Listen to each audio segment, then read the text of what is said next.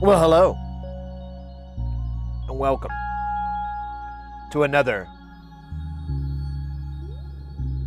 not boring, edition of Sid Heresy DIY, the Electronic Dojo.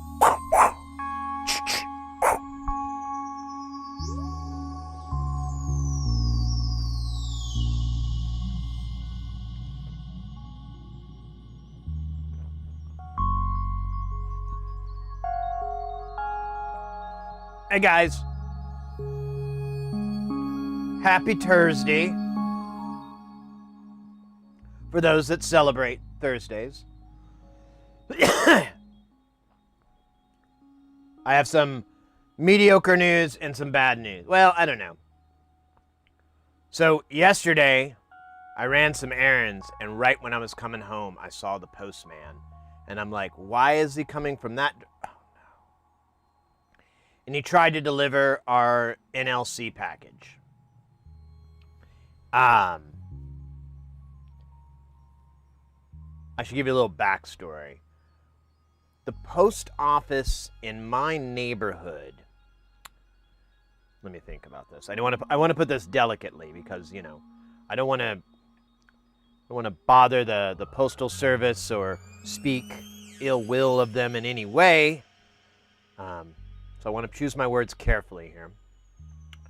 So the local postal service for my neighborhood, maybe this even extends out to the to just the person who delivers mail in the area here. How do I put this? Fucking hot garbage. There you go. That's good. Like you could, like it's just radiating heat. And this is Arizona. That's the last thing you want, buddy. Yeah, they're fucking awful, dude. They're so bad. I was complaining about it earlier to the missus. Like they fuck it up all the time. It's really weird. And there's no real way to complain or have a recourse or, you know, get anything out of it. So you just kind of deal with it. It's weird. One time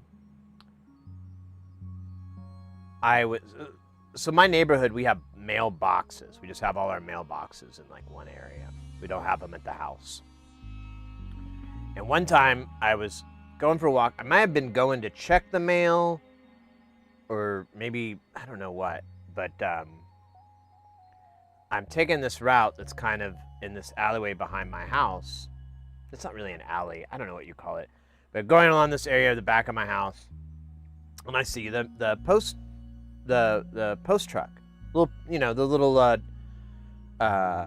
trucks with the right-hand drives and everything like that. And I'm like, oh, there's the postman. Oh, I guess he's delivering a package to one of my neighbors that's over here. And as I'm walking by, I come across him, and he's doing this. He's got like a chillum, and he's smoking a chillum, and immediately I smell some weed, and I'm like, I keep going, but in my mind, hey, Sleepy, welcome in, wub, wub, wub. I remembered, like, I was just kind of annoyed, because I mean, I would be an absolute hypocrite, but I don't do a bad job, you know? Like, my job quality, fine, with or without, doesn't matter. I don't know why I made it go up or down, but you know what I mean. Like, really has little bearing. There's been a couple times where I've gotten kind of maybe a little too far, but I can't tell you what those are. They never had any repercussions. They never had any, like, no one else noticed. And I think that's one of the things with that kind of job is it's kind of an art thing. Like, no one's going to know. But, yeah, but when you're delivering mail, you probably want to get the numbers right. Put them in the right corresponding numbers. anyways, I got up early. So they gave me a little card to come to deal, but the card doesn't work. He never filed it in the system, so it just keeps saying not available at this time. And so I'm like, all right, well, tomorrow's the 4th of July. They're going to be closed. I will get up early, and I'll run down there, and I'll go and get it. I do that, and the lady's like, it's not here. You'll have to check back on Monday. Tiny diamond spikes in my soul. So I was like, all right, fuck this. So I came home, I signed the paper, and I checked off where to leave it, and I taped it to my fucking door. And I kind of have an idea of around what time, but hopefully we'll have some packages. Yeah, Miranda, welcome in. Yeah, I mean, well, you know, like, I'm like, oh, wait a minute, was I, you know, there's been like a couple of times I think that's happened. I don't think recently. Honestly, I don't really, like, one time I did that. Like, I had this gig where I lived near the hotel. There's like only one resort hotel near me, and I could ride my bike to it. It's a really, really short distance. And I was doing the shows, the A1, and we had several days, and then the last day was the big dinner night. And I went home at like 1, and he's like, you know, just come back at 5. So I think I might have taken a nap. I don't remember, but I remember really smoking a lot. And then I come to work and everything, and I remember walking up to the ballroom, and the doors were shut, but I could hear this monstrous, awful buzz. And I'm like, what? And I get up there, and there's this horrible, horrible buzz. And I found I found like a video of it. I was cleaning some stuff up. I found like an old video of it. And so it was like 2 or 3 years into my job, so kind of makes sense. But anyways, there was this horrible buzz. I think I ended up putting these filters called IL-19s, or IL-19s as we like to call them. And but I only had like 2, and the sub was buzzing as well, so I like notch filtered it from the point. It was so bad. Got through it, but funny thing, the whole time I'm just like really high, and I kind of think I probably could have figured out the problem if I wasn't, but I didn't think about, once I got it rolling, it was fine. But then, like, at the end of the night, everyone's pulling up, and the DJ unplugs his shit, and the buzz completely disappears, and I realize it was the DJ. He'd plugged in to something he wasn't supposed to, because you separate a lot of the power out whenever you do stuff. And for whatever reason, he introduced a buzz into my line, and if I would have just separated it over to lighting or something, it would have gone away, or took it off lighting, because I think we had conventional lighting, and that neutral will get dirty, and it'll spill back. So whenever you have like conventional, which you almost don't anymore, but if you do have conventionals and you are plugging them in, like with Edison plugins and everything like that, you can't put audio on that same power, because the way the lighting works is it's a rheostat. And I don't know the science exactly, but it has to go somewhere. and it jogs, it nasties up the neutral and everything like that, so you get this really gross neutral noise. But you can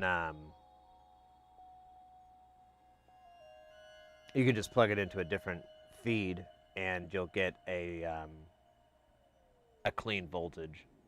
That'll be a different phase, and so it won't see that noise. I think is how it works. I'm not sure. I think I made that last part up. Sounded cool though. No, I mean it's basically that, because you can go on these different phases and you get effectively a different, a separate feed and everything on a different wavelength. But anyways, we don't do that anymore. Almost all the lighting, if it's that kind of light, if you're doing lights and it's plugging in, like it has an Edison or a residential whatever kind of style plug-in, it's LED. If you have some old ones, yeah, maybe, but they're pretty phased out. I think old theaters would probably have them, or old school, like some sort of donated or whatever. But conventionals still exist because there's certain benefits to them. But like car shows, they love conventionals. And it's like, I've seen a lot of power for lighting at big shows. Like, what's one? Barrett Jackson. That's a lot of power for like one show. For lights alone. They have this giant light box that has all these. If you ever watch it, well, there's different ones, but there's one, I think they still have it. If you look at the light box, you'll see this grill all the way around, and it's all the fans. But if you look carefully enough, you'll realize they're just a bunch of box fans that are all kind of mounted together, and they're creating an inrush of air, so they're cooling the fixtures so they don't pop. It's crazy, and it also helps pull the heat off from it dumping down on the people. But anyways. Hey, Baloo, good to see you, mate. Long time now. Exactly. Well, I was working a bunch of gigs, and in June, so that's got to account for some of it. But I'm back. I have like a little 4-day gig in later on this month. When is that actually? Oh, I don't even want to look. I don't want to look. Oh, it's like 3 weeks away. It does hit a Thursday and a Tuesday, but we'll scooch some stuff around. We'll make it work out. It won't be that big of a deal. How are you doing, mate? How goes things in your part of the globe? It's really, really hot here. I've actually got the air conditioning and everything kind of pumping, so I'm going to see if I can keep this place. It's not terrible yet, but I don't want to like let it get away from me. I was in the hospital. I had a minor heart. Oh, dude, mate, I'm so sorry. Glad to hear you're back at it. Glad to see that you're back at it.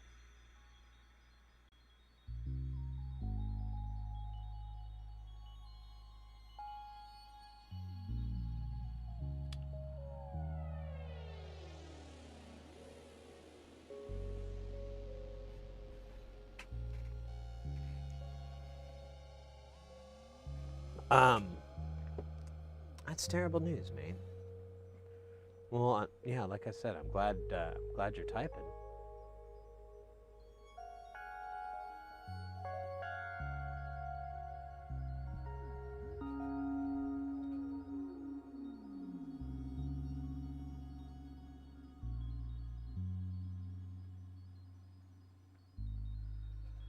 Gosh darn it. I'm trying to think. Yeah, mate.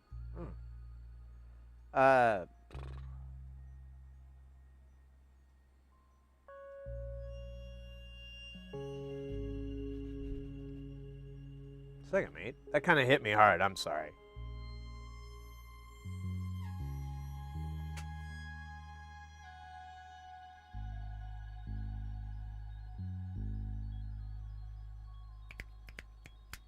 Where? There's that.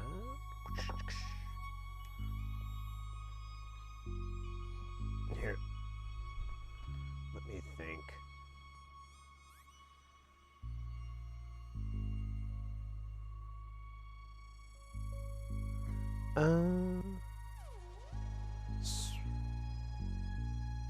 So today,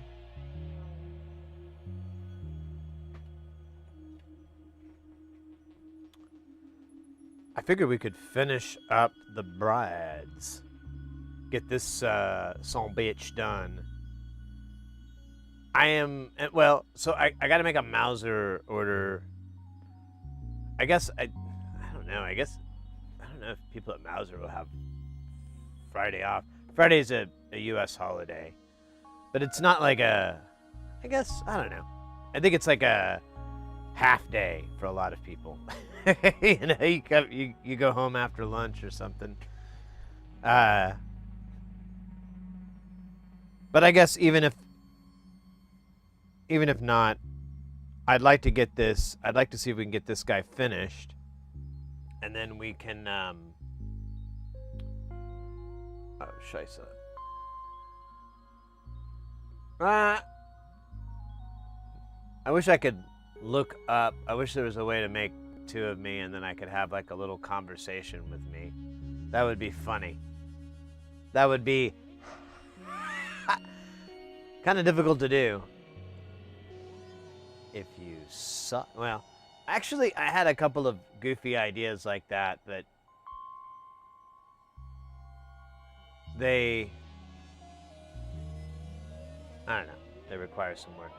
By the way, I don't know if I told you, but I gave up all my driving license months ago.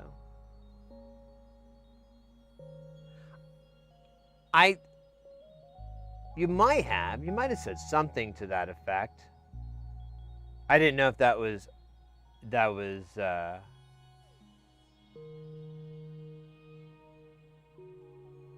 sure.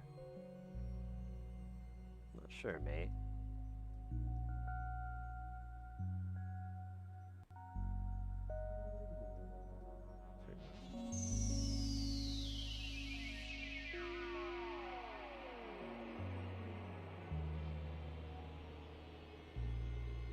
Wait a minute. That's not the right background. That's the right background. There we go. Such a clever idea to do purple on purple.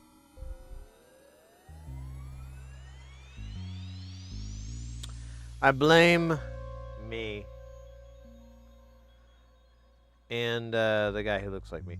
But I think the other one we made was purple on purple, so I think we're golden on purple.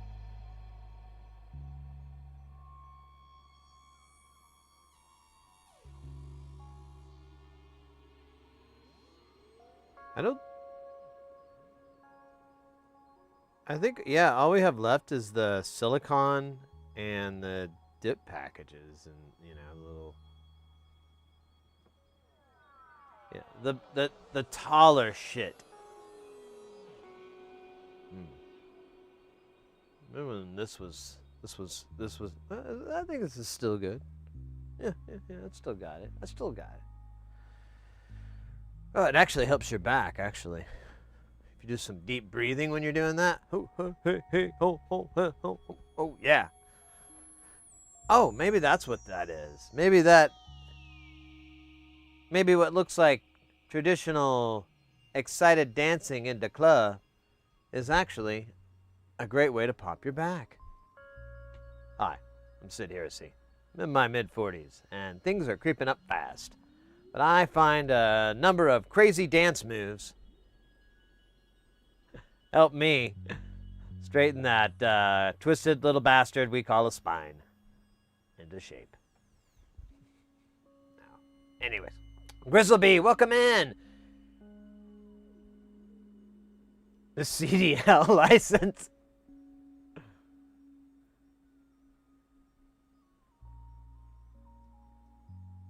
Now, and does that mean you can drive a box truck, or does that mean with a CDL you can do 53 footers?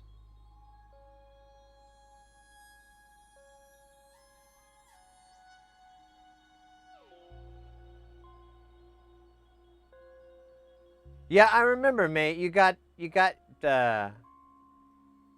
by. I remember you got hit by somebody, or something like that. It was something along those lines. That was messed up. Work for the highway department, and I can say no one is safe. All the guards is installed wrong. CDL commercial drivers. Yeah, it's for truck driving, like. So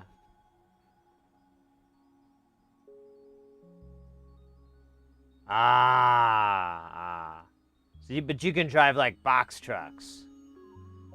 That's all right. You know, as someone who's driven some box trucks, let me tell you, everything is way fucking lower than you thought, and you're gonna hit it. If you like go, do you think I'm gonna hit that? And you can't tell, you're gonna hit it. Absolutely. Every time. Every time. You have to go, my God. You could butt it right the fuck up, and it'll be like, yeah, you're fine. And then you go, and I'm telling you, it's weird. It's like there's some sort of entropic gravity affecting things that hang out over trailers. I don't get it. You know what? It could only affect me, which would make it even weirder. But it's definitely something evil. Anyways. Yeah, like a big dump. Yeah. Those are fun.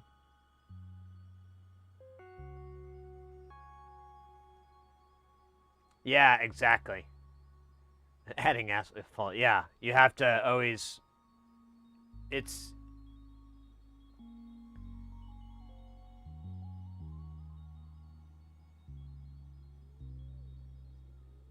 $400 tons? Wow.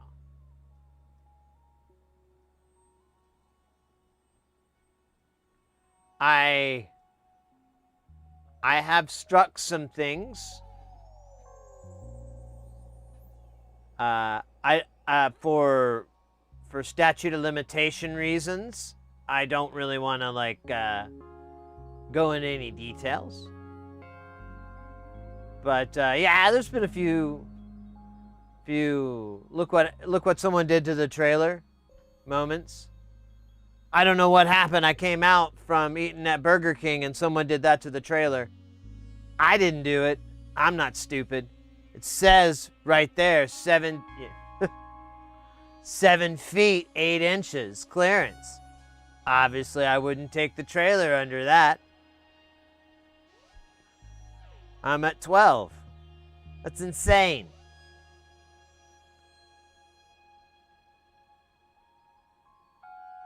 Don't look at those trees out there, though. And don't notice it's got branches in it, because that's from those awful people. They were attacking it with a tree, I think. They had some limbs. They were trying to get in there. I think I saw them, but I couldn't describe them for legal reasons. I don't know what that meant. It'd just be a way to get out of it. There we go. Anyways, no. I've only had like one hit, and it was like a balcony I didn't see. It was pretty dumb. And it wasn't that bad. Like, the balcony gave. So, not the whole damn thing, though. Just the facade on it. Just, like, popped right out. Wasn't that bad. I heard it, though. And it kind of took one of the lights, but you know,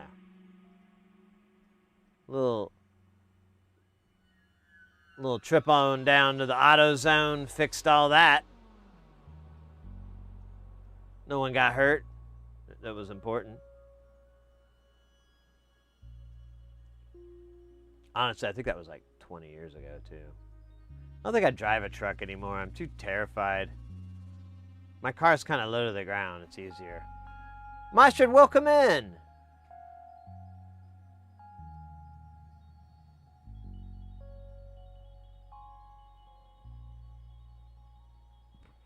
Wow. Wow, Baloo.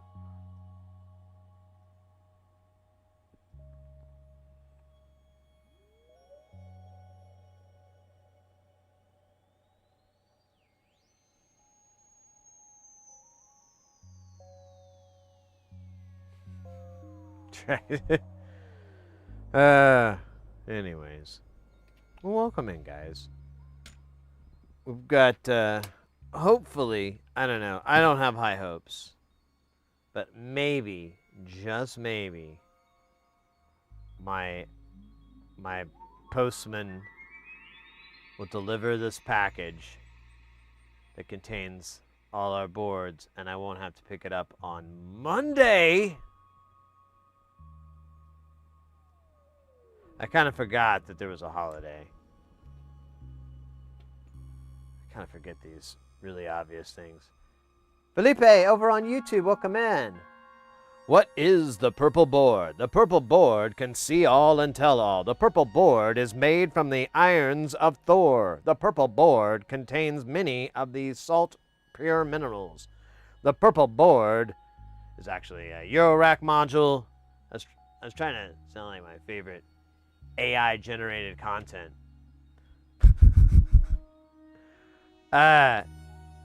It's a eurorack module. It's the mutable instruments.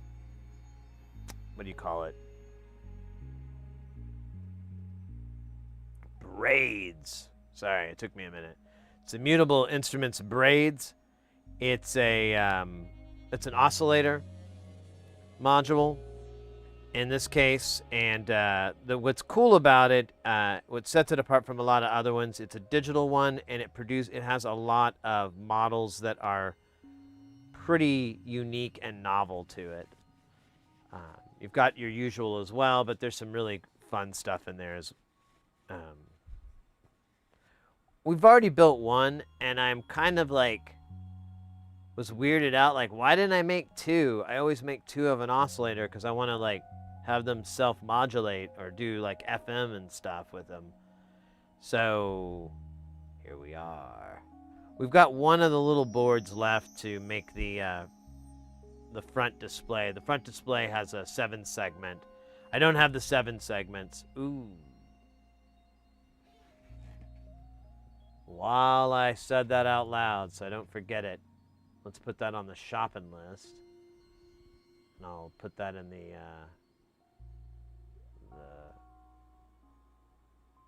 Mauser order.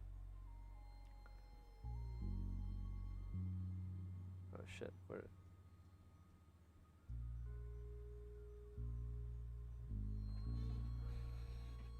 Right, 7 segment. I almost forgot.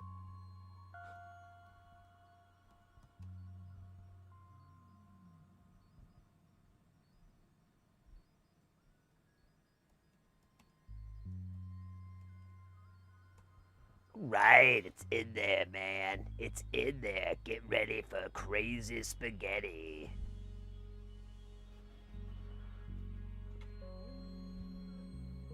Amplifiers and oscillators and oscillating amplifiers. These are the facts of sound and filters and raptors.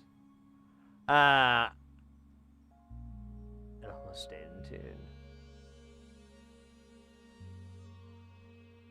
Really?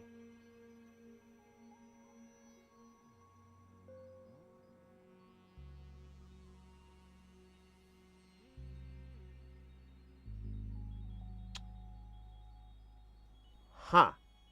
I don't really have a way to. I guess I could force it, but I have to know the exact file name of the character, and I can't see it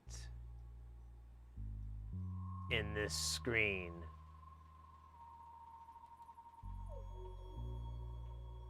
What are you trying to change it to?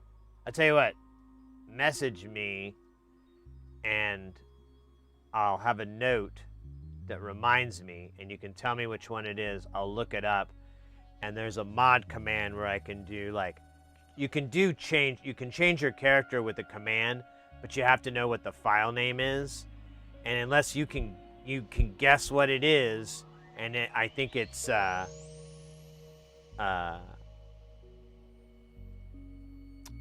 think it's like case sensitive. I don't know.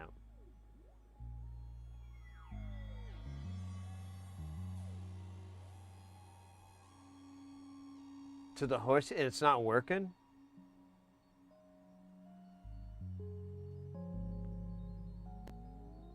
It should be instantaneous when you do it. Let me give it a try. See what happens here. I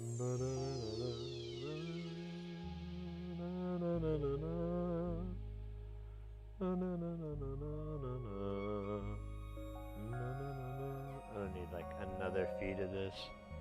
Where are we? Okay, there's my. Shut up! I thought I hit. There, I thought I hit pause, not mute. Let's see. So we're doing the horsies. Where are the horses? I think I passed it. Oh my god. So weird. Where is the horses? Oh, there's a. Is it when you? Oh, you do get to see the file name. It says. I see one that says Pony by Andy. Is that the one?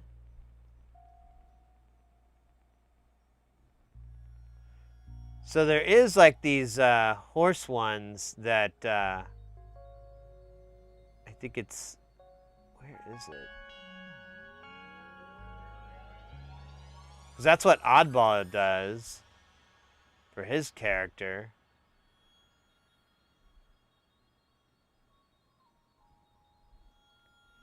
I don't know where they are. I don't see them. I see the dogs. I see the kitties. There should be a pony or horsey or whatever. However you want to call them. See the wolf. Where is it?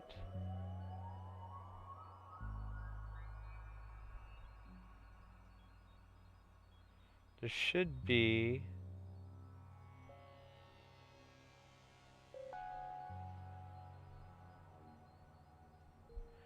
Unless it put it in a weird spot on this list. I don't know. It's.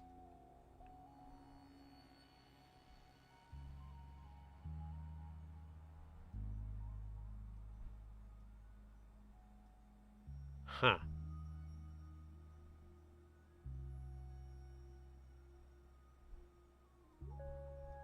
Maybe it is these. Where's the one I had?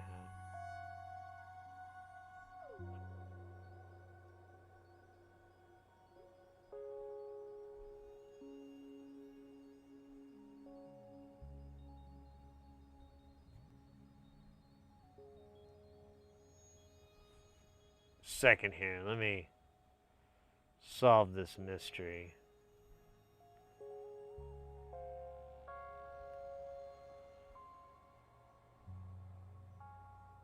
So, if I did mine.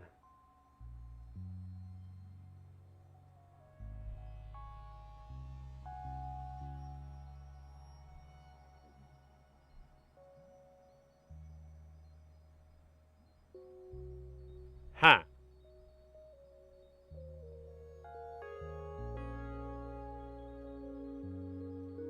There should be. Oh, there we go. Pony gear.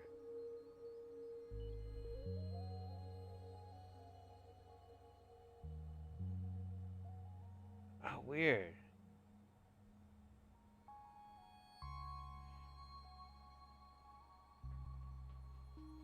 There should be more things you can change on these characters, but it looks like it's gone. Huh.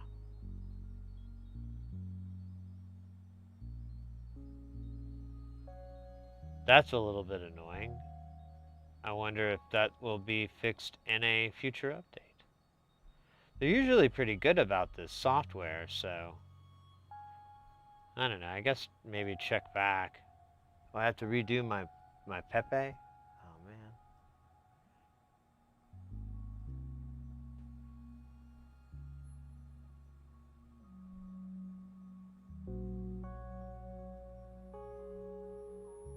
Oh, but it does have the breakdown, so I don't know. Maybe those just had that. I'll have to look some more. I liked my pirate Pepe.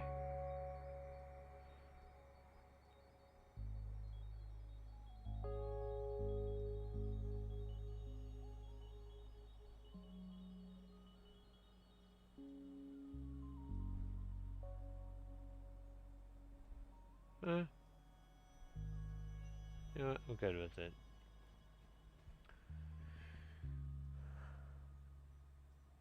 Boom. All right, back at you with 180 degrees of satisfaction. That's right, satisfaction can be measured in degrees. And so can antiperspirants. Wouldn't that be like so surreal if I just started like hawking shit like that? I kind of want to make videos about it, but just hawk fake stuff. Because I just think I'm just too cynical for it. That's what I was telling someone a while back. They were like, hey, Sid, why don't you do some endorsements? And I'm like, oh, well, the channel's really not that big to really do on it. And they're like, oh, well, there's some little ones that you can do and blah, blah, blah. And I'm like, yeah, man, I'm just way too cynical for that shit. I don't really have like a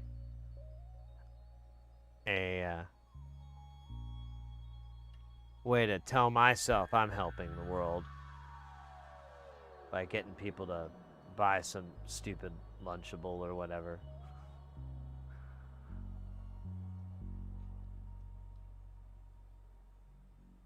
Just seems shady. Shady! For the moment you started rapping all alone. I'm okay with you just going back to making your twerking videos. Man, those were amazing, right? It's not easy, too. I don't have, I don't have the jiggly bits where they need to be. No one wants to see the tummy jiggle. I don't know why. I'm kind of holding out for that to get, like, real popular. I think I just gotta wait long enough. Hopefully the zeniths will match and I will become a sensual god. But until then, yeah, I try to, like, get what I got in the back and make it rock by jiggling. Which, you know, honestly isn't very good use of metaphors and adjectives. It will come full circle. Well, that's what they told me at the Brazilian implant shop.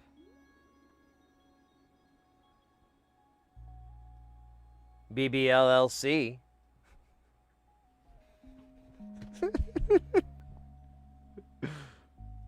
Welcome to BBLLC.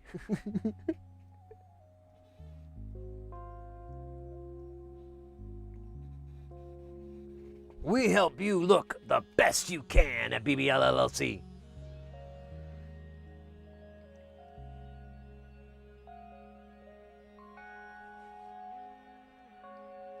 Feel like things are dragging and sagging? BBLLC will take care of that, dragon. And then there'd be like an animated dragon, and I'd pull out like a plastic sword and be like, ha ha, I'm getting rid of all that dragon. I probably wouldn't laugh like that. We're working on this bit right now. It's gonna be fucking great. BBLLLC.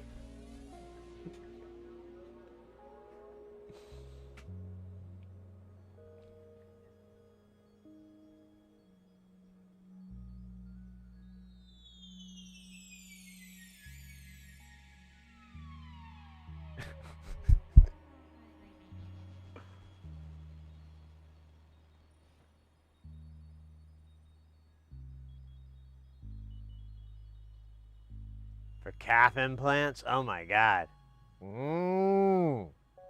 That's what I say. And just to be clear, that was a no. Okay, that was a no on calf implants. That'd be so funny though, because that's what the payment would be, is they just give me free calf implants or some shit like that.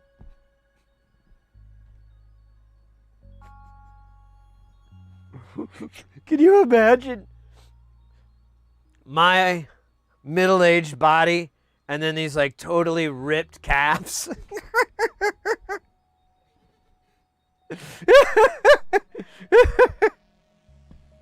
Oh my god. I would almost do the whole thing for the lulz, but I mean, I think the time on it would get old, and eventually I'd probably start working out the rest of my body to match up, and then I'd like be all in shape. No, God no. But it would be funny. I'll give it that. I would laugh hard.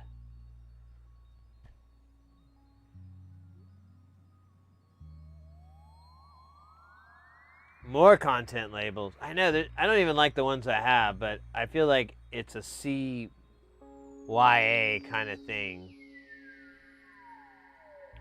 I could write 18 plus in the title all the time, but then that infers that, you know, I'm gonna be like wearing a bikini or something, or there's going to be bikini wearing on the stream of some sort. Probably not by me. I mean, if I know my 18 plus, it's for everyone's benefit. But you know, I could go to like a pool. I don't know. Either way, it's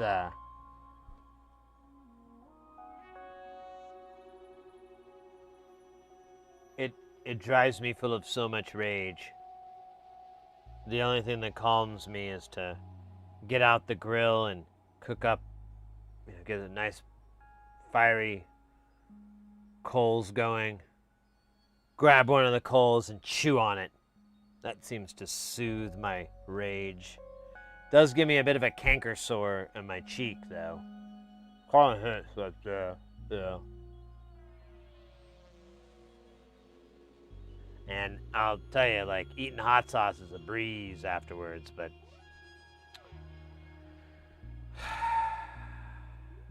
my doctor says you're not supposed to eat coal that way. And I was like, oh. Maybe I don't go to a doctor that tells me that. Anyways, hey, Devin, over on YouTube. Yeah, first, thank you so much. The diamonds in that charcoal? That's how you think I got my diamond teeth. I'm kidding. Those are gonna come later. As soon as the money rolls in, I'm gonna get a diamond grill. It's gonna spell playa across the front. My wife's not really happy about it, but she cool. I'm gonna get her own that says girl. So, we're even.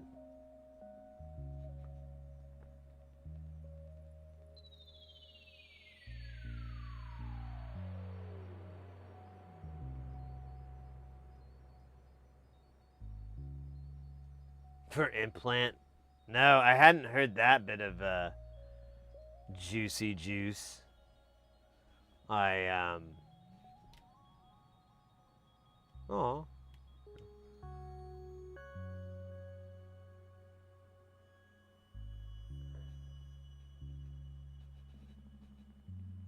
I don't really know too much about,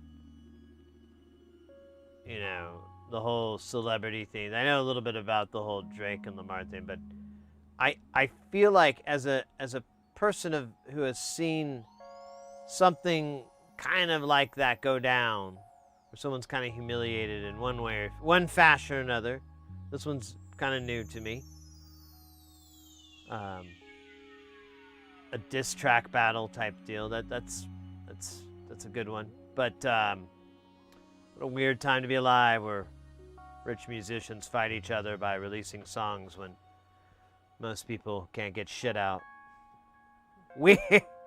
Weird shit, right? But I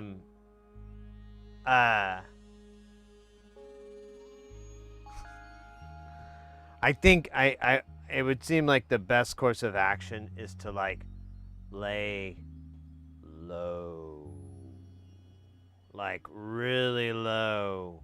Like, did he die low? To like low enough to where you're on VH1's Where Are They Now? That lay low. And then, right when VH1 is doing that, that's when he pops back into the spotlight. Everyone likes him again. Everything's forgotten. They don't even remember why they were mad at him in the first place. And then, boom. Whatever. I don't know. That just seems like a good move, but that's just me, man. I'm not his publicist. I don't think I'd want to be Drake's publicist. That sounds like a really shitty job. I had one job one time where I worked at a restaurant, and all we really did was the most disgusting things I've ever done with food in my life. I sifted rat droppings out of flour and other various tubs of open grains. I watched a woman chop up meat for over 4 hours. Just out red meat. Cleaned a trash can, a Rubbermaid trash can that was used to store the beans. It's not supposed to do that. It's for trash, not food storage. The reason for that is it generates mold, which we would have to clean out. We mopped by the ceremonial dumping a whole bunch of soapy water on the ground and then squeegeeing it off. I worked there one day.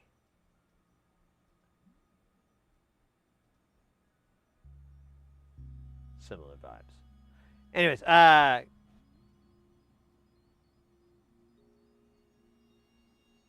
come on with the floor laying. Exactly. Hard pass. Yeah, I know. It just sounds like a terrible job. Like, you just couldn't pay me enough money to deal with that kind of headache and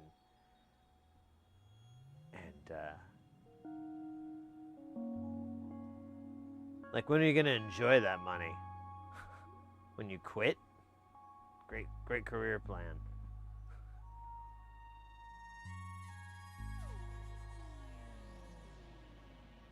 So if you had 60 by 100 pots, 30 by 10K pots, 100 3.5 millimeter jacks, and sufficient supply of basic components, what should I build? Yeah, this is a little VCO.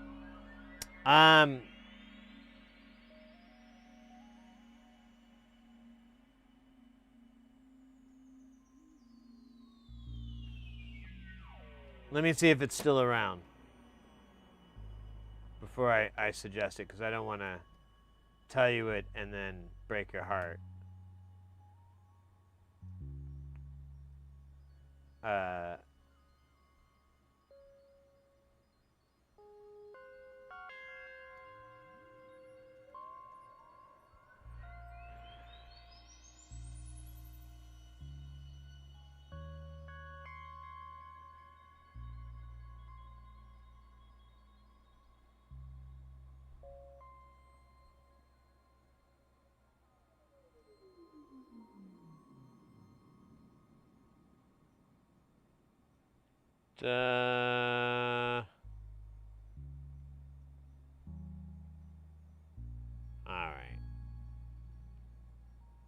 So the thing I was gonna suggest is not around anymore. So I don't know, but a Surge TKB would fit that bill kind of nice. It takes a lot of pots, at least 64 pots, and then so you'd still, and I think there are 100Ks. You wouldn't use any 10Ks.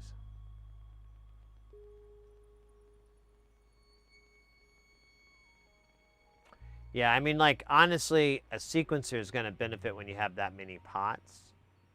You could build, like, that's the biggest wallet destroyer when making a sequencer, is when you get down to the hardware bits, all the electromechanical and potentiometers, you know, at $2 to $3 a pop or whatever, and you need like 64 of them or 32 of them.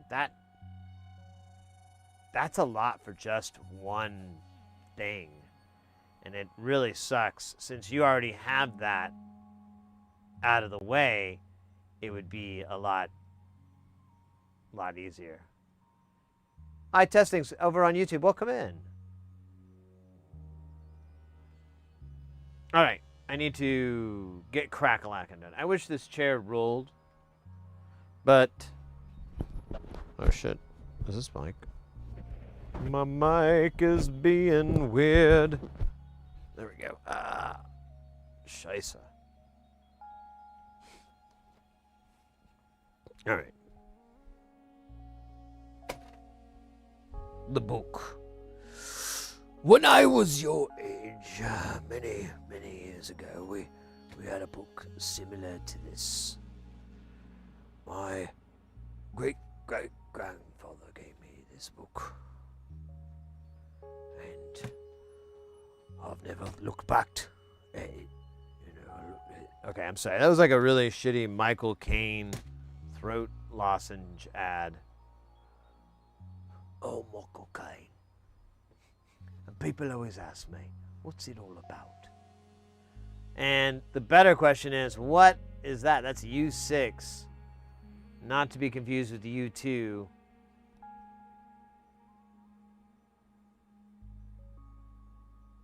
God damn it, there is no use. Oh, there it is.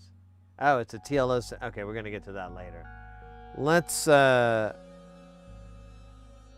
guess we could just do a flyby and just get what we want. We could absolutely show off the Rolling Stones. Because we'll get what we want. And I'm gonna venture out to guess we're gonna get what we need.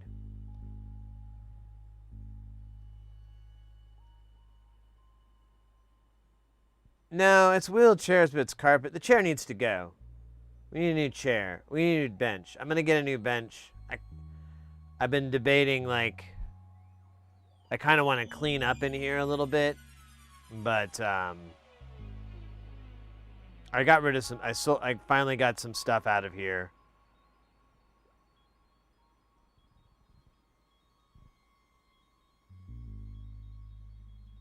Soon we'll have the new bench. That bench is going to be so bad, Ash. I just have to get off my ass and do the work, just like in the song.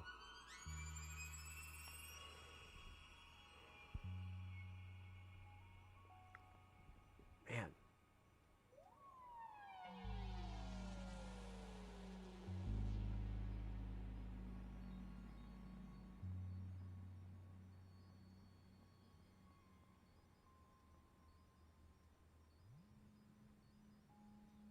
So, Maestrom, I buy pots. I usually, the last run I bought was like this weird amount, because there's some weird glitch on their website, but I'll get them from Love My Switches, and they, I had to get like 265 or something.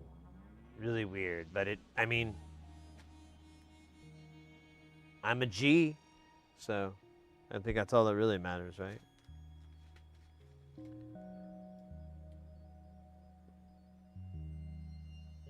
Hey, 3D Lasers, welcome in.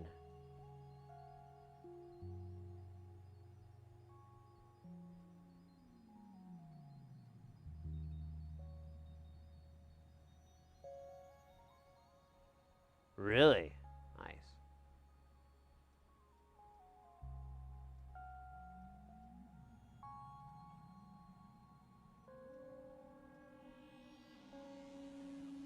Oh, I think it's actually a carpeted carpeted abode. We are in my my, I don't know what you call this room. It's a room.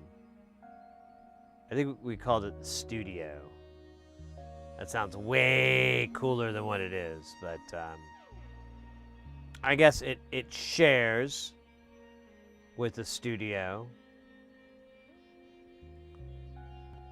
but not with Phil Collins' Susu Studio. Very different. But yeah, no, I could get one of those mats, those little plastic things you put down. It's fine. It's honestly probably for my own good that I get up and walk 2.5 feet to the shelf and grab the thing I need and then slowly creak back like a, yeah, okay, I see your point. I see your point. I like the serial number. It tells me everything I need to know about the squirrels. Everything.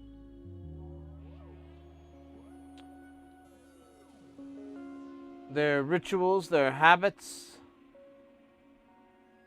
their women, their men, everything. First thing they're going to, oh, there we go. Weird. So there's only 2 transistors on here, Q5 and Q6. That son of a bitch is Q6. Q6 is an MMBT 3904.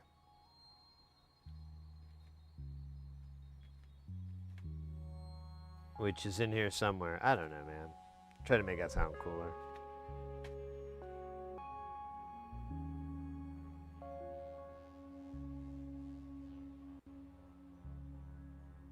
Devin! I know. It's silly. Okay. Wait a minute. What am I doing? Oh, yeah.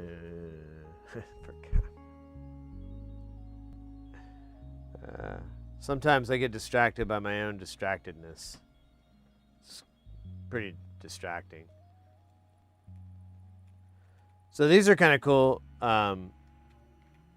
So we have these different ones here. We have MMBT, and then we've got 2N3904. These are all the 3904s. We'll be breaking into the, but this one's really special. So this is DMMT 3904.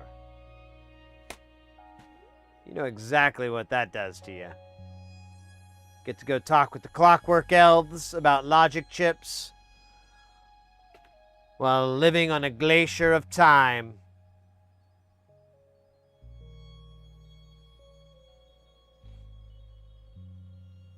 They are actually, okay, you got me, Maestran. They are match pairs. God, you ruined it.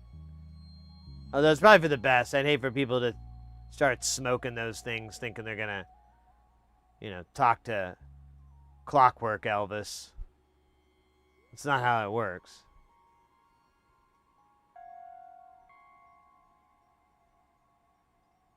They eat screws and components. Oh, I know. Oh, I know. Thirsty. At first, I thought the hunger for the carpet was just a minor inconvenience. But its hunger grew stronger and stronger each day, each moment. Soon the carpet wanted more than just my petty droppings. It wanted everything. And I gave it what it thought was everything. But you see, the carpet can't see. It's carpet, for God's sakes. What the fuck is wrong with you? Jesus. It's carpet. I mean, eyeballs. Nonetheless, it had a soul. To this day, I feed it my scraps, my crumbs, and it remembers the gift I gave it. Just like a horse that's broken in, this carpet is my steed, my bitch. You don't see it revolting. You don't see it doing anything. You don't see it going, oh, more pieces, mister. No. No. And that's how you train a carpet, guys. Join me for more DIY tips about how to train a carpet, how to paint a wall, and how to create your own sleeper cell. For sleep. Not for terrorism. To get some naps. They're really great. You can put them out in like Walmart parking lots. Just like, hey, get some naps. Sleeper cell. Really fun. And every now and then you might catch a predator with your sleeper cell because it's like a cat trap. Anyways, that's neither here nor there. That's like 5 videos from here. Right now, we're just talking about how to tame a carpet. Ah, man. Sometimes I forget what I was going to say. Let me catch up on chat here. Stop smoking, the components said. Yeah, the components. Right.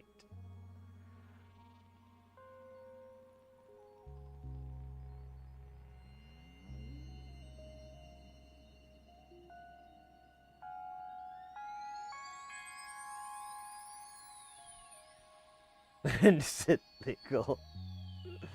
Napping cell. Get your napper cell.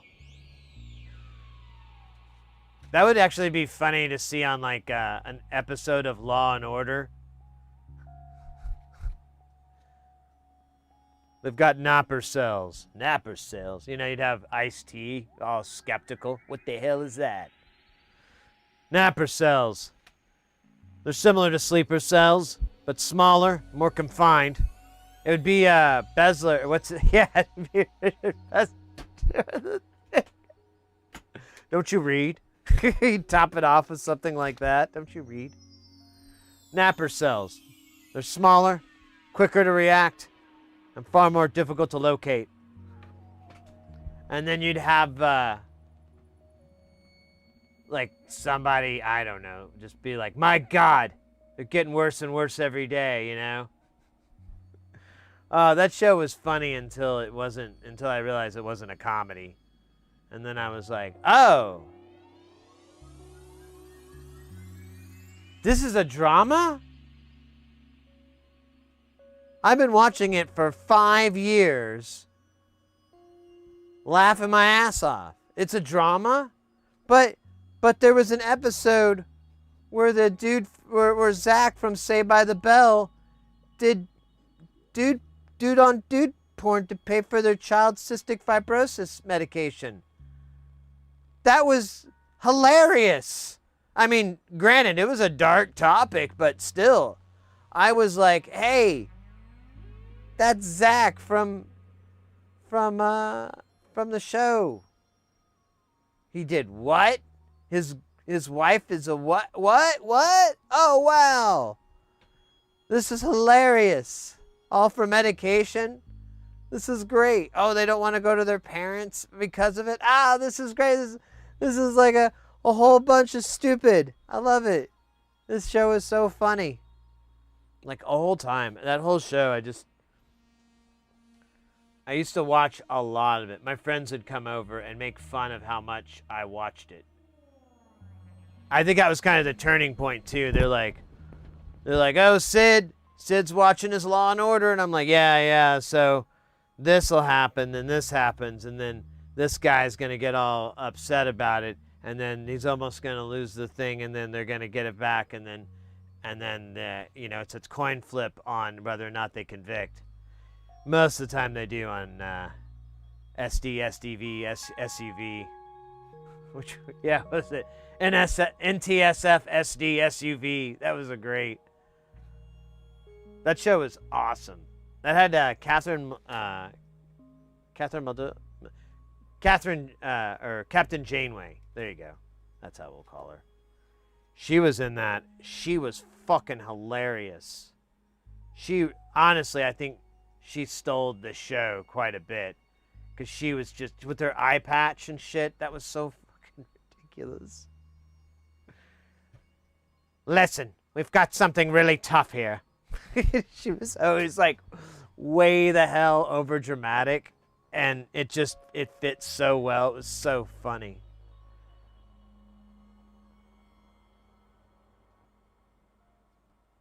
Yeah, it's a pretty slow process, test things. I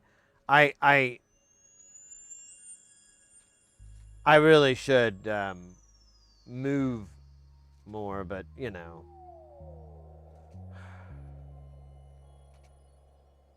You know what I could do? I could make some coffee.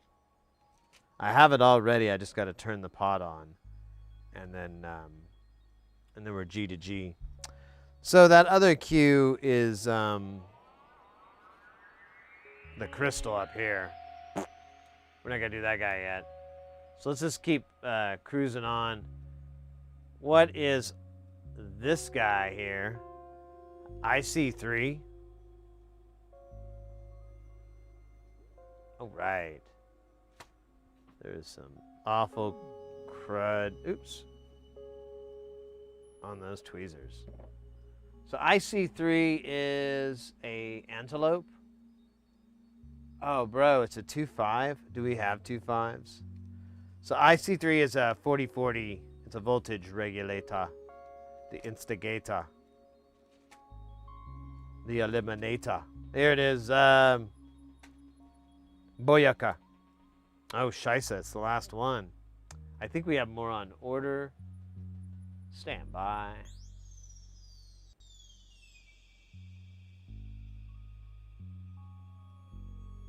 We do. All right.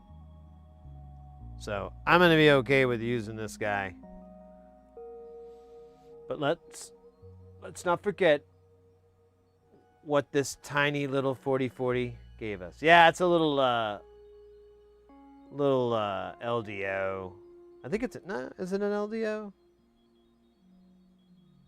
Well, whatever. It's LM4040, whatever those are. This one is the delicious 2.5 volt. It's very yummy, very in season. Excellent if you're looking for something for that special someone.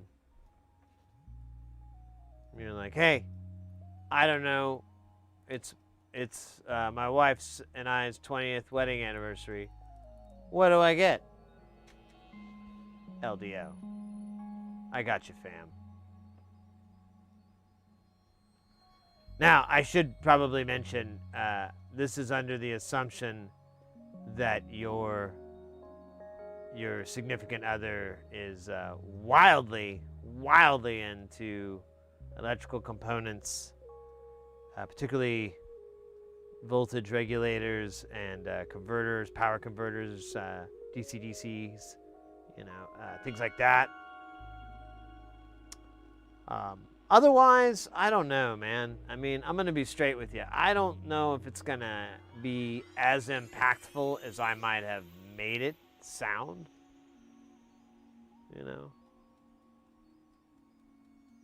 Just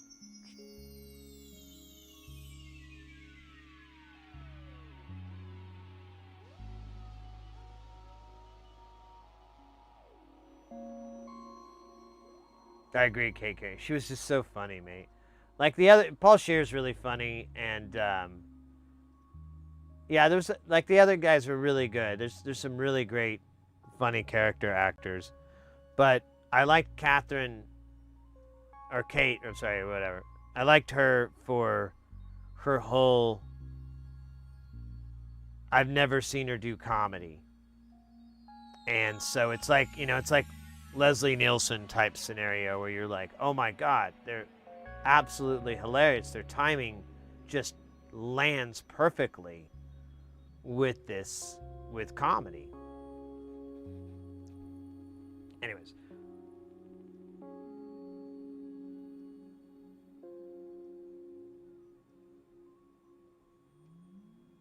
You're right.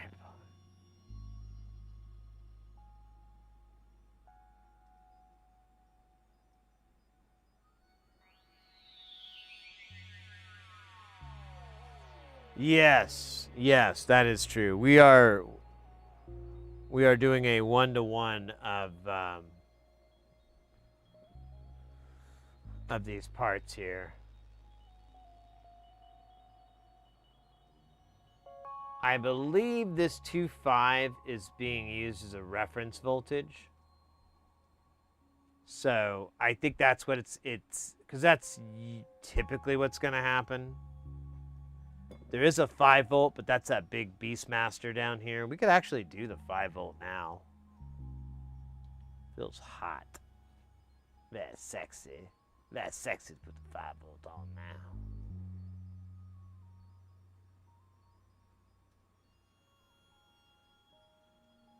I don't think any of my 2 covers would be. Oh my gosh, that's a funny joke. I like years ago. Before the Mrs. Heresy and I wedded, we were still dating. We dated for a while. We were living together, and like I had this one of my neighbors. He did a lot of handiwork and stuff.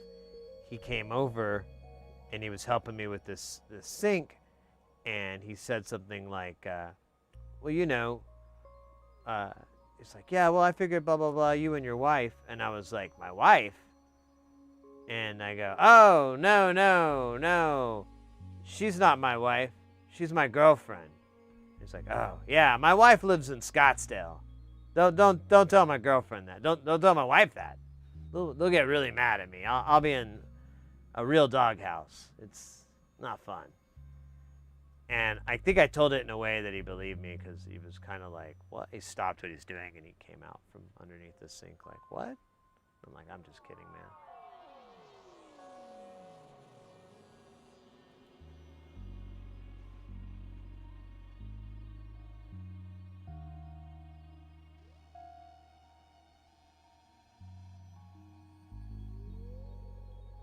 I'm a woman. I only one in the relationship interested in my trying. Well, there you go. You're the target market. See, I wasn't bullshitting. I wasn't bullshitting there. I was trying to be more specific. I was coming from my perspective, but really, works for any gender relationship. But you are my target market in there. There we go. See, I rest my case. Thank you very much. Sheila will have some cookies, and Tom has a shirt. Just let him know your size, and he'll give you one for I told you so.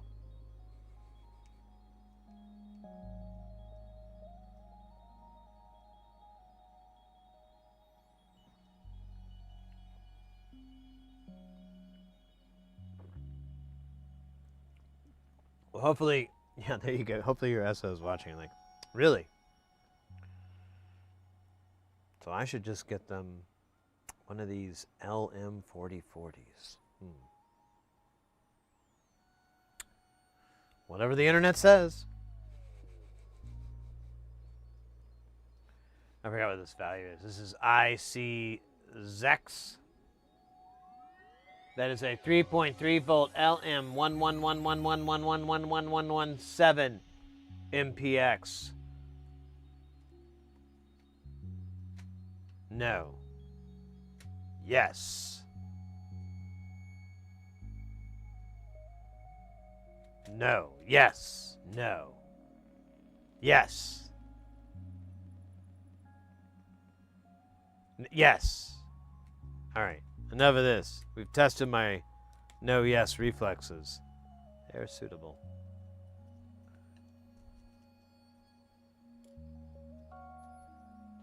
I don't know much, but I know this chip has a lot of ones in it. And I have to be careful because I get really carried away, as you could tell.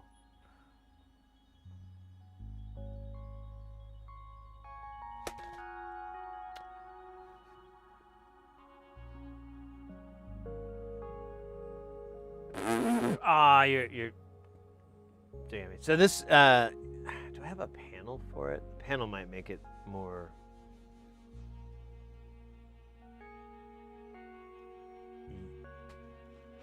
Ah, the son of a bitch. All right, maybe I don't have the panel. I pulled it out, but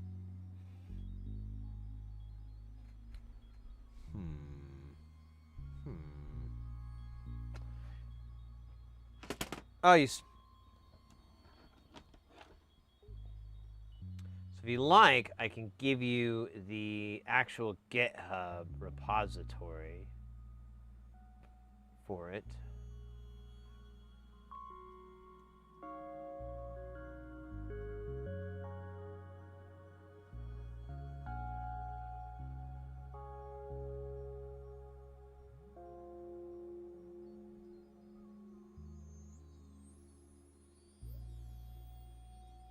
Maybe. I'm trying to remember what the name is, 'cause it's something weird. Yeah, there it is, Pinchet.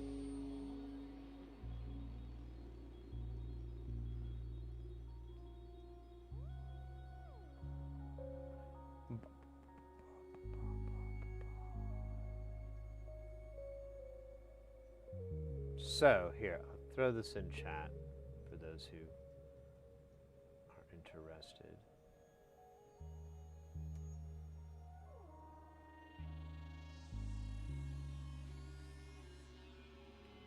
So this module is a eurorack module. Without getting too deep into eurorack, it's kind of like guitar pedals. You can interconnect them to build different parts of your sound or your signal or your musical thing. It's pretty neat. This one is a sound making one, otherwise known as an oscillator, aka VCO for voltage controlled oscillator. That's pretty slick. But this isn't Tony Hawk Pro Skater.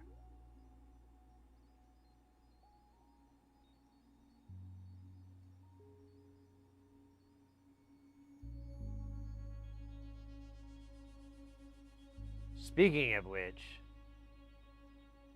I was just randomly watching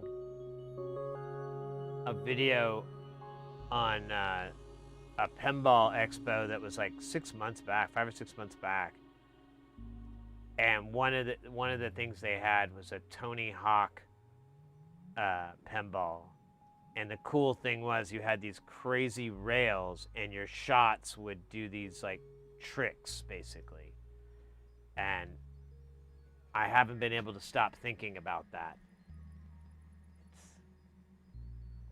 It just sounds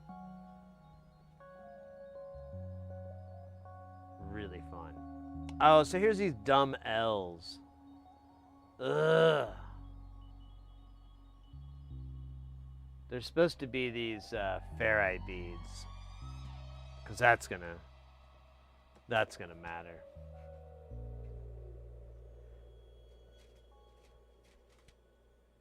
Ferrite, so bright, ferrite I see tonight. Ferrite, ferrite, make everything alright. No, those are inductors. Where's the ferrites? Zinners. There it is. I see it. Yo. Do I need to buy more? I think oh, Shisa. I only got 2 here. We got some bigger ones. Some 805s. Yeah, let's put some 805s in there. We'll show you who's boss, you son of a bitch.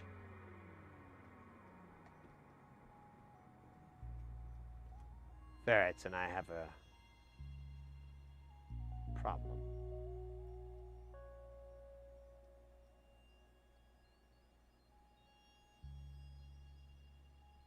Grip both sides? Oh, yeah.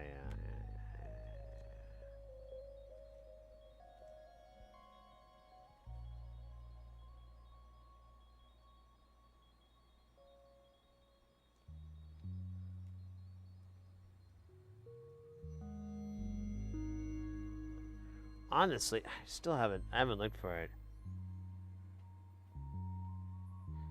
So the reason I didn't is because my tweezers are really sticky. But I did buy some ceramic tweezers recently just for that, so I could get away with it. And I don't know where I put them. They're not. I can't find them on my bench. I can't find them in their little tool holder. I can't find them with a winch. I can't find them here or there. I can't find them anywhere. I cannot find my ceramic tweezers. God damn it. That was it. I thought I'd try to rhyme it, but it didn't work. I should buy some ferrites in 805 too.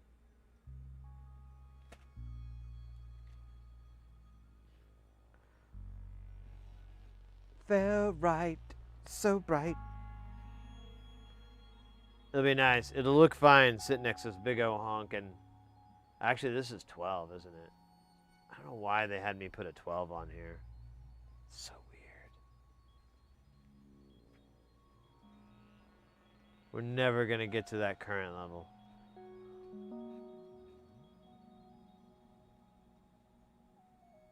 Where we need like a whole quarter watt. I think this thing like cracks 90 milliamps or something, like 80, 90 milliamps. It's pretty efficient. I could be thinking of something else, but that's what I remember. Mega efficient.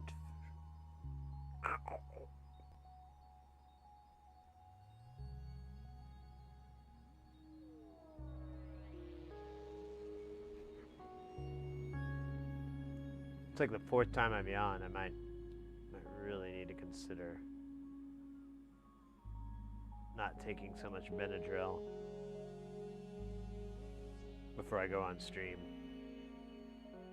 Not downing a whole bottle so I can see inside time. All right, look at these. What is this guy? What are you, sir? I see 8? Is that supposed to be a joke or something? Trying to mess with me, buddy? Huh? You think you're going to be funny in the pen? Yeah, you will be sorry. Sorry when I'm done. Sorry, folks.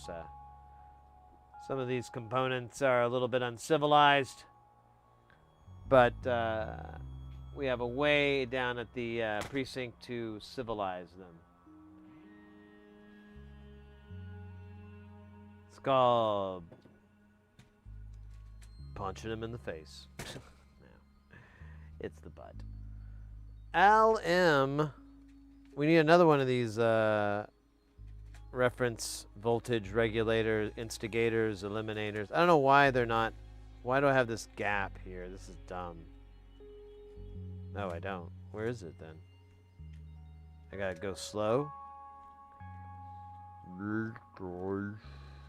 Hold on to me. There he is. That's too slow. Yeah. I need how many of these? Jesus. 1? Juan? I love it. Gonna drop it in. Did I drop too many? I probably did.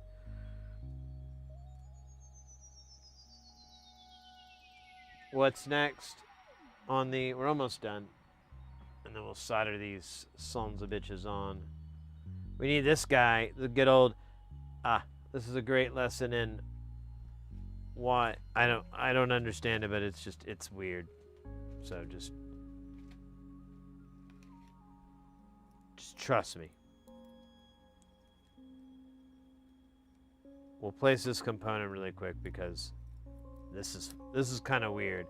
Now, I have to stress that this component is 1-for-1 what's in the bill of materials for this and many others, and this problem comes up. So I'm gonna go out on a limb and assume it's a library file problem. Don't know, don't care.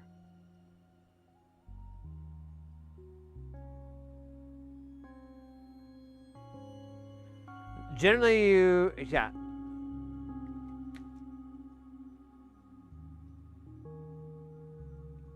I have like 8 of these books. One is 805s, which is the one I use a lot. There's 3 of those that are just resistor books that are kind of broken apart on the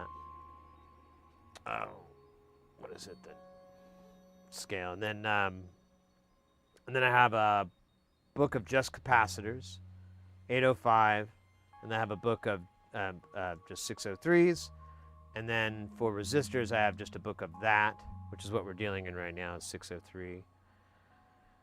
Then I have a book that is the one we're at right now, which is just silicon. I have a 1206 book as well for a bunch of just oddball 1206 stuff that I have. This is the silicon book.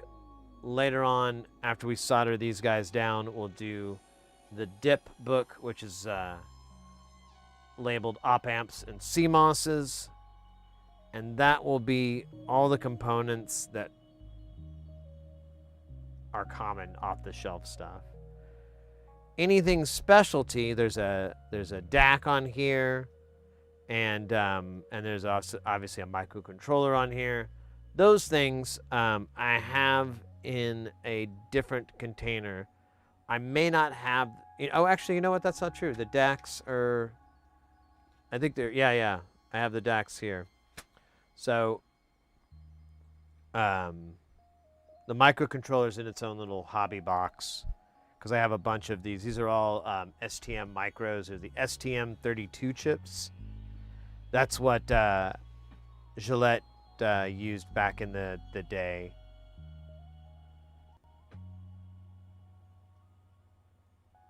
I think she kept using it, honestly. But I haven't seen any new designs from her in a long time, so. And I think the last I heard is she is taking a big retirement, which I think is well-deserved. She definitely left a big impression in the eurorack and modular synth world and the DIY world. Huge impact. Totally worth it to take a break and just focus on other stuff. I'm sure she's made some little bit of money from all this, so she could probably afford to focus on some passion projects, on some other stuff.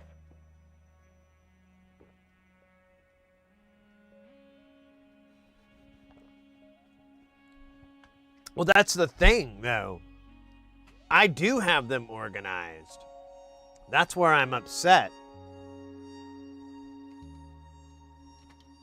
Like, they are organized. So, it's a new tweezer, though. So to be fair, it hasn't found its little home yet, so it's like a new tool. But that's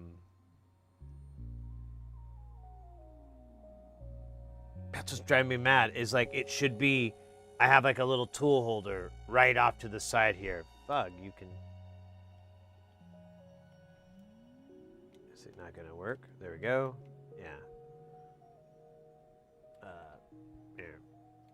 So yeah, I have like my little tool holder over here. There's this cable in the fucking way, but you get the idea. And it's not there, and it's supposed to be there. And I get it. I'm thinking I'm gonna lose the little rubber sock, little tip protector. That's fine. I was gonna get a different little case for it, but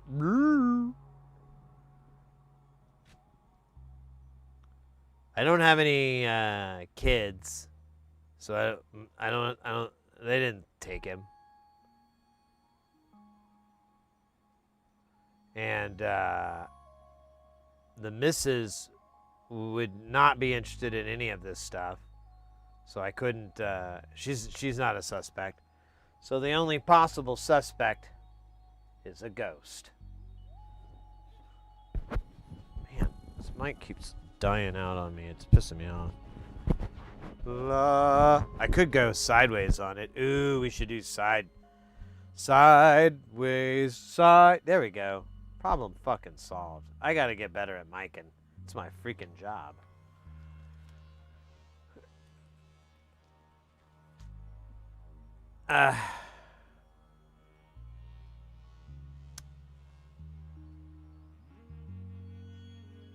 No, it's not that.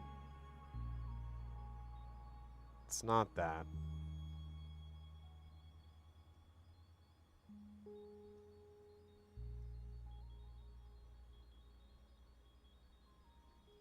Hold on.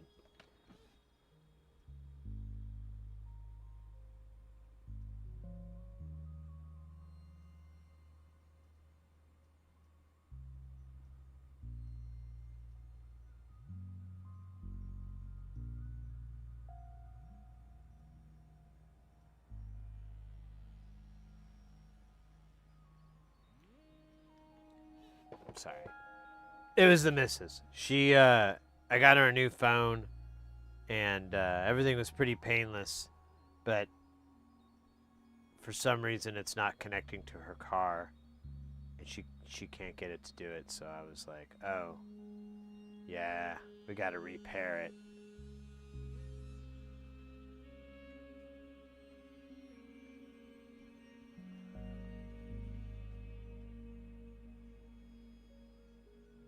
All right.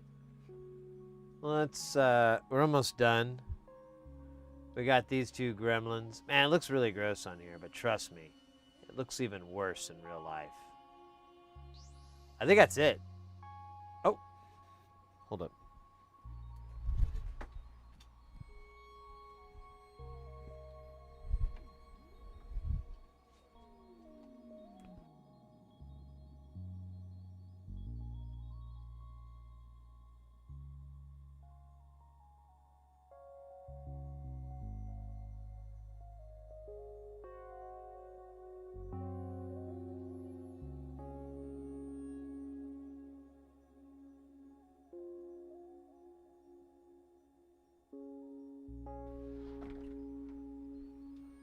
Thought I heard the postman.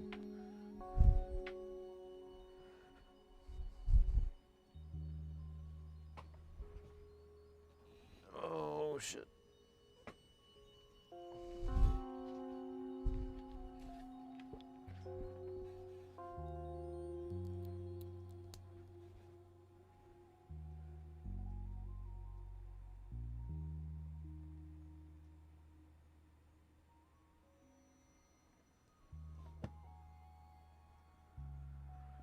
I think, yeah, let's do these components, and then we could do the DAC. What's the DAC again on this? It's an 8551. I believe we have those. I have an 8552.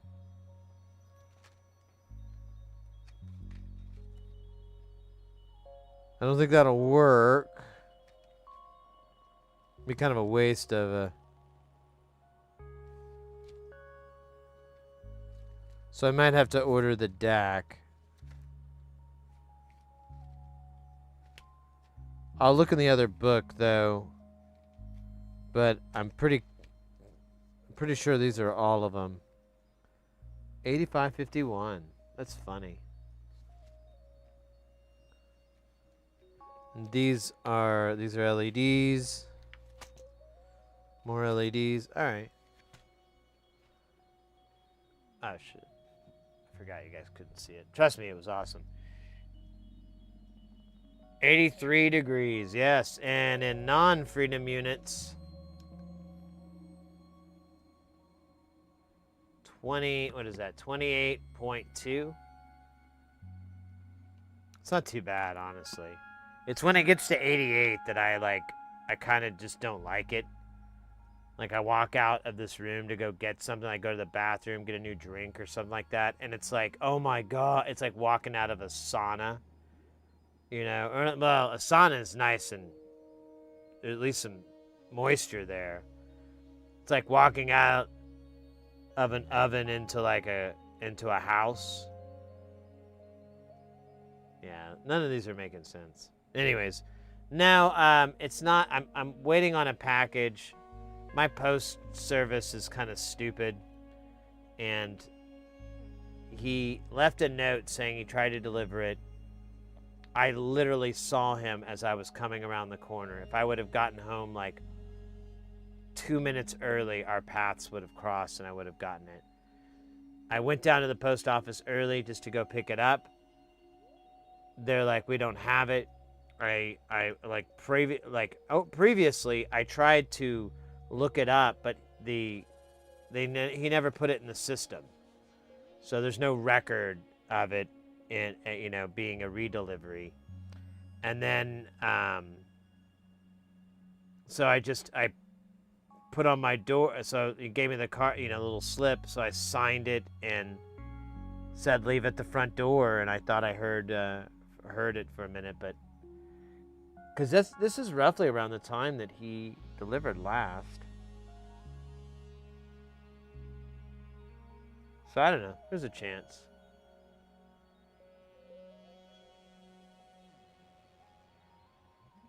Way too much. Well, to be fair, test things. The humidity is really low in here.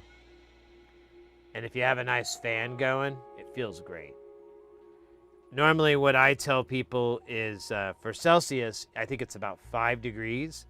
So this would be closer to 23°C, which is going to be obviously a lot more comfortable to deal with. Not ideal, but definitely cooler. In Freedom units, it's about 10 degrees. So this would be about 73 Fahrenheit, which is totally bearable by most.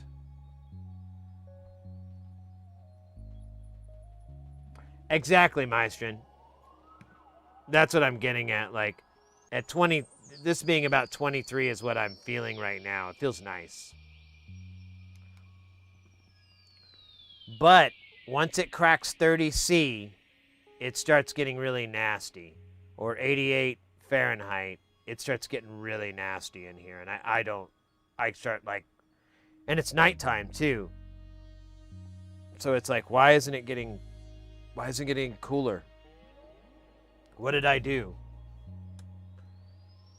I had to go up into my attic recently, and I was like, hey, when I'm up there, I'm going to look at the insulation on the roof here, see how bad it is. Because I had a memory that it wasn't very good. Well, that memory is what is known as a false memory. The insulation was actually perfect. It was like at a really good height. It covered the studs. You could just see the studs, not the studs, what are those called? Well, they're studs anyways. They're oh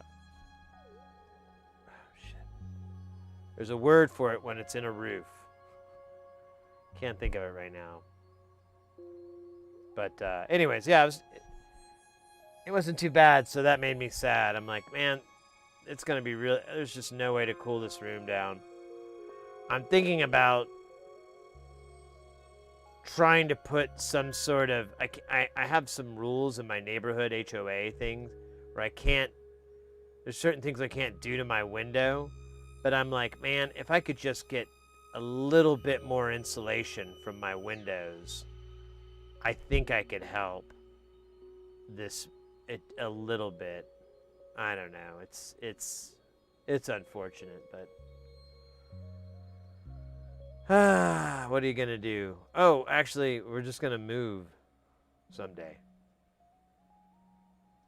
Not Sunday, but some space day when the time is right.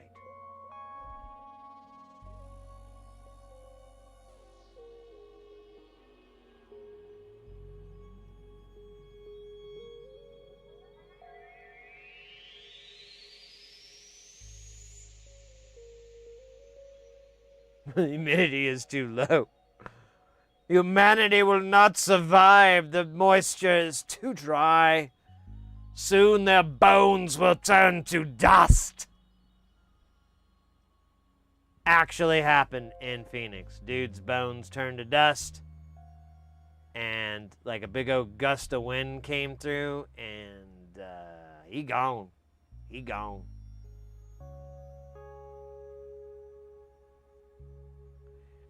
Yeah, when I'm thinking test things is I might be able to get just good old-fashioned tent, like cheap tent. I just need it to lower because it's big giant bay windows.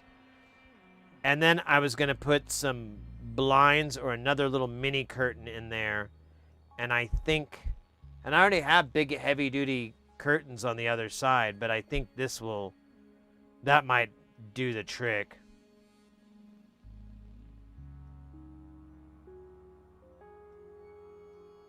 I know, right? Yeah, Meister. Well, the other issue is this room I'm in is 3 exterior walls. Like, there's barely any. There's probably about 28, maybe 30% of it that has interior wall coverage. And it's not very good. It's like a wet wall where all the pipes go for the bathroom. So, you know. Nah. And then, yeah, I think it's just the heat permeating it. You know, it's over 100 degrees outside right now. It's, what is it? Ah, I sit mistaken. It's only 96. It's only supposed to get 99 today, so it's actually going to be a bit of a chilly day. I might get a jacket. I may actually turn the thermostat up a little bit because I thought it was going to get hotter. I don't want to waste money.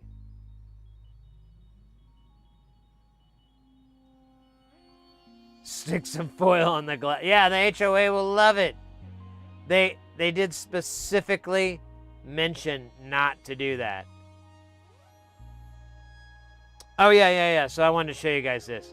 So you might have noticed, it looks like I put this guy on backwards, but I did not. See where it has the plus and the minus?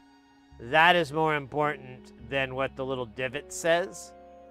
I think there's something wrong with this footprint library. I don't know how else to describe it because it's not that way in the data sheets or anything like that. But whatever. I don't know how it got there. I don't know who did it. I don't care. The point is, whenever you put the components like this, it's a good idea to check that kind of stuff. Especially something like this. You see the plus symbol here? You'll want to line that up. And to verify that I'm not smoking crack, you can see this is the input side. This is from the power rails. There's one here. It goes underneath and pops up here. So these are the 2 DC signals that come in and then get rectified. And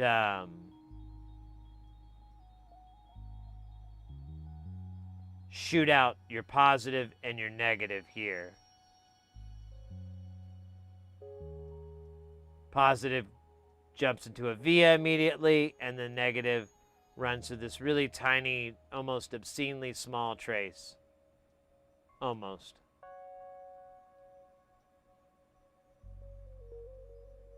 Something went wrong. Yeah, I don't know. It's just, I had a couple of modules that I screwed up from that, and I realized from that point on, I'm like, oh, the footprint is backwards. And I've given a couple of these boards to friends and stuff, and I've warned them in advance. Hey, that rectifier, the footprint is backwards. Don't go by the footprint. Go by the marking for pin 1, for the plus symbol.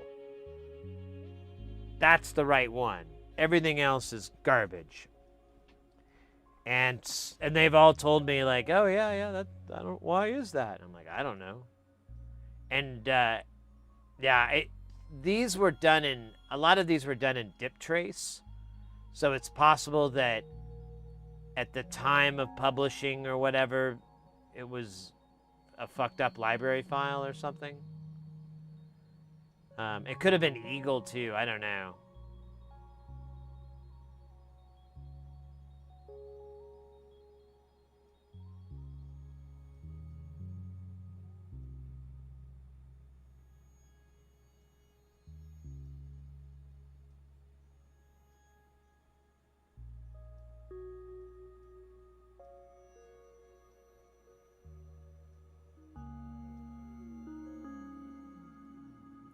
So the marking is correct on the package. I verified multiple times that I got down to the Mauser part number, the right the right one. I've looked at variations of this, and it's never this way.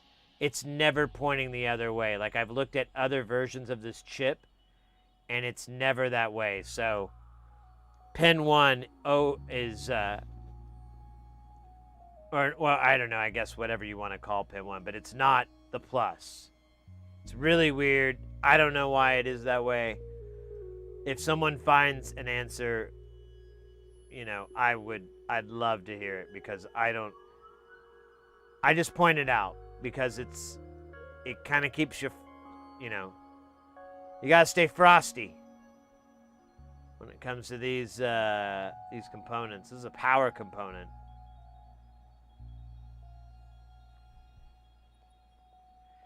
So, and keep in mind, this spans multiple modules. These are multiple devices that utilize this chip, have this footprint backwards for some reason.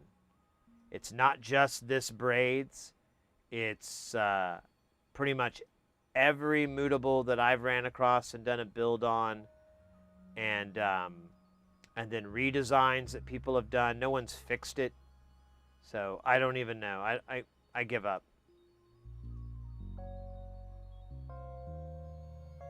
So this component is a MS1. The number, who's that? That's D3, right? So the number. Hello, Sydney. Yo, Marza Panda. The Mauser part number for this is 512-M as in Mary, B as in Bravo, 1 S as in Sam.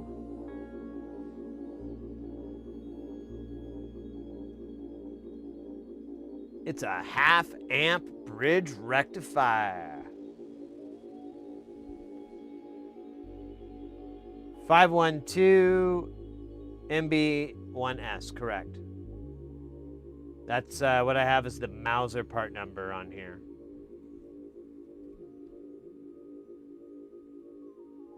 Footprint is a disaster. Hey, we don't need to be throwing stones.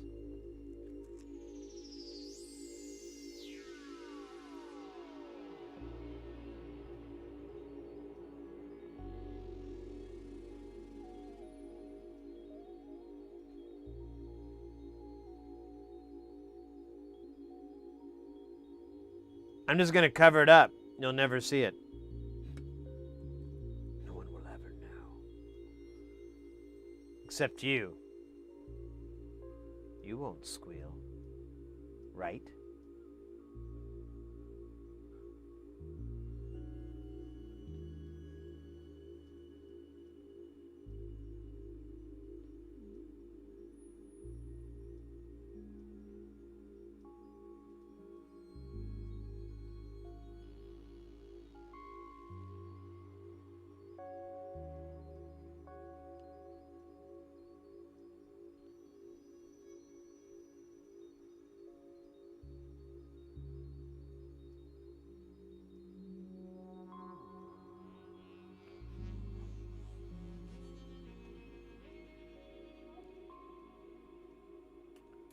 Ew, ew, ew, ew, ew, ew, ew, ew, ew, ew, ew.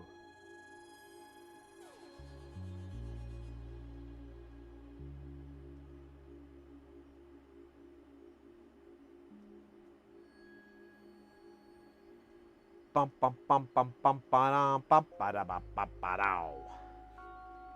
I think this dude is upside down. I think we're looking at the bottom, maybe? No. Sneaky. Clever girl. Clever girl. This is the Anus 1000. ANSI 1000? I don't know.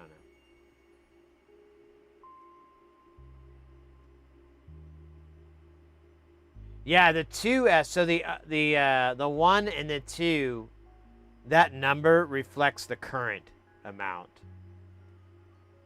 So like I had the 2s for a long time, and I thought that was the problem, but I looked and the data sheets looked identical, so I'm like, what's the difference? And I realized, like, oh, it's just the current. Who cares? And then I bought the right ones when I had to renew it, and I bought exactly what was in the deal, thinking, okay, I'll get it right. There must be something from this brand or whatever. And nope.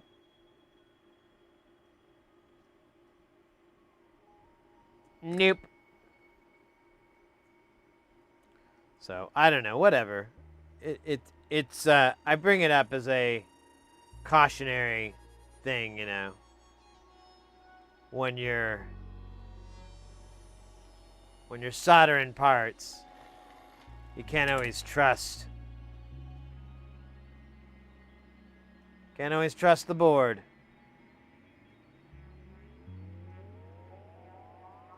Weird. I got a headache on the side of my head. It's kind of... I think it's my temples, to be honest. I can't take my glasses off.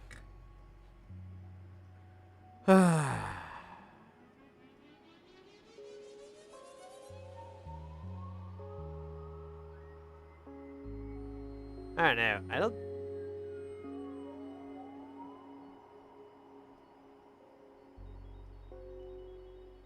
I might try going back to contacts. I don't know. I have really bad vision, though. The last place I went to, they were like, oh, you can get contacts. I go, yeah, but last time I had contacts, I still had to wear readers because I couldn't see close up. Oh, well, you can get contacts that could do both. And I'm like, oh, I didn't know that technology was a thing. But I have to take them out, right? What? The contacts. I have to take them out every now and then, right? Well, yeah, when you go to bed. Yeah, that's a funny thing. Like, contacts really assume you live in the industrial age. And, I kind of do. But not as much as I want to not. So, I kind of sleep whenever and kind of addicted to that. It's really fun.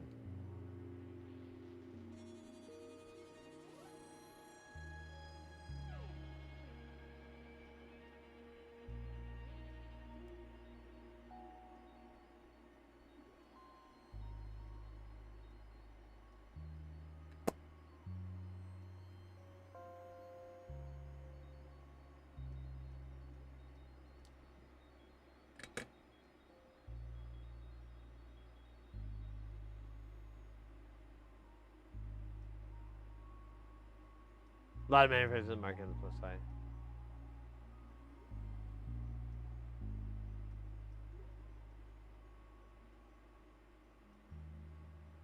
Hey, go fast. I have more bikes. Why not?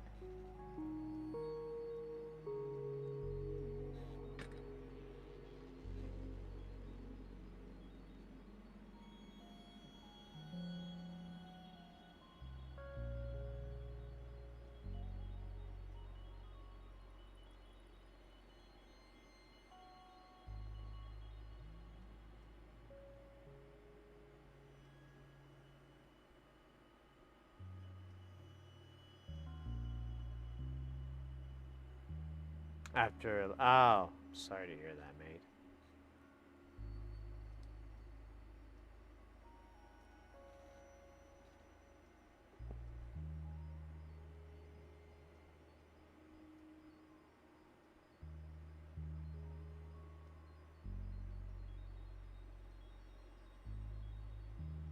Do you ever get short across resistors, capacitors using this solder technique?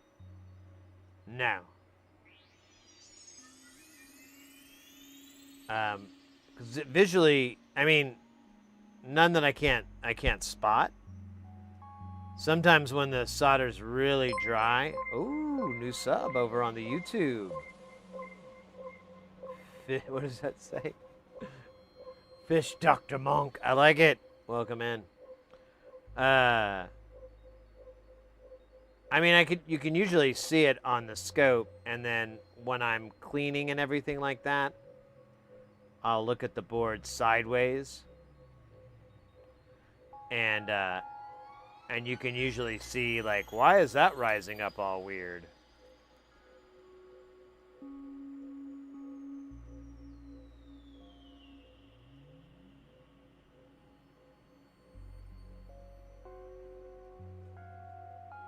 All right, was that it? I think that was it. I really felt like there was going to be a lot more, but big disappointment. Just like everything.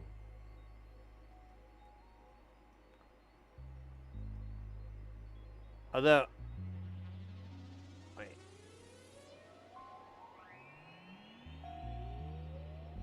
Okay. Let's solder on our chips and dips.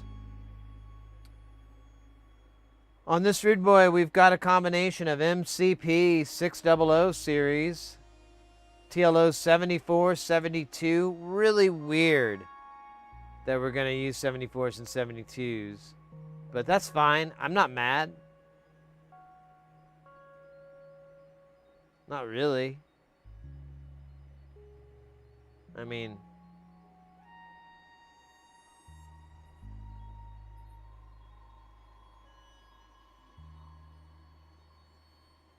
oh, there's an ADC on there too. Let me see here. It's an MCP 3204. Oh shit. Is that? No? Okay.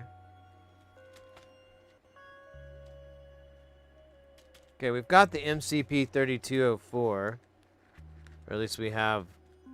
Oh yeah, there we go. Nice. I'm gonna put that delicious little sauce on the board. I wish you could smell it. It reminds me of home. And I'm home now, so that might be why it reminds me of it. It may just be my environment. I can't get this thing back in though. Story of my life. Calderia, welcome in.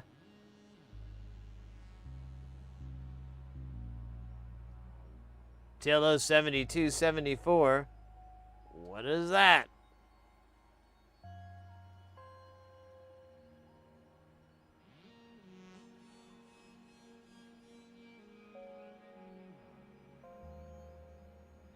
Hey, Interplane, it looks like a mutable Yes, yes, so this is a braids. This is the Micro Braids 2 from Jack Plugs. I think it's Jack's Plug. We already built one of them. I like it. And I'm like, well, why didn't I make two? And I didn't really have an answer for me on that one, so here we are.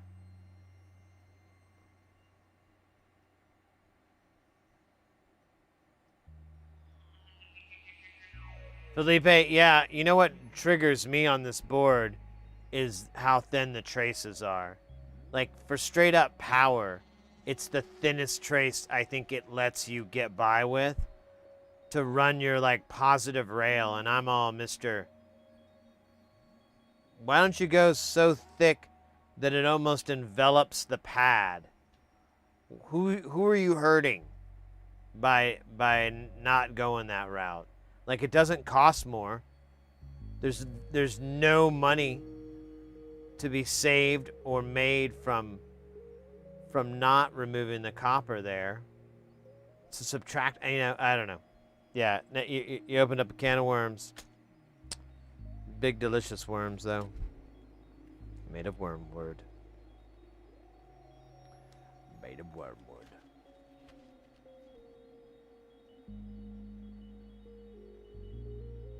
Yarns. I have one of those. I don't know where I put it though. I lost my box of like modules, but it's here somewhere. It's not lost, but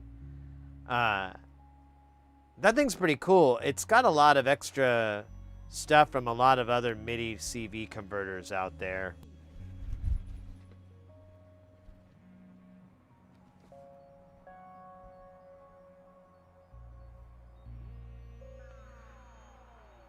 Oh boy.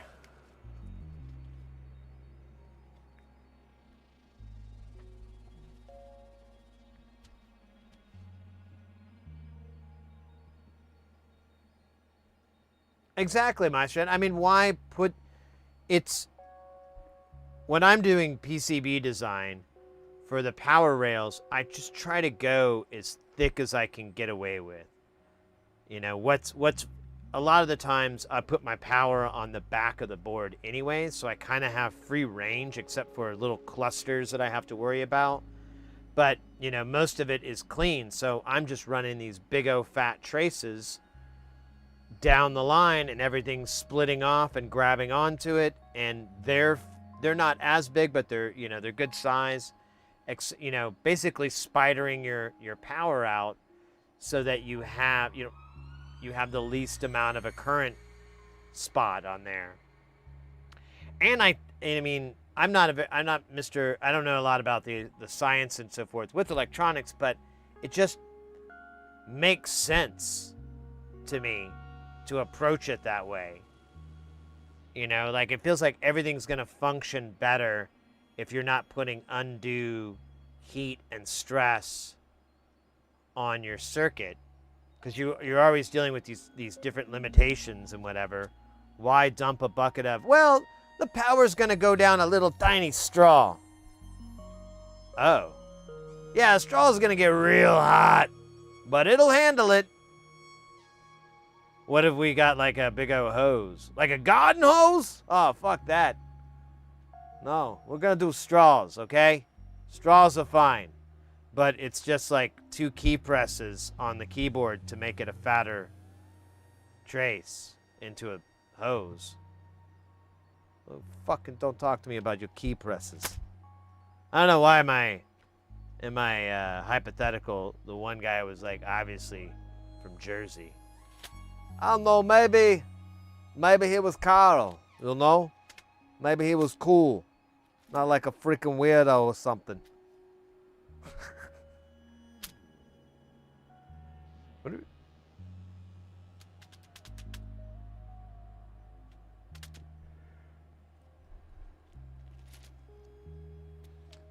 Where are my... Oh, there they are. Oh, Shisa.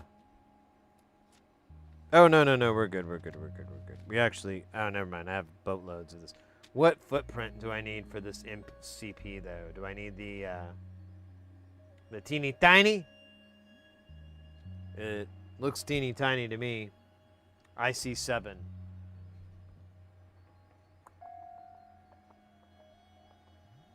What are you, bro? I just kind of did that like a baboon. IC9.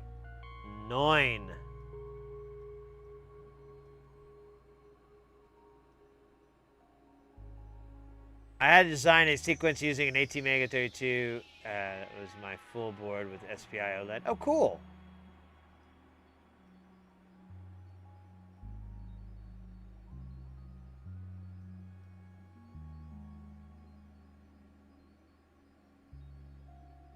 One millimeter? Yeah. I'd like to at least try to go in that size.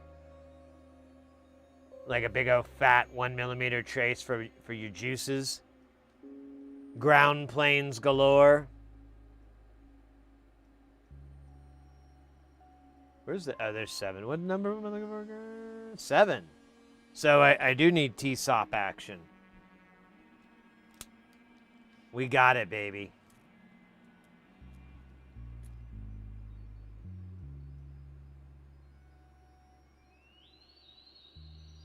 Two millimeter traces? Let's fucking go. That sounds yummy.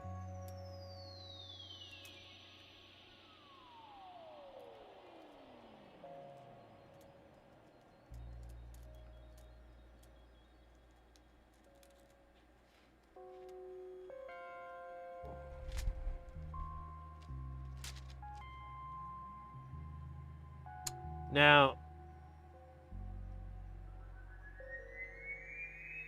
oh, there's two TLO 72s. That's weird. Here, I'm just gonna do these one at a time because this is getting confusing. Let me make sure this is the right guy. This is IC9. That is not right. That's supposed to be a TLO 74.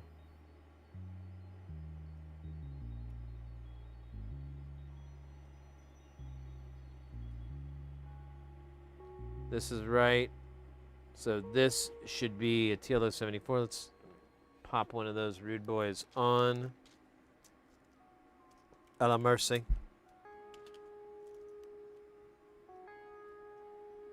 Exactly, my shit. It cost nothing. There is no, and as you can see on the board, there's plenty of wiggle room. Like, there's just no need. But, you know, for some reason, people do that. I don't. They're not here to explain it. It's easy to yell, but yeah. From a personal preference, I like my traces like I like my women. At least a millimeter, maybe half a millimeter. Just thick. Thick. Kidding. I'm married. I don't get to like women.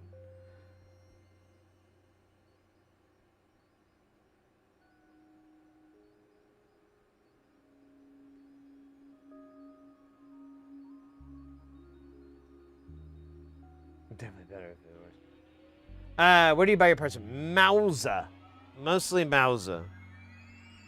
Sometimes it's DigiKey, because sometimes they have stuff that Mausa doesn't. But Mauser is physically closer to me, and I bought so much crap from them that I kind of think they might know me. That's what I tell myself to feel better. I don't know what this component is here. Oh, there it is. Oh, it's the big fat TLO 72, the SOP. Because for some reason, we're just gonna switch footprint sizes to the larger ones for no clear. Dude, I'm being such a jerk about this board, but this is the second time I built it. I think I have room to complain. Oh, shoot. These two guys. I gotta figure out what those are. Oh, that's a TLO 72. Yeah. There's a small... Yeah, what the hell is that? There's a small one, and then there's a big one of TLO 72s. I don't know what that's about.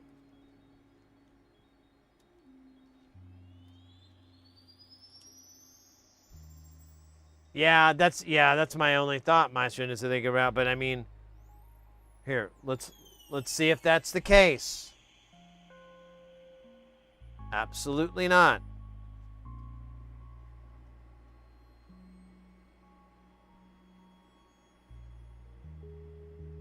So weird. We could have made this tiny. It could have fit, and you could run traces around these if you wanted to. I guess you didn't have to. I don't know. Everything's weird. I can't be that good at PCB design. I gotta be like missing the forest for the trees or something. Cause I'm like, no. There's gotta be a reason, and I'm just too ignorant to know what it is, cause I am a young Padawan.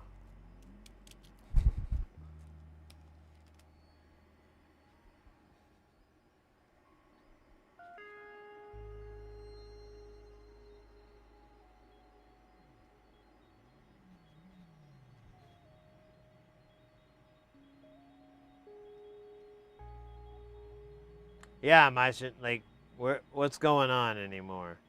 You can see why my cynicism. Okay, it seems like my cynicism is misplaced here. I'm like, what are we doing, bro? What's going on?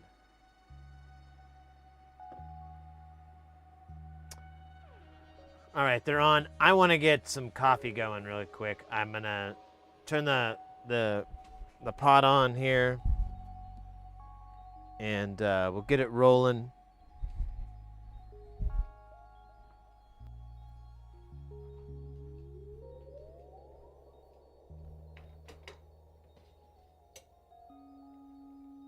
And I'm gonna go ahead and set my thermostat up just a little bit because honestly, it's pretty nice. Even though it says like 83 degrees or whatever, it's still pretty nice.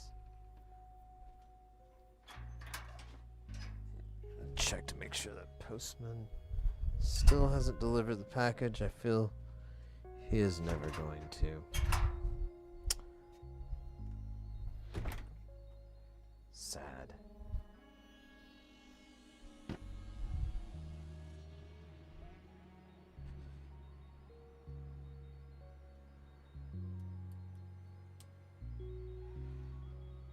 All right.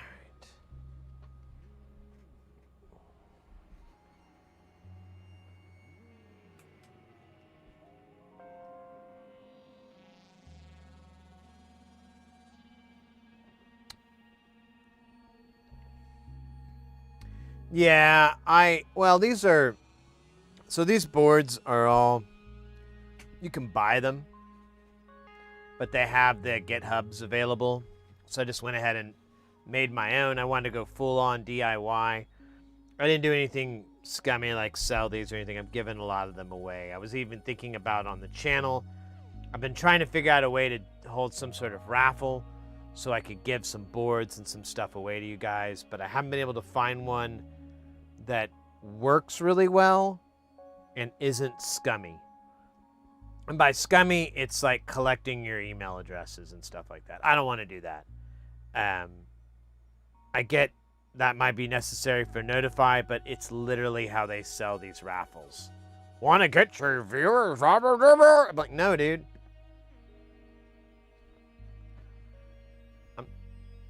That's not on my to-do list.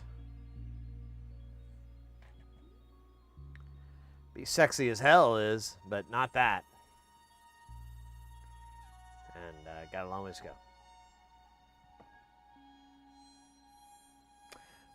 The boards, though, that I ordered that are on their way are from a, what would you call, a DIY provider. And honestly, what I refer anybody, if you're into electronics, if you're an engineer or whatever, and you want to look at some crazy analog circuits that, like, you're like, wait, what? Look no further than our good buddy here. This is the website of Nonlinear Circuits. So my man has like well over 100 modules.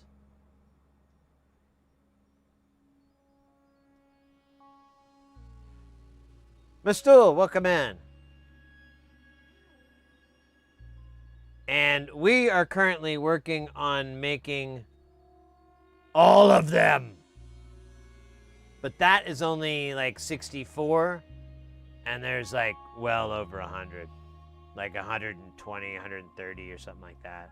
So I guess we're kind of halfway there. Oh yeah, we didn't look at the new modules. We should check these out. One of the things we got, teardrop, 10 teardrop VCF.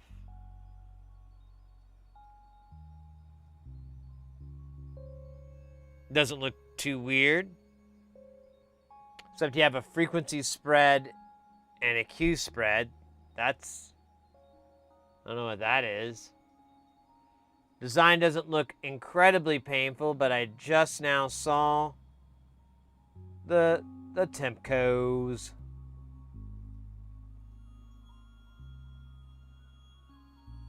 I bought like 10 of them from him. I just hope I can remember where I put them.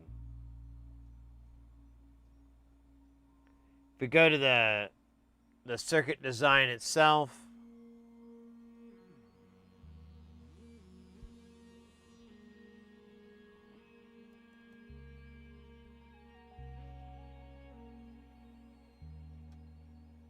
apparently those temp codes are mission critical.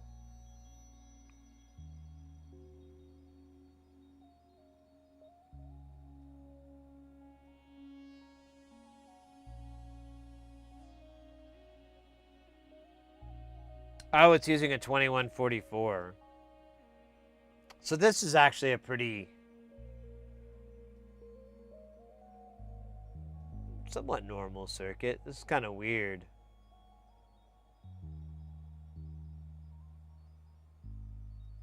I should probably do the read up on it, but you get the idea. Honestly, a cool circuit is the sloths, because they're basically just doing a math equation across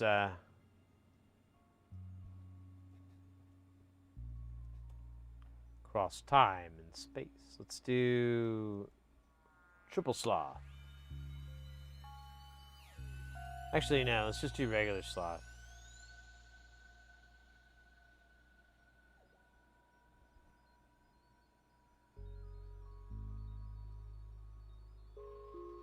So sloth does a Lorentz pattern generator, where it can get stuck in the middle. Sometimes it gets stuck on this. Sometimes it can do a figure 8. Does all kinds of weird stuff. Oh, my coffee. I smell it. It's like that Folgers ad. All right, I'll be right back.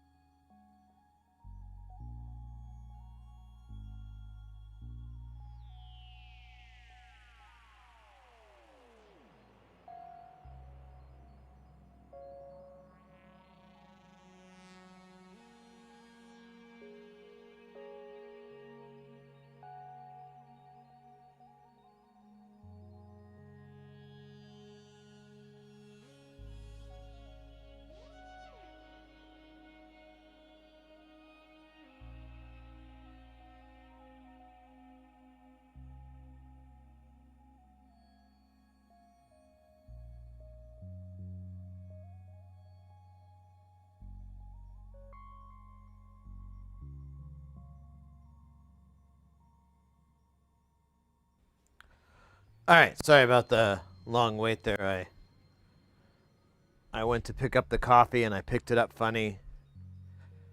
I didn't spill like a lot of it, but I made a nice mess. So I had to do a quick triage. Oh, although I spilled coffee on my shirt. Let me just make sure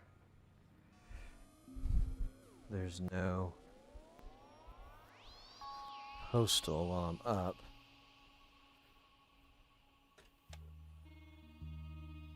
Ugh. So sad.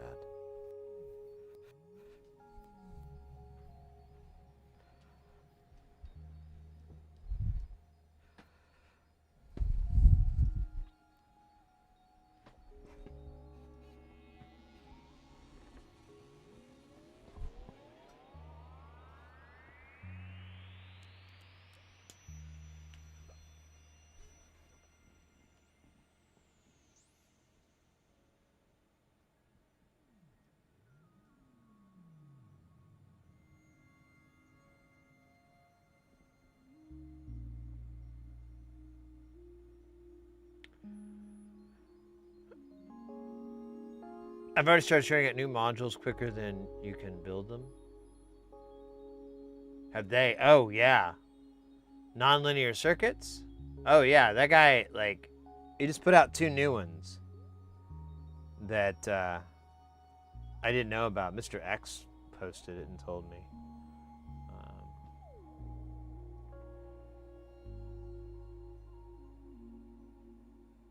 4 new ones. I'm sorry. Yeah, the Demux phaser is new. Let's fucking figure out what the hell that means. This module is a digitally controlled phaser. Instead of using a CV to control the phasing, it requires 1 to 3 gate signals. Anything crossing 1 volt will work. The core of the circuit is inspired by the schematic in the article. Digital gesterte phasing. Gesterde. In Electric 7-8, 1979, the main change from the Electra circuit are using DG408 switching ICs rather than 4051 chips.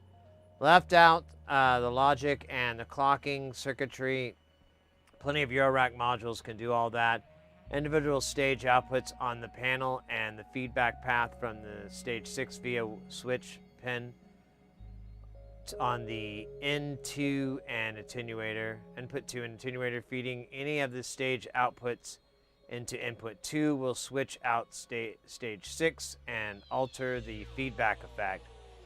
You may like to process one of the stages out in some other module, say a delay, wave folder, VCF, VCA, feed it back to input 2 just to see what happens. The mix pot mixes stage 6 output with the input signal. 0 is fully wet, stage 6, and 10 is dry.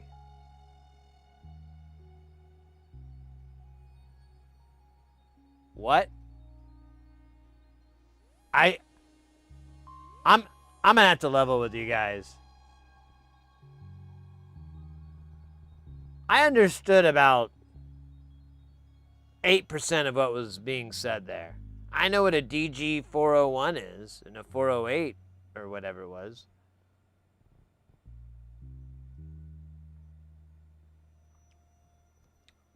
Everything else was just the lyrics to the song Cars. Or In Cars by Gary Newman. What is NMix? Kind of looks like, I think it might be. This module is based around the SSI 2190. Oh.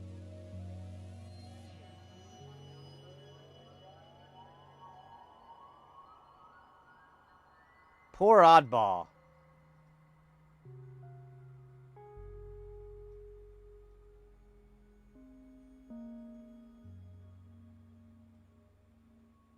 Uh-oh. Marzipan got going with the roulette. Just a reminder to everyone in the both Twitch and YouTube chat, you have your little stream avatars down below. You can go in and Pick your avatar. On the Twitch, it should be a little box. It says stream avatars, it's purple. And on YouTube, there's a link in the description. And I don't know if it lets you like just click on it and it pops out. I need to check on that. But you know how to copy paste. It's not your first day.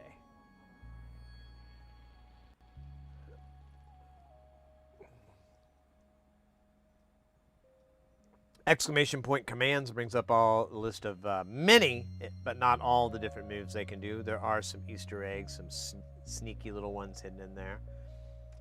And not all the characters are the same. Some characters have their own little hidden moves and grooves that they can do. There's also games. Roulette was just one of them. That's one of the free games that you can play with the gold that is collected by just being here. You get gold. It's one of those little things. The gold doesn't really do anything. There's nothing you can really acquire it to other than bragging rights. But oh my God, are those rights well earned?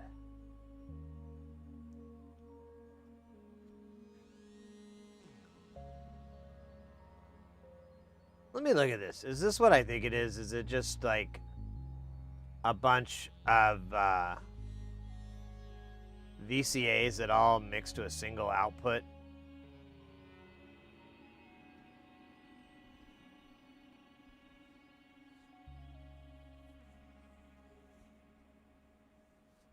That is exactly it. Huh. So it's a little different than Oddball's idea. All right, after Nmix comes Mux. This module is a simple mux demux using a 4-to-1 or a 1-to-8 DG408 analog switcher chip. It can either route one input into 8 outputs, decided by the 3 logic inputs, along with the enable. A high signal will stop the chip from switching, or it can route 8 inputs into a single output. Yeah. So, router. That's good. You need more routing in this day and age. Now, what the fuck is path filter? Oh my God, it's a small book. This module sits somewhere between a filter and a phaser. Of course it does, dude. Of course it does. Why would it not be a phaser? Why would he not put a phaser in there? Phaser and why? Okay, so for some reason, there's not a rectifier built in. That's weird. But everything else tracks.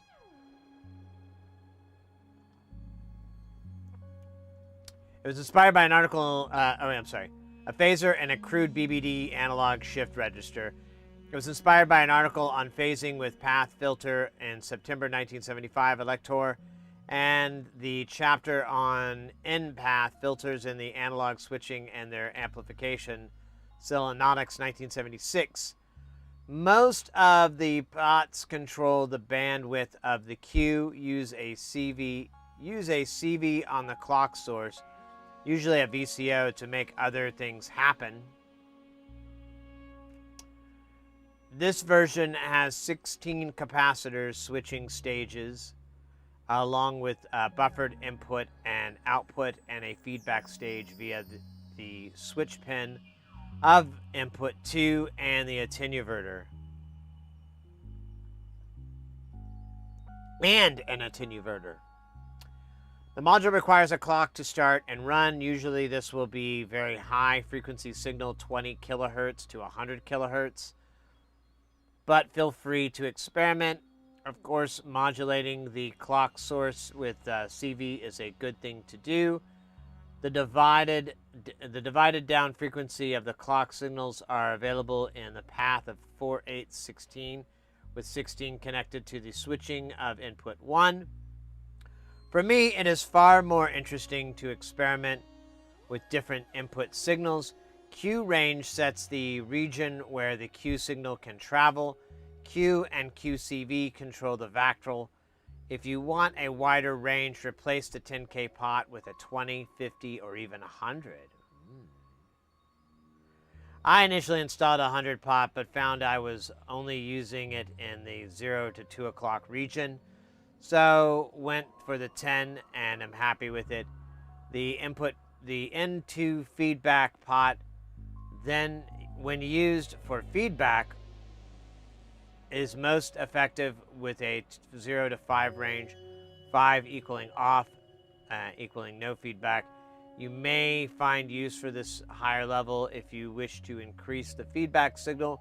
Change the 100K indicated below to a lower value. At 51, the signal is turned off and goes to the 12-volt rail when the pot is at 0. So probably keep your experimenting in the 68 to 100K range, or just be happy with 100. How does it sound? You need to find the sweet spot with the clock function frequency, which is not hard. Once you are there, it sounds like nothing else. Nothing else, huh?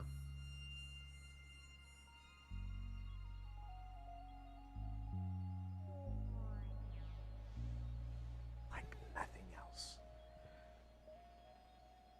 And that is the new modules that he's done. God, that's 4.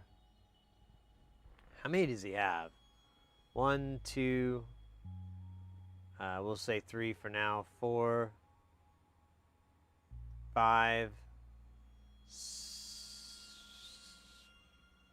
6, 5. We'll do 5 now that I've got 4 spaces. 6, 7, 8, 9, 10, 11, 12, 13, 14, 15, 16, 17, 18, 19, 20, 21, 22, 23, 24, 25, 26, 27, 28, 29, 30, 31, 32, 33, 30, yeah, we'll do 30, 33 and a half.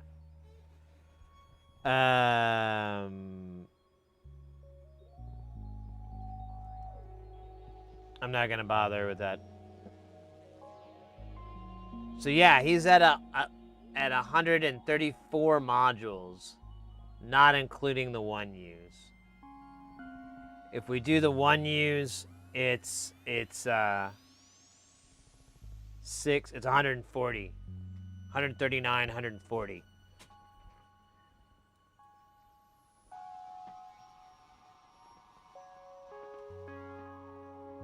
That's pretty remarkable. We've got 64, we've got 20 more coming. That'll put us at about 80, 84-ish, maybe 85. We still have so far to go, mates. God damn. I can barely keep up.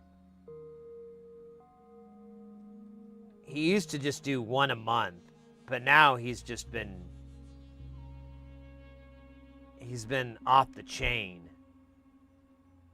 Doing 2, 3, now 4 a month. I love it. I'm not mad. I love the challenge.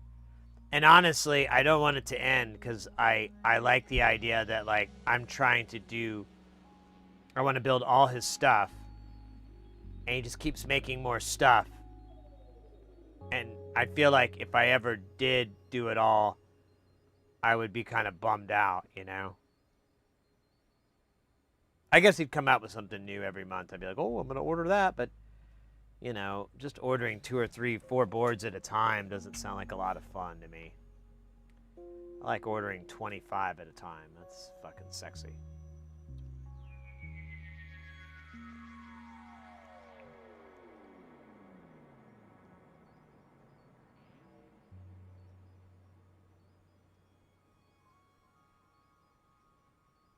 What is really interesting about it, though, is that a surprising number of these are by no means trivial.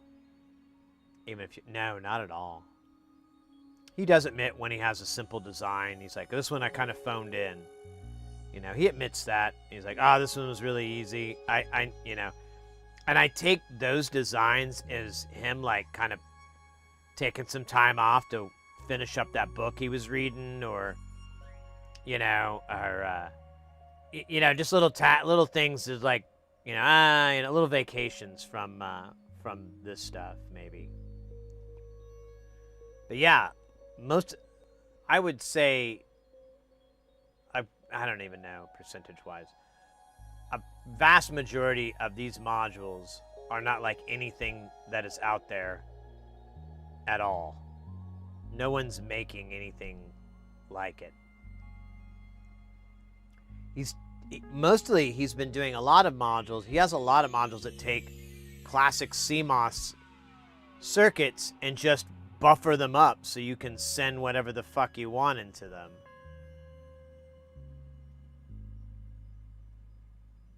And that's kind of been nice because I've learned a little bit about some of these CMOS chips better, because you have like a more practical application.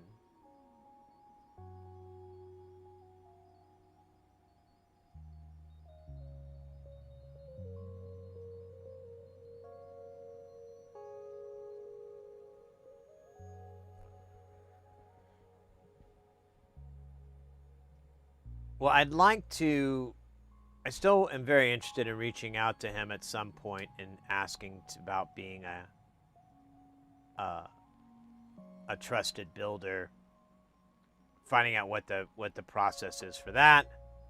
I feel like my soldering skills are probably good enough. I'm not even gonna fuck around. I'll probably reflow all his boards just to make them look perfect. And by that I mean I'll put all the components on the board, and then I'll throw a bunch of flux on it. I'll throw it on the hot plate, heat it up to temp for about 5 minutes, and then let it go back down. And that should shore up and make everything look really nice and clean. Like anything that might be a little bit off-centered, it's going to lock into place and look nice and good. But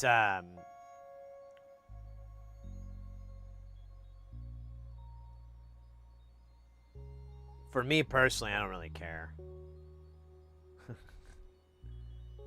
I mean, if it works, it looks great to me. But I can always clean up my solder jobs. But then it would be nice. I think it'd be fun for the channel-wise, because we could just build like a little tiny stock, you know, of practically one of everything. Oh my God, wouldn't that be sick? You know what I'd do though? I wouldn't do one of everything. I think what I'd do, I wouldn't do completes, because I noticed this is what Andrew did, or NLC did. So back when he used to make boards, he used to do assembly and everything. He has like a pick and place and a reflow oven and all that. So he used to do that. And what he would do is he would just get the boards SMD populated. So all the surface mount and everything was on there, and it was all good to go. And then he'd have all those boards in storage so that if someone ordered an 8-bit cipher, he'd go to the bin that it's in, pull the board out that has all the SMD, and then sit down and throw the jacks and the LEDs and all that on there, solder that on, and put it in the post. I think if we were to get any type of license, you know, or whatever the word is, not license builder, trusted builder. If we got that title of any sorts, I think that would be the best method. I thought I heard something.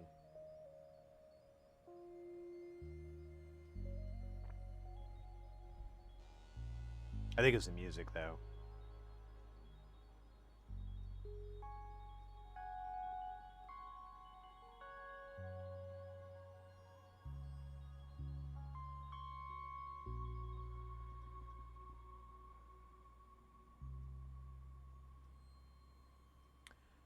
You know, I kind of want to jam on Space Station a little bit. We might do a little bit of that here. I'll solder these bits on. I know I'm taking a little bit of a break. I apologize. I know someone was rightly so giving me a hard time that I talk more than I solder, and you know, I feel you, mate. I apologize. And what I'm trying to do for that is like I didn't do it with this build, but I think I'll do some more soon. I do try to make videos and content of just the soldering. I've been trying to put more content like that together because like I kind of enjoy watching it, and I can't be the only one. There's got to be like at least 5, 10 more people that are into that. Why, that's correct, M.R. Bamba pussy rot cloth. And I mean Ireland. The heart of a lion. Wait, that sounded Scottish, didn't it? The heart of a lion and the fangs of a dog. That's not the right accent. I.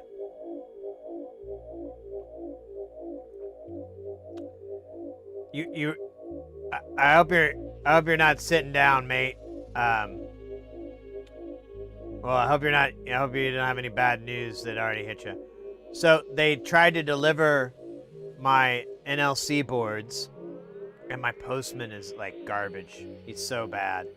He puts a notice on my door that's like, hey, I tried to deliver it, but you weren't here. And I literally came around the corner of my house. I saw him. If I would have left my house like 2 minutes sooner, or left for it, I would have caught him.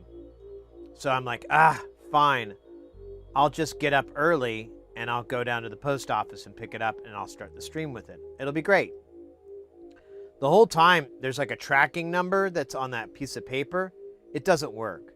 It doesn't come up. Nothing comes up. I'm like, So I go to the post office in the morning, and they're like, we ain't got it. So I'm like, So I come back home, and I fill out the little form, and I put it back on my door, hoping he's going to come back and try to redeliver it. I don't know. That guy sucks. I mean, there, I said it. Come at me, Postal Service. That's it, man. Game over, game over, game over, game over. Well, the lady told me I couldn't pick it up until Monday. She's like, you're going to have to come back on Monday. And I'm like,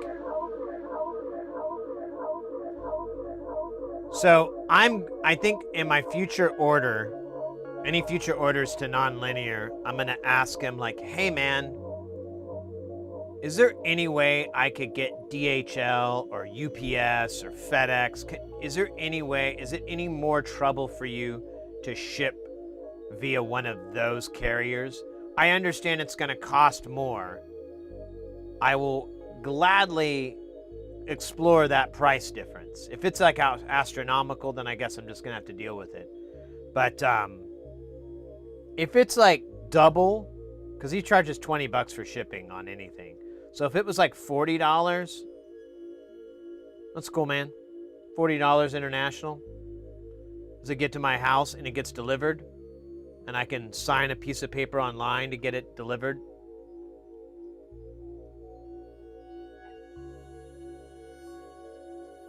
Yeah, DHL, I usually have good experience with them internationally for international packages. I've heard bad things about shipping stuff within the States with them, but I've never tried.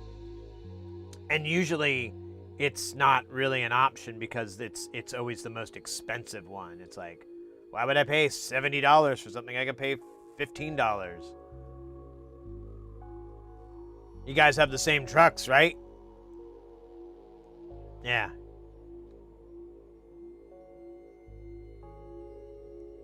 I vibrated my lip funny, and now it kind of tingles. It's kind of annoying.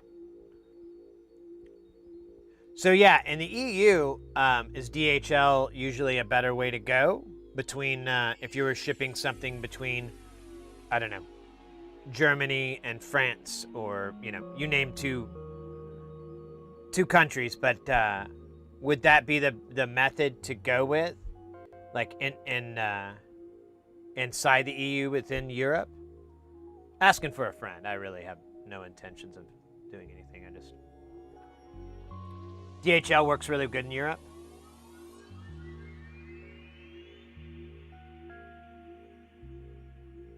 Oh, really? That's interesting. So it's kind of the reverse here in the States. I would argue UPS is pretty good. FedEx is pretty good, but more expensive. But it's almost the same level of service in a lot of respects. I'm sure some people they've got good arguments on. I use FedEx because their store's right by my house, and I get you there. But and then DHL, yeah, I've never heard good things about. But internationally, whenever I ship things from like China, I almost always use DHL because it's going to be 10 times faster. Like, and it's usually the same price, or it's very competitive. Like I've got this one project I'm ordering from JLC PCB, and I noticed I could save like $12 if I would have shipped it UPS instead of DHL. But I'm like, man, I've never tried UPS shipping. And in this day and age, I really don't want to try anything new right now. Not with this order, because the order's like, it's pretty expensive. So is this fucking nonlinear second. It's kind of, I'm glad I'm not a freak with money, you know? Because I think I'd be wigging out like, I've got like thousands of dollars stuffed in the mail, you know? I guess I could think of it that way, but who cares? But, yeah, I didn't want to risk it. So I was like, I'll just do DHL and pay the extra, pay $12 more. Seems insignificant when it's like a $300 order. So UPS works well in Deutschland? In Germany? Huh. Well, either way, I gotta find a different way than the USPS, because they're fucking driving me nuts. And it's getting worse. It seems like every year. I was telling earlier the story, like, and I know I'm gonna look like a big hypocrite, but I'm also a big believer in handle your shit, and there's a time and a place. But one time I was like going to check my mail, I think, or something, but I was walking around the corner and I came up the street and I see the little postman box, or their car. Can't think what it's called. And I was like, oh, he must be dropping a package off to one of my neighbors or whatever. And I walk by, and I'm like, walk right by his truck, and right then I just see him fucking like lighting a chillum, and I smell the weed. At least it was weed, right? It could have been something far less chill. And I was like, oh, smoking pot on the job in his fucking in his mail truck? Ballsy.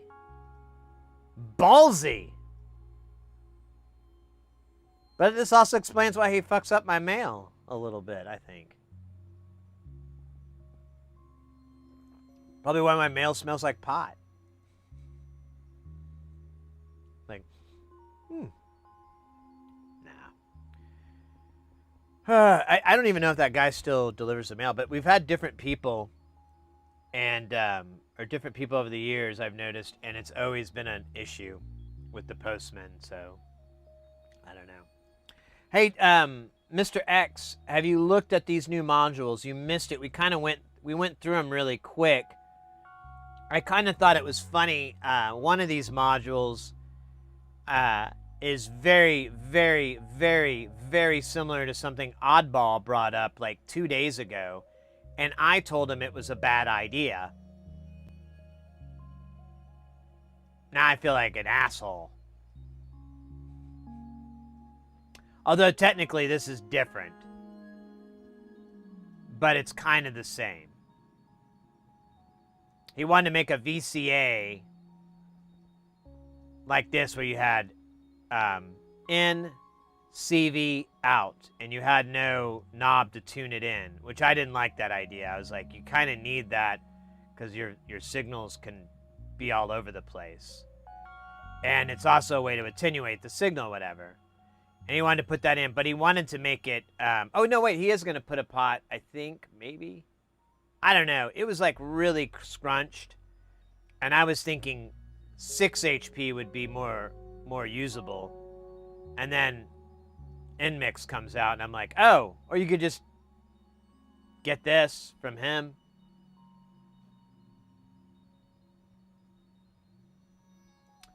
Yeah, I mean, so this is a switcher. This is a good old router switcher. So that's pretty standard. The way it functions is very cool that you have like binary inputs. So you can stage it in different ways to get your different deals. So you can create patterns. And you have an enable, disable for that. All that's really cool. Nmix, you can have, you have 2 inputs. And then you have your CV control, and they all dump to the single output. Kind of self-explanatory. And then the demux phaser, I don't fucking have a clue what to tell you. No, I didn't understand it. I read it, and I was like, do what now? I know, quit yelling at me. Do what now? Like, burp. And then, path filter. I don't get this one either. Like, neither one of these I don't get. Nmix didn't impress you? Well,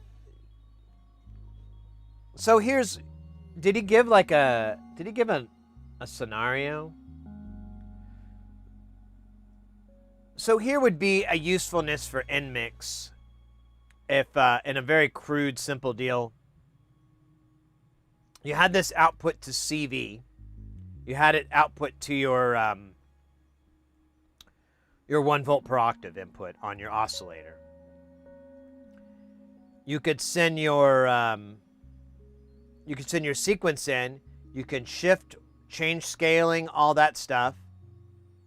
You might want a quantizer on there, but you could always do something wild like that. You can have your vibrato, which would be your mod wheel action coming in. You could do, you could also control your spike on your pitch if you want to have like an envelope. I mean, you could feed it, and you could go plus or minus depending on how you wanted that to affect your pitch in that instance. So I could see a lot of usefulness in this module. But I have to agree with you on a little bit of the fact of like, bro, when am I gonna need a 6-to-1 source? Like 4-to-1? Yeah. 5-to-1? I guess it's 6. What? What the fuck am I gonna do with 6? You could do an audio mixer thing with this too, and have these different points ring in and out. That'd be kind of slick. Kraken Modular, willkommen.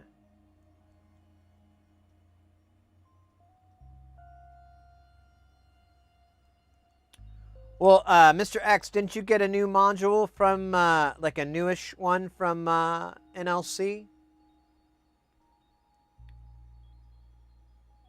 What's the latest and the greatest that you've gotten from Mr. Andrew?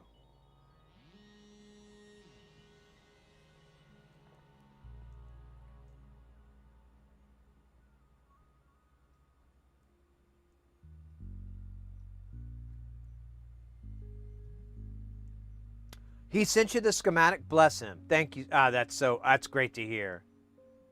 Awesome. Rick's a cool guy. I like him. Like, I think we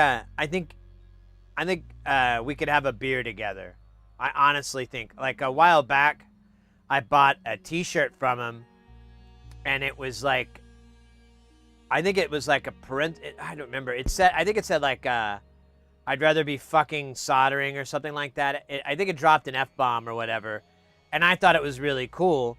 It spoke to the punk inside me, the pumpkin pie, and and he messaged me. He's like, "Oh man, I don't have that size. All I have is medium. I'll give you the same price for it if you want it. Otherwise, I'll just refund you." And I was like, "Dude, I just thought it was fucking hilarious. I wanted to support you for the shirt. I can't wear this thing in church. I'm just gonna have it hang on my deal." And he laughed, but he was cool. And then I've seen him on social medias interact with people, and honestly, bro has taken the high road more than once and been like the king, like totally right thing to do, right play, just awesome. So I'm glad to see that he's, you're like, "Hey, I'm trying to troubleshoot this, but I can't look at these traces. Is there a schematic I can look at that would help me?" And he's like, "Yeah, mate, I got you, fam. Don't publish this on the internet, please." And you're like, no. It's staying in this email. I might show it to, I might take little snippets and show it to my buddy who might help me, but, it's not going to be on the internets.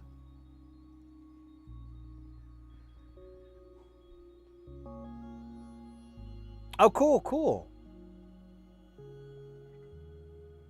Yeah, I'm glad you're having a good time. I'm glad. I mean, I'm sorry your modules aren't working right out of the box, but I'm glad that you're that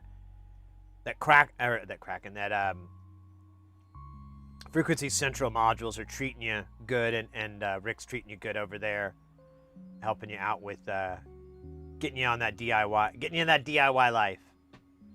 I'm gonna confidently for UK, people in that part of the planet, I'm gonna confidently recommend Frequency Central to them as a good place to start.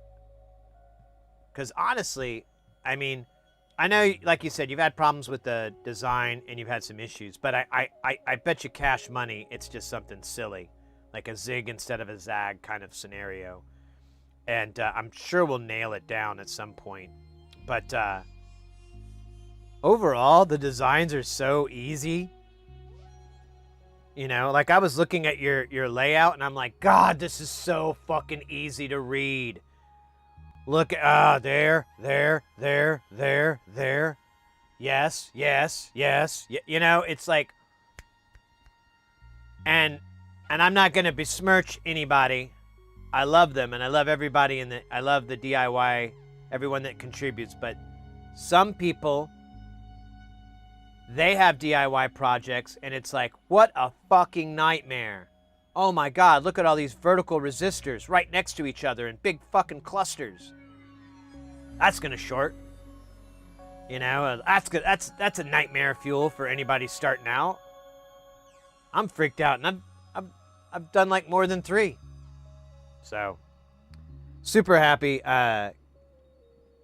Again, feel free to hit me up if you need some more help, and of course, the Discord's always there. Just need more info, more. And sometimes it's a question of just needing you to go through and verify, like, hey, is A and B and C, are those all beeping when you do continuity?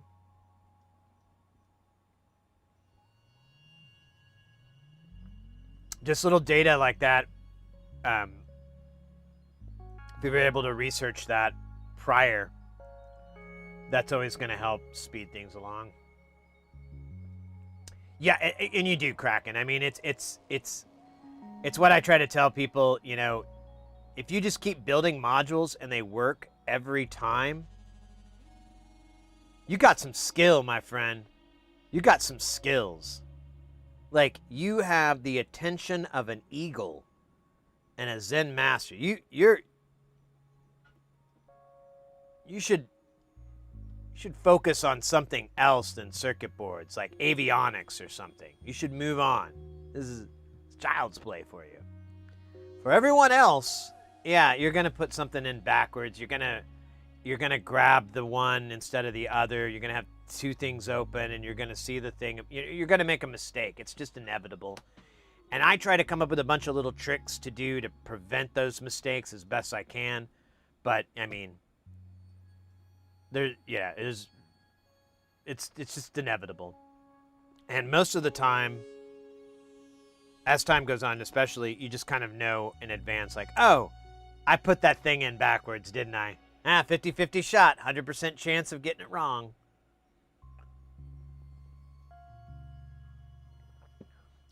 But I think the whole troubleshooting is really vital. It for a couple of reasons. One, it teaches you the circuit. You may not fully comprehend everything that's going on, but you start to see the signal flow. You start to see you're like, oh, well, this connects to that. And I don't even know what this does, but I know it creates distortion, or it's the oscillator. And so even that mild understanding is going to help you on the next project, because you're going to recognize and go, hey, wasn't that an oscillator in another one? What's it doing in here? Oh, it's being used as a modulator. You'll figure it out. It's really fun. It's learning the slowest possible way through osmosis. Even if you put all the components right, usually I do, because I'm OCD, you'll eventually forget to solder a joint, or it just ends up. Yeah, exactly. There's always going to be that. There's just. I mean, look at this board. Every little shiny part here that isn't purple, every single one of these that is an open tin area, all that is a point of failure. Some of it will work fine without it. Some of these caps, they don't have to be soldered into the circuit. It'll work. But some of these things, if that point of failure is there, it's not going to run at all. So you're pretty amazing if you get every one of these right. And there's easily a couple of hundred on this board, I would argue. I think that's a pretty reasonable guess. There's at least a couple of hundred points of failure, or pads, or solder joints that you have to do.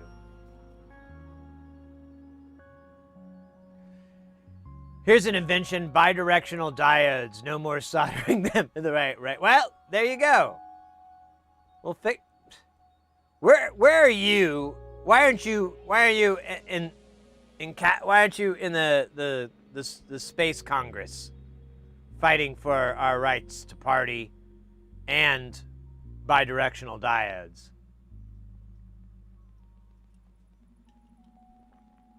DI has helped me to build a CNC. The wiring on the CNC was advanced DIY eurorack knowledge. Yeah, same here.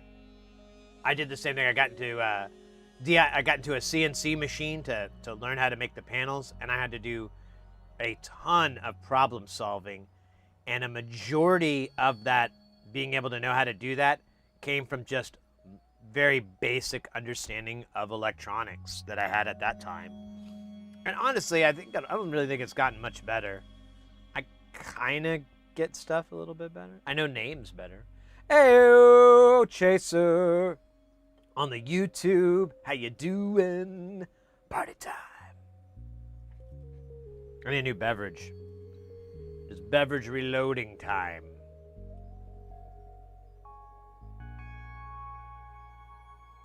Yeah, that's right, Meister. There is the occasional components that are DOA.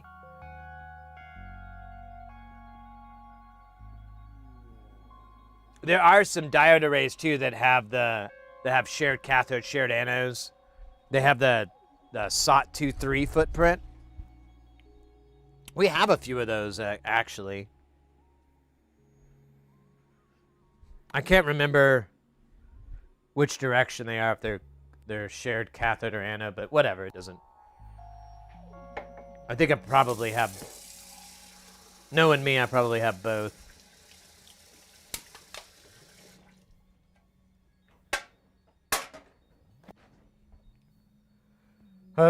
Daytona. Remember that song? That was great. Man, well, I'll do this all the way. All right, let me just check the mail real quick. I just look out the window now.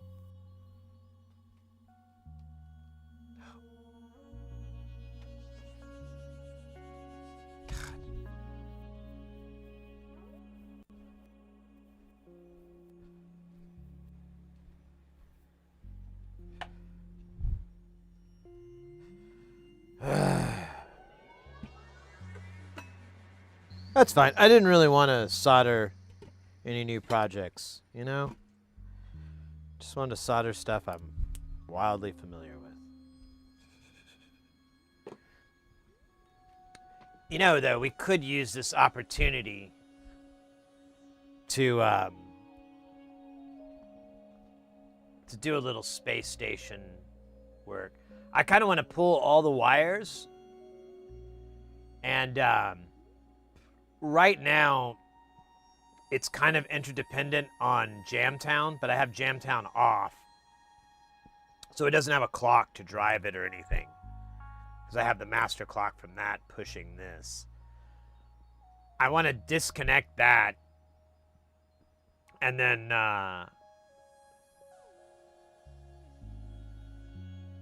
start working on it. So we have to take out one of the furriers, and we have a new panel for it though, but it's in the goddamn mail. And then I really want to rearrange a lot. I'm finding, you know, I keep having this shit, this rat's nest, and I'm like, man, I should really try to put the rat's nest generating modules on the edges, on the sides, so I can, you know, they're out of my way. And then there's a lot of other modules I feel like would do better sitting down.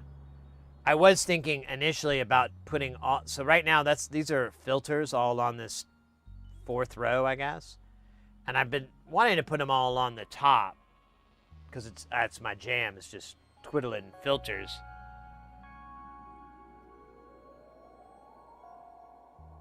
But I don't know. God.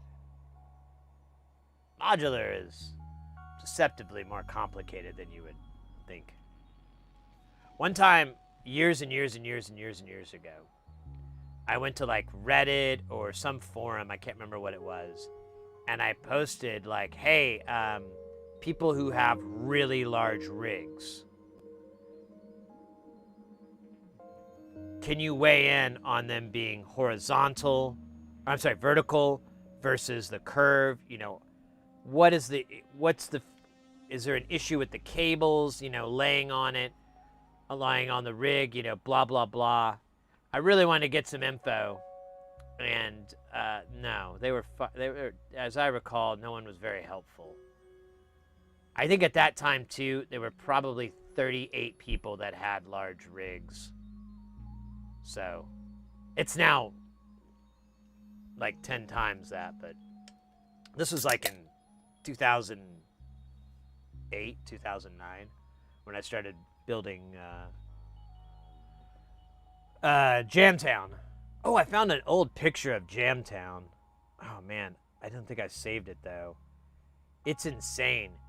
Like, it's just the frac rack system. You can see the light from the windows from behind everything. It's weird. I'll have to... Oops, that's the wrong thing.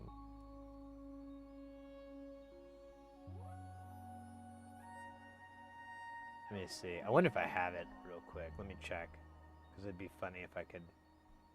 Did I put it in favorites?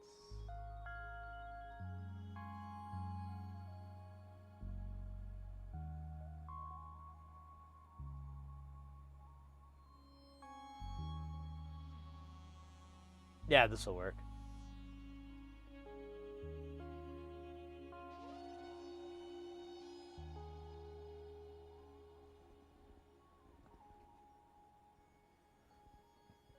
So this is Jamtown before streaming. Or around it, actually, because there's that tape deck when I started working on that guy's stuff. But it's all frac rack here. There's no eurorack stuff. And this photo was taken, so I had this, what is this called? I forgot. Sub 37? Whatever. This musician guy, he had one of these, and he was like, Sub 37, yeah, there we go. He was like, hey, can I pay you to write a bunch of patches? And I was like, no, you can give me pot. Don't give me money. Once money gets into it, it gets weird. And they were like, oh, okay. And so I don't remember how much ganja I got, but it was pretty good. A lot of yummy stuff, a lot of concentrates. And I wrote like 25 or 30 patches on here in like an afternoon. It didn't take very long. That thing's really fun, and it's weird. Like I don't know if there's factory patches, but I tried to go through it to see if there was anything. I didn't want to like reinvent the wheel. No, so I created a bunch of like Dr. Dre Portamento patches. I remember that you know, that fun stuff. Little mod wheel for the like really over exaggerated mod wheel stuff. Yeah, it's good times. And then yeah, that's just all frac rack. That's the old MIDI to CV converter I never used. There's old Fat Man. There's the Supernova and S6K or 5K. And you can't really see this shit over here, but it's awesome. Oh yeah, and I gotta get this mixer back. Oh, you can't see it. I gotta get this mixer back sometime. I gotta fix. I loaned it to this guy that we've been working on his mixer for like years. He's been a good sport about it though, but I want that one back because that thing is really great. I gave it to him because I felt bad and he needed a mixer. And that one over there is what we have under right now. You can kind of see it there underneath the. Well, you can't see it, but whatever.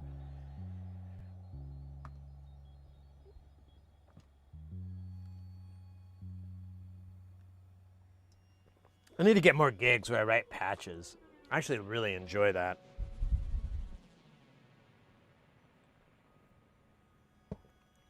We had the Shruti one time, and we did a build of it, and then we went in and programmed a ton of patches on stream. It's like the early stream days, and those were fun. That was some good times.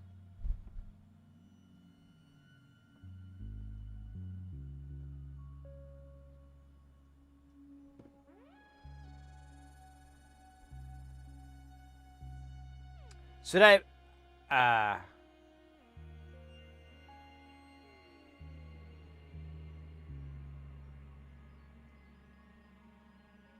oh, a 2-pin? Weird.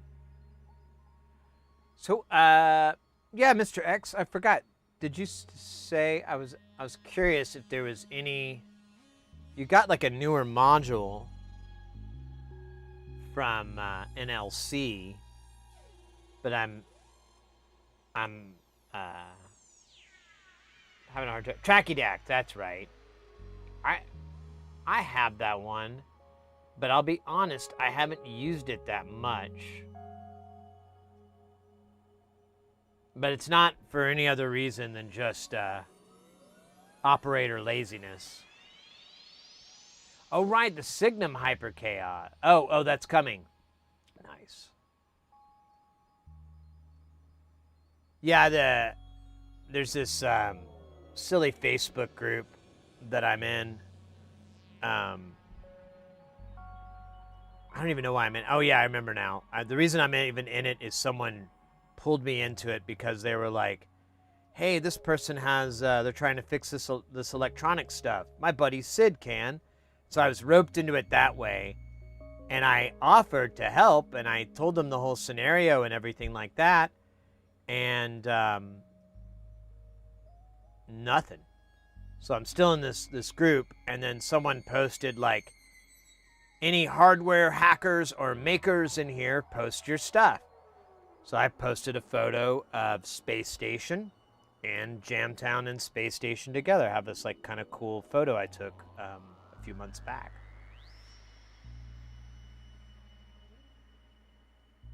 Nothing. No responses, no likes.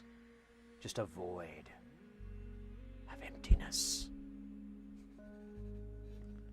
No, I was just thinking about that actually. I'm like, wait a minute. No one ever liked that. What a fucking stupid group. I'm starting to think that whole group is just nothing but like a low-key dating website, which I have no need for.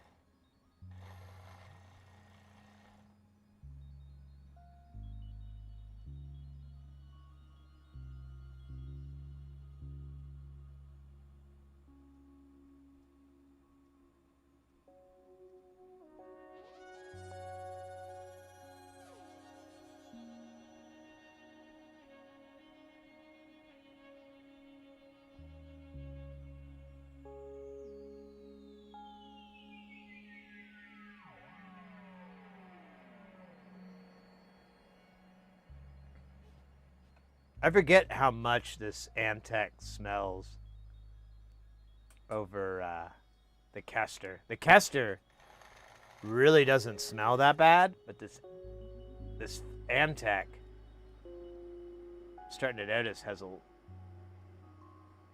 much more of a stink. I don't want to brush this off and hit those pins.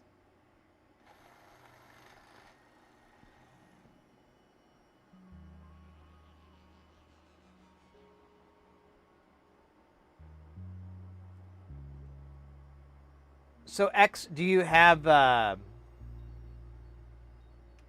opinion on the tracky decks? Do you have any like cool patch recommendations or anything? Because I haven't messed with it yet. I don't even know what to apply it to. Like, should I put it on something like a filter, you know, where it's a fixed frequency modulation, or should I put it on, you know, a frequency or an FM, or I need to mess with it a little bit more.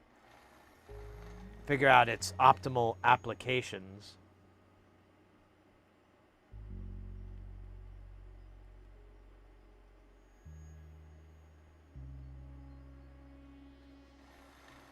Not yet. I still have to do the deep dive, but I guess it could be used in the role of an elf. Yeah, I noticed since it self-triggers,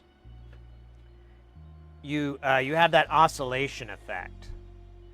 And that's right. And you can, if you change the rise or attack and release or whatever, it does give you some cool waveforms.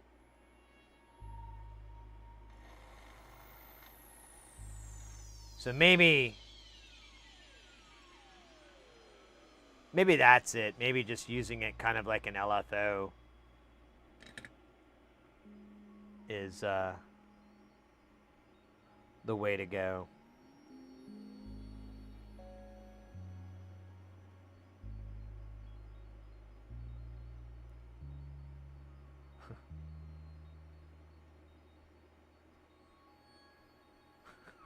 I just had the stupidest and probably one of the more smarter ideas. I don't know which one it is. It's probably the stupid one, but I was just thinking of like, I feel like I'm interviewing Mr. X there on his modules, and then I'm like,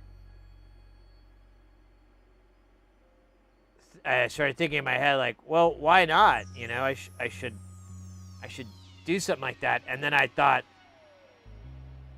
what if you had like a podcast where that was the content, was just like modulars? And I'm like, wow. And you'd get over 15 people enjoying it every episode. Because I don't know, mates. It's pretty super niche. But I don't know. Maybe it wouldn't be a bad idea, because then you could have maybe you could have content where you're discussing modular, you're discussing patches, you're discussing synthesis, audio, engineering trickeries. Maybe there is. Maybe it's not a joke. Maybe it actually isn't a bad idea. I guess it would be fun to do, but I don't think it would take off. I don't think it would be really big, which is fine by me. It's just more expensive to produce. Huh, that might be fun. I don't know. Could I get enough guests though? And could I think of enough questions that aren't the same fucking questions? Or regular questions, not just ones about fucking. B-Rag Bat walking dogs. Get on the floor. Everybody walk the dinosaur.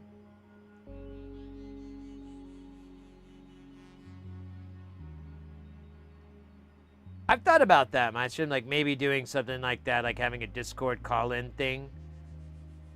I've always been against it because I feel like you're just going to invite trolls. But I've watched a lot of successful streams and content creators that really don't have that big of a problem with it, or they're able to. I've at least I've gotten some ways on how to deal with such things to where I'm like, I could probably roll that off. Analog Jones, oh my god, dude.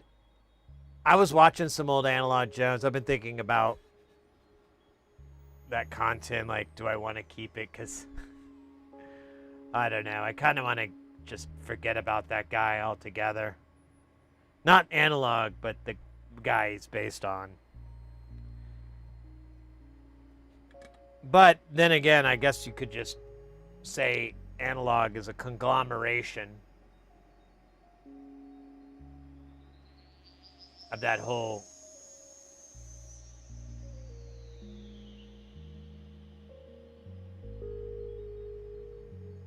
goofy archetype.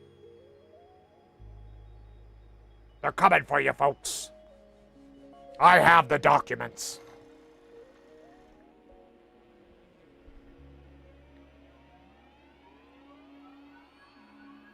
Have you seen this, folks? Radar love. It's real. They've known about this since the 60s. You thought it was just a song. You were right. Oh my god, I'm doing such a great impression of him. I'm spitting on myself. See, Analog Jones has a self-deprecating fetish, so instead of to really kind of quelch that weird thing, he spits on himself. It's part of my character, you understand? Analog Jones' self-loathing is deep. See, if I were to stay in character after spitting on myself, I would say, "You like that, don't you? That's what you like. That's what you like, you dirty, dirty, dirty." But I decided not to. Thought it was uncharacteristically weird. Sid, can you help me out here? I have been thinking about it for days. There is some law about resistance on sheet. There's resistance on a sheet of metal. Something about the distance not mattering, since basically the conductor gets wider as you increase the distance. But I couldn't find it by Googling. Can't remember what it was. Oh, I don't know what that is either. We were kind of talking about that earlier because we were talking about the thickness of traces on boards and how these are disturbingly skinny. Even when you're doing it, like, okay, look at that. Oh, look at that. See that guy right there? That is as thick as it gets. The rest of them are all these little baby tiny ones. Oh, wait, I'm sorry. Look at that. There we go. But, like, look what it comes out of on the connector. It starts out with these little tiny dukes. And then, where's the rectifier? Rectify. Wait, we just soldered that on, didn't we? Oh, yeah, it's with... Oh, I'm looking at the wrong thing. My bad. There's the power. There's the tiny traces. Look at that. It's a joke. And then it goes back to joke size still. Like that's anyways, I'm sorry. I've never heard of that. It sounds kind of familiar, but I don't know what that is either. Sorry, mate. Wish I was better at knowing stuffs. Ooh, fresh dab. Let's put a fresh dab in here. Because I am well behind from Axe Deathra's dab.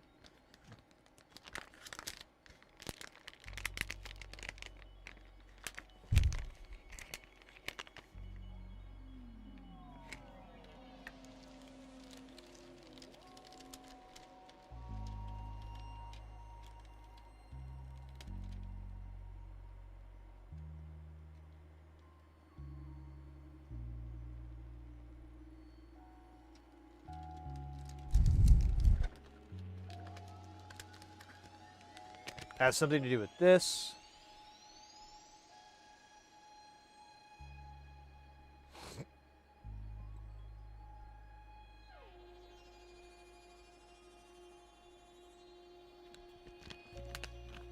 Sheet resistance. Resistance of a square piece of thin material with the contact length.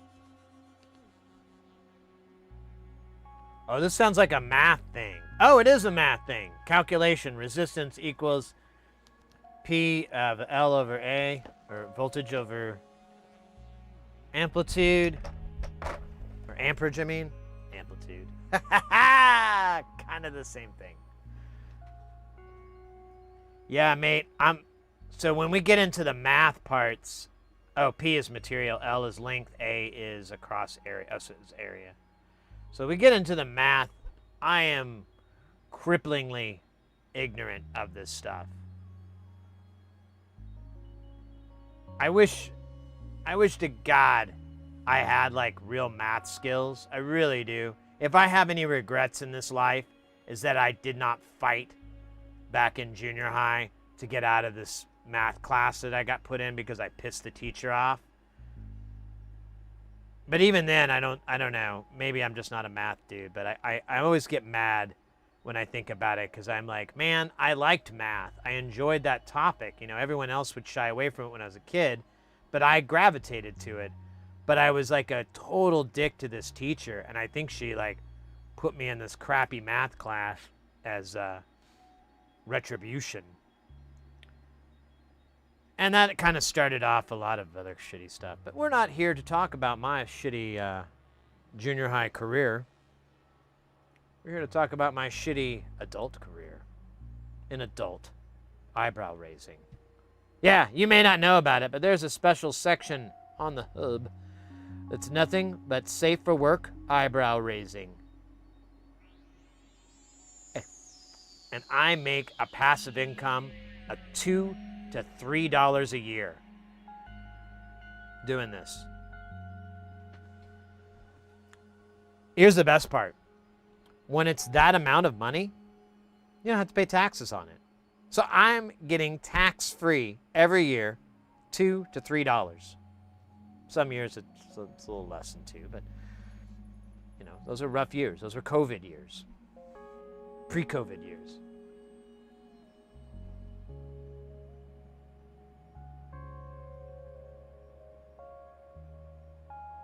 An infinite sheet. Man, I feel like that's what's gonna kill me one day. They'll tell my wife, well, your husband took an infinite sheet, and it was his last.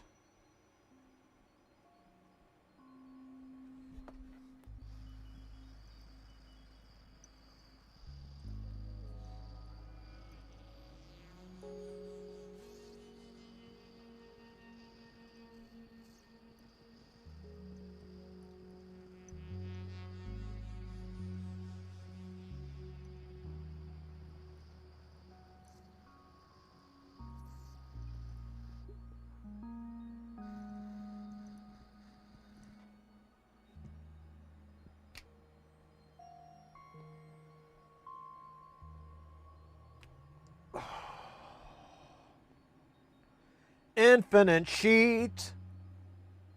It's a sheet that lasts so long that you'll never know that it's gone. It's an infinite sheet. It makes you complete.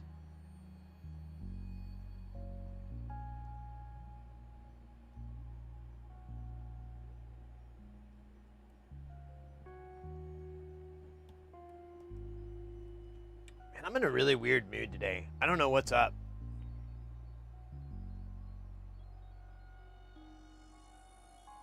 I kind of woke up feeling weird today. I don't mean to burn you guys on that. I just, I sometimes I think like this, it comes out of my mouth.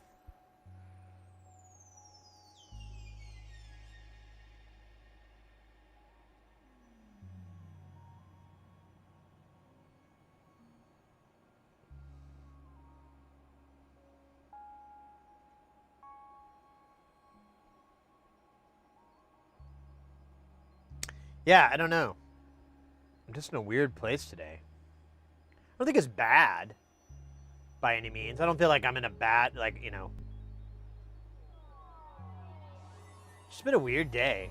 I don't know. It hasn't even started. That's the only part that's stupid. So I'm only like 5 hours into the day. And I just feel like I feel off. I don't know. Got a lot going on in the old noodle. Maybe that's it.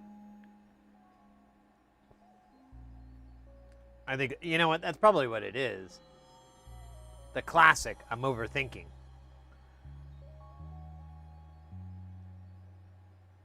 Got me kicked out of culinary school, and it's going to bite me in the butt here, too.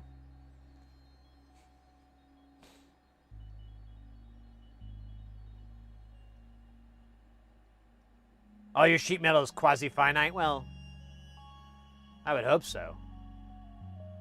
It would be better to have it be quasi-finite than quasi-modo.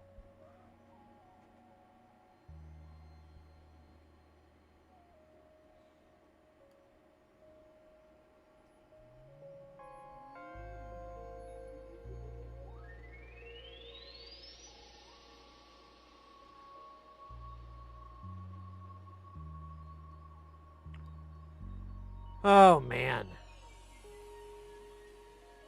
I think I just need to get more stoned.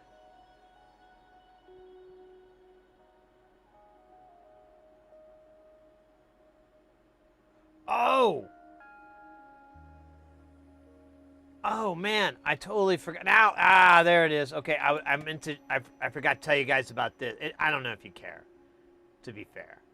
But the other day, yesterday, I had to go to the mall here. I had to get Mrs. Heresy a gift. We're not going to get too much into that, but I had to go and get her a phone at the Apple store. So I'm going there, and as I'm walking through the mall, I have this little spot I like to park at, and I just park at the same place. I'm a real weird creature of habit when it comes to the mall. So anyways, I'm walking in, and I see this place. I can't remember what it's called exactly. But I'm like, whoa, is that like arcades? Bruh, it was a massive arcade. I have a picture here. Let me see if I can,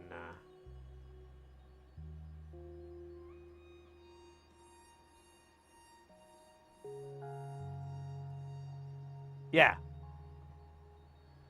So this was one aisle. They have tons and tons of claw games. Tons and tons of claw games. Like this is like 100 yards. It's insane. This is one row. I didn't get a picture of the other row because there were people there. There was people in that last one, but they were kind of cool. I didn't want to take pictures of people, you know, to make them a weird. Huge. And then so they also had a bunch of dance or rhythm games like DDR and variations of it. They had pickleball. They had pool. They had bowling. It's the string pin bowling, but I saw a very compelling argument that that's pretty much bowling. And then they had a bunch of arcades, like just shoot 'em games, some VR games, lots of VR games, like really cool stuff. Racing, lots of racing and so forth. Like you could have 4 people at a time playing on the same track. Just really cool arcade. And I don't know. I was like, and one of those people. Yeah, I'll go back real quick. See, this cat. I'm gonna be nice to their privacy, but you can barely see there's his date behind him. So like, what a fun date thing to do. Like, you and your date go and drop a couple bucks and get a couple of cutesy stuffed animals or, toys or whatever. It just looked like a lot of fun. I was into it. And then they had a bunch of like quasi gambling, like plinko, kind of quasi pachinko games, things like that as well, which I'm kind of over being annoyed with those things. I'm like, they are here. I'm just going to do with it. Needs more claw games. I know I'm hoping one day they'll get some. They've got a good start, right? They're getting there. What's sad though, and it kind of sucks, is like this place is huge. It's huge. And then like not too far down the corner is a very small version of this. There's like a very small arcade that has like maybe 18 games. It does have air hockey, which was kind of cool. And then right next door to that is a little Japanese themed store, and they have several of those, but they're the micro claw games, which honestly, that's kind of cool in its own right, because these are all larger, but at that little store they have the smaller ones. But I don't know how much the price difference is and things like that. It was still cool. I was like, I have to come back here. I got to try to convince the lady or one of my buddies, to come, so I don't look like a weirdo running around with all these stuffed animals for myself. They're for my girlfriend. She's in the bathroom. I mean, my wife. I have a ring. I don't want to say girlfriend and then have a wedding band on. That looks really bad. Got to get my story straight. There's like 2 or 12 more. Just a little bit more, and they'll get there. They had one. I didn't get a picture of it. That's like a giant claw game. Like the claw is as big as this table or whatever. It's, really, really big. And I saw these 2 gals playing with it and having a good time. There's like a concession stand in there. I believe they serve beer and stuff. So like the bowling thing, I was like, that would be fun to go bowling and classic reenact your favorite Big Lebowski scene. Over the line! You're entering a world of pain, my friend. Do you understand? Are you prepared for this? Market 0. That's always fun. There's claw game grocery stores where you play everyday items and such as shampoo. Yeah, I've heard of that too. I don't know. I used to be opposed to it, but I think I'm just gonna have to like get that stick out of my butt and just be cool with it.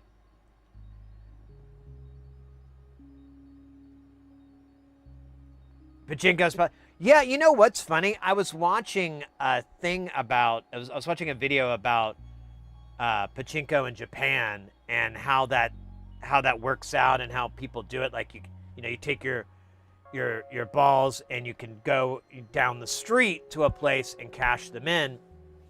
And but there's a lot of places that you can trade them in for all these different little items. And I was like, that might be fun if you went down there with, let's say, like 40, 50 bucks, and you got drinks and candy and snacks and maybe a couple of little keepsakes for fun, some toys or whatever. And I mean, you burn through that 40, 50 bucks, but you're there for like, several hours. I feel like that's a good return on investment. You're just listening to your tunes or whatever, or talking with your buddy. You just set up, two machines next to each other and chew the fat, whatever. I can see the benefit. And that's one of the reasons I've kind of gotten more chill with games of chance stuff, because I'm like, you know what? I think most people know what they're getting in for. I think some of the people that have the gambling tendencies are just going to find that in one way or another. But everyone that's kind of a smart player that knows, like, this machine has it in for me, and they move on, I think that's most people, including myself, where I'm like, I don't think this machine's going to give me anything. Let me move to the 120 down, or a totally different one, or whatever. Instead of just a couple $100 more and I'll be in there.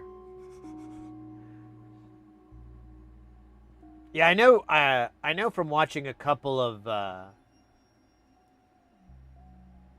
Instagram, TikTok, I guess, pages of arcade repair places. They do bring up how the settings are, and a lot of those will intentionally offset, so there's no way you can win. Like, you could get it at the right spot, and it'll just chug you forward no matter what.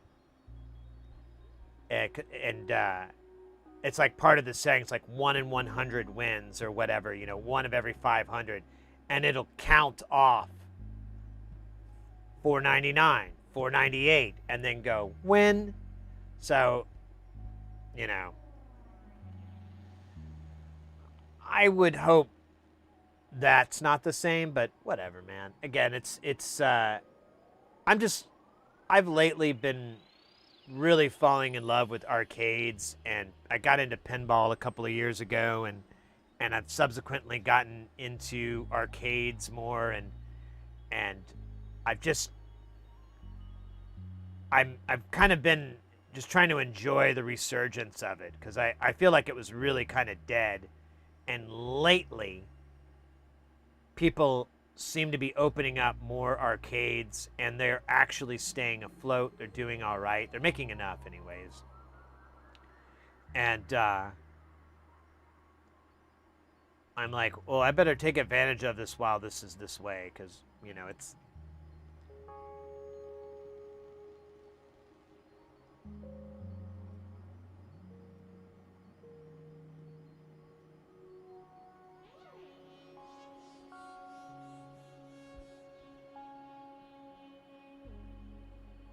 doubling down to make up your losses. But you can play... Yeah, I've noticed that too. They do seem really loud. Maestro, I don't know if I already caught that too late, but take care, mate. Eurorack module. That'd be kind of fun. You get a claw game with a eurorack.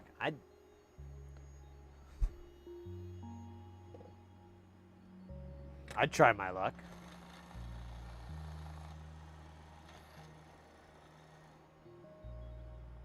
All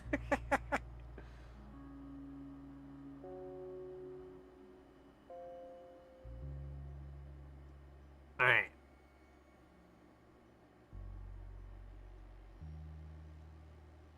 There you go, you sloppy.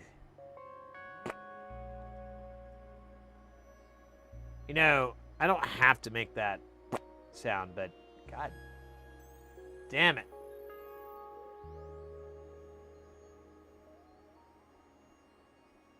It's satisfying. I don't feel like that really sealed very good, so I'm gonna...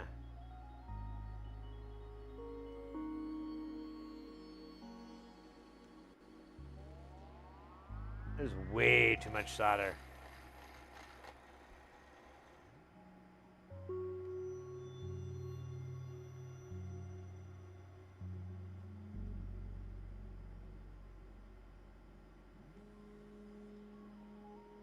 Man, those pins look a little crooked on that. I think this pin's got forked a little bit. We can push it in. It's not far. I think it might even be like a little bit of an optical illusion. Here, we'll just solder it in. It'll be fine.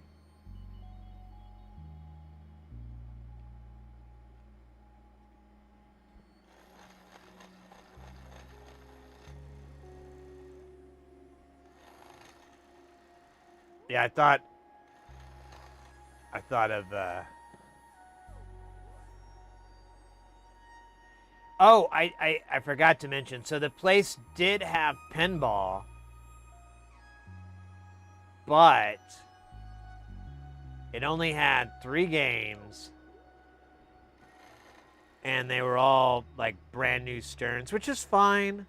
I'm like, I look at whenever I see a bunch of Sterns, I'm like, cool, let me grind on these, try to get my, if they're connected, if they have the Stern Insider set up, then I'm like, that's cool. I'll just work on my scores and, get that stuff up on them. And sometimes at a lot of these places, they'll set them up to be very favorable. So you end up getting like some good scores. I've never gotten like a grand, I've never GC'd or, whatever. But I wouldn't be surprised.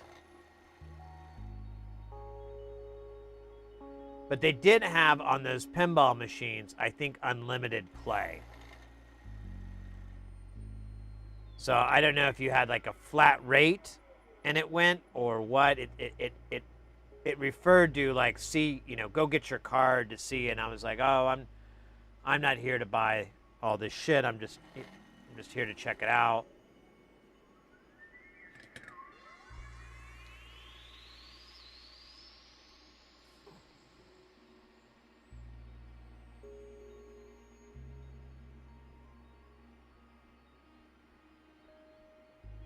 What time is it now?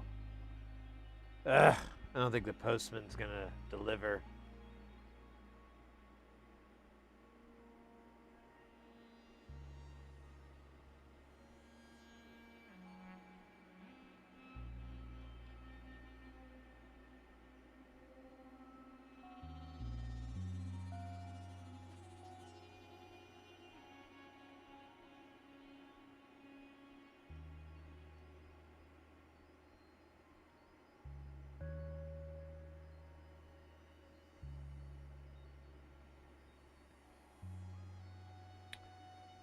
Let me dump this just a little bit to the side. I feel like I'm gonna, once I hit it with the solder, it's gonna push it anyways, but yeah, it's like 6 versus half a dozen.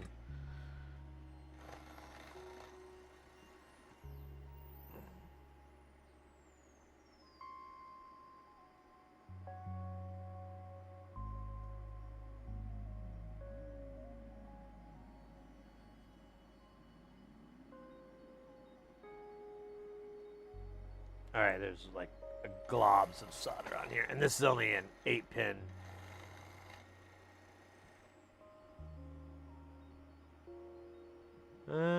Hopefully. Oh, well, here. Let's do these guys first, and we'll do pin. What is that? Pin 4? Yeah, pin 4 needs a little bit of TLC. Too much TLC. Way too much TLC. I took the TLC off and then I put it back on. Like some sort of TLC arborist. TLC arborist. What the fuck?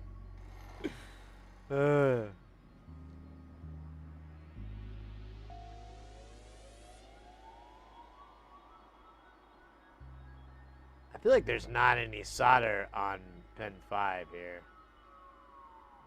Now there is. Fuck you, buddy. Damn. All right, this guy. I think this guy's the last one. We don't have the DAC, or I need to. Yeah, I don't think we do actually. Because that one's really small. It's just like it's an 8-pin. And any of the DACs that I have, I'll check one place, but I think I'm gonna have to order it, and hopefully, actually, let me not even hope.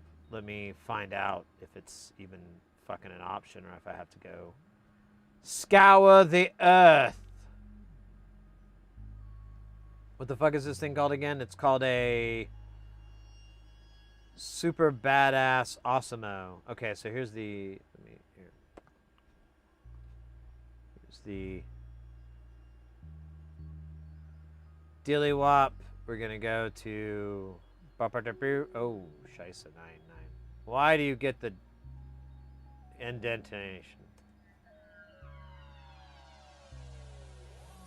Nice! We're good. Here, let's put that in the shopping cart now. I don't have to think about it later. Which is cheaper? This $5.35 one is good.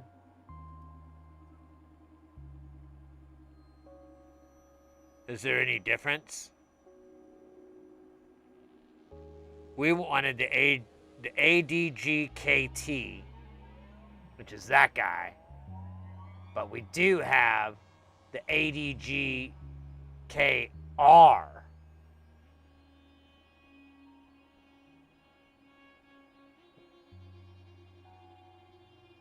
What the hell's the difference? Let's find out. Dude.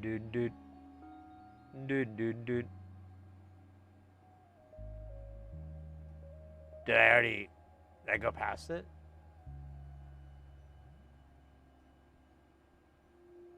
I feel like this isn't gonna, it's gonna be a inconsequential thing.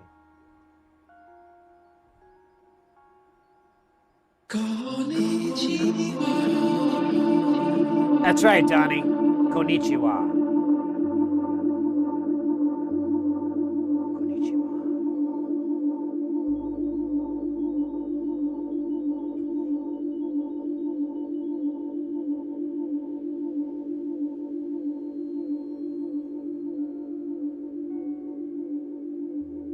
And we'll go to page 24.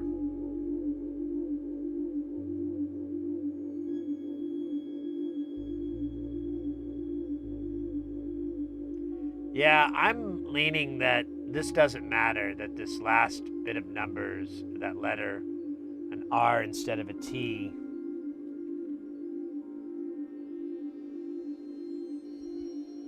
isn't really going to apply to what we're doing here.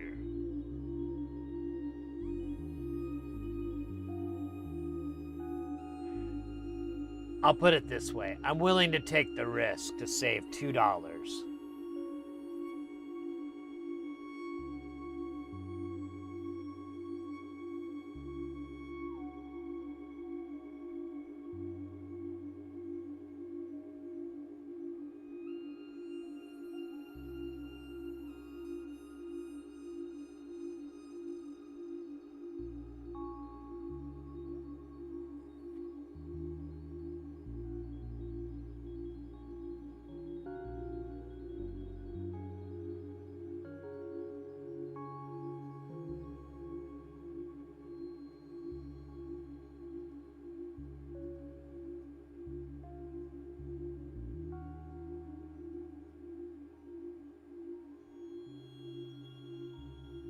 Yeah, dude, there's nothing on the model name, part number, package, body size.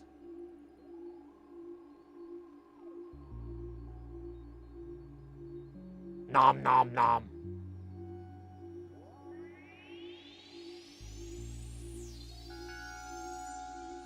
All right, what's our package here?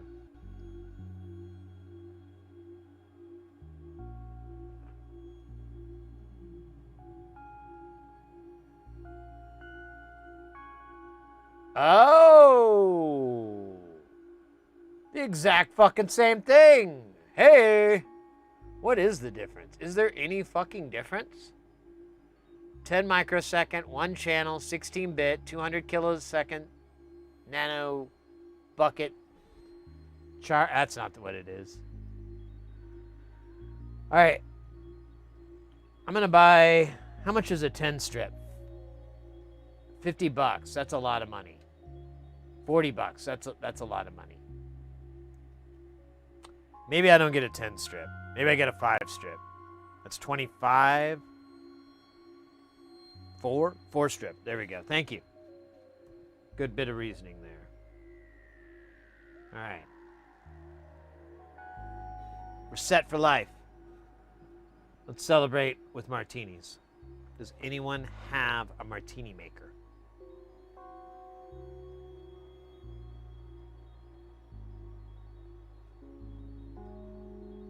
Preferably the Cuisinart one. That one's really nice.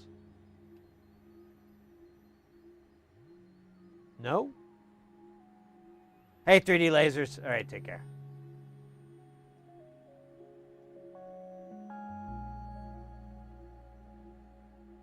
All right.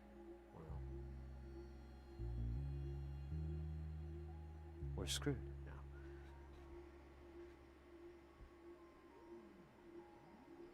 Actually, wait a minute.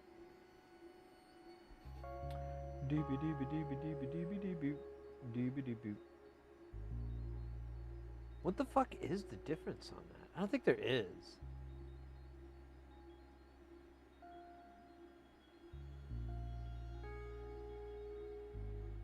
Maybe the R is like an old revision or something. Yeah. It's a crazy day today. Busy as hell at work from home and heard a loud bang outside and someone got T-boned out front of my house. Oh, Jesus Christ. I hope everyone's okay. That's a serious impact. That and obviously head-ons are just brutal.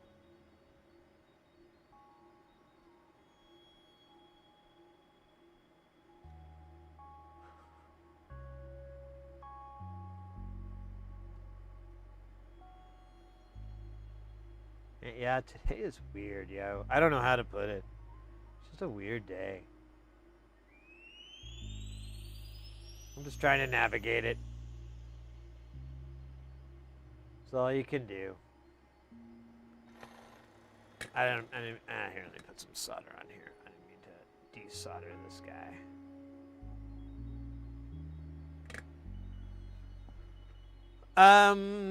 That's all the chips, baby. That's all the chips, lady. Oh wait, we still have to put the big boy on top.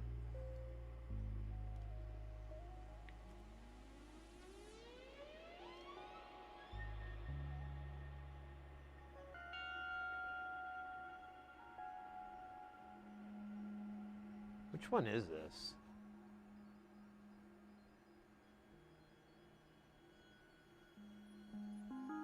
It's the F-103 by Menon.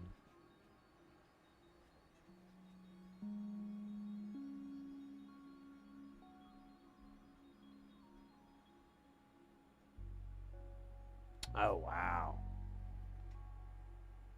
Ooh, an SUV. That's a big thing to impact with. Oh shoot. What am I getting? Oh yeah. Yeah. Oh my gosh. Actually, I'm gonna do a little stretching here. I don't know what's up. I'm just sore. My back has been brutal. I'm wondering if I need to do some exercising or something. Maybe I should take up karate. Uh-oh. Really?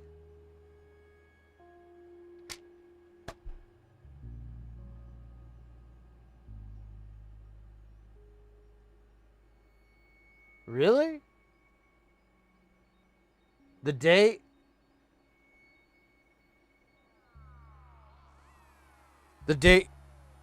finally came?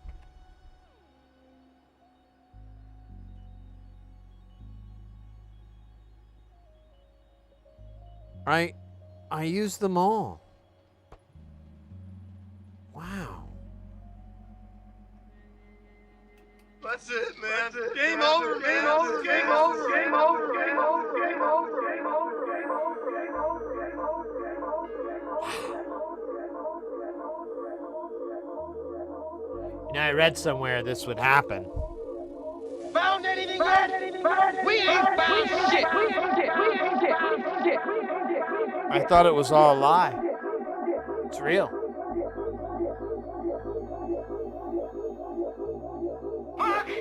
Look, I swear it isn't me. I swear it isn't. I know it is. I know who the monster is. I know it is. It doesn't belong in my bits. I swear I know who it is. All right, let me throw this in the Mauser order. How much is a 10-pack of these? Fine. I bought like these STMs were really hard to find after COVID, and they weren't around and everything. And who was it? It was oh shit, what's their names? Thonk. Thonk was selling these, and I bought like hundreds of dollars worth. And now I'm about to find out how much I would have spent if I just would have, well, I think that's about what I paid. I don't know if I need 10 again. But if I buy 5, it seems like kind of a ripoff. Oh, we could buy these. Look at these, they're a little bit cheaper.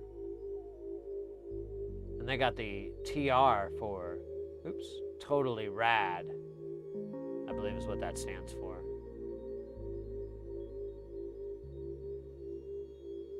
You typically want the totally rad version because it's just really badass.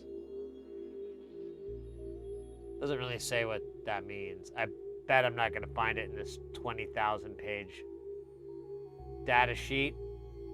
So I'm just going to assume the totally rad version is exactly that.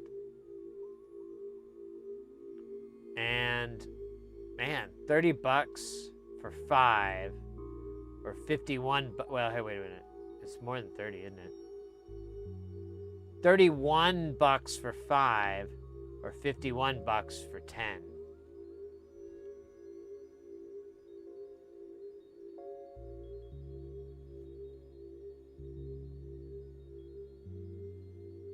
It's a pretty common part.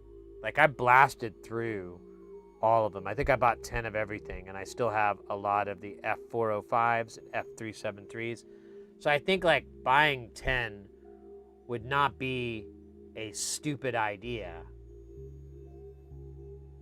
If they could sell me these in a fucking real package, like a strip package, that'd be great, bro. Maybe that's the difference. Is it in a... Is the dispense in a... It says cut tape. That's all I want. Sometimes they put them in these little plastic grid things. They're cool looking, but nightmare for storage. Let's do 10. I think that's reasonable. Look at that. 51 bucks. That's a lot of pesos in my country. But, it's going to a good thing. It's going to a good thing. Braids. Braids. One Punch Man?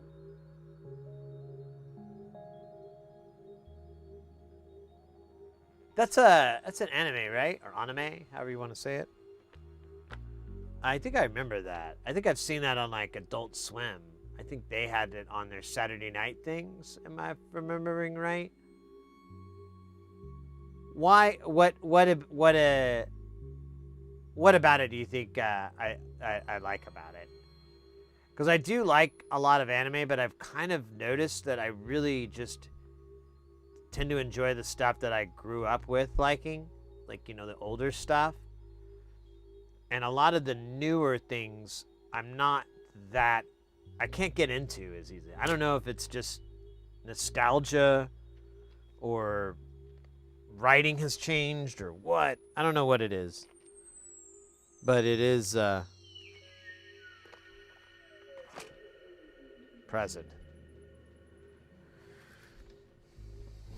There was some anime I was looking, because yeah, I kind of wanted to check out some of the stuff they had on Netflix and so forth, where they did I think it was Netflix. They did a bunch of different ones, and I was like, oh, these look kind of cool, and the animation style was something I enjoyed, but I think it fizzled out on me. Okay, well, other than the caps, oh, we do have the crystal. We could put the crystal on. Actually, I don't want to, because it'll be easier to put the STM on without the crystal, because it just gets in the way. Let me think.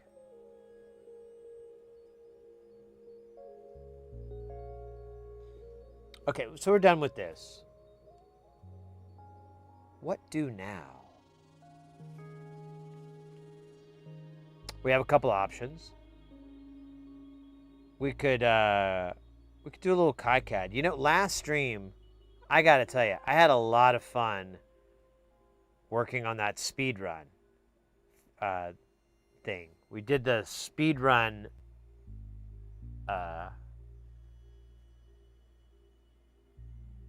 what do you call it? KiCad routing thing that I'm gonna go through the whole title. Is Bald Engineer, aka James Lewis, aka Ad Ohms, had designed, and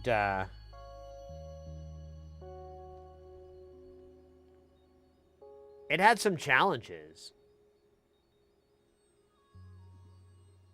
I liked them though. I had a lot of fun doing it. I didn't practice anymore. I was like, you know what? I think it'd be fun to just keep this on stream, unless I get to a point where I'm like, oh, I'm going to need to grind. Why waste y'all's time grinding? But I don't know if I'll ever get to that. Everyone should give anime dialogue a chance sometimes. Some are very well written or have very fresh plots. Avoid the newer mass-produced copycat anime. Sure, I get that. I just, you know, honestly, Black Cat, I liked a lot. There's even a TikTok, I think no, it's on Instagram, but there's a deal I follow, and they kind of specialize in 90s, 80s, 70s, 60s sci-fi art. And they frequently will showcase 80s, 90s anime. And really point out like how over the top technical and artistic and just amazing a lot of those a lot of these scenes that they would pull out of different movies. You know, I think like a classic example would be Ghost in the Shell, when Major is ripping the top off that tank and her arms rip off and everything like that. You know, it's such a powerful scene, and the animation itself, like, I don't know, it speaks so much. It's so cool, and there's tons of examples like that out there for sure. But I always feel like that's one most people remember. They're like, oh yeah, that's a great scene. Half block away, some a-hole was shooting off fireworks while the first responders were cleaning up the accident. I'm like, mate, yeah, I tell you, mate, I try to be chill, but I swear every time I go out, I just see people being the biggest pieces of shit in the world, and I'm like, were they always this big of a piece of shit? Is this a new thing? Are people feeling like being a big piece of shit is okay? What's going on? Or is it just I'm getting old and angry? I mean, I must have done some of that piece of shit stuff when I was younger. I can't recall.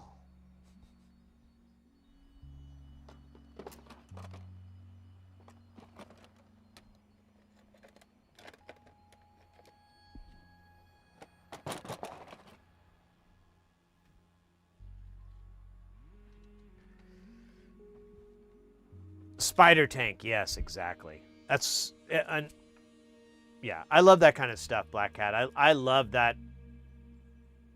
I love a lot of those things because there's just, especially when it's hand-drawn cells. I'm not against computer-aided animation by any stretch, but you have to respect things that they had to hand draw and realize like just the technical difficulty. Just like watching old Tron, like the original Tron, like that's all hand. Not was it? It's not chroma key. It's what's it called? Oh shit, rotoscoped. So everything's all hand rotoscoped, and they just printed everything on these giant frames, and then they had to go in and reanimate everything. And I think the same thing. I don't know if they did hand, if it was actual cell animation, or if it was computer. But I remember seeing an interview with one of the people, one of the animators that did, or maybe it was an editor. I can't remember, but they did. No, it was an animator. That's right, because they did a Scanner Darkly, which is all rotoscoped, and they made the funny remark like, "Yeah, man, I knew I was in trouble when I'd leave the office." And I'd be walking to my car, and I'd see a tree and go, green 3F3. You know, they like whatever the color code for green is. They do. Oh, that color code for green, that color code for gray, 2 shades for. They were like grading everything, the real world.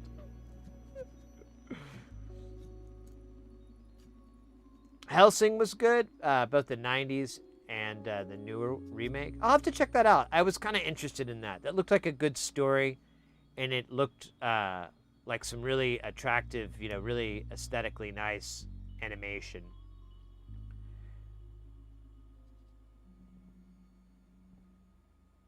My favorite scene from Ghost in the Shell is when the probe finds the secret base, and they have to battle on the icy planet, and then the good guys escape at the very last moment.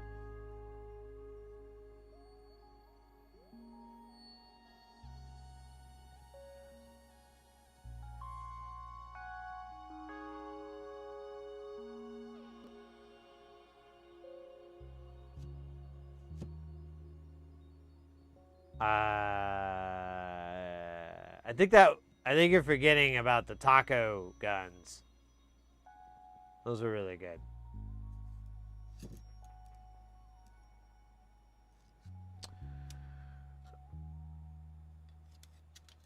So there's the panel for the braids.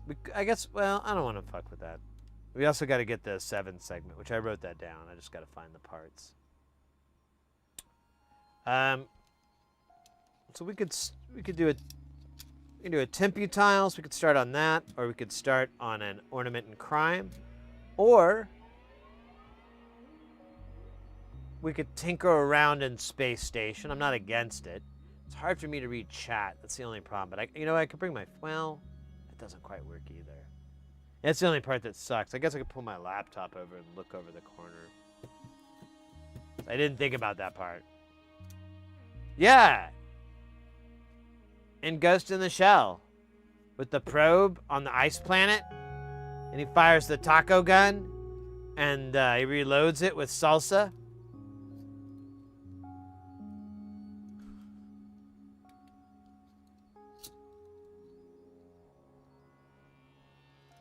Yeah. Remember that too? And Darth Maul chips his tooth on a Jolly Rancher. He's like, soon they will know our power. And then he bites on the giant man. He's like, oh, my poof. Remember, that was pretty cool. In Ghost in the Shell. I lived on a Main Street a few years back, and somebody hit either my mailbox or a huge tree in my yard about once a year. College town full of people who had never driven in snow or driven, new to the whole car thing. Let's advance. All right, let's see. What time is it here? It's almost 4. Might be a good time to check to see if the old... I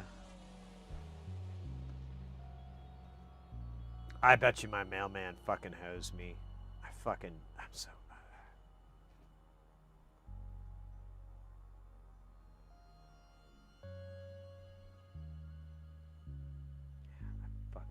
swear.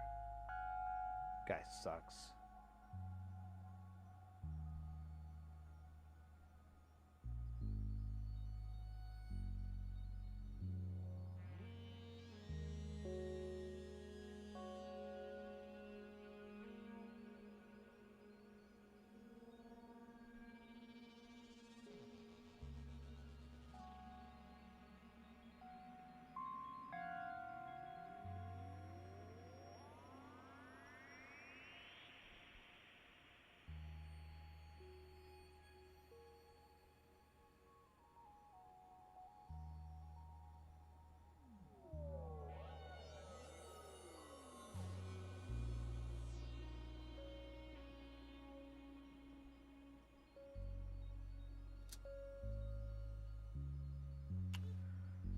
me catch up on chat. I'm way behind.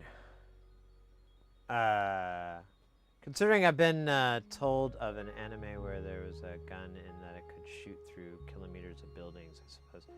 Yeah, you know.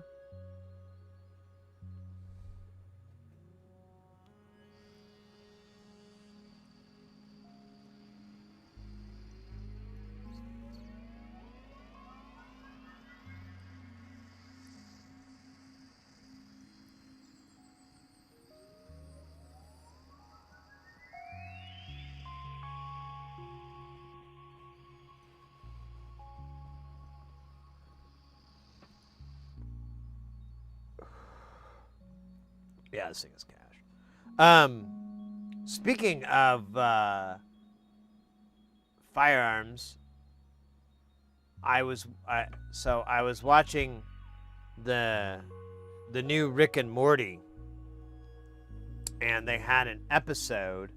I can't remember which one, but Rick has a gun, and it's a Chopka Rhino, which I know about that gun because there was a years ago I was looking at getting a revolver, and I was watching the live action Ghost in the Shell, and was it Togason?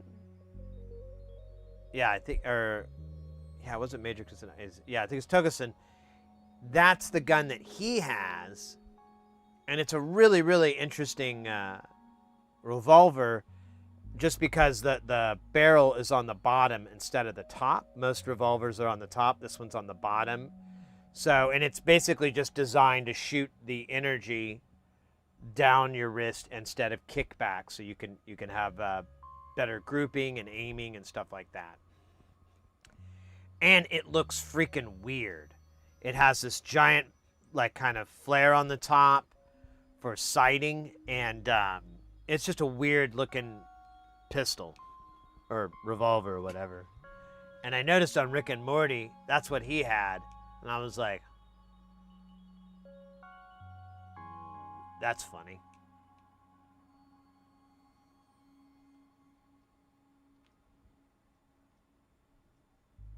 Rick and Mort show.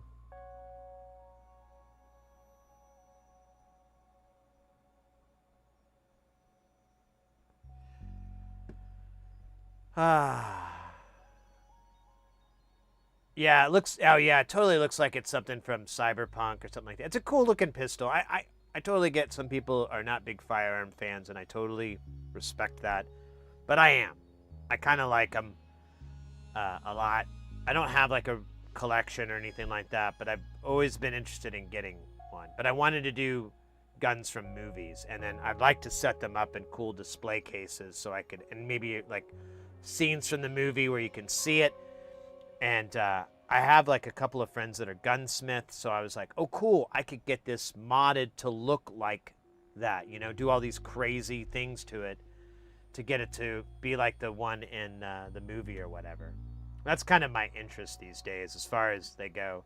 But I do like firearms, particularly for the marksmanship aspect. I love that challenge. It's very difficult. You know, it's really, you know, right off the bat, they're very loud. It's very disarming. You know, if you were to do bow and arrow or sling or, you know, any other deal where you're using marksmanship and your eye line and so forth to line shots up, this one makes a big loud sound and it kicks back at you. And so you have to readjust and so forth. And it presents a lot of really cool challenges and stuff. Plus, as just a nerd, I love the idea that you have this massive explosion, you know, just a mere centimeter, you know, or two from your hand. And this machine goes back and it operates all correctly, and you know the projectile's fired and it goes thousands of feet per second, and you can repeat that. You can get your precision in and repeat that shot and repeat that. I love it. It's so neat. It's so cool to me. And you know, as far as like the idea of having anything alive on the other end of that barrel, I'm not exaggerating by the slightest. The concept just makes me ill. Be it even, you know, protection. I don't don't like that idea either. But I love the idea of marksmanship. I love the challenge of that the firearm and a rifle or all those different weapons present to you, to try to get that same spot, to group your shots, to group your to move to track a moving target, things like that. Those are all really interesting to me. I find that really fun. And it's, when it comes to collecting, I'm like, well, I could just collect guns from movies. That sounds like a cool go out and shoot them every now and then, clean them up, make them all nice and pretty for my display, pop them up, bing, bang, boom, bow.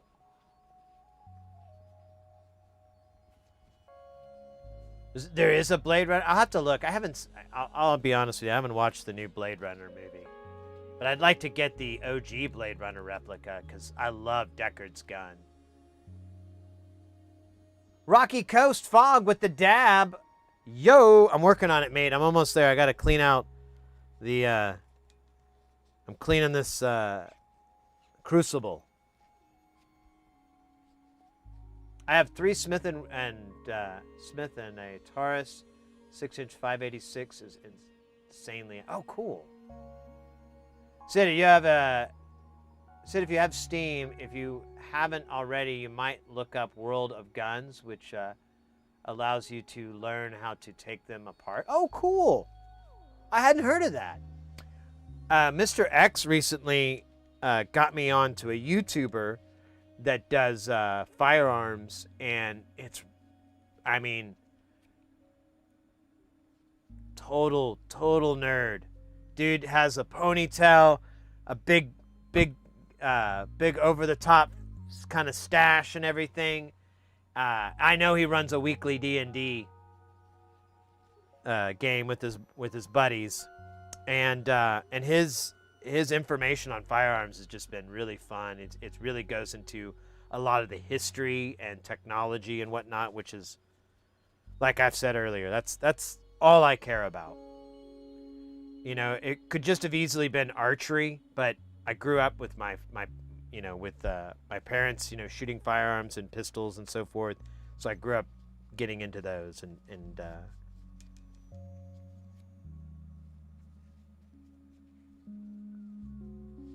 before COVID, I was going to start buying, I wanted to get a Desert Eagle, a Chapco Rhino, and I wanted to look into getting a gun that it wouldn't function. It would be just a movie. It'd be a quasi replica, but I wanted to get something that looks like RoboCop's gun, which is I think it's a 999mm or whatever. I wanted to get something like that, and I was like, that would be cool. It didn't have to work. I just would like it to be all real metal, real hardware, and everything like that, and just have all the parts taped on or whatever.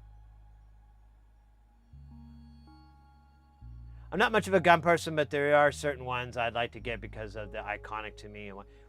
Yeah, you could do replicas, prop replicas, being either from multi pieces or some that are just hard metal and they just have the firing pin and everything pulled out.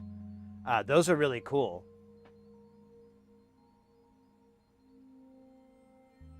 My father and my brother are great marksmen, but I'm more of a tank gunner. Of course you are, my friend, of course. That's cool, though. That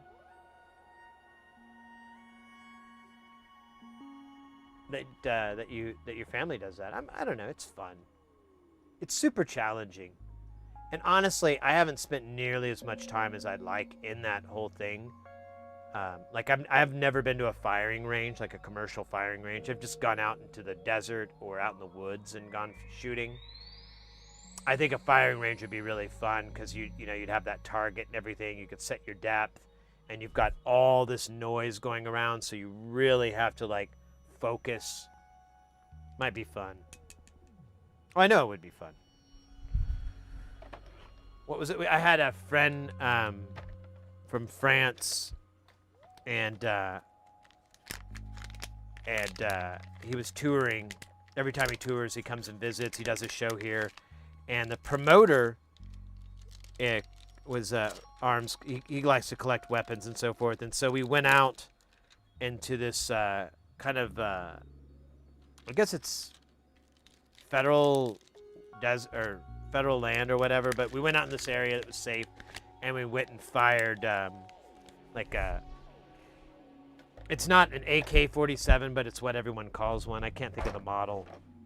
It's basically the American replica, and a couple of other pistols. We had a bunch of different guns and so forth. It was pretty fun. The only thing that sucked is we got all the way out there and we realized we forgot to bring targets.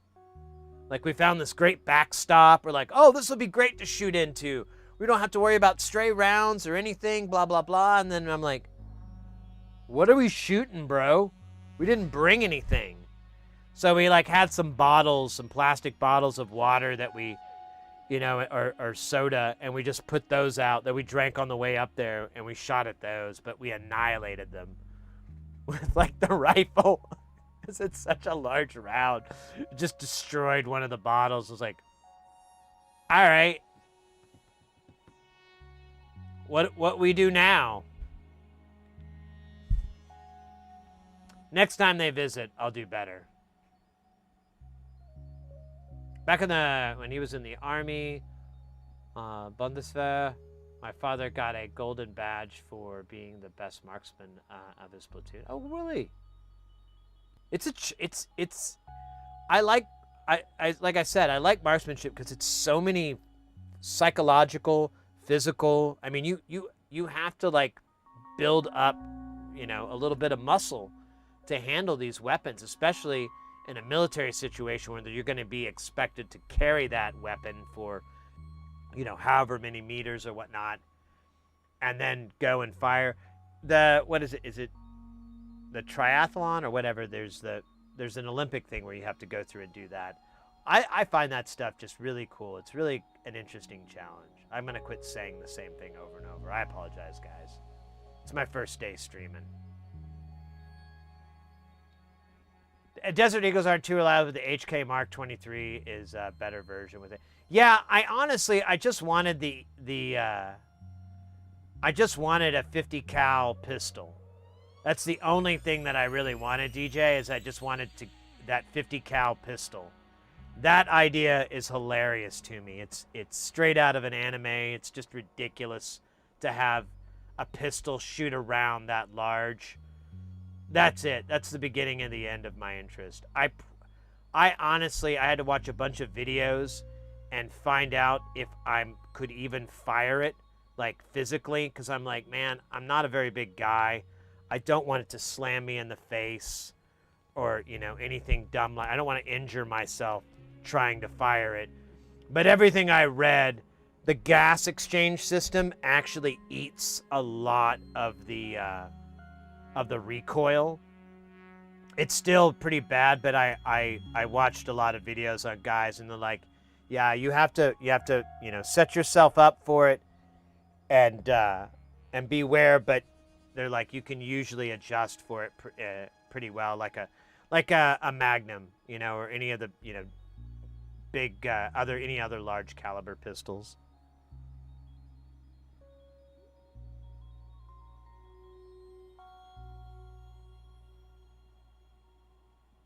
Guns, he was clearly prepared. Oh my god, Twitch guy, that's scary. Yeah, I don't know. I kind of feel like I'm practical enough to avoid those trappings. I hope. Soda can.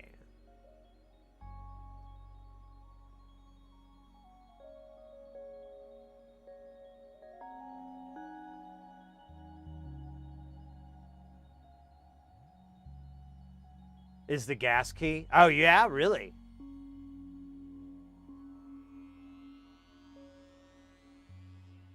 Yeah, that's literally, so the Desert Eagle is literally where this whole idea came from. I was in a hotel, I was watching The Matrix, and I think it was the second Matrix, and like they're having that meeting, and then Agent Smith walks up, and he fires. And there's like a close-up, and you see the gun, and you see the, the slide and everything, and the gas exchange, and I was like, whoa, that's weird. That's really cool. And then I'm like, wait, is that a Desert Eagle? And then I got online, and there's a website called the Internet Firearm Database, or Internet Movie Firearm Database. Maybe that's it. IMFDB.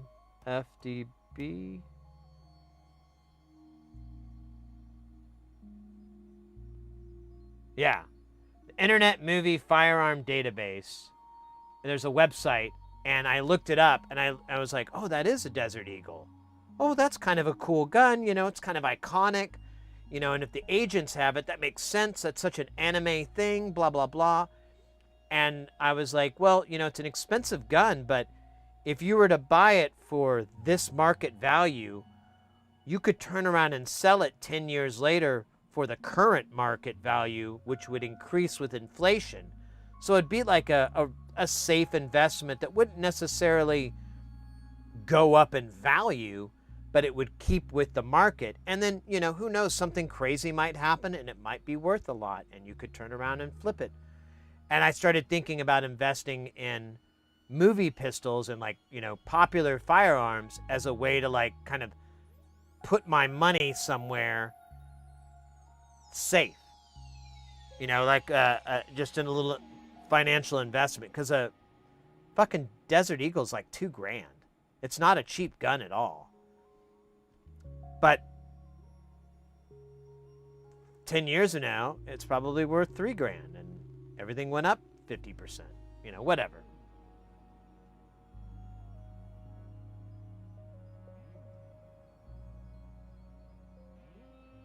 The rounds are blank. Oh, I'll have to notice that.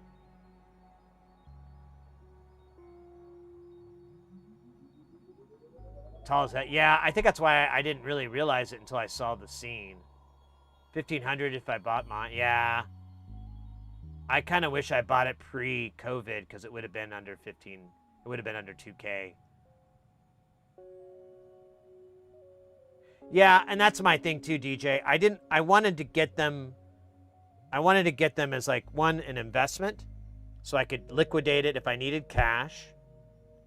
And then but, you know, the future of arms sales in the US, like private arms sales, is always kind of weird.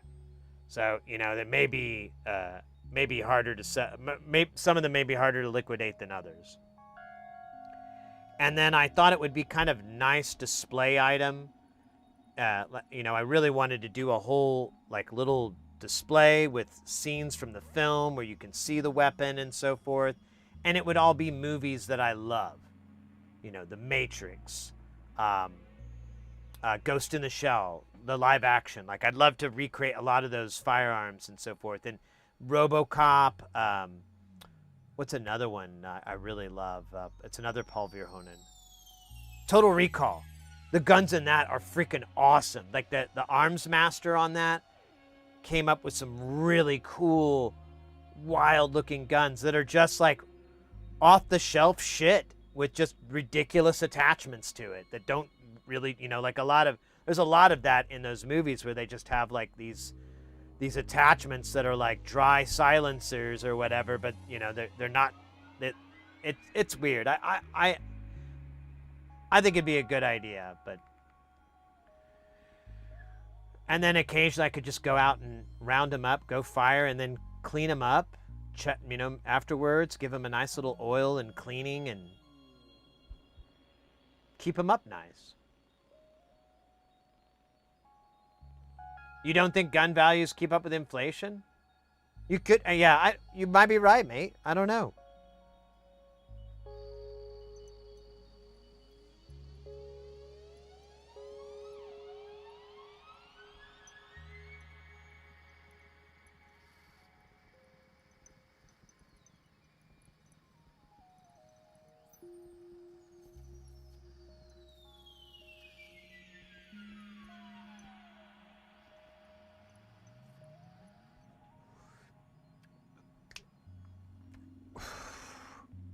Well, if I decide to go on this road, this friend of my wife's, he's a nice dude. I don't know if he's I don't know if he's like a gunsmith by trade or what, but he does have a license and everything to do gunsmithing. And one time he came over and he brought probably the neatest, even if you don't like guns, if you like zombies, you would love his sawed off pistol grip zombie 2-barrel fucking straight out of Doom shotgun. And he went to the trouble of getting someone to do all this beautiful inlay work on the gun. Like it's a piece of art. It looks awesome. He had to get a special permit because it's technically not legal. And he's like, I had to bring it with me because if I did get pulled over, it would really, I'd get in trouble. So I keep it with me. And oh, by the way, Rocky, I hope I did that dab. I hope did you see it? Do I have to do it again? You let me know if I need to do it again.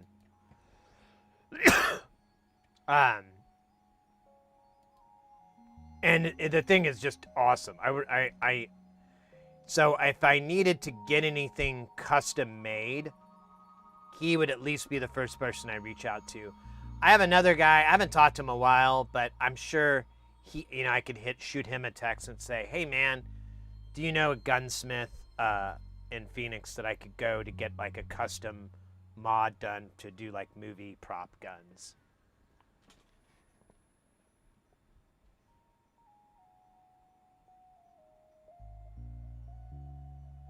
How to reload ammo?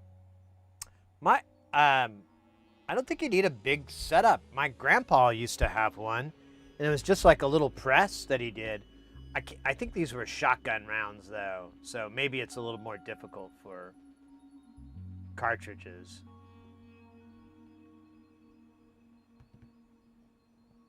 Check something here.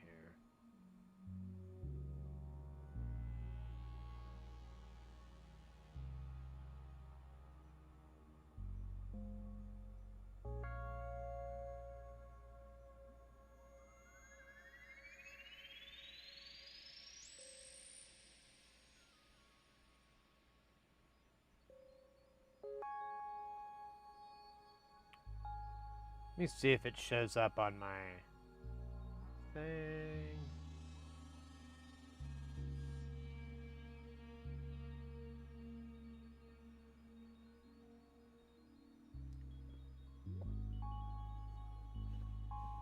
The 3D printing. So I watched a really cool.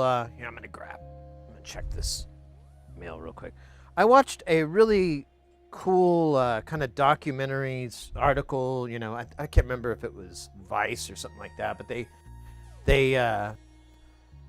did a really interesting thing about it, and I really hope that 3D guns aren't demonized. Like I hope they can find a way to kind of meet it halfway, because a lot of these people that I watched, a lot of these 3D printed guns that these guys were making were the coolest things I've ever seen in my life. Like, the ideas that these people were creating with these things were just next level. It was so cool. And I would hate to see that hobby die. Being able to make gunsmithing that accessible to the average person, I'd hate to see that die, because that's really cool. You could really go far in that whole world and get some really neat stuff going. All right. I have a bad feeling my postman has forsaken me. Again. He's such a fucking dick, man. I gotta quit using the USPS.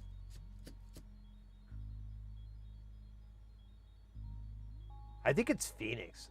There's this one dude I know, although to be fair, this dude is absolutely crazy, and I absolutely mean that. The dude is, he's just, I can't even get into it. He's so insane. But, I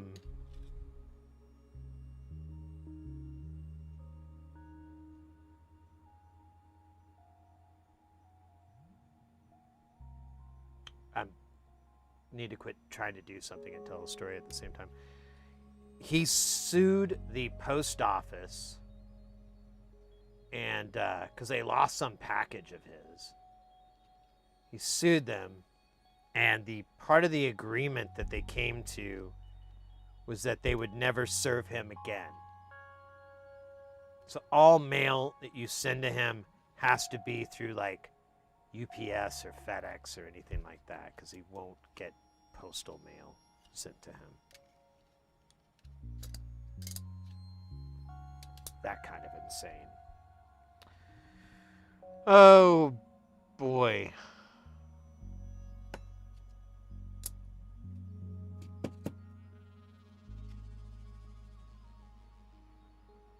What are we looking at, you might ask yourself? This is a printed circuit board. Printed in the land of China.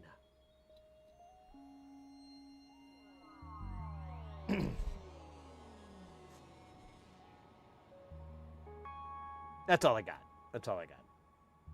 That and love. No.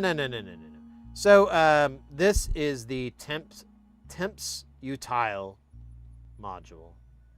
I feel like I like the one I have, but it's a little buggy. I can't figure out what exactly is the issue with it, because sometimes outputs won't work anymore, and then I'll bring it in and I'll bring it on the bench and they work. So I put it back on the field and it's fine. It's fine. Oh, now it's not working. And these stop workings are permanent. Like you turn it off and turn it back on, it's the same 2 channels aren't working. 3 channels, 4 now none of it works. It's weird. And I couldn't figure out what it is, and I thought about it like a while back. I'm like, you should just build another one and see if the problem follows it. Because then there's something funky with your parts. Speaking of which, one of our projects that we tried to troubleshoot, I'm going to have to give up on. Because it's a friend of mine, and he reached out to SynthCube, and they were like, we can fix it for you. And I'm pretty much at this point where I'm like, yeah, under one stipulation, they explain exactly what they did to fix it, because I can't figure out what's wrong with it. Just to refresh you really quickly, before you think you might be able to solve it, I would put the components in, the exact one-for-one components, every single one of them that was in the bill of materials, I put in that module. The module would work. If you turned it off, turned it back on, it probably isn't going to work. Like it would work for a period of time, and then it would stop working.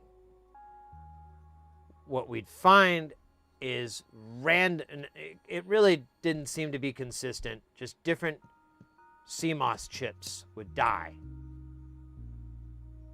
I went through a lot of them. Now you might say, oh, well, maybe you had bad CMOS chips. Really? Because they haven't fucked up any of the other stuff that I put them in. So I don't think that it's the chips. Because other things it works fine in. It's just that module.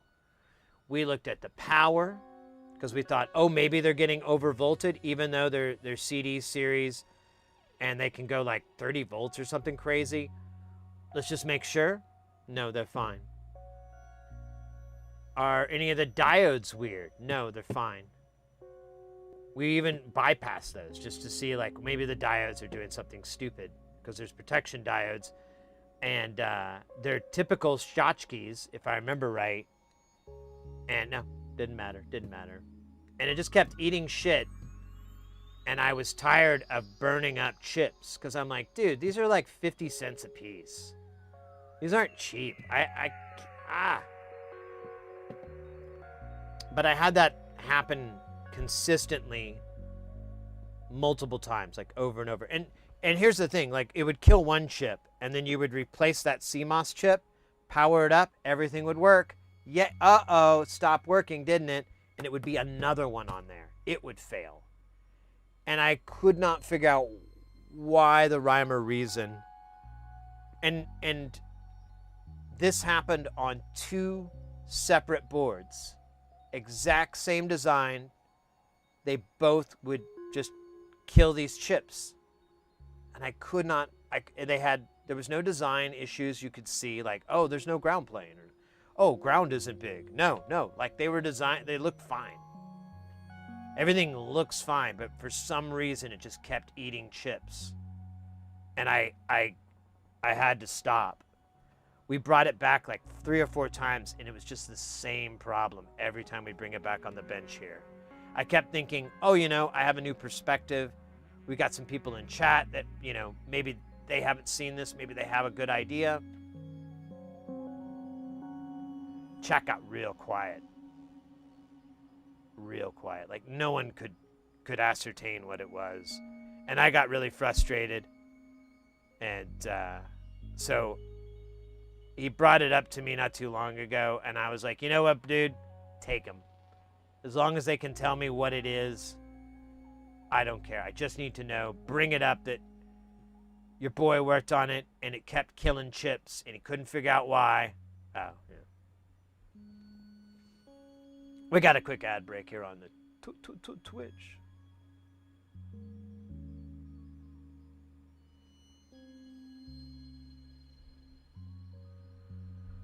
Oh, man.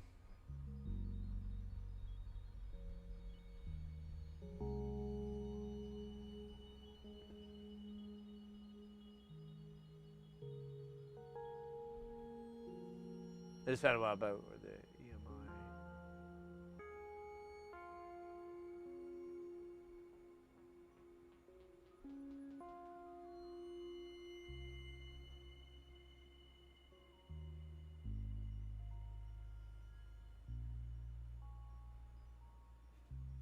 If there's no logs, I'm done.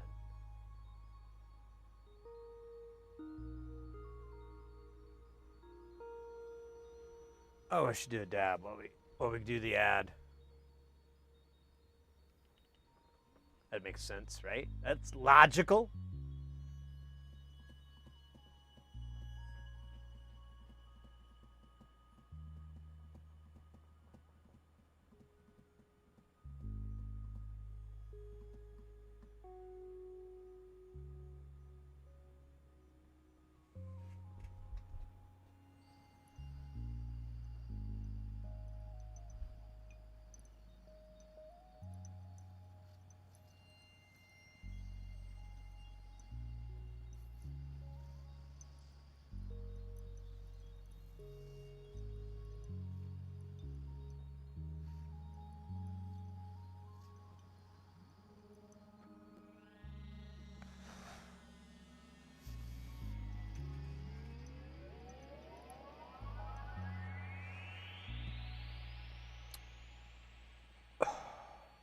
Hey, here's something you don't hear every day or know. Or I don't know, you might know. You could know. But how could you? How could you know? So, the you know who? Hopefully, most of you guys know who Neve is. Rupert Neve. He's kind of an engineering mega demigod or something like that. I don't know. Very well respected in the audio community. All the Neve stuff is very, very expensive and often super over-engineered. Not in a bad way. There was an audio pre, a mic pre. It takes a mic and converts it into line level. And a friend of mine was going to send it in because he was like, it's buzzing. And I found a top-down view and I've never been more terrified in my life. The thing was insanely big. There was so much shit going. The craziest part was there were transformers that were on the back of this thing. It was a 1U rack thing. They were sitting at these odd angles, and I was later explained that was to help with like EMI deflection. And I'm like, I'm sorry, what? Really? And I'm supposed to figure out why it's buzzing? Oh yeah, that's gonna go well. I actually did have a plan. All I was gonna do was go through and check with a multimeter and just check resistance on the IOs and see what I got. And I think I even told the client that. I told my buddy that. I was like, because he's fairly electronics literate, and I was like, do you have a multimeter? Can you put it on resistance and go through and check all your inputs and seeing if you're getting the same resistance between these pins? You should. Some you shouldn't, some you should. You know, I was explaining, like, you know, your ground is going to be the same on all of them, but your resistance between pin 1 and pin 3 are going to be different, and pin, you know, so on. So he never did finish that part before he told me he realized it was his fault. And I'm like, oh, cool. But anyways, that's Neve, and that audio this wasn't an interface, it was a mic pre. I think it was like $2,500. It was really, really expensive. So Neve makes this audio interface, and I think it's $1,200. Might be a little bit more than that. And it's just a, you know, pretty much the same form factor of everybody that's out there.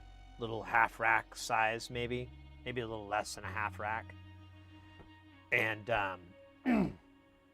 XLR in the front with some knobs, 1/4 inch, all that action, your USB connection in the back. So I think it just does USB power, which is kind of weird. It doesn't have DC. But here's the craziest thing. So that thing is $1,200. And I found a video of a guy who did a teardown in it. Now, the video's in Italian, but the components are still in English. And he does a close-up, and I'm like, hey. And he also mentions what the part is. And I'm like, oh, that's an ESS DAC. Those are really good. I know which one they're talking about, because they even brag about it. And what I'm getting at here is that Motu makes a similar product to the Neve as far as your digital conversion goes. And honestly, at this stage of the game, when it comes to audio quality, it's starting to get the curve is getting sharper and sharper. So now you really just need good DACs and good converters. And the Neve, the only thing that the Neve has that was not on the Motu for sure is these transformers. And I'm not exactly sure what I think they're mic transformers, so they'll take like a mic signal and bump it into a line signal, or something like that. I think it's like, or it might even be reverse. It might be line to mic or whatever, like a DI. But there's Neve has those separate. I can't find a price for them, but I imagine they're somewhere around $50 to $100 a piece. And there's 2 in the Neve audio interface, but that's it. And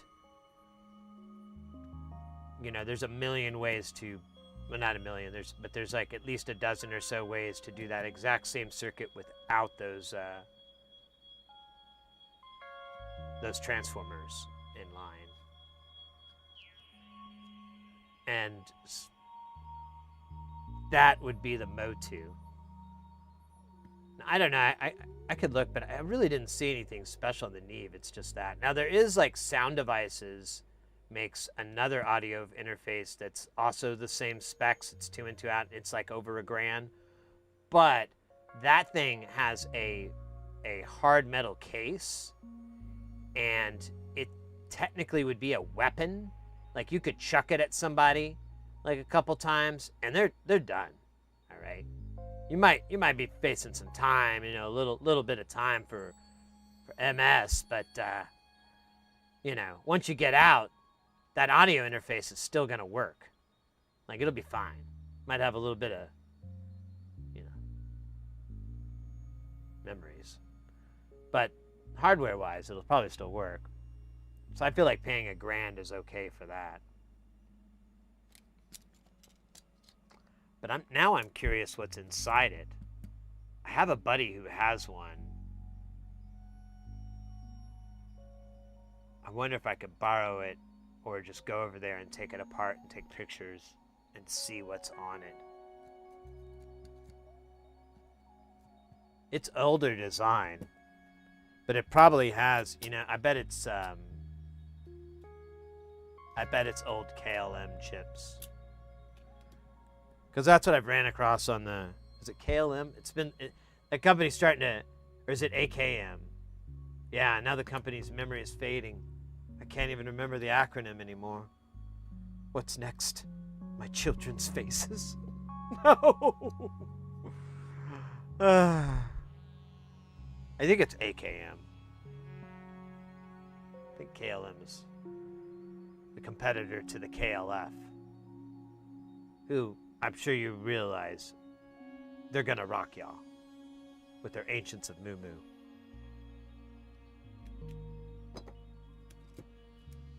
And their cell phone songs. Beep, boop, boop, boop, boop, boop, boop, boop, boop. Like, wait a minute. You don't have that many keys. The KLF, they're gonna rock y'all, but I don't know.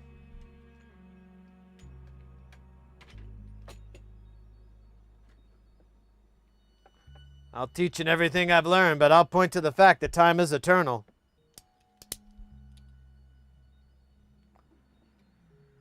Beep, beep, beep, beep, beep, beep, beep, beep, beep, beep, beep, beep. Oh yeah, we should clean this piece of shit. It is disgusting. It makes me feel bad to be who I am. AKM. Yeah, that looks right. Yeah, AKM made some, and I think they're still around. I think they're still producing stuff. I don't know I haven't done a hard dive, but I know that they had, I think the story was they lost a factory during COVID. There was a big factory fire, and maybe it was Taiwan. This is totally probably not the right info. I probably have a wrong maybe. It's something to that effect. And that factory was gone, and with it, I think they weren't able to produce those chips again. Like the plans for it were in there too, which seems unlikely. So maybe that part was made up. But the ability to make those chips was kind of gone. But nowadays, honestly, ESS, those guys are kicking ass and not even messing with names. They're insane. And they were, a friend of mine was, because I was like, I never heard of these guys until about, a few years ago. And they keep popping up on this high-end equipment over and over and over. And the story is like they originally were doing just inexpensive, okay, so analog to digital, digital analog chips. And they were kind of known for that, like mid-level chips. If you needed, simple analog to digital conversion or whatever, you could get one of those, save a little bit of money, blah, blah, blah. But over the years, they've perfected their fabrication or their whole process to where they've started developing really, really good chips. Like they have a couple that Well, the ones that are in the I wish I could remember the model. It's killing me right now. I can't. I have to look it up. But the ones that are in the Neve and the Motu, really, they're like some of the best chips you can get, best converters that are on the market right now, short of like the really high sample rate ones, which Motu does use, but I think it's a multiplexer because like its sample rate is like 768, but it is true 32-bit, so it actually has like this ridiculous amount of room. But that's why I think it's a multiplexer. It's not like actually an AD converter. Brush your teeth on the stream? No, God no. What am I, Asmongold or whatever his name is?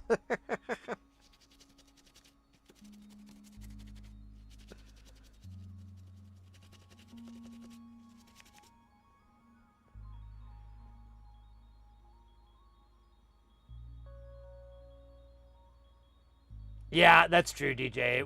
There was a lot at that time. I just remembered it was like a big like bummer for the audio, hi-fi audio, because AKM were kind of known for the good stuff. But there still are. I mean, that Motu that we took apart, the 828, that had some really interesting bits. Really nice stuff too. Like everything in there was, when we looked up the data sheet, we're like, whoa. And then we'd look up the price for the parts and we're like, damn. Like everything, I don't know how Motu, because I mean, so that their 828 ES, I think it's like $1,000 or maybe 1,200, somewhere in that range. That's totally fair. There's like hundreds of dollars worth of parts in there alone as it is. Like I think one of these ESS like breakout chips that they'd have that would jump into like 8 outs. I think those were like 40, 50 bucks. Or no, that was for multiples. I think it was a lot more. I think it was closer to 100.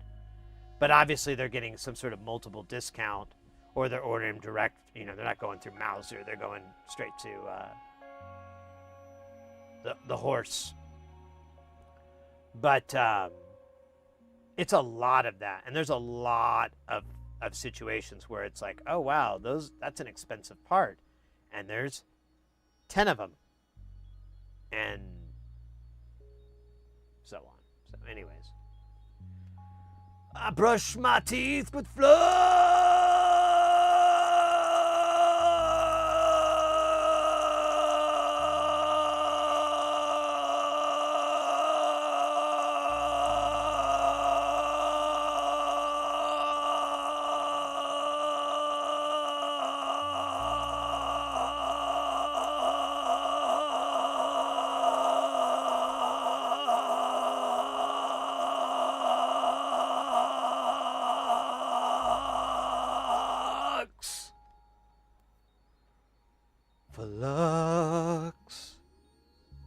I'm sorry, there's a little glitch on my programming there.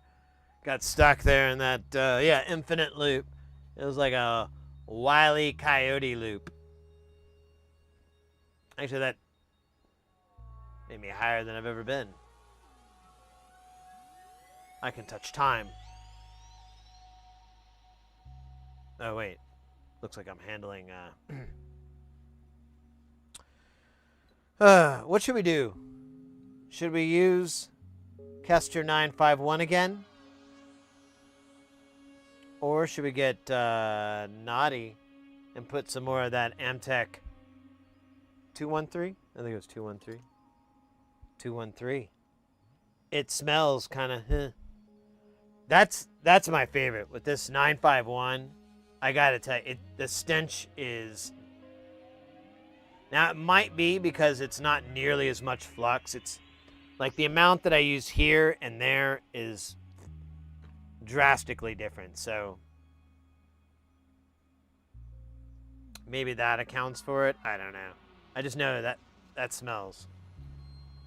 So I feel like doing it anyways because I got to use some of it up. It's going to go bad.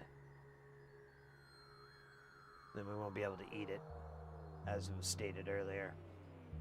Well, we couldn't use it as a tooth cleaner. Somebody call someone.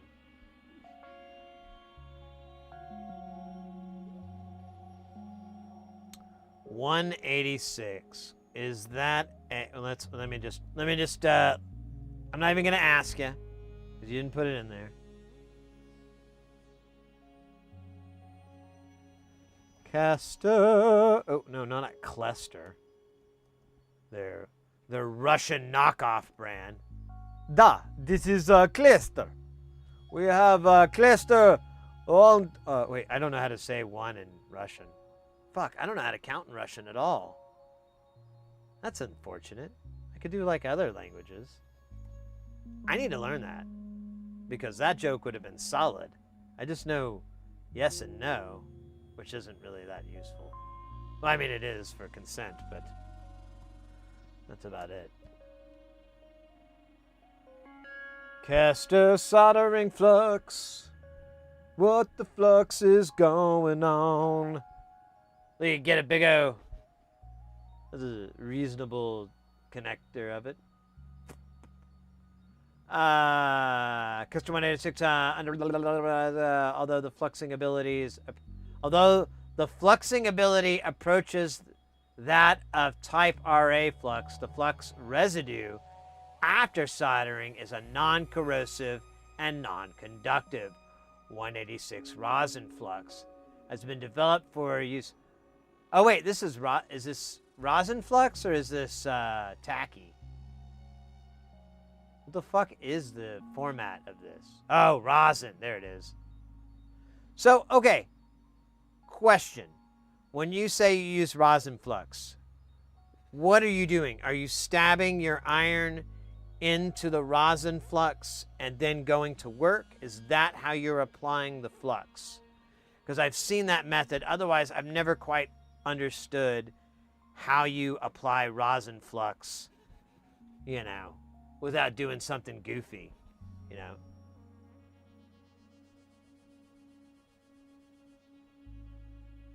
Oh, wait, a drip bottle? You mean like this? So was 186 suspended in alcohol?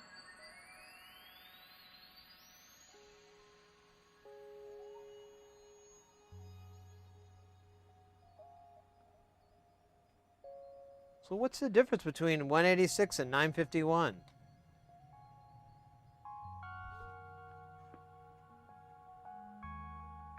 Does it pair better with Kester 44 or something?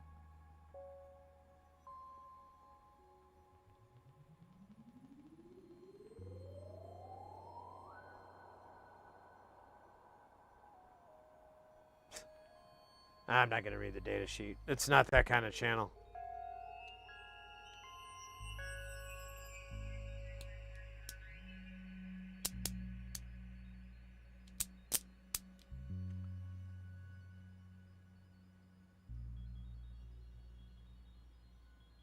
Well, I don't really, I'm wondering what the difference is. Like, is one for leaded and one's for unleaded? Is that the difference? Because, I mean, the numbers don't line up at all in any way, yet it's this similar stuff. So I don't know.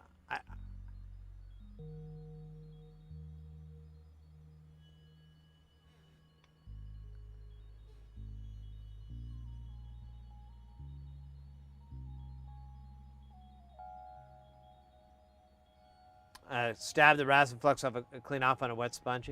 Yeah.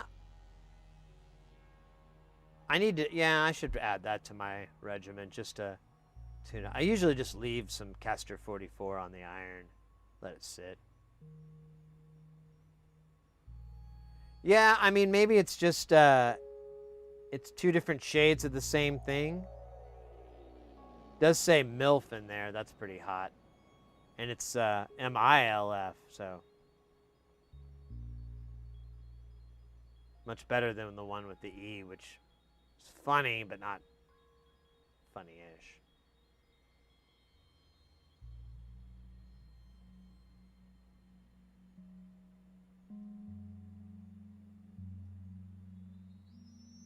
RMA flux.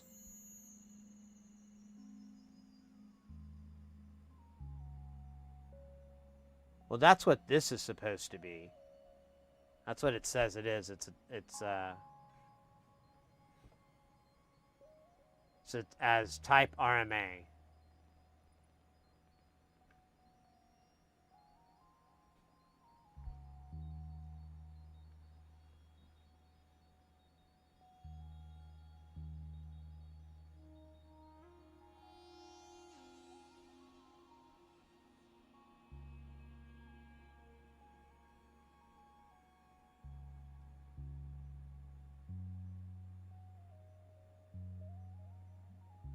Yeah, that you're describing 951. It comes off with alcohol, and you can use a little distilled water just to make double sure. But I've never done that. The person who introduced it to me, that's their regimen, is alcohol and distill. And yeah, the smell is pretty mild. And in fact, I completely forgot about it until we started doing this this tacky flux. Because yeah, it's there, but it's present, but it doesn't smell bad. It's not like, oh wow, your circuit board farted. It's bearable, totally bearable compared to the tacky it is, anyways. I have a fume extractor. I kind of don't mind the bad smell because it reminds me, like, oh, I shouldn't be smelling any of this. I need to get the fume extractor on there. Yeah, the tacky is smelly, but this 951 is great. But it sounds like it's very identical to the 186. Maybe it's a price difference, like maybe one's a different density. Which, if that's the case, if the 186 is a higher density, I want that, because that's my deal, is I have to do about 3, but preferably 4 or 5 layers of this stuff, and the board's just like coated. But it makes the whole soldering process super easy. I love doing it that way. More so than tacky, but I'm still trying to go back because I recommend tacky for people because it's easier. And I can do a lot of shit with the tacky that I'm not able to pull off with the whatever the alcohol base.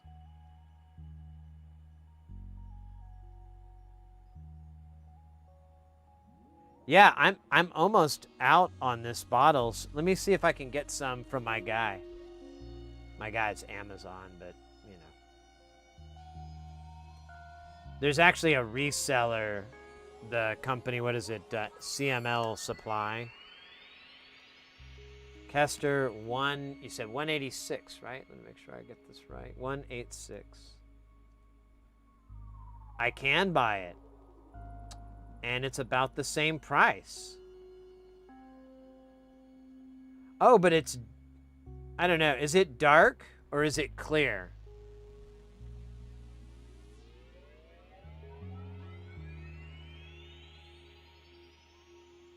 The picture makes it dark, but I think that's just a bad stock photo.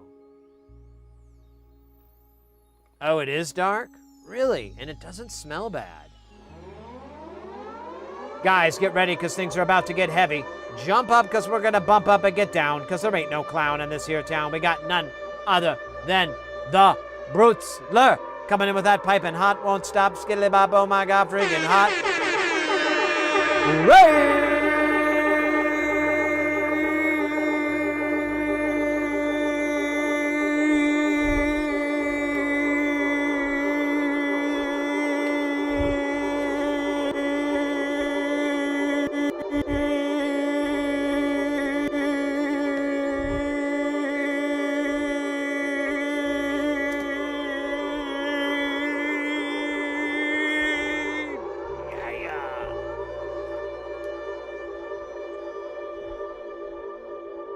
Willkommen. Let's go. Welcome in, the Brutzler. Guys, if you don't know, the Brutzler, get in there. There's the link in the chat, so you can be all about that. Welcome in, Raiders. Mate, how was the stream? What were y'all up to this fine evening? It's late over there, isn't it? It's getting late. It's not too bad, I guess. Guten Abend. Guten Abend.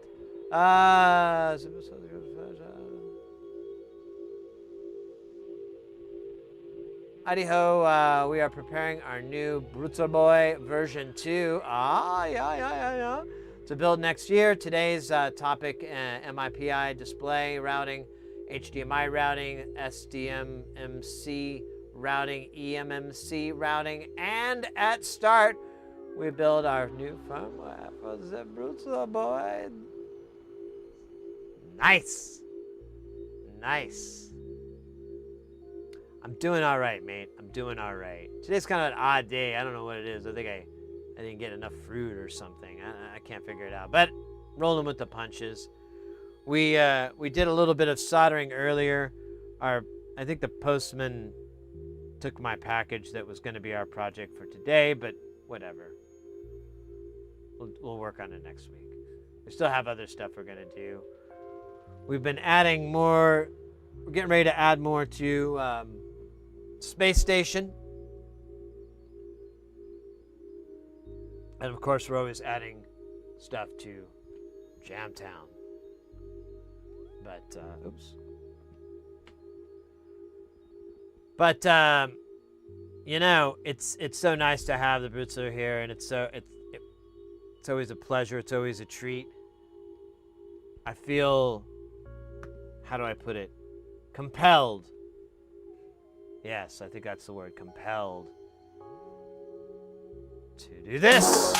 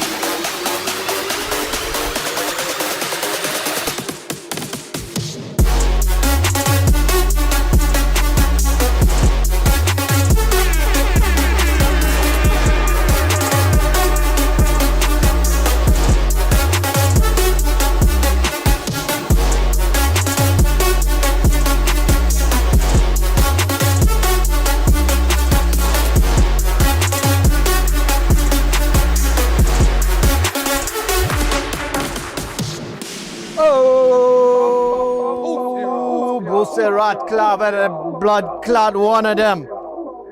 Every blood clot one of them. Oh wait, we got double me. Oh, man, I wish I could talk to me, but it's just the technology's not there yet. And I'm talking with some scientists at NASA. They're a little bit different than NASA. I don't know. I found them on Temu. But they look good. They look all right. Lots of cool rockets. A lot of them, gotta be honest, probably drawn by children. Don't know why. Anyways, Brutzer, thank you so much.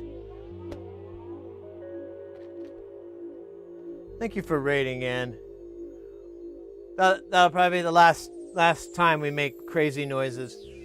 For at least oh my god, it's dark. Where am I? God damn it. Oh my god. That was terrifying. I was in the void again. I mean, look at my heart rate right there. That's not messing around. That was the void. Ah, man. It was dark. I could see all the faces. All the faces. Anyways. It was mostly all the faces of the people I beat on COD, which was like 8 in the multiplayer mode. It's not important. I must go to bed. Thanks for the dance party set. Of course. It's always my pleasure. Always my pleasure. Always glad you guys always come and raid in. That project sounds really interesting. I'm really psyched. I believe I'm following your GitHub, your repository, if I remember right. I actually have, or did I? Did I close the page? I probably closed the page because, GitHub. Sit here, see you're following these people. There they are. The Brutzler. Just had to publish back in April, so nothing new. Okay. Oh man. Well, we finished off a little bit of we're just kind of chilling and soldering today. We finished off a little bit of work on this project that we're cleaning up right now. We're deciding on this project. You guys came in on a very, very, very polarizing and often difficult topic to broach with friends, family members, and others. And that's, of course, I'm talking about Flux. Yes, there you go, DJ, exactly. We were talking about Flux, and we tried to keep it civil, and honestly, I think everybody did a really good job. I really didn't feel too much temper flaring up from the whole thing. I did feel a little condescended to, but that's the internet sometimes. Sometimes it makes people sound like that.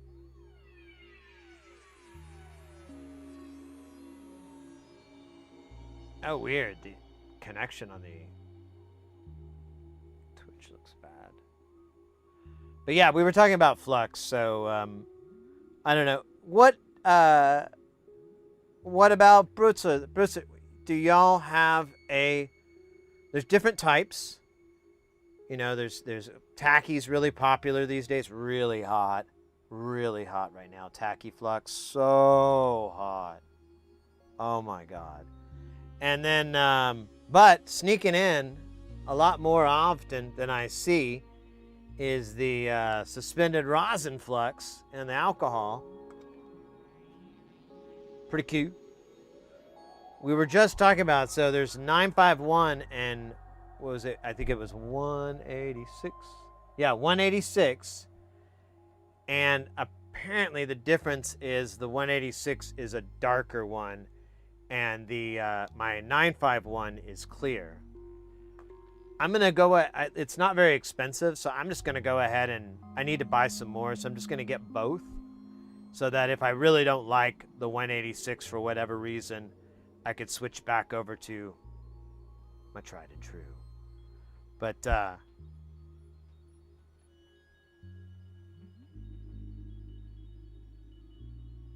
this board holder, I got that from Northridge Fix. If you go to here, I'm gonna do a little shameless promotion here, but trust me, I have shame. So if you go to Sit Here See DIY, and you go up to the top.com, and you go up to the top, here's like my affiliate links. So if you go here, you can get his board holder. We'll pull it up real quick. Beep, bop, bop, bop, bop. Now it's 75 USDs. If you live outside the United States, this is going to be really expensive to ship. So I would recommend trying to find the one that he has. If you need me to read off any model numbers or anything that's hard, because there is stuff written on here, you could help identify it, and you could find wherever they come from. Most likely somewhere from Asia, you know, China. I'm gonna put my money on that, but it's a great board holder. Oh shoot, we got ads. Damn it! All right, well, while we're doing the ads, let me go ahead and drop a little bit more of this alcohol on this board. That's the only problem with the tacky flux. It's just so much work to clean.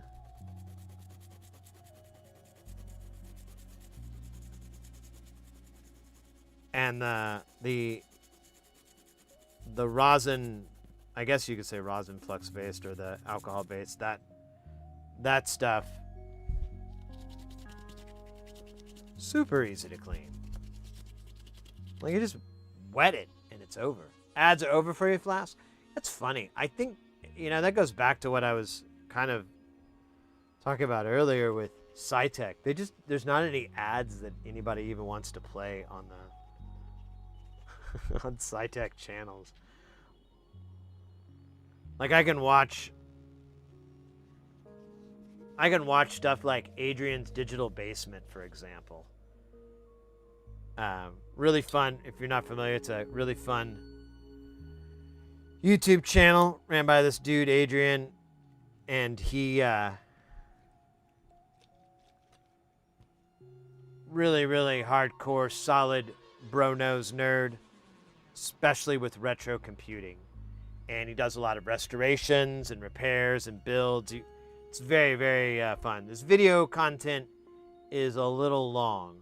That would be my only criticism, but there's a lot of people that like that it's long, so not gonna argue with what's working for the guy. And you could 2x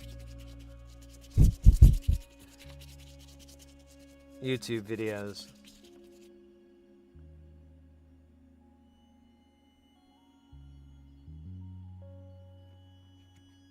I'm not particular enough to care about looks, just performance. Yeah, I hear you.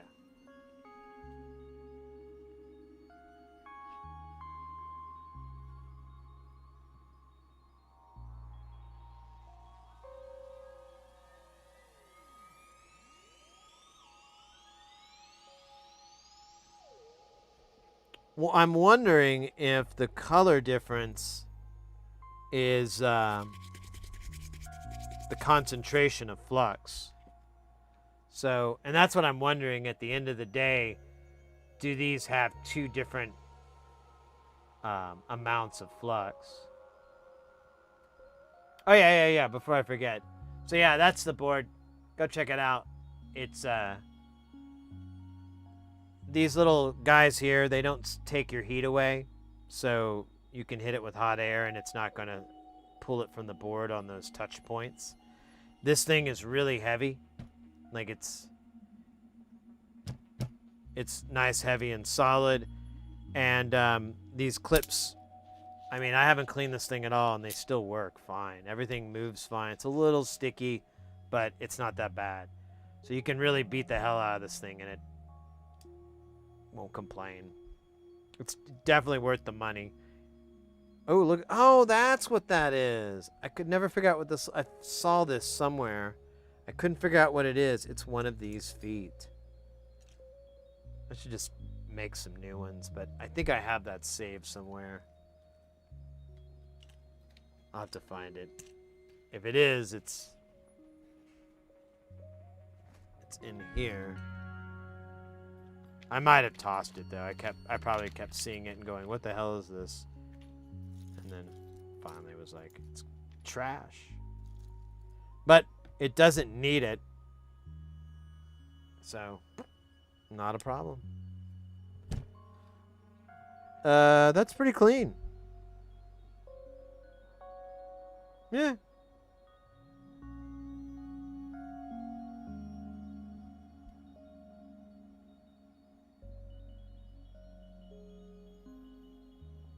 Behold. Mr. X, you're heading out, mate. Take care. Stay guile, as always. And look forward to seeing you again. Look forward to your next stream. Guys, if you're not familiar with Mr. X, why not? Why come? Why come? Let me give you guys the link. Go give them a check out. They do synth-related jams with a ton of synths and good vibes, all instrumental. Lots of streams, very often, very regular. They're over in Germany, Euro time. So if you're over in Europe, it's an excellent channel to get some music in your home or living room. Well, I guess your living room is in your home. Bedroom? Well, I don't want to imply anything, but I'm going to. No, it's fantastic jams, really cool synth-related music, and yeah, they stream very often, so it's definitely someone you can have in your follow spot that's not gonna like take up a slot. I said a slot. Oh, hey, there's that foot I was talking about, and there's where it's broke. I don't think I can fix that. Unless I super glued it or something.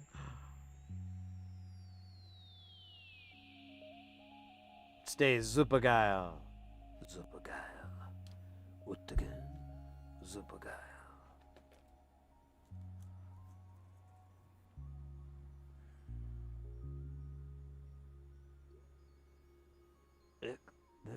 Super geil, super geil. Alright. I wonder if I should check to see if the postman cometh. I wonder if he's just put it in my mailbox or something.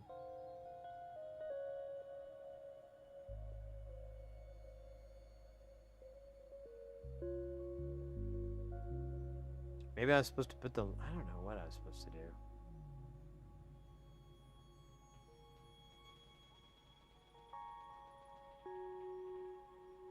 So I have this package I ordered from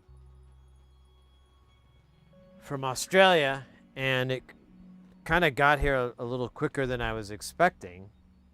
And they tried to deliver it yesterday, and I missed it. And then I tried to go retrieve it, but it's kind of incompetent over here. So yeah, he never came. What a jerk. I'll leave it up just in case, but no NLC modules. Here, I'll be right back.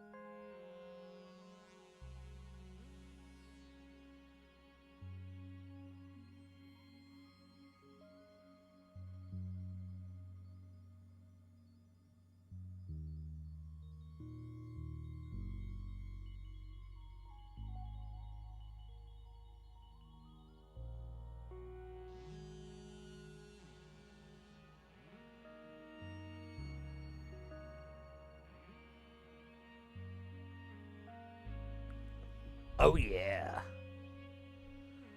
Alright. Ooh, Battle Royale. Wunderbar. Oh, shoot. Alright.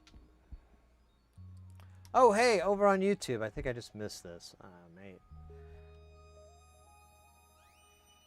I like how every maker's edge just looks like this, no matter how hard. Yeah, I really try. I do have a plan. Something messy. And name checks out, right? I'm getting a new workbench. And this workbench will allot me a lot of nearby storage that I feel like I really need all the time. So if I had it in these little bins, I might be able to do it. And I even thought about coming up with a method where I would clean my mat regularly, you know, so that it stayed clean. Because I'm not cool with this. I'm not happy with this. It's just I only have so many years on this earth. I'm not going to spend it cleaning this fucking shit up over and over and over. I mean, come on. I got better things to do. Got like some episodes of X-Files to watch. You know, I've got some mustache trimming to do. I really can't go through all of it. It's a lot, trust me. It's a lot of things. So I got better things to clean this up. But if I had little bins, problem would be solved. Absolutely, 100%. Storage accessibility is always the issue. I started using Gridfinity systems, and it has... I think I've seen that before. I think I know what you're talking about. Here's... and I need to order this soon. I meant to order it over the spring, but I kind of chickened out a little bit because of some other issues. But I've worked through that. I'm on the other side of it. What is it called?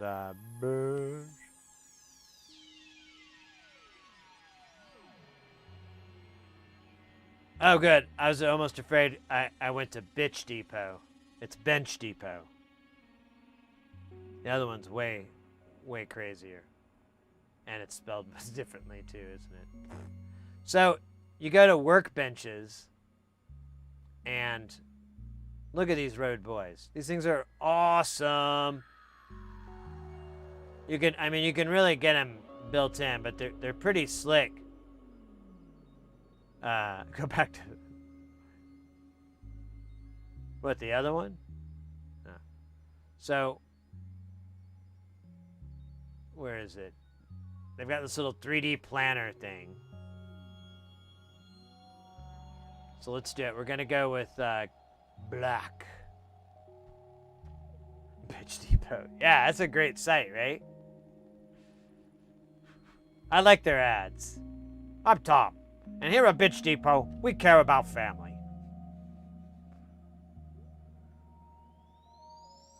Then we're going to do ESD safe. And then we're going to do 30 inches by 60. Now, my old bench is 72, but that's just slightly too big. And I feel like 60 would be chef's kiss perfect. Then we're going to put the uprights with the juice. And then we're going to put on, where's that light? We got to do lighting first. 45-degree light. And then,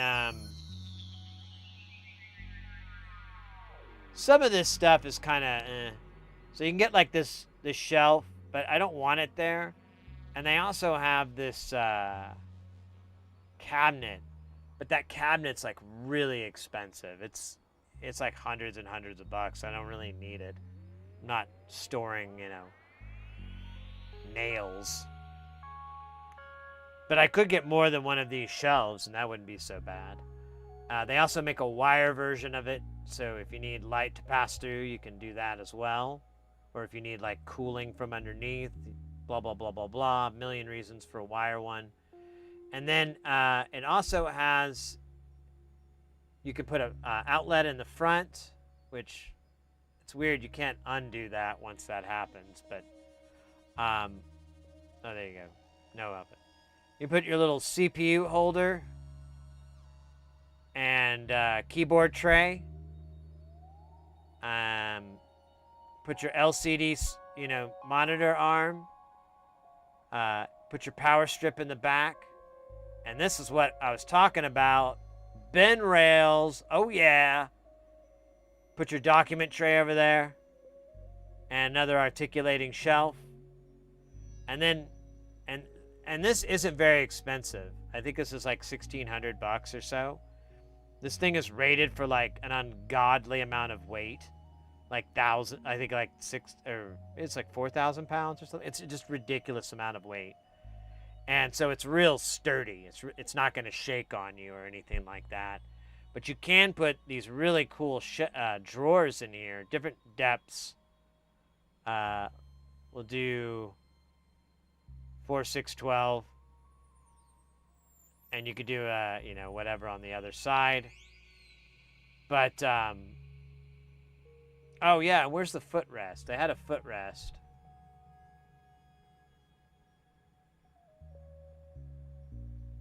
Oh, maybe not. Oh, yeah, you can make it adjustable. Well, whatever. There's supposed to be a footrest. I think maybe I'm thinking of the shelf.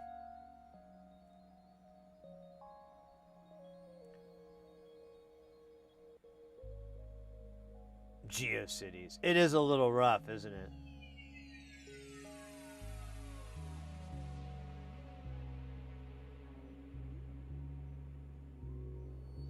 But whatever. They make benches, not websites. And they're in the US. So it's, they're coming out of California, at least, the company is. Does it have a propane lot? I wish, right? God damn. I think I could make one, though, for it. But now the plan is I would put this down for equipment. I'd put these, somewhere in between. And then I'd have my my monitors here. Put one of them on one of these little swivel ones. Probably leave this one open. And then put one of these on the other side. Put the laptop up there so I don't have the laptop on my work surface. And then I can hang a camera from top of the lamp down. So it's shadowless and I get a nice clear shot.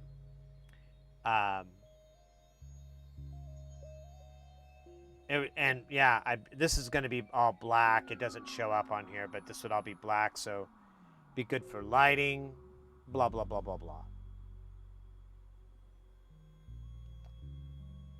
They have a lot of other stuff, but you can't really see it. They have these pre-made ones here. We'll do this one. So we'll do ESD. And we'll do the Kennedy. The Kennedy is the one I'm kind of looking at.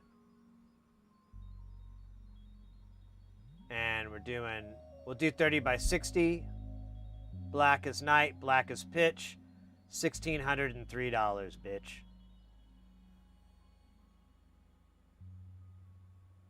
And we just add like a couple of monitors and stuff. And those accessories aren't very expensive at all. I want to put the computer holder and I did want like a footrest.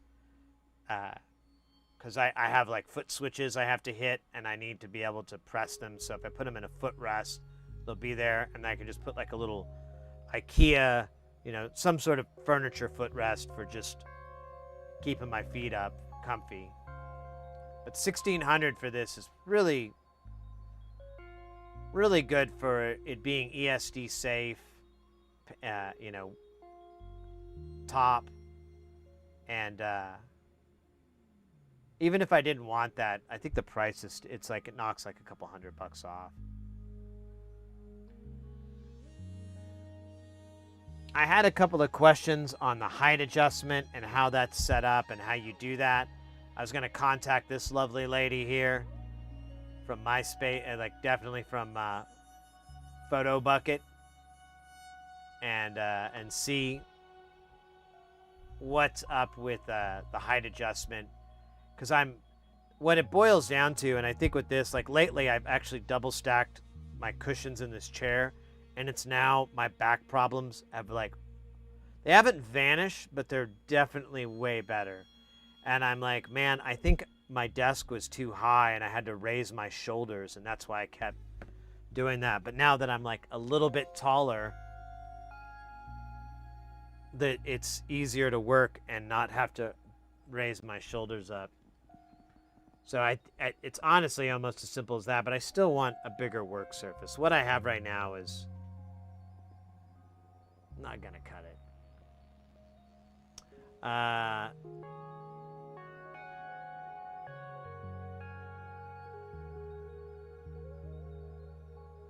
Yeah, so I have one of those power bars already, Messy, so I'm most likely just gonna mount it there and save myself, $40 or whatever they charge. They actually charge a reasonable price for that power bar. Like if you go and buy those at the store, they're usually really expensive, like $60, $80, $100, depending on how big and everything. And they're really simple. They shouldn't cost that much. And I think these guys sell them for pretty reasonable. I might see if I can transfer that, or I'll probably. I put this together and there wasn't a discount.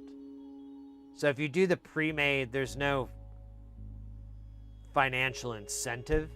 You don't get like, oh, casters for free or something like that. It's the same price. It's just doing it yourself. So I'm probably just going to DIY it, kick that out, and substitute it for something else. But yeah, the cost isn't too bad. It's when you get into these cabinets and drawers that they sell. Oh, they're so crazy. Here, we'll do something. Here, can I just look at them all? Yeah, here. We'll just look at these.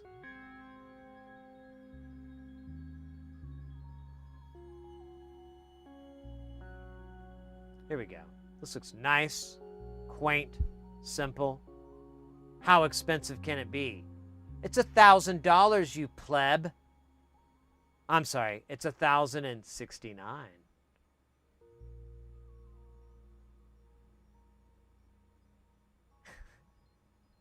It's not even that big. It's like a little over 2 feet high. What is that?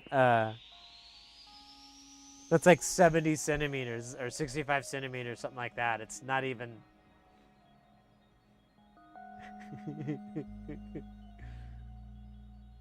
Yeah, but to be fair, those shelves, those drawers, they have a really nice caster system.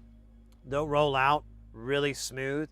You could put a ton of weight in there and it's going to roll out smooth every time. Each one of those drawers is going to come in and out. It's just like if you get a nice, like those nice toolboxes that you get, like the Snap-on or whatever the fuck. It's the same as that, where the drawers are really heavy duty. They're really heavy lube. They're really lubed up casters, and or not casters. What am I trying to say? Rails, bearings, whatever. Kind of embarrassed myself with casters.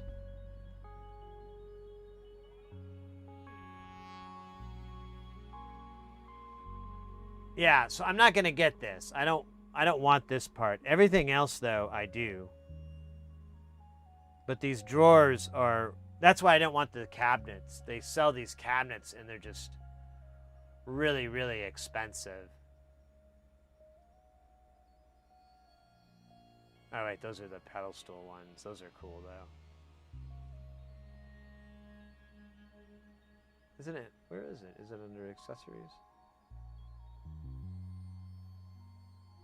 Yeah, there we go.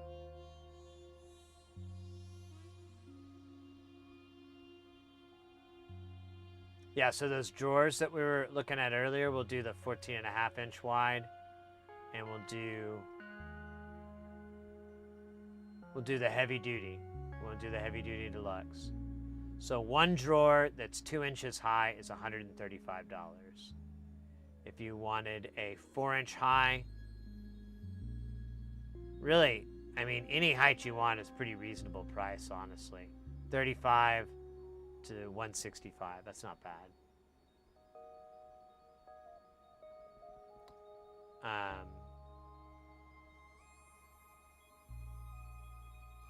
If you went with the wider one, 202, 237. Honestly, I'm thinking about getting the drawers for the desk maybe, because these prices aren't horrible. They're kind of like, you're only gonna have to buy it once.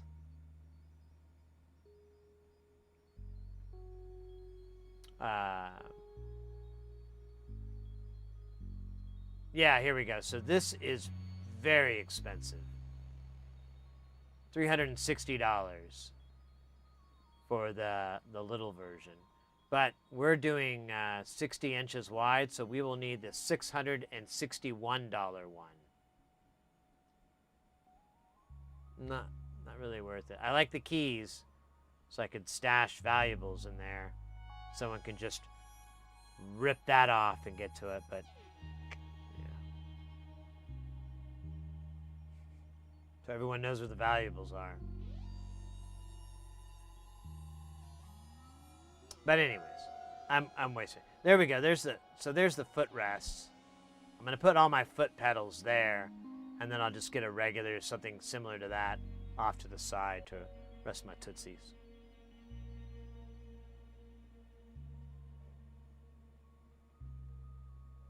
Knock your knees on it. Good to know. And I'm prone to that heavily. I might just do like a desk drawer, you know, where it's a, because I think they have it.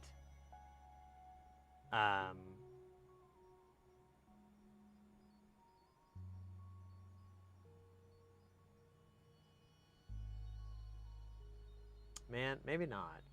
I want to say they have a wide, you know what? That's what I was going to do. I was going to use the shallow ones that are like only 2 inches, because that's about the same depth as the keyboard slide out. So that way I'd have about the same equal depth. I shouldn't bang my knees as bad. And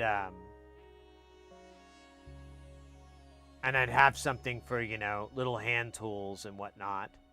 Because I really need that. That's the whole reason I want this desk, because I want to be able to do standing work and sitting work.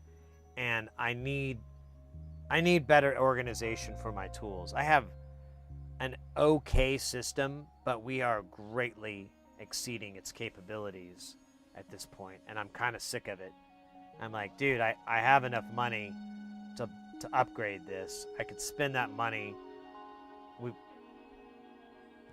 It would, you know, what am I doing? Being a stupid? Extender rail thingies. Of course. The whole thing that started this was a buddy of mine showed me his Corsair desk that was whatever, the standing desk. It was adjustable, had a motor and everything, and it was set up. He said it was designed for streamers and for content creators that had, like, they wanted to show their 3D printer or whatever, you know, more of a hobby level than a gaming level, and kind of thing. And that was the market. And it, honestly, it looked really cool. I really liked it. I was a little weary, but and because it was like $2,000. But I'm like, well, it's something you buy once. And I ran it past you guys, and a couple of people in chat pointed me to Bench Depot, and I kind of was like, this is way better. This would do better for me. Oh, Rocky Coast Fog with the Prime Gaming sub. Hey, mate. Big heart. Thank you so much. Welcome in. Enjoy those emotes and that ad-free life. It feels good. You don't get an ad for Sonic or some stupid car because you're like, I don't need another car. I don't even want the one I got. So enjoy that, mate. Thank you so much. I made mine with so something messy. This is an IKEA desk as well. It's a 7-foot table. They no longer make it. I think they made it, like, stopped making it like 10 years ago. I plan to repurpose it because it's made of wood. I've drilled some holes in it. I've kind of beat the crud out of it, but it still should hold up. So I was thinking about putting it outside and making it like a place to put plants on if I can't find any friends that want it after I'm done, because I don't have anywhere to store it. But yeah, it's just slightly too much. If I can get this to 60 inches, it'll fit perfectly in the space I have right now. And I'll be able to get to this space off to the side where I could put storage drawers. And, like, you know, honestly, I need more storage. I'm going nuts. My Mrs. Heresy's making it worse by freaking out as well. And she's right, too. I'm not saying she's wrong. It's just, it's not helping my anxieties. So if I get this desk, I could have a little bit less space, but more space. Because I'd have tiered shelves. I still have plenty of room to mount stuff on the wall if I wanted to go wall mount. I still have a shelf up here that I'm probably just going to keep up there because it's pretty heavy duty. 9226. Oh, nice. Oh, one of those corner ones. That would be great. Nice. That sounds like a nice setup.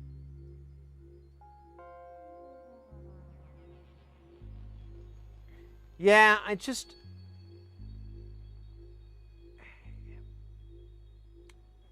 becoming a problem.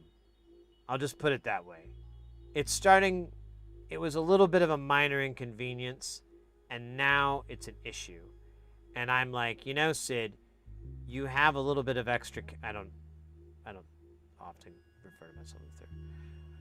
But I'm like, you know, I have enough money off to the side. I could spend this on a workbench. It would be a good investment. It would probably outlive me. And if I ever grew out of it or whatever, I could always sell it for a pretty reasonable price. I could probably sell it for maybe half of what I paid, which would still be a good deal. Like a grand or so back is good money.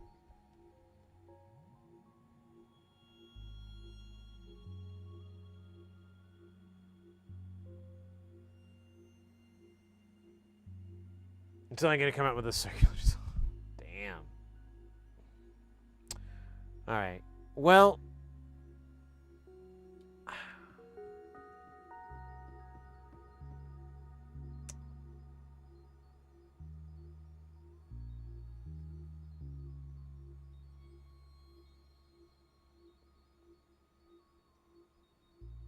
I'll tell you what. Let me flip a coin. I can't decide which kind of flux I want to use. So we'll do heads Kester. No. It makes heads Kester, tails Amtech. And we'll do the 163 Amtech for now.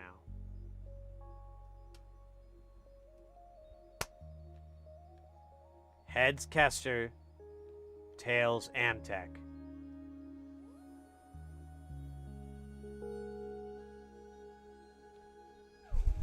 I got an alert on my stupid. I was just saying severe weather.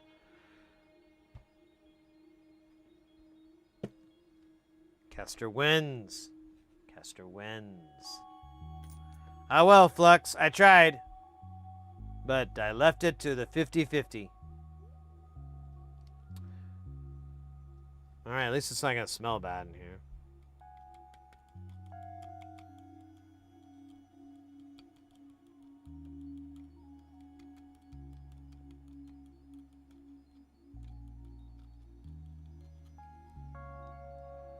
The fates have been decided by the coin. The coin cannot be fouled or wrong. The coin is the law. The coin is the law.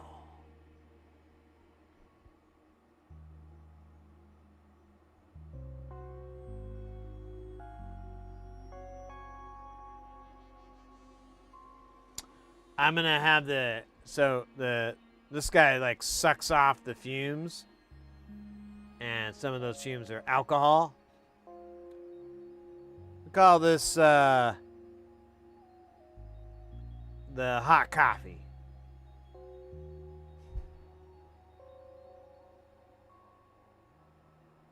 Man, I can't remember if I did Axe Deathra's dab. I think I did. I'm not sure about it. I feel uncertain. Like I do about the safety of penguins. That's a different story. Oh, here. Let's do this. Let's look at the circuit board. Not what I have on my desk. Oh, this. Oh shit! I keep forgetting to. Oh, there we go. We're right.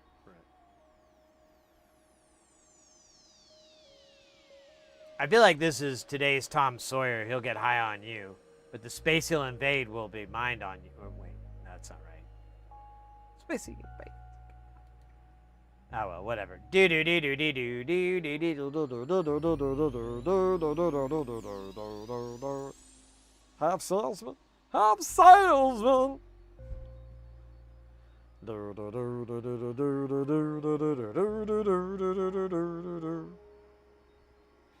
do you say about his company? What do you say about his army? Catch the wind, catch the wind, catch the lightning, catch the wind. Oh, I kind of messed up his voice there for a minute. It's kind of hard because you're torn between Meatwad and Getty, who oddly are the same voice thing. Today's Tom Sawyer. Oh shit, I forgot about the dab. Oh my god, that poor Dab. So sorry, Dab. I let you down.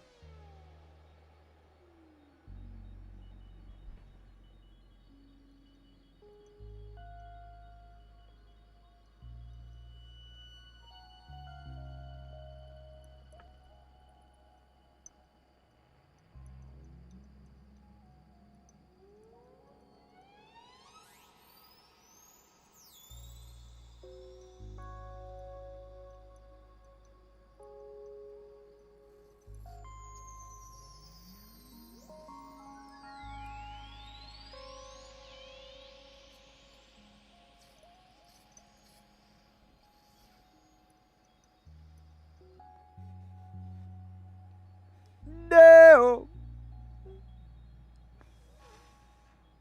No. Daylight come and oh yeah, so check us out. A beautiful bunch, an adjustable depth shelf.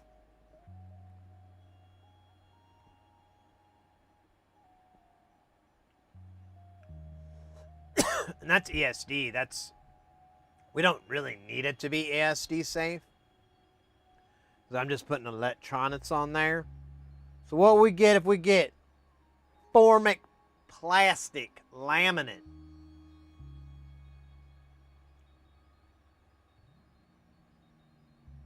Oh, I want well, damn, that's a good question. Do we want like a beveled edge or do we just want it hard?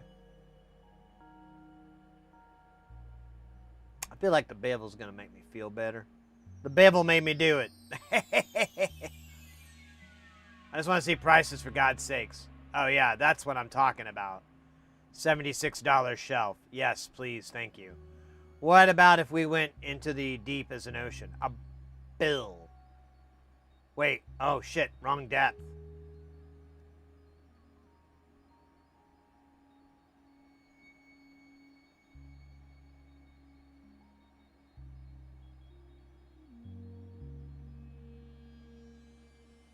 We could do wood. Butcher block. That sounds fun. 1 inch thick or 1.5 inches? That's the question we're all trying to figure. $1.50 or $2.60? $2.60? That's not a real thing. $2.60. All right. I know you guys came to this channel to shop for shelves. I know that you woke up this morning and you were like, man, is Sid streaming today? I hope he shops for shelves. I mean, that's really gonna put my world in a place it's never been. If we could spend like an unnecessarily long amount of time shopping for shelves. I think that'd be cool. It'd be great. I think it'd even be better if he were to acknowledge it and just keep doing it no matter what. It's insane. Man, speaking of insane, the internet is insane right now. Insaneness is going on. And it's not the kind that's insane in the membrane.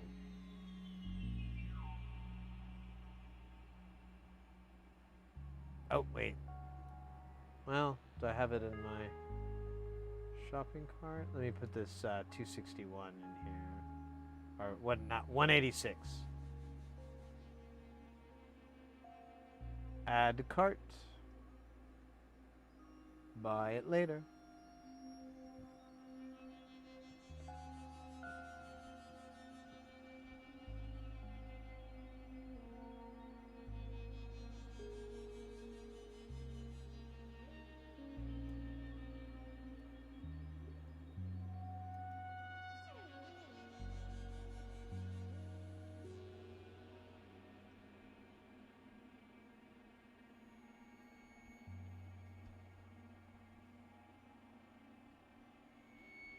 No one defies the coin.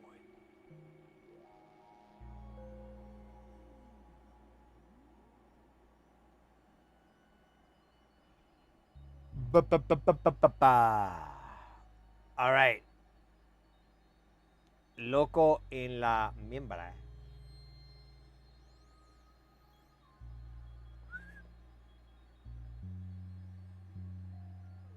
Pack it up, pack it in, let me begin. I come to win, battle me, it's a sin. Smooth operator.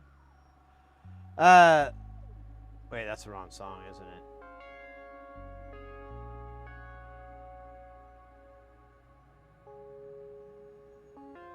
Yeah, how does that start? I can remember the syllables and the cadence, but not the words. Finally done with work. Brain is mush. Ugh. You know, 1 in 5 people get brain mush from work every day. And here at Sid Heresy DIY, we're fighting to change that. Not in any real conceivable way. We just really want to get people thanking us for it.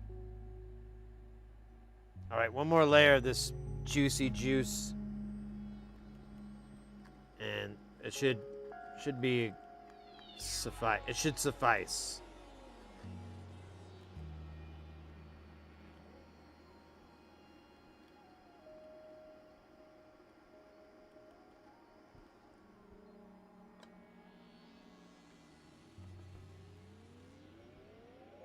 All right, I have to get up though. Oh my god, I hate this part. I have to get up and grab the book of resistors. At least there's only one. Just like the Highlander. There can be only one.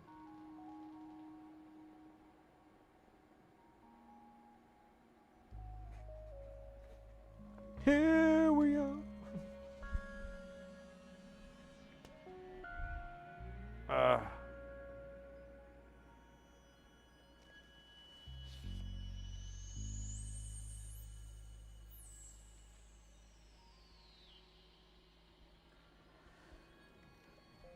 Oh shit, it's gonna do ads. That's dumb.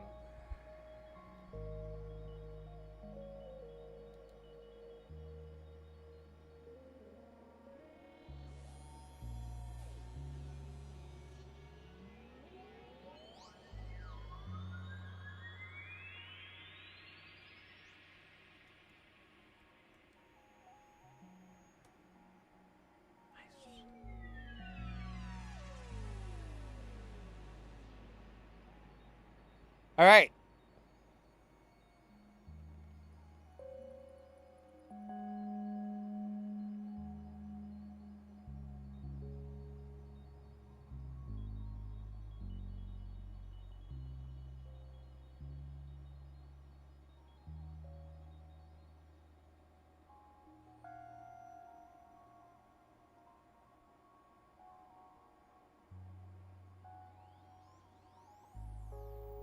The first component is going to be, there's like 1100 Ks, and then there's 6 1Ks, 20 Ks, and 33. There's 3 sixes, and then a 4, and then it's like single. Oh wait, there is a 7 in there. Ooh, 7 10Ks. Naughty, naughty.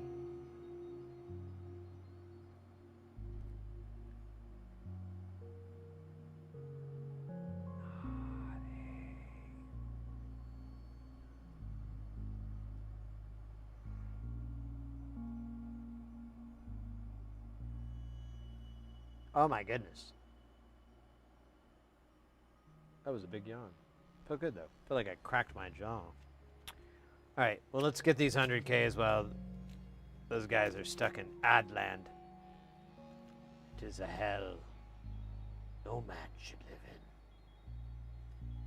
No human ever wants to be in Adland. No one in their right mind.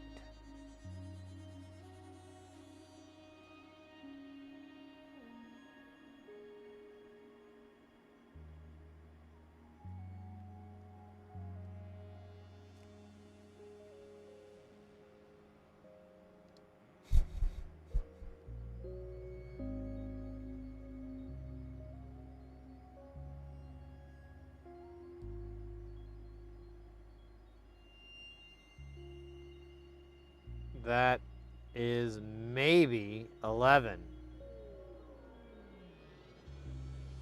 It's 4. It's 6, 7.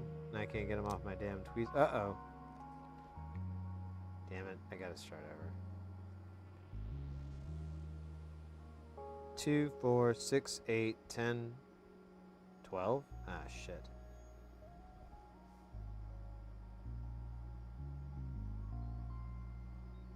Oh, no, wait. 2, 4, 6, 8, 10, 11. Ah. Ha.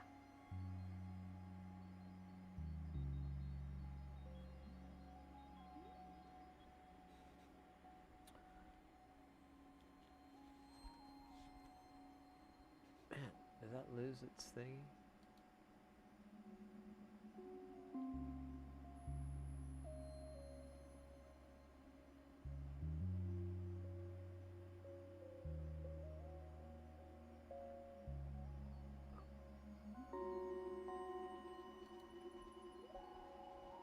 All right. What the hell's going on? Oh, yeah, that's right. We're putting 100K on. Just like...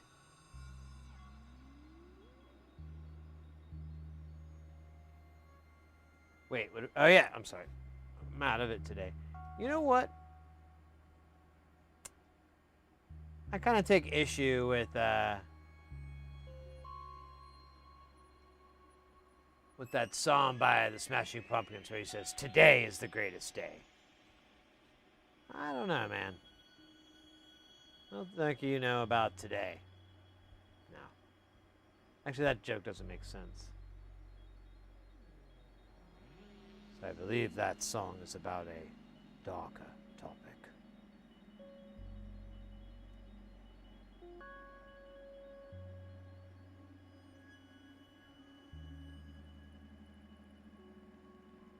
The only problem is that I like about Tachyflex is you can just hit it in the gun. This little okay.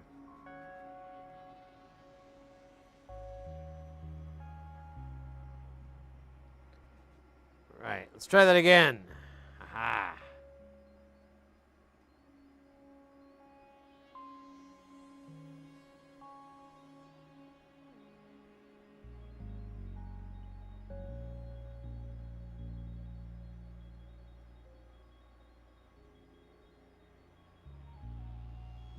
R17 is next. Are these supposed to be 603? These things look fucking tiny.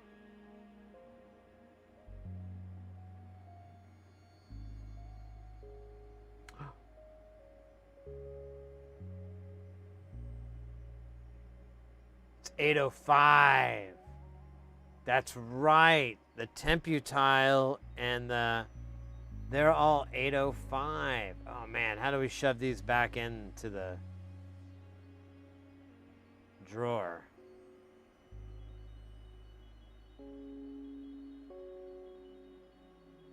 That was kind of dumb, but to be fair, look what we're dealing with here. Look what we're dealing with.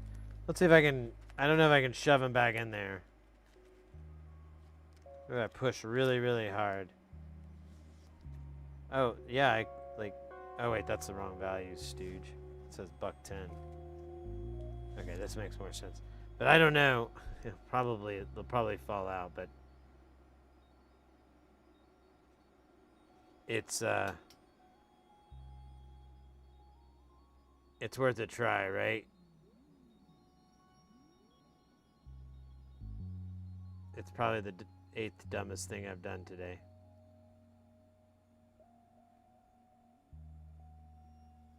Oh, you know what? It's feeling dumber and dumber every second. It might be in the top 3. It's working on it. It's trying to be top 3. I really admire that dedication. That was way more work than I thought it was going to be to drop a resistor in a spot. I don't even think I did. I think it's gone. Yep, I'm right. It's fell into one of these damn sprocket holes. There, I dropped it. All right. This is great. I feel like I'm saving so many rainbows. These are 100Ks, aren't they? Man, I gotta be careful. I only have so many left. I'm gonna just give up on this. This is a horrible idea. And I'm a horrible person for thinking I could pull it off. You know who could pull it off? Houdini. I'm no Houdini.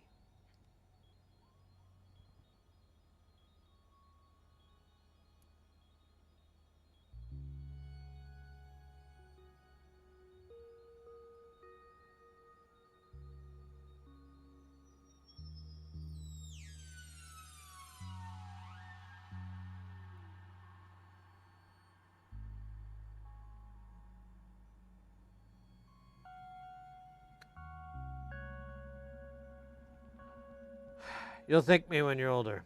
Trust me.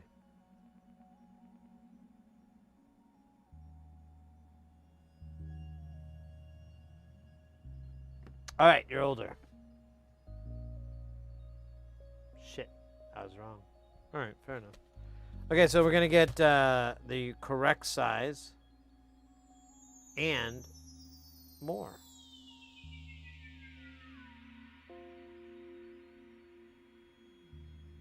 So much more. Oh, my goodness. Let's see. Let me do the 100K first since we already started that pillow. Oh, my gosh. I'm going to get... What was the other values? There was...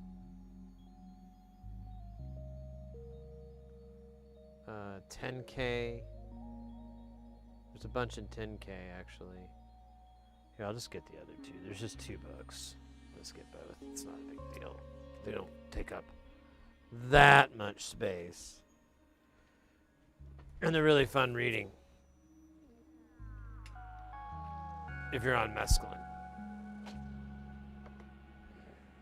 It's like an ancient language. But it's just the values of these components.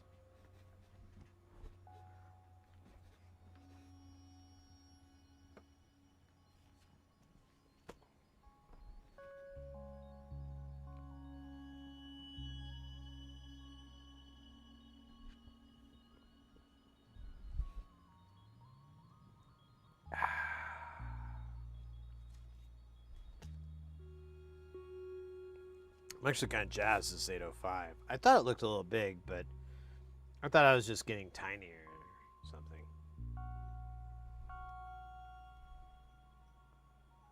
6, 7, 8, 9. Damn it!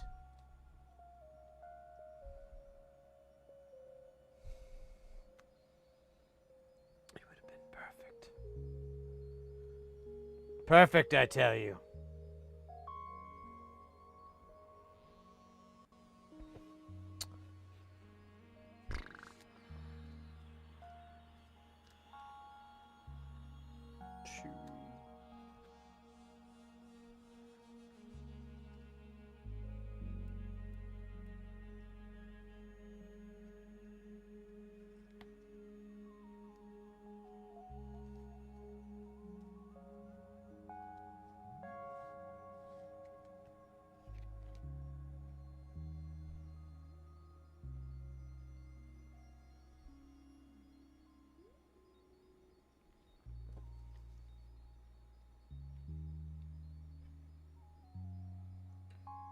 Man. Give me a second here. Oh.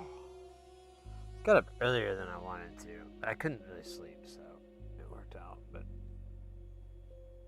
little temple massage.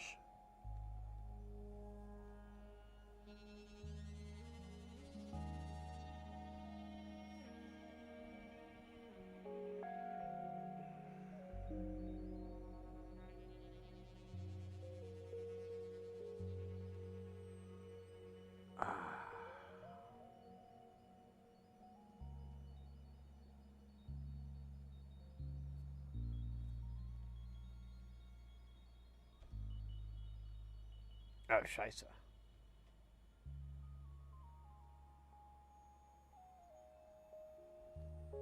Wohnen Oh, man.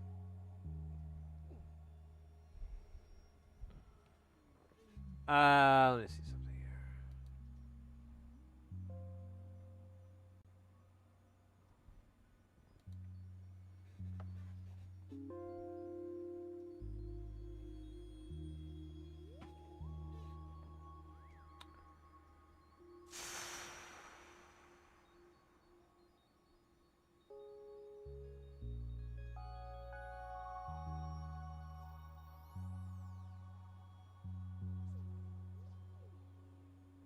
Yes.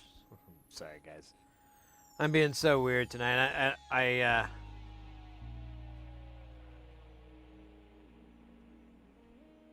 have absolutely no explanation.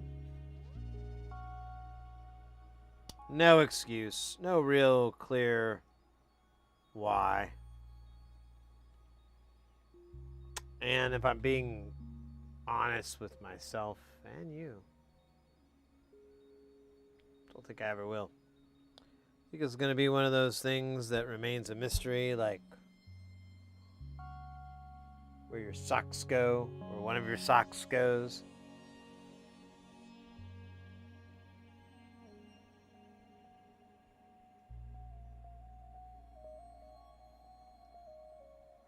Or your underwear falls apart.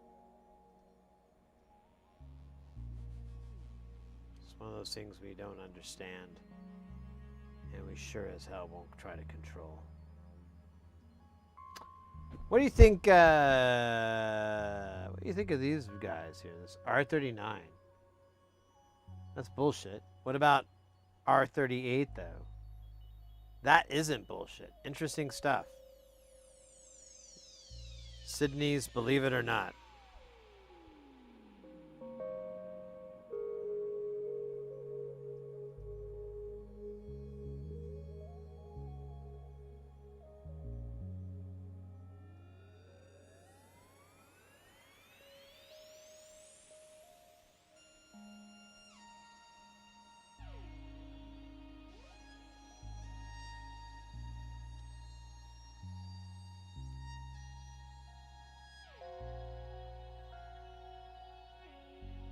R51, 54, 52.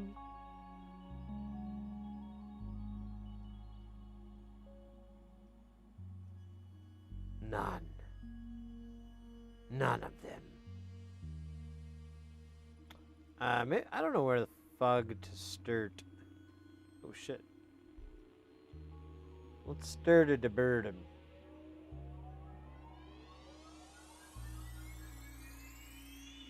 R31. Yes. Yes! I'm grabbing the part. It's just forever away. Alright. R32. Wait a minute. Wait, no. 33. The next number would be 35. Oh no, 34. Wow, this is like a house of cards. Let's just stay here. R36. Oh man, I don't like this clippy.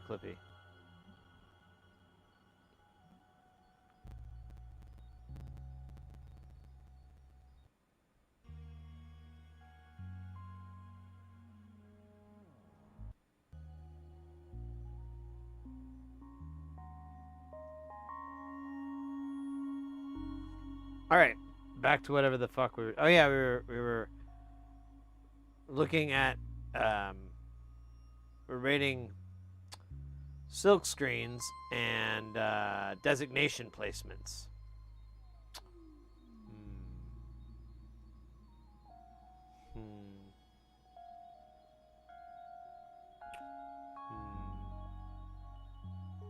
Kind of a low scoring move here, you know. I mean, just personally.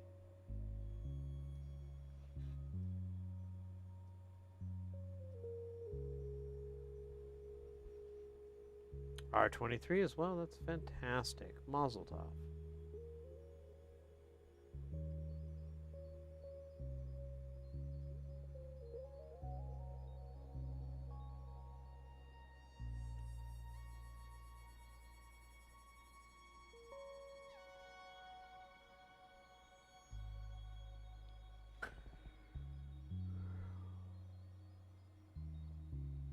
Sorry. I was trying to see if I could fit the back of my hand into my mouth.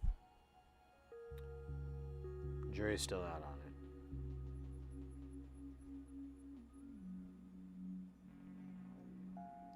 it. I don't like how these are close to the edge.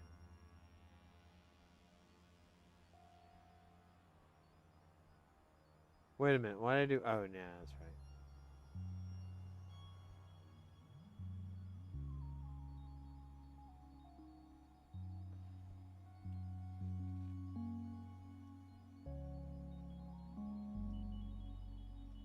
No 40s.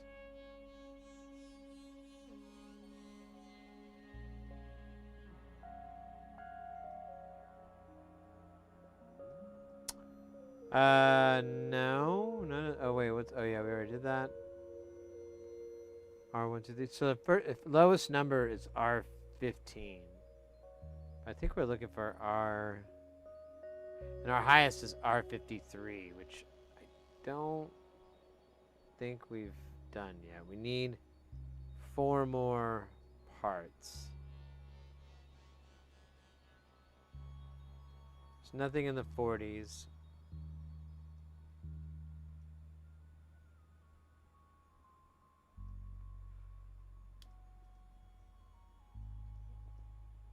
Nothing in the 60s. Well, let's see.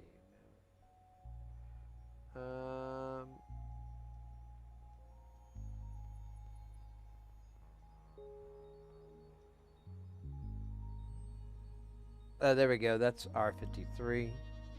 Let's do that guy.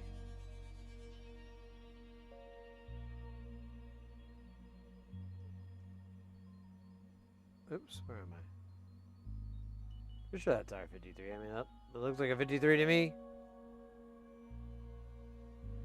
19. That's not even a real thing, is it? It is. Weird.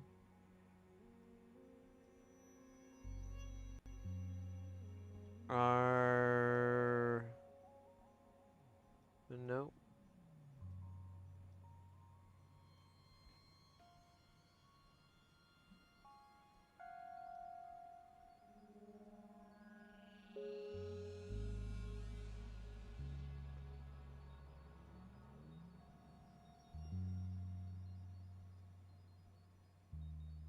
What's annoying is this list isn't exactly in sequential order.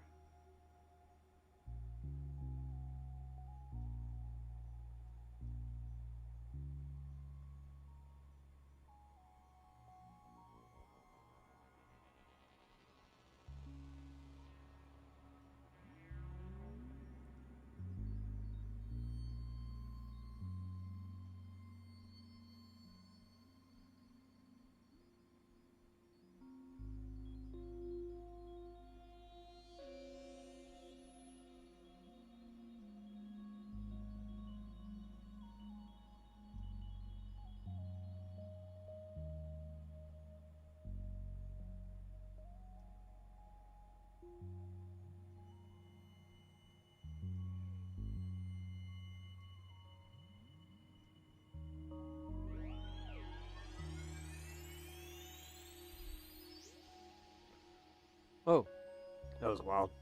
Ah. I zoned out there for a second, didn't I? It was beautiful. You were there, and you were there. You were there. Everyone was there. No, that was insane. Sorry, guys. It's probably all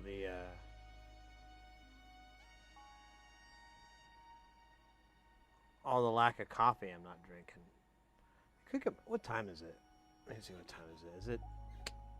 Man, it's a little. It's kind of on the bad time to try to order something delivered. Cause like traffic. Man, what am I missing? I'm missing 3 resistors. And I don't know where the fuck they are.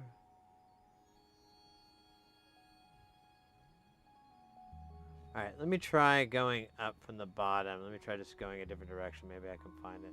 So 36, 32, 36, 32, 33, 36, 37.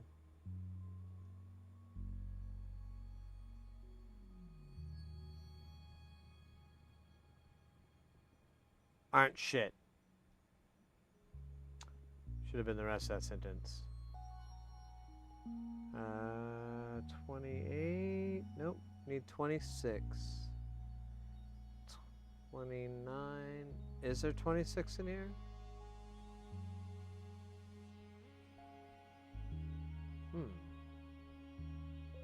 Maybe it's... Oh, there it is. Hey, all right. 1 down, 2 more to go. Dude, that was wild. I can't believe I zoned out that hard. I think it's the music, though. And the lack of nonlinear circuits modules. I feel like they give me energy. Energy and power. Hey, an R34. That's part of this, too.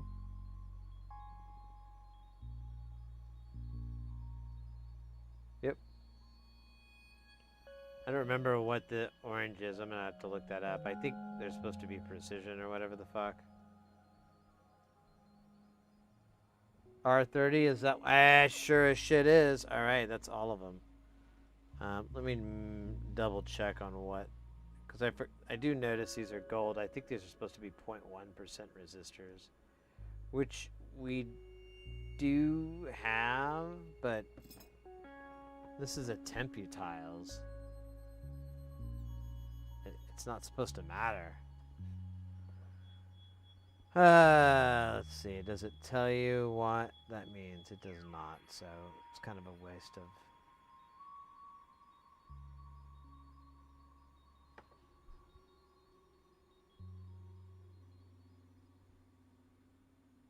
Yeah.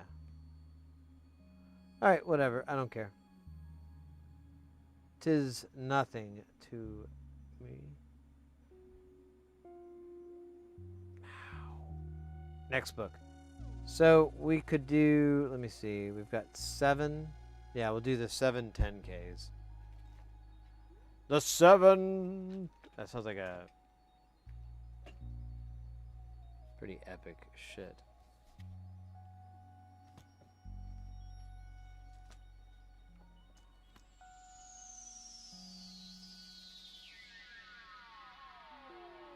Let me check something. targeted.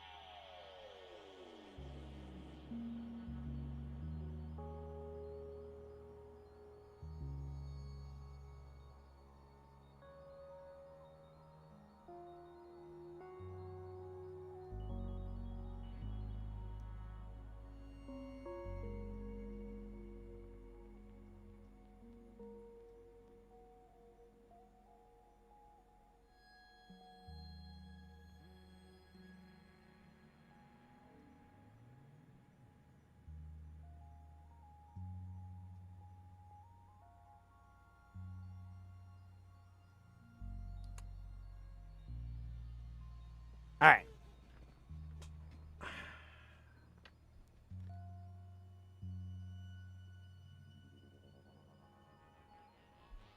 Actually, one more thing. Let me check one quick thing. I want to see when the missus gets home today, because I can't remember what time she's supposed to.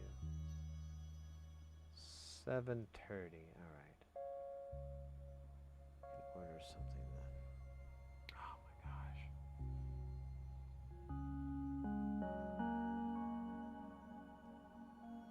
That workbench is going to be awesome. I just got to get up my butt and order it. I had like some questions on the heights and so forth, but I think I found a cool chair for it. I was thinking about ordering that first, but I wouldn't be able to get the chair to go down low enough for it to work on this bench.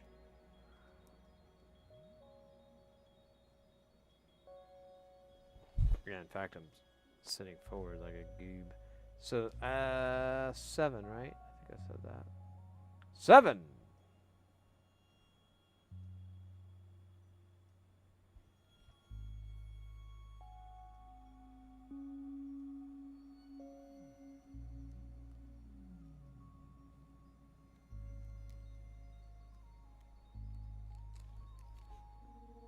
Oh, man. Oh, that felt good.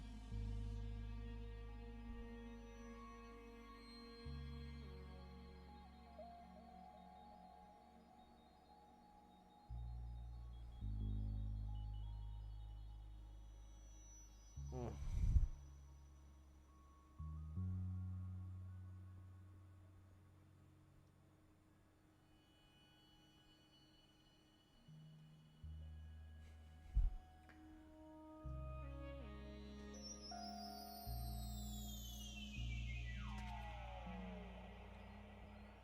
I wonder.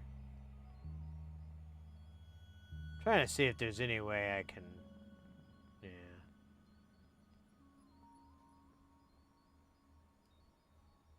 So that package I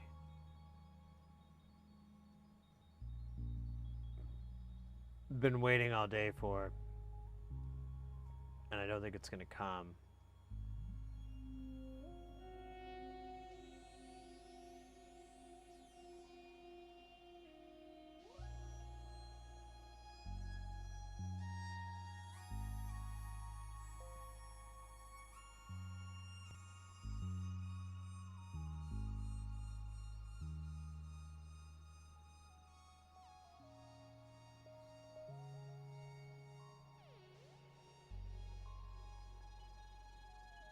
Oh my god. If I would have gone to the post office like a half hour later.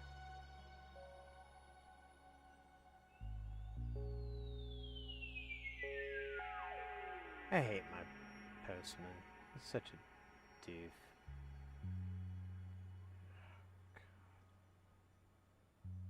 Can't believe that. Alright, whatever. I'll get it Monday. Get it Monday. Because I can't get it Sunday. Because, yeah, they're closed on Saturday and Sunday. Post office.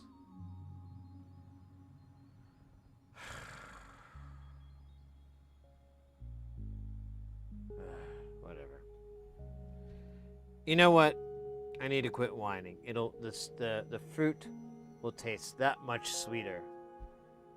It's like edging, but with electronics and synthesizers. And building. Laboring away. On and on. Through and through.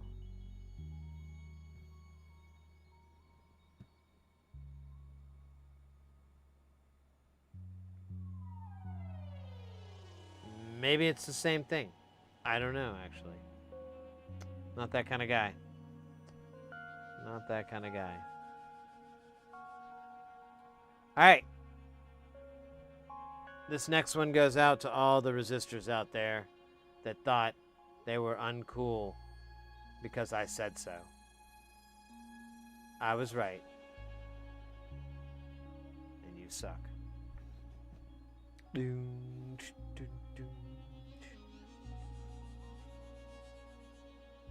Actually, I want to start where this starts. It does not. There's no fucking starting point on this, is there? It's just... It's like, hey, bro.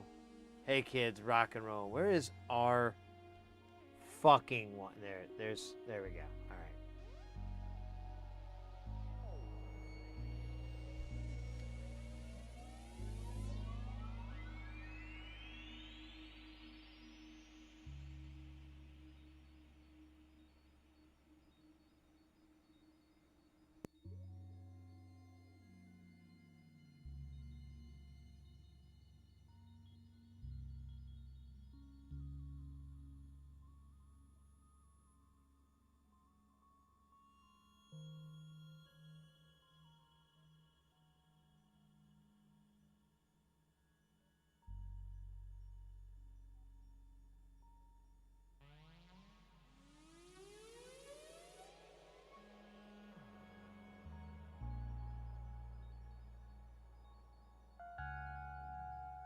Hey kids, rock and roll, rock on.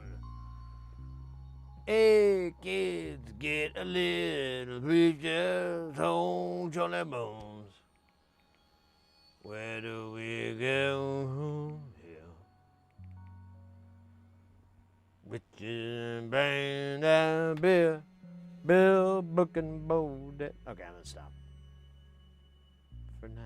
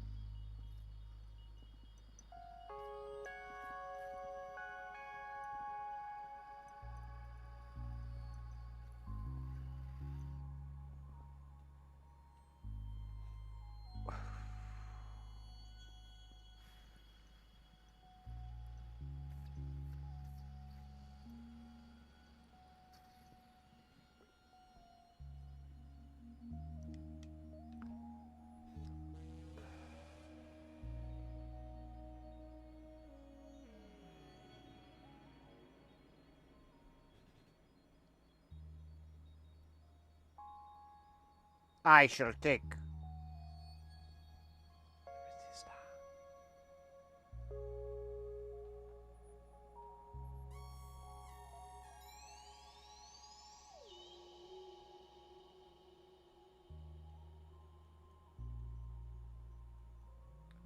This is borderline humiliating.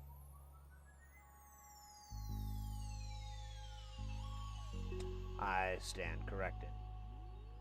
Actually, to be more accurate, I sit corrected, but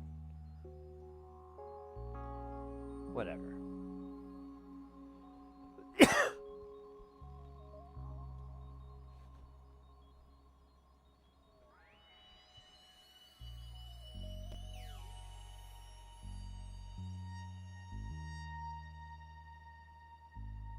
Oh. So I floated the cooking stream mukbang podcast idea past the missus. But to be honest with you, we're a little bit on thin ice with that one. Her immediate response was, "Oh, cool, do I get to clean it up?" Which I immediately told her, "No, of course not. We'll clean everything up." She'll go, "But will you? Will you clean it up, or will you just get rid of stuff?" And I'm like, no, we'll do a really good job cleaning. We'll bring the elbow grease out and everything. And she's like, "Yeah, but I'm still going to have to go in after you and clean it." I'm like, "Well, no, you won't." She goes, "Yeah, I will." So I guess I'm going to try to prove her wrong. Anyways. I'm still down for this idea. It's been something that chat has pitched at me for a while, and I've kind of turned it into something that would work for everybody.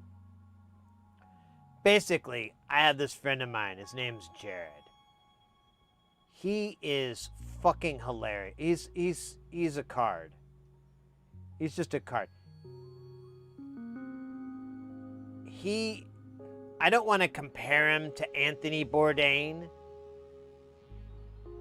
but there's some Bourdain vibes there. But he's just his own thing. He's just so fucking funny. And anyways, I've always wanted to have him on the stream because I was like, this guy's so funny, and whenever him and I hang out, I think we're fucking hilarious. Usually there's nobody there to laugh, so it's just the two of us. But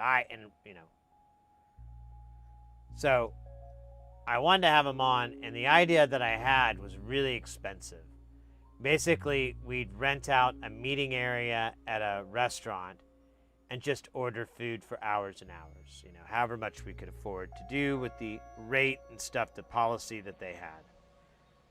And my intention, too, was to make sure that the staff and everybody was well taken care of, because I knew it was going to be really expensive and it was going to be a lot of work and blah, blah, blah, blah, blah. I just didn't want to leave a bad impression.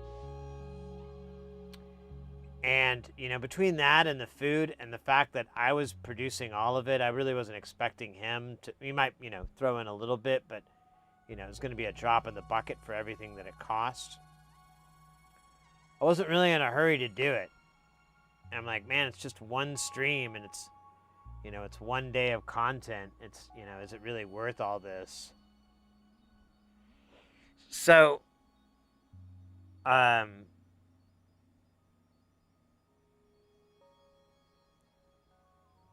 totally different subject. Chat has asked like many times, "Oh, Sid, you should do a cooking stream." And I was kind of fancying it, but then I remembered I'm not very good at cooking. Not really. I mean, I can follow instructions and stuff, but I'm not good at all. I mean, I don't burn water. I'll put it that way. I knew someone who did that, so I know I'm above her. But to be fair, that's pretty easy to do. So I have like a nice setup to be able to do it. We could get a nice multi-camera setup so you could look into the pots and pans and the dishes getting cooked, as well as a face on, all that stuff. I was like, yeah, I'm ready. But again, I'm like, I'm not a good cook. This isn't really going to be that great. What am I going to do? Make pizzeritos? Then it hit me.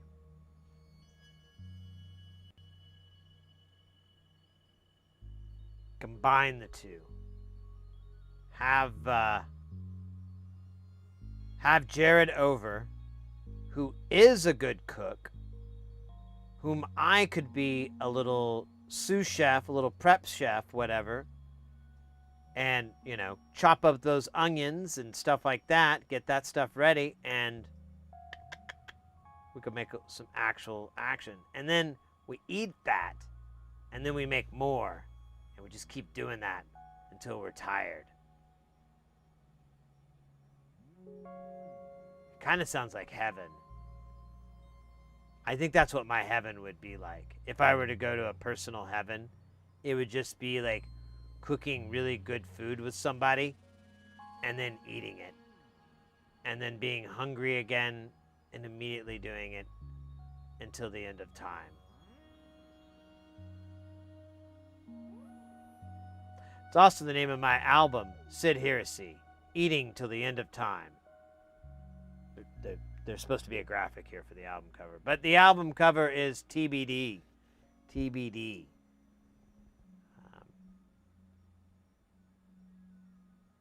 But it was going to be a time machine made out of pizzas. But the graphic designer said that was an impractical design. I don't know what the hell that means. I don't know what the hell that means. Impractical design. I want a spaceship. Not a real one, mind you.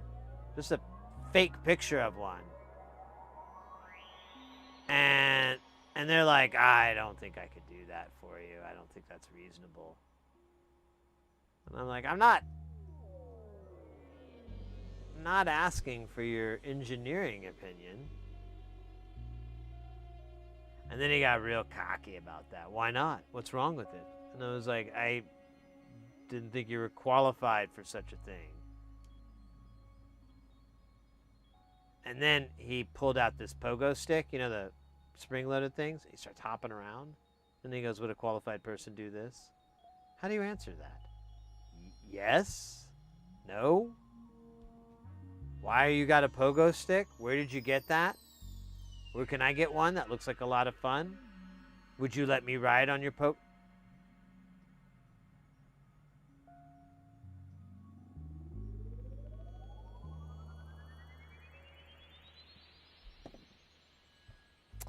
I walked into my own joke.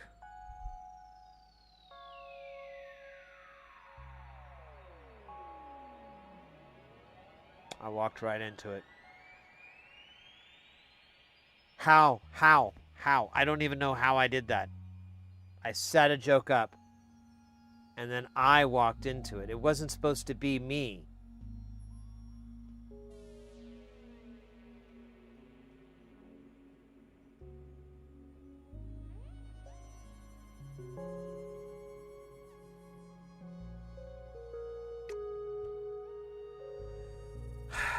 Anyways, he wouldn't let me ride his pogo stick.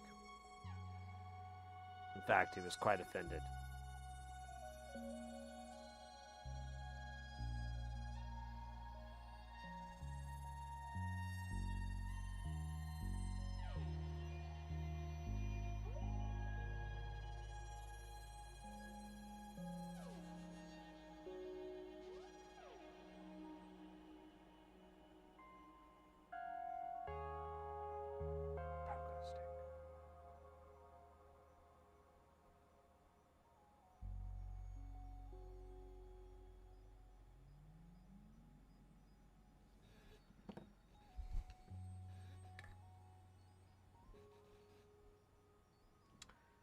Solder this kid on. I don't even know there's really any flux on this side. It's kind of off in the middle of nowhere. You know, I always think the Kappa head looks like David Duchovny. I always think it's like an X-Files reference. And I remember it's not. But isn't this whole life an X-Files reference? I know we should, since we're doing 805, we should switch over to, come on, get over.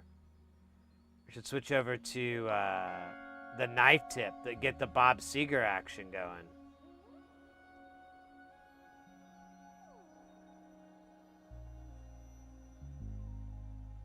What is wrong with this resistor? Does it know my plans?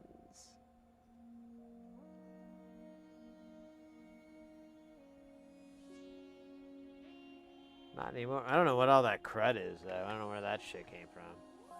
It's disgusting. Can we get rid of it?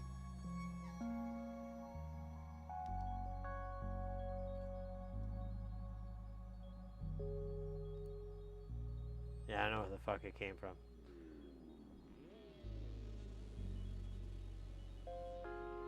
Are you okay there? I hope so. I hope so.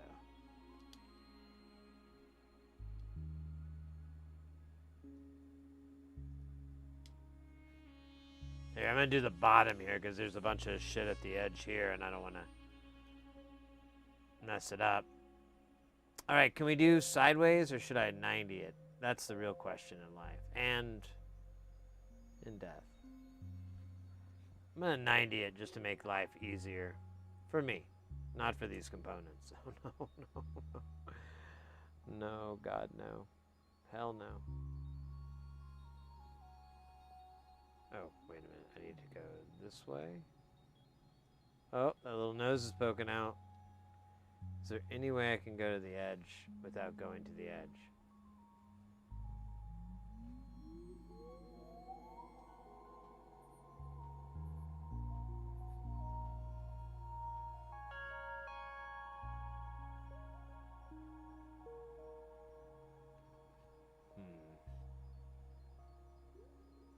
Just deal with it. It's one of the downsides of putting a nose on your camera is that it will sometimes get into frame. It's a fact of life. I remember my father when he took me down at the age of 28 and he told me, son, you need to move out of the house.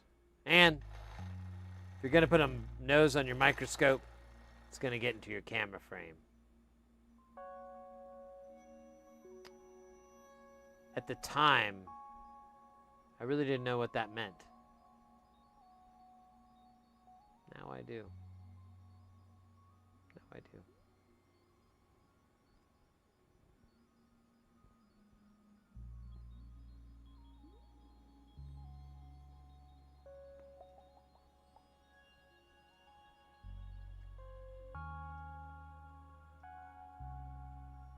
Come on, dude. Don't be. I'm used to the 603, so now this is just totally throwing my game.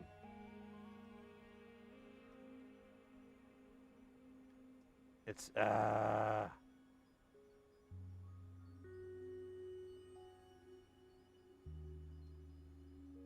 go, jerk. Now that one's all dumb. Thanks for nothing, loser.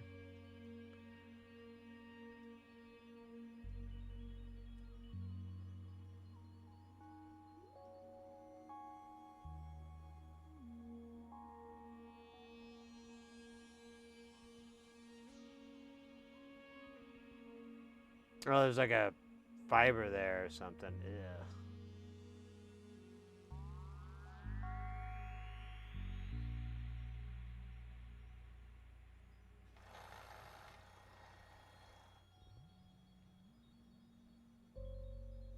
Oops. There we go. I can't remember. I think it was R21. No. No, it's not R20. Well, yes, it was.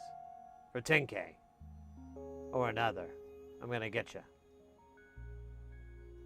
I'm gonna get you. Alright.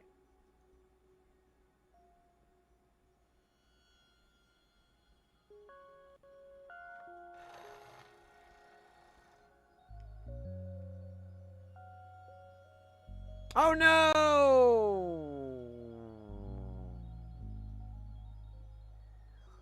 No, I tried not to. Fuck me, mate.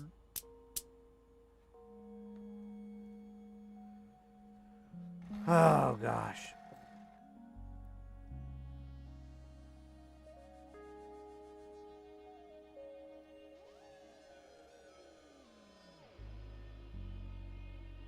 No,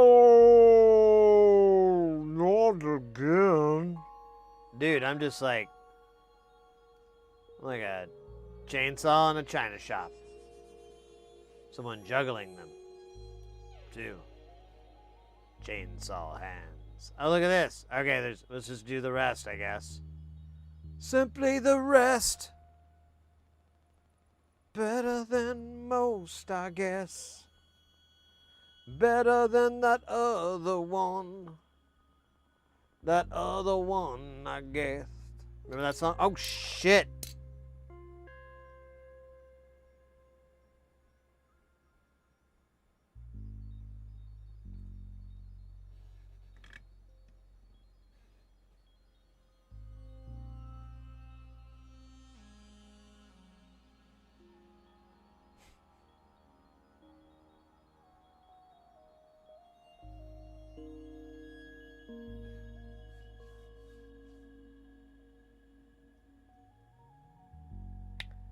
Shit.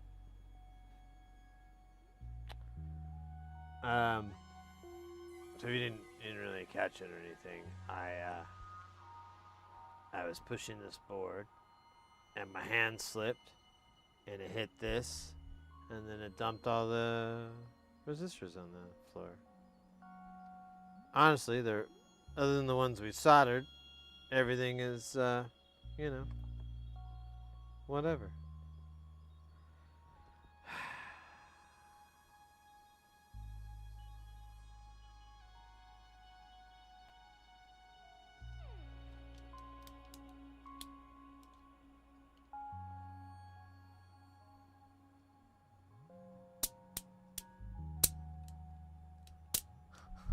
Dude, that's funny. I mean, it sucks a lot, and it hurts inside, but it's also very funny. So I kind of like the funny. Okay, Kyle. I don't know what you. Oh, deleted. Right on. Oh my gosh. All right, whatever, man. You know what? When you get punched in the butt, turn around and get punched in the nuts. And if you don't, who really are you? Actually, that's horrible advice. I don't think that's even advice technically. It's like a really bad collection of words strung together. Let me rephrase. Damn it. There we go. I think that actually sums it up. It's interesting, the English language. You know, talk bad about it all you want. Got a couple of words that are really magical.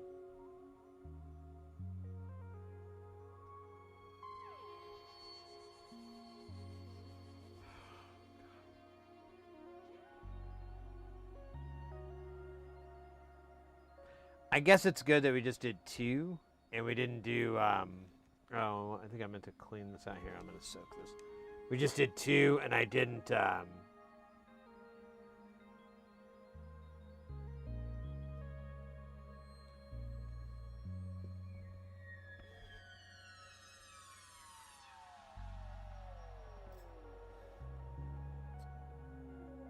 what is this weather? Let me just check here. I just thought of this. Let me check.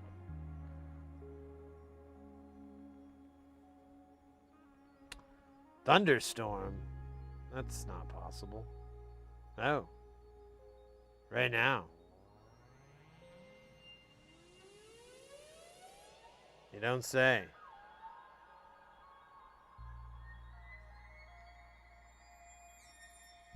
I don't hear anything. I think we're good.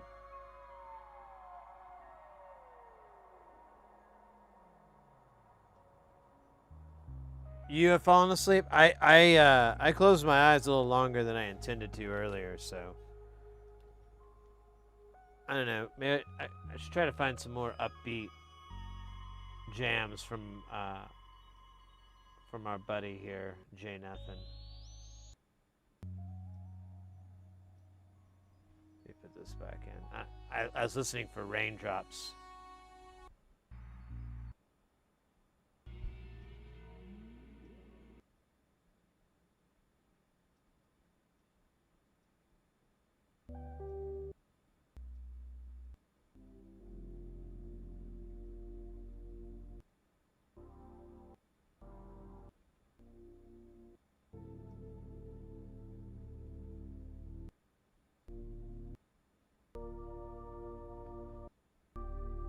Man, there was one stream they had,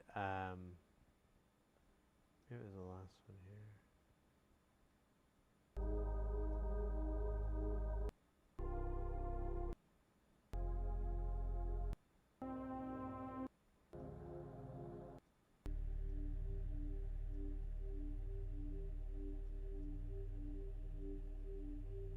Oh, I think this is an earlier one because I think I'm going to start it here in just a second.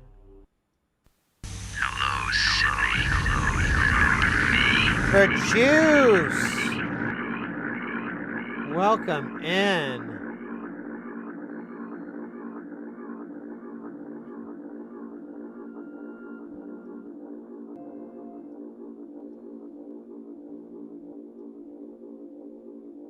How are you doing? Are you staying guile, I hope? Keeping it guile?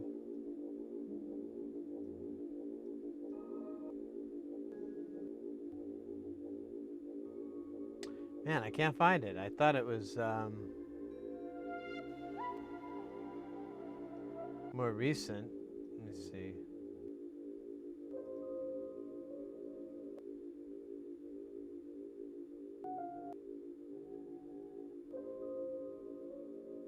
Man. Oh well, this is fine. We'll just leave it on here. I'm not gonna waste time trying to find jams.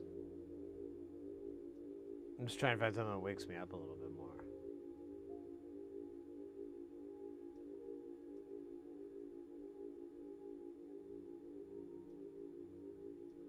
A second thermometer? What do you mean? Like, just another one so that they both say the same thing?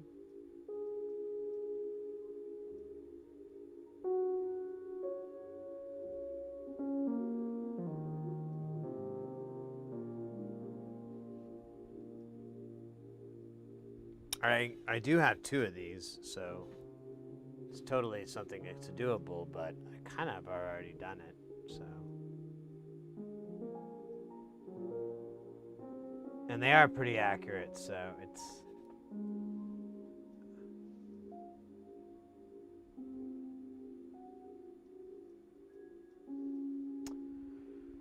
Ah, it's gonna suck. All right, let's go, Sid. You can do it. You remember all... Oh, look at that. There's shit here on the edge. Here, I'm just gonna put it in the pile.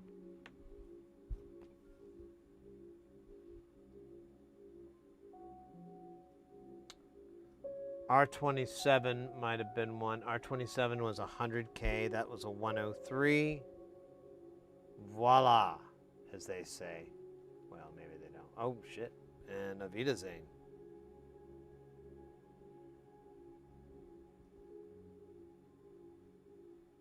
They even say off. Oh my god, you're killing me. Oh, is this Via?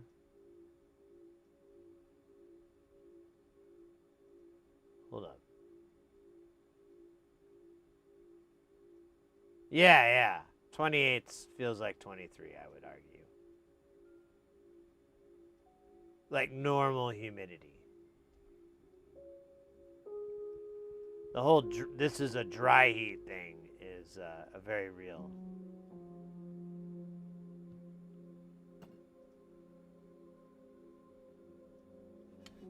I'm gonna check the door because I thought I heard something. And sometimes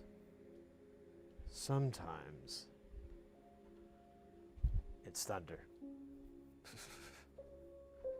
Honestly, I don't want to lose my little card if it's going to rain out there. Oh my gosh. Yeah, that guy sucks.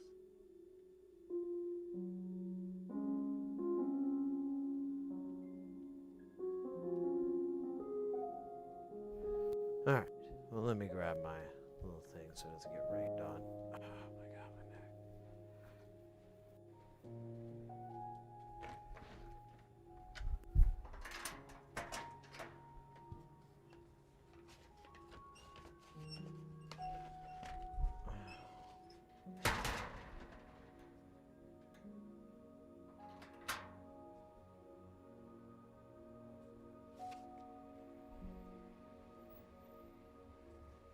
Yeah. Whatever.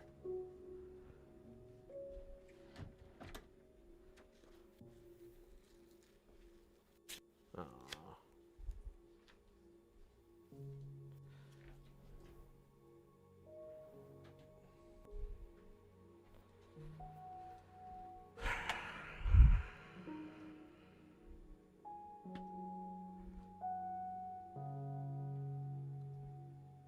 Man, now I'm kind of hungry. That whole disappointment in that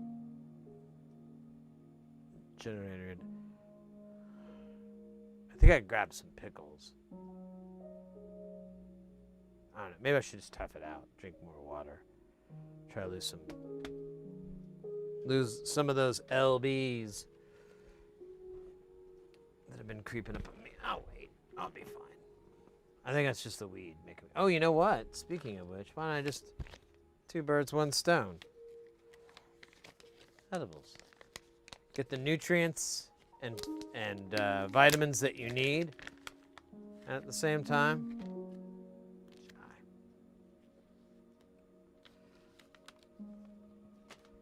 this thing is actually pretty good. I just got to be careful it doesn't. It's like a little caramel thing, salt caramel. It's really yummy, but you know, gotta be careful with your dental work, dog. Oh wow, and how they sealed this thing. There we go.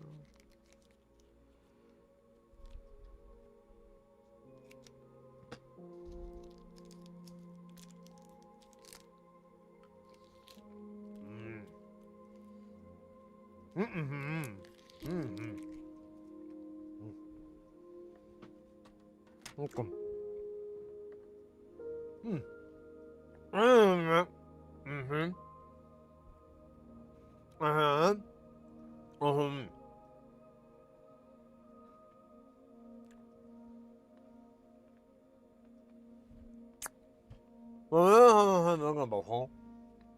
even gonna have moving on. Come on,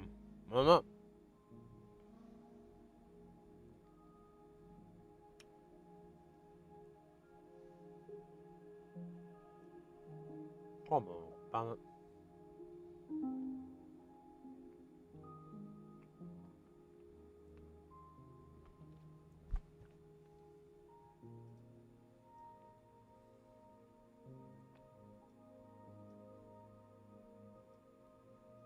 I'm not gonna handle. Gotta get those little phone for you can pull them up with your finger for them both. There you go. I'll put it right.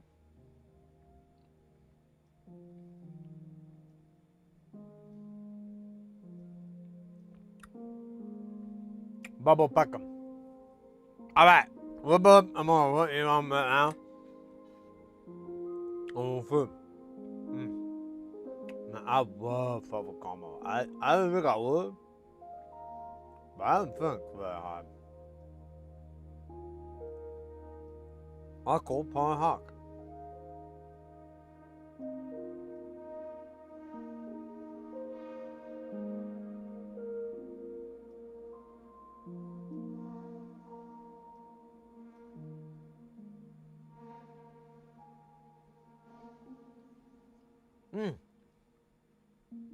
Alright.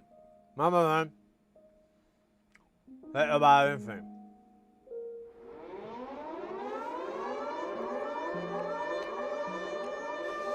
Cool, right now. Gotta get ready, cause anybody got happy. Go, Bob. Yeah, bound, we ain't no hound, this little clown. We got none. Other than them couple coming with that bubble hop, bump, bop, bibbidi bop, bibbidi bop, bop.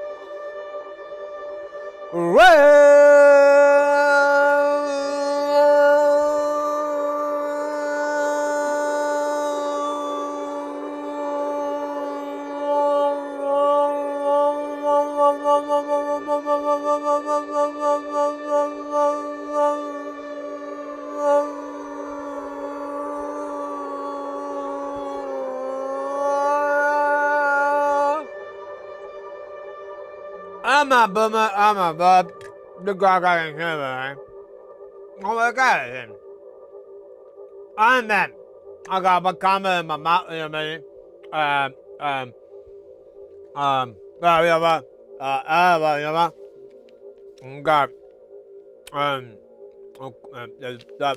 the bomber. I got camera, some. But it's both here.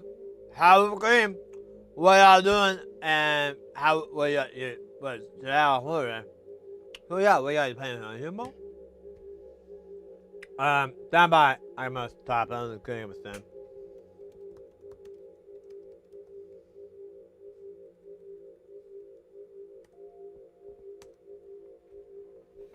Matt and my pap, they were gone with the fame, so you can judge your mom. But I found all conversing, but conversing. Never. Oh, that I'm building fan, and a conversing. With Emerson, okay, yeah, Eric Will, and Paul McComb. I overcame. I overcame. I wasn't a break. That ain't be true. But what? So now we're going to turn name. We gotta put it on using time and our heart rates. Within anyway against the 5 and 50 cents or whatever the hell the liver came crap about. I don't even. I mean, that guy's like a meme. You know what I'm saying? I'm starting to get a little bit of my voice back. The caramel is untying my tongue.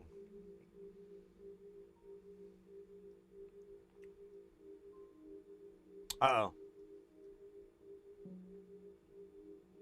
I got stuck on a bad place. I might have to let it just fade away.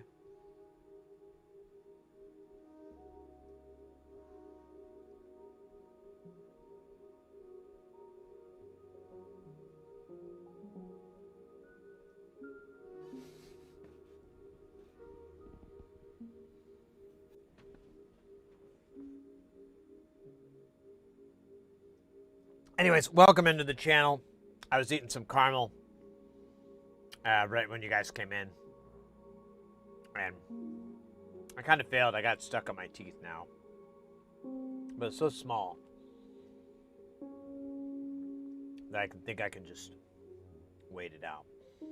Yeah, how was the stream? What were you guys up to today? We are, believe it or not, we're actually soldering. I know. Unheard of. We were supposed to get a delivery from the goddamn postman, but the postman sucks.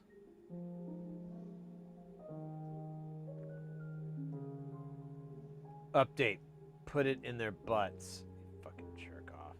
I swear, if I would have came to that office like 30 minutes later, it would have been there. Oh, I hate those dorks. Anyways, whatever. It's fine. It'll be, like I said, it'll be like edging. When it finally arrives, it'll feel that much better.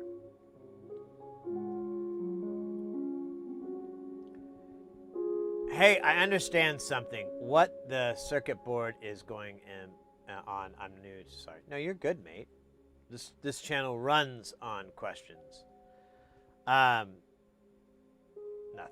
And actually, this one's kind of hard to explain. Let me bump out here. So, here's the board. Yes. Here's the panel for it. It doesn't really help because it looks kind of weird, but you got two encoders here, and then you have two buttons, and that's kind of part of the little screen interface, and then you have your inputs and your outputs.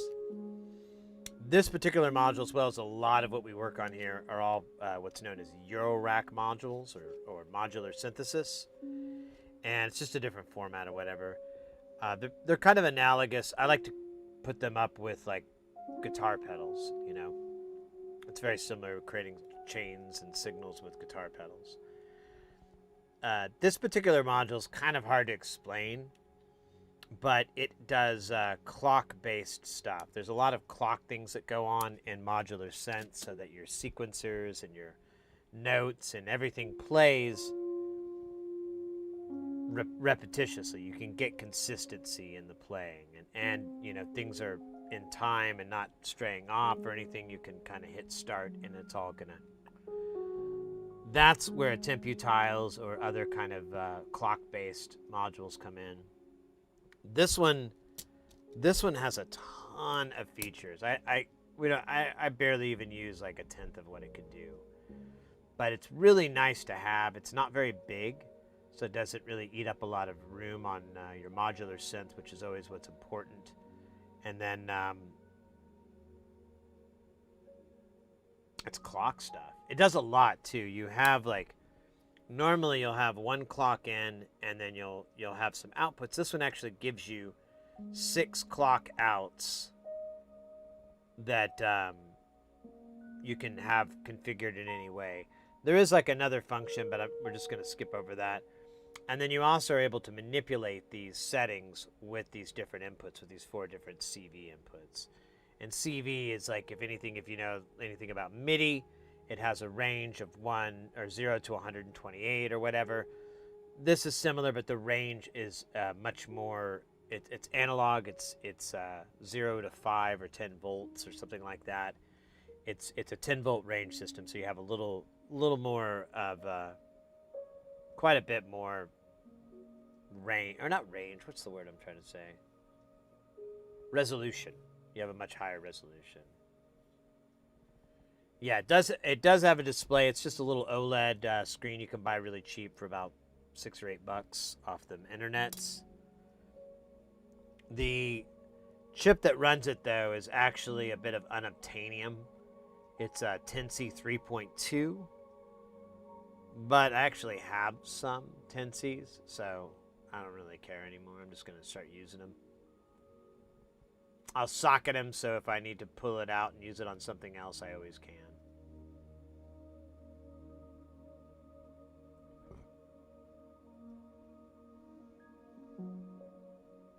OJ did, in fact, just do it.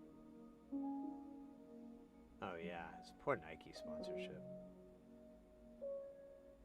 Old school analog software microprocessor based. I guess digital if you say clock. Yeah, so this particular module is digital. All of these are digital that we're working on at the moment. They use an STM32 microprocessor. Well, let me figure that.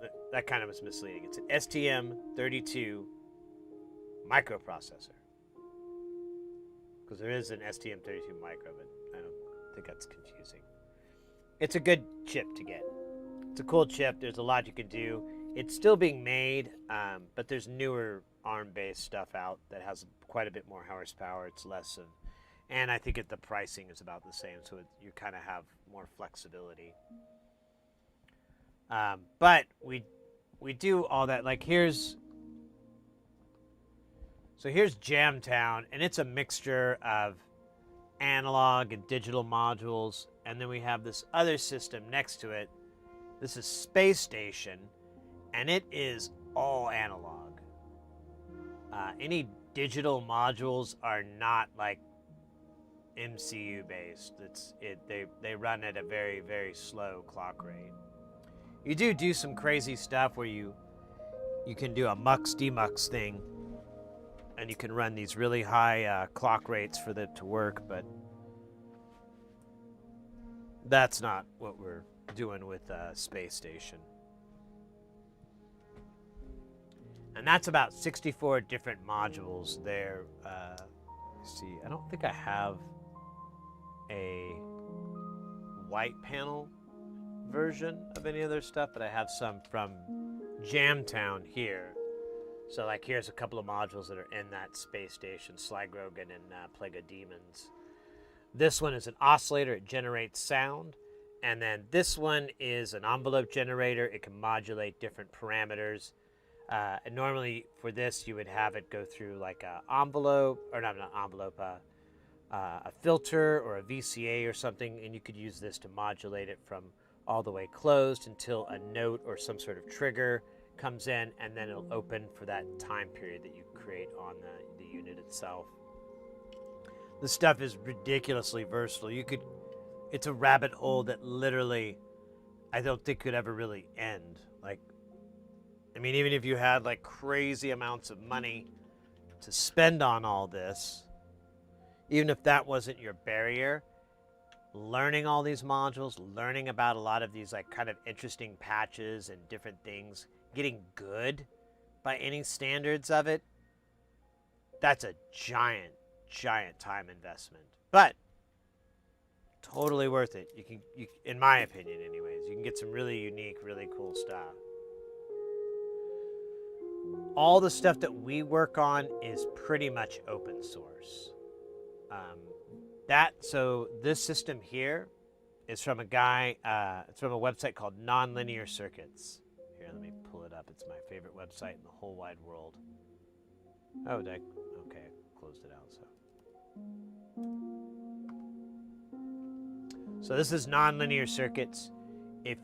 Especially if you're an engineer, if you're into electronics, this is really awesome for analog designs. So this guy we counted him like 140 modules or 145, I can't remember, it's somewhere in that range. And we are at 64, we've got 20 on the way though, so we'll get up to 80. But here, let me find something novel.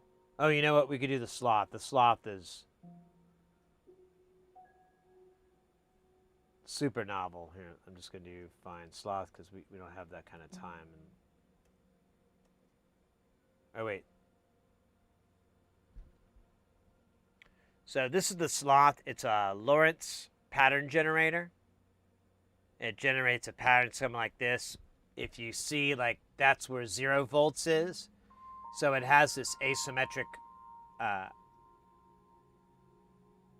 this asymmetric pattern. And sometimes it gets stuck in the middle. Sometimes it doesn't do anything. It's just chaotic. It's really cool. You can build this different sizes. This one's actually a great little early project because if you're getting into electronics, because it's all through hole. The schematic is here. It's oops. Oh yeah, there's 2 in here. So really, you just need to look at 1. We have this little LED feed here coming off of the output. That just kind of gives you a reading of it. You have this, which adjusts the resistance here, which I think is the only pot on there. And then you have a plus or minus 3 volt output, which is good for medium range shit. And then you have this beastie 8 volt output that's tasty. If you want bigger sweeps, bigger cycles or whatever. You can always attenuate these down so you can get something that's a little bit more reasonable, but that is the mod. And as you can see, it's a feedback loop. But the different arrangements of the resistance, something creates that Lorentz pattern.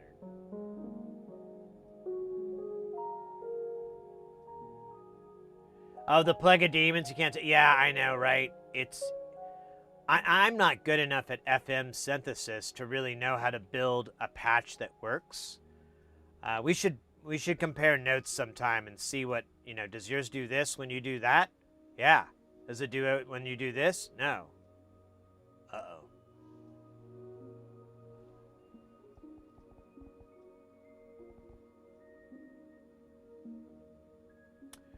Blackout, what is that? So this is a completely different circuit, but it is hands down one of my favorite modules from Nonlinear Circuits. It's really cool. Really, really cool. The more you look at it, the more you kind of are like, oh, huh.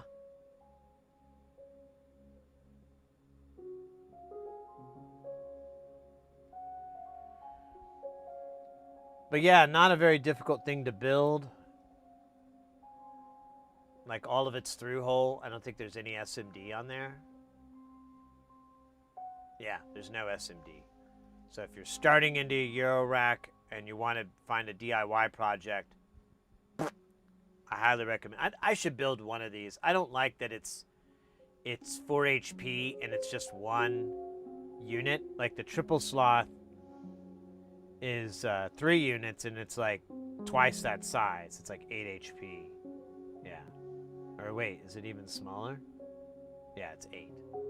But you get 3, and you get this crazy rectified mixture of them. But as far as easy to build, this is the old one.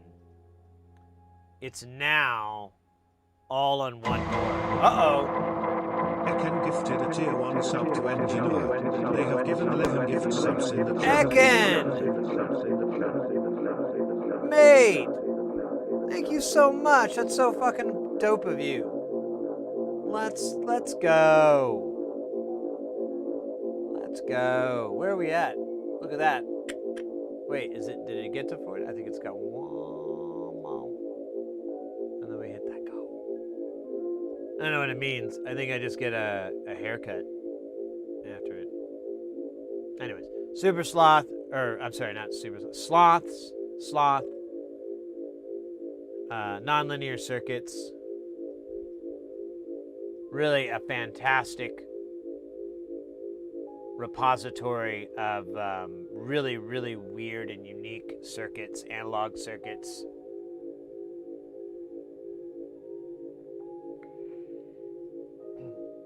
And designs. And if you are into modular synths and you're looking for something weird, shop through here. This man has some weird stuff. I'll give you an example of something that I really like, but and there's a lot of lets. There we go. Let's Splosh. So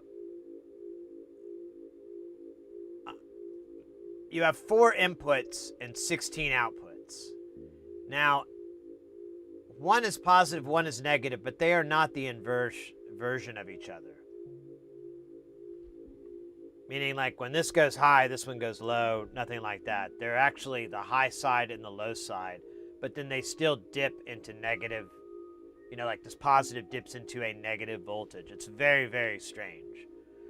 But if you look at the panel, it's kind of better on the Magpie, but it explains it. So C, or custard, multiplied by treacle, divided by NATO, multiplied by batter. So you have those two multiplied, those two pairs multiplied, and then they're divided, and that's the output. Same thing, but it's inverted. And then it just keeps going down the line to where you have them all multiplied. This thing is really cool. You can feed it a lot of different CV, LFOs, sequencers, chaos sources, whatever. It will imprint on all of these outputs in their own little odd way. It's really fun to look at the LEDs. The LEDs are going to be single color. So when they light up, that tells you what's happening. And there's a brightness factor that's pretty visible. So you can see like, oh, this one's pulsing. And then it's doing this kind of weird pattern. I like that.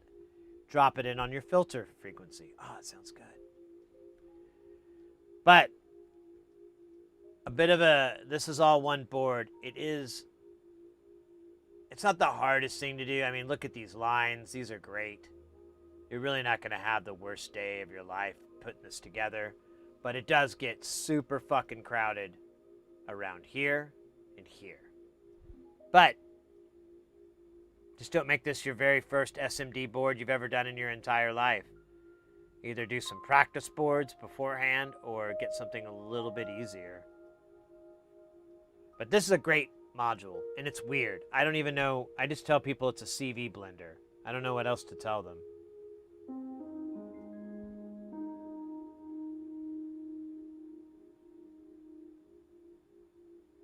$3 browser, but as an interface for ham radio to PC. I have like a cheap Behringer mixer audio interface too. I wonder if we have the same one. That would be hilarious. But yeah, non-linear, obviously one of my favorites. I plan to build a massive system. We're gonna eventually. I'm gonna build get a bigger case built, and we'll have. It'll be twice as wide, and it will be. It'll have another paired row on top, and then we're gonna have one or two single one U, which is like the little square tiles, on there as well. Because I'd like to do that too. I think it'll be Space Station's final form. This isn't even its final form. It's got a little bit growing room.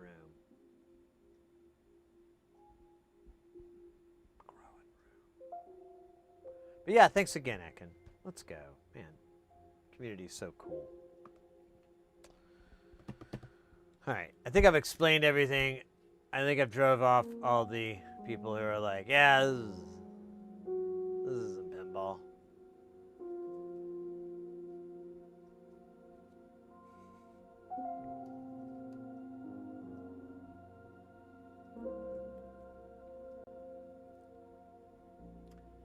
This is party time.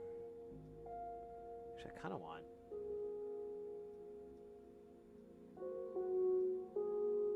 Larvae? What?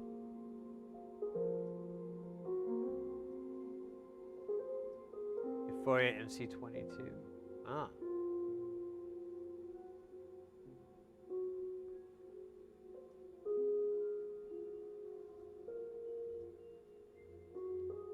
Ah!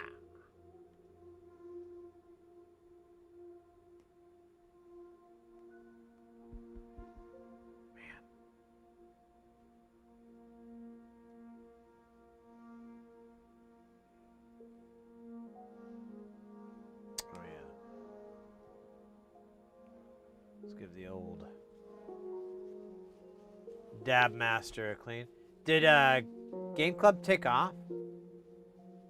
They usually run after they raid, which I do the exact same thing, so I can tell a brother or a sister when I see one. But if not, I was gonna make sure and say hi and all that good stuff.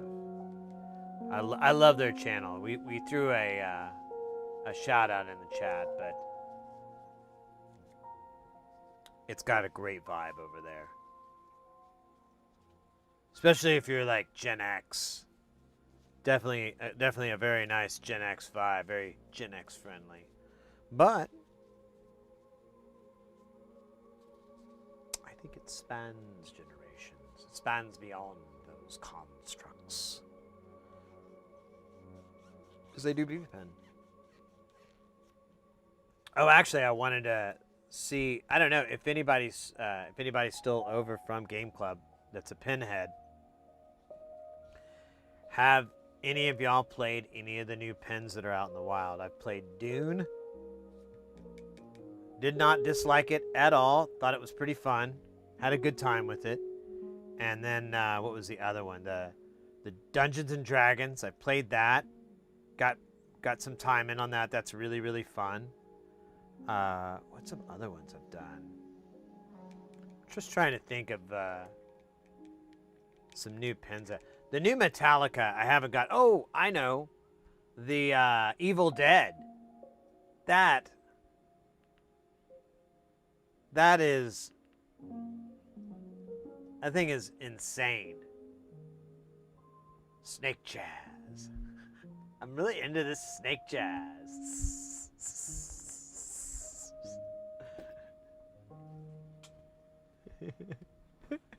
I love that joke. I like it that Summer like just pops it out for her friends. Check this shit out. They're like impressed. They're like, this is bomb. This is great. It's just a hissing noise. It's called like snake jazz or something.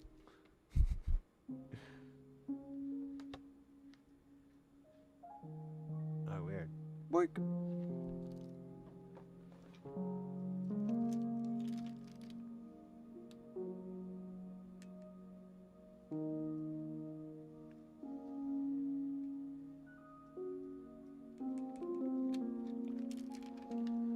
Oh, man.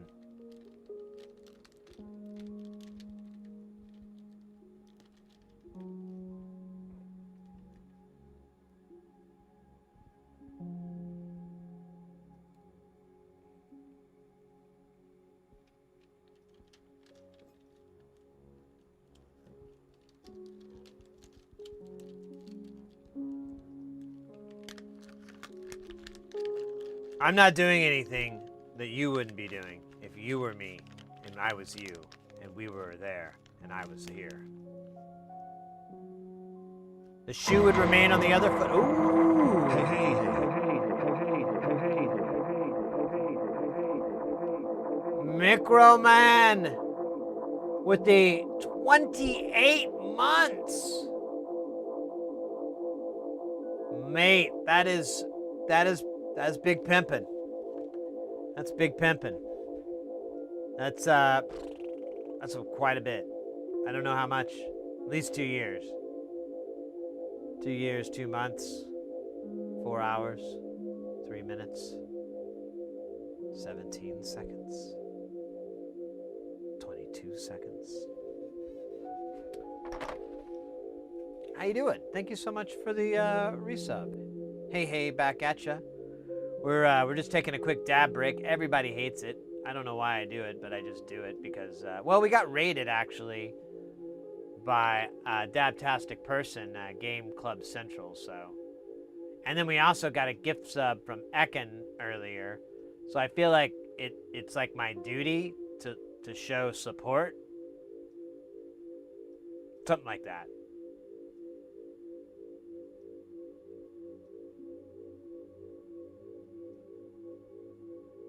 Fantasicists ride.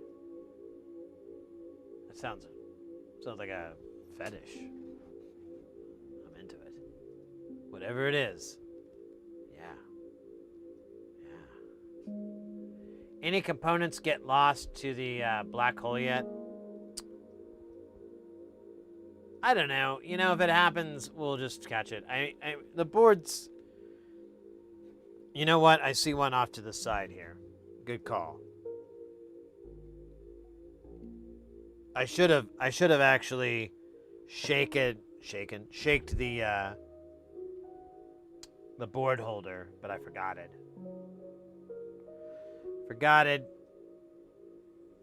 Thanks, Obama. You made me forget. It's been enough time we can do that joke, right? No one's gonna get weirded out. It's a bit. It's ironic. Like everything. Hey, I just put my bowl away. Had to see what you were doing before I play some Myst or Mr. games. So, oh, you have a Mr. How do you feel with it? It sounds like you're getting mileage out of it and you dig it. Any negatives? Anything I should look at? I mean, I know the price is a little owie, but I think it's kind of worth it.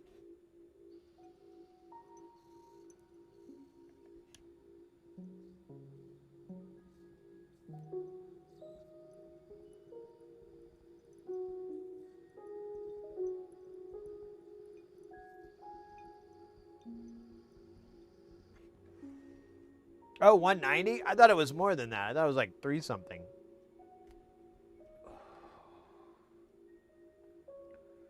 I was gonna hook it up for a buddy of mine. I owe some favors to, and they never fucking let me do anything. So I'm like, I'll just get him a Mister.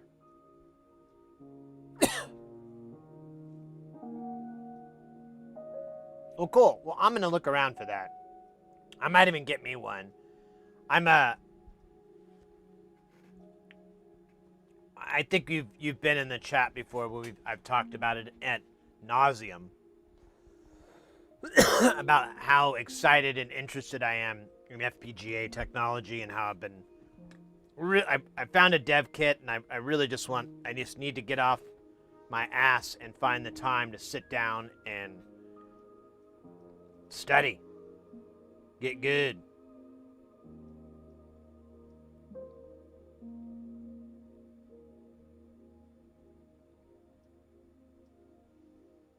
Ah, you son of a bitch. It's funny, though.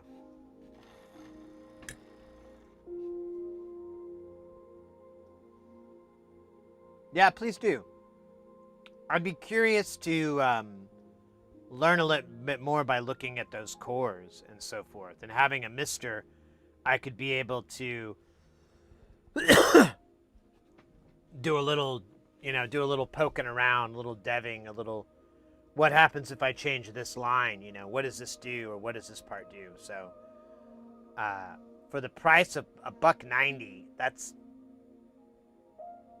especially for what that does.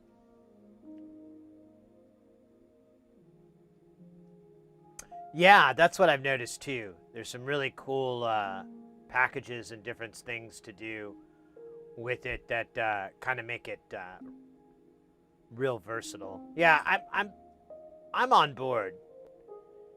The fact that you mentioned the price is down, you're pretty much. I've already got my wallet out and everything. It's just we just got to shove it into the thing's mouth so it'll swallow it, and out poops one of those things. I think that's how capitalism works. I mean, it's been working for me like that so far.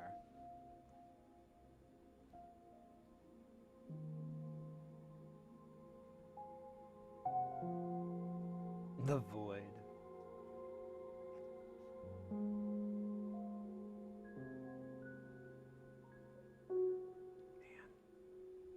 This does kind of suck. I don't know. We'll figure this out. R26, is that a real 20? It is. It's 100K. Oh, wait. I think all three of these, like 34. Yeah, 34, 30, and 38. These are all 400K, so we'll do all four of these, but we got to make sure we do 1003. That's not it. That's not it. All right, I'll put this in its own little pile. I'll call this pile Not It. It's a name I've been toying with for years.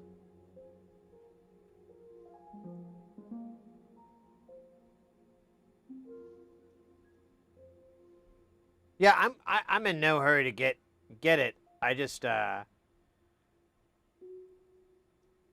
need to do some research on it, but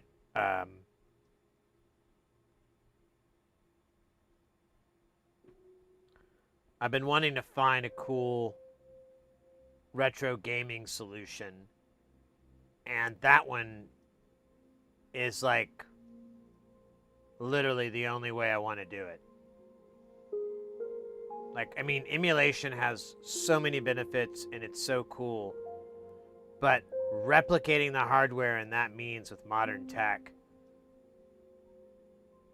it's like that meme or with what's his butt, and he's like, oh no, he's like, and emulation, but then it's like replicating with modern tech, and he's like, or whatever. I think it's Drake, which I guess we're not gonna use that meme anymore because that guy kind of got shitted on. Pretty good. Pretty good. Which is comical. Anyways.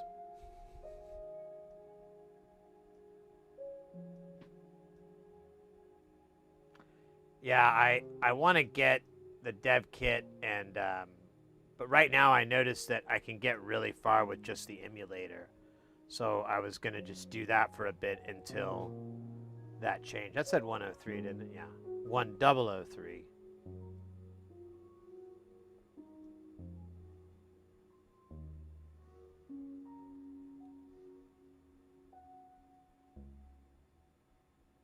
I'm not going to try to get them to go the right way. I've kind of given up on that.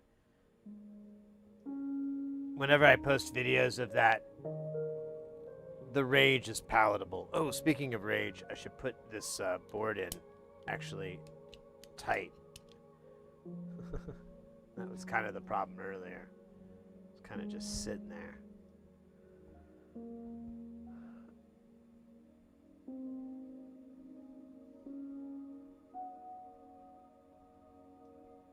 Oh, well, crap.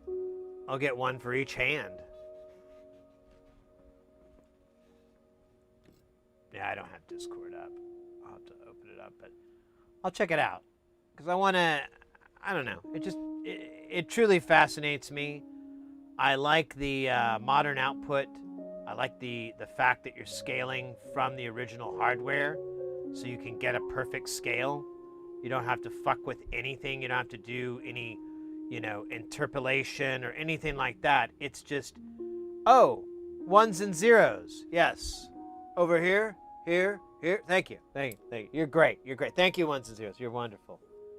The other way would be like, what? Oh, you're that? It's over here? That should work. That should be fine. Who fucking cares? It doesn't matter. None of this matters. Oh, it's 185. Oh, that 125. What is that, like a bare bones? I don't know. If I could find a cooler case. Something like that. That might be worthwhile. I don't want to get lost in that world, though. I've been there before. There are no friends. Only enemies. And dog food. Lots of dog food.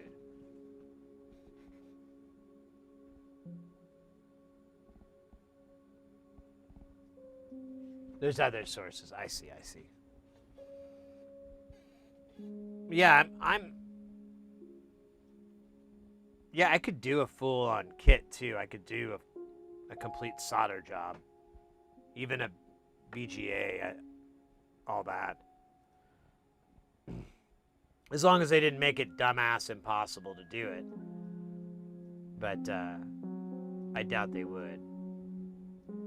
I believe I have the proper tools to do that. But I don't think it is a BGA, is it? Well, it probably is if it's an FPGA. There's so many GAs. It's like a gah.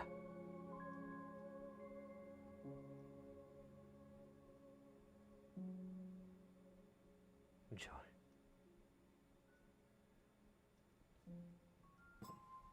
I don't know. I've just been, every now and then I kind of been getting into just sitting on the couch, and there's like, I have like, what's it called? Retro Arch set up on a couple of things, to be honest.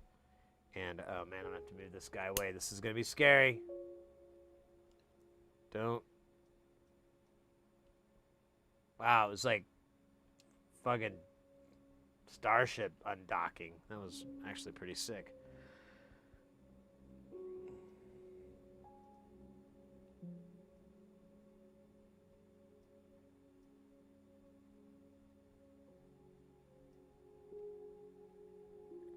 But, the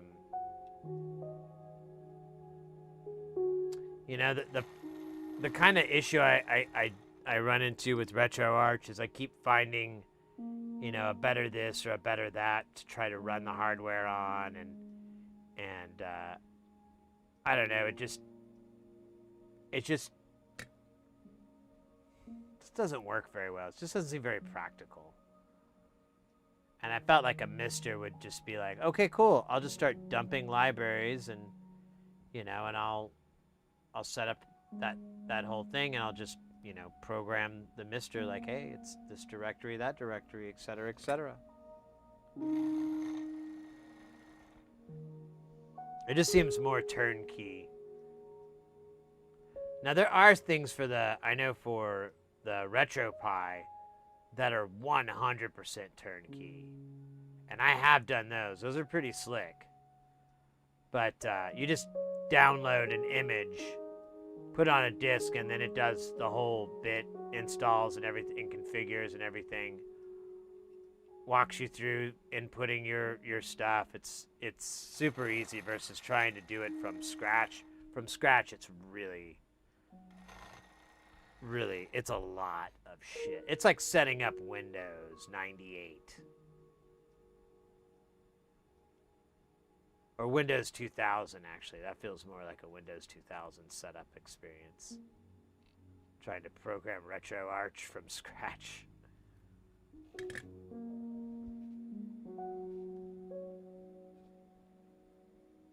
Don't you have to have your own run? Sure. I genuinely, I know we're kind of tongue-in-cheek in it a bit, but I genuinely, these games I've either owned at one point or I think I have in these bins like of old cartridges. So and there's some games I bought like on multiple platforms, multiple instances. So I'm covered. I don't want to really play games I've never played before, like old games, unless it's something super, super special. I'm not really interested in playing an old game I've never done. But there's some old games that I'm kind of like, man, I wonder if they still hold up or they're absolute trash. We'll find out today on Sid Play.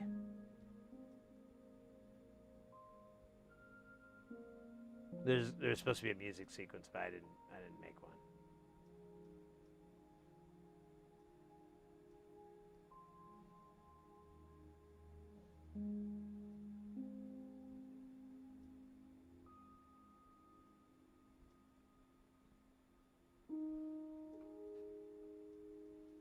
Well, at that price, I can't say no, so I'll give it a try. I've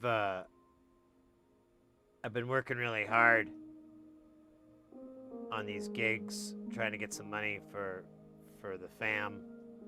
And oh, that's a 2, isn't it? And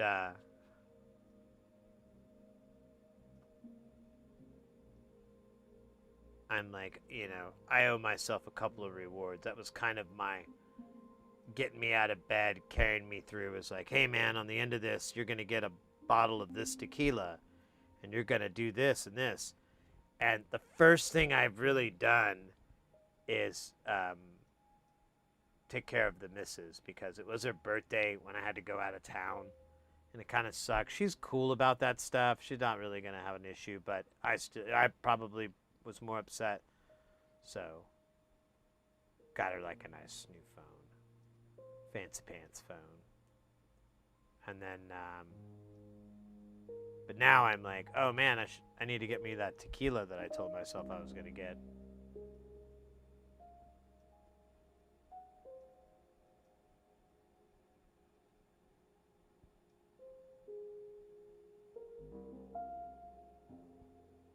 Korg Poly 800. Oh, cool.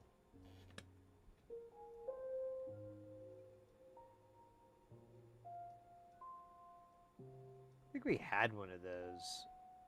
Was it a Korg Poly?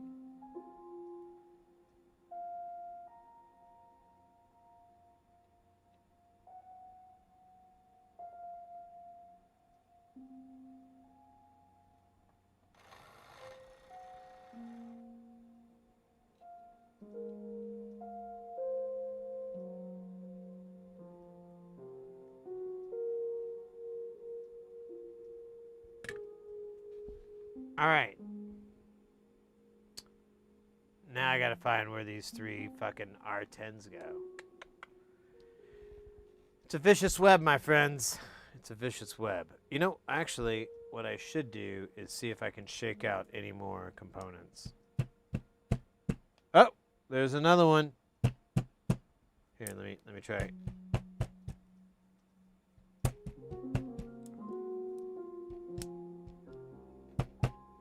All right, that was it. Let's find out what the component is. I wish I had a drum roll sound effect. We would use that a lot. Too many times, technically. Damn it, it's another 10K. Wah, wah, wah. As I recall, there was the 1, 2... Yeah, there we go. So there were 2 here. This was right before we destroyed everything. Before the madness began.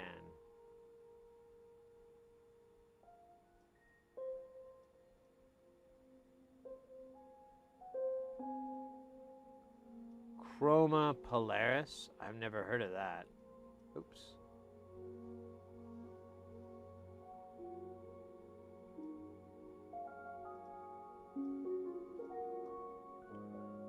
That doesn't sound familiar.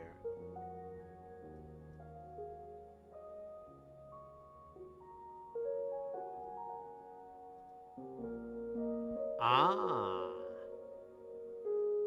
I haven't done any roads work. We did an amp, a Janus amp that was pretty cool, but I don't really consider that working on a roads, you know? It's just an amp.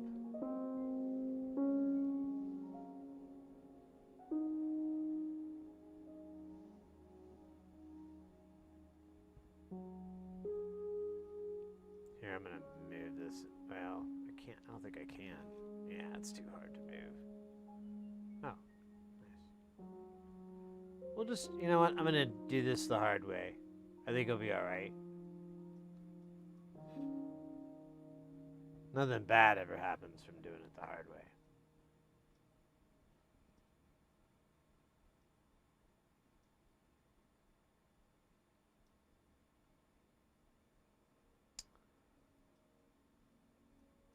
Now I wonder just now, like, man, it feels like there was more, but I don't really want to go through and look at them all. That sounds really boring.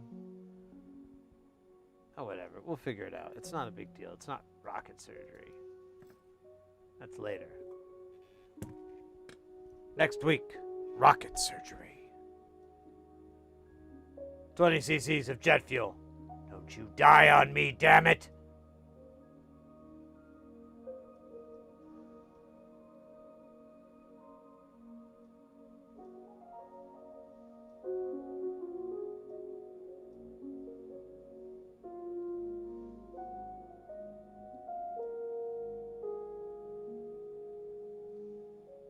Dude.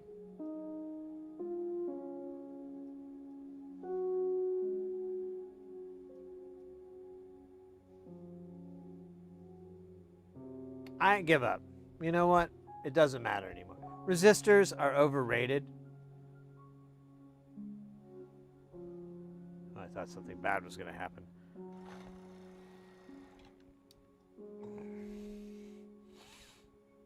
All right, buddy. Let's see what you got here. Okay. That's all you had to do, dude. That's all you had to fucking do. Why you didn't do it, I'll never understand. Here, let's see if your buddy can do it. Oh, man. Actually, your buddy is in a weird spot. Talk about a rock and a hard place.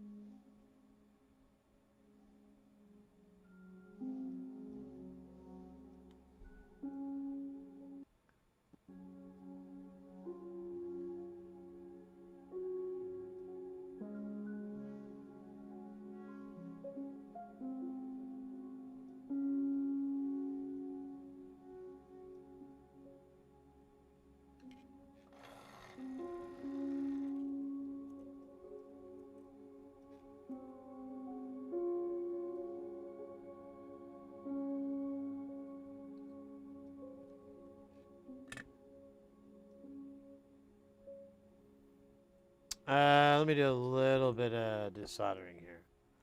Since we're here, you know? I don't know why I sound like Gene Simmons. Let me tell you. I'm gonna tell you right now, we're gonna... Oh, wait, that's not how he talks. Listen. Kiss never desoldered anything. Alright? That's fact. Yeah, I need to work on that. That'd be a slowly fading, useful impression to be able to do.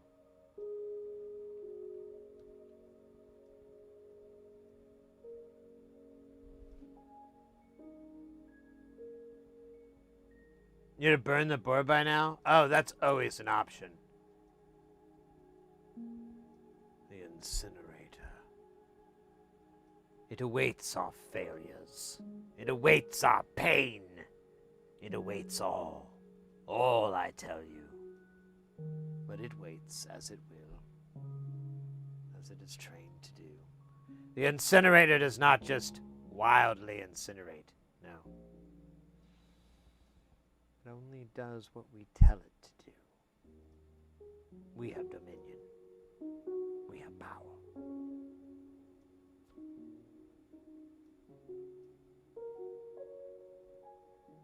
Compliments on the background music. That is our good buddy Jay Nothing. His link is up in the Twitch chat there, not too far up. Fantastic jam meister using VCV Rack to write their 24/7 jams that are NSF. Oh wait, or no, SF, whatever. There's no lyrics or anything, and they're safe for work. They're great. Yanni, welcome in. Looks hard. I don't know. That's not what they told me at the shop.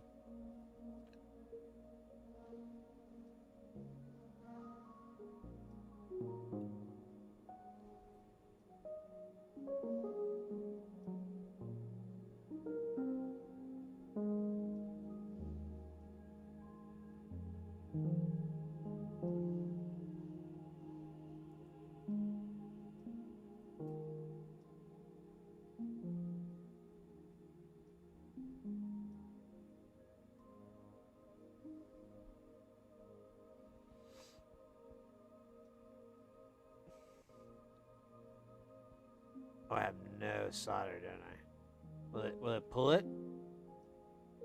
Can I just knock it off? There you go. I'll take that.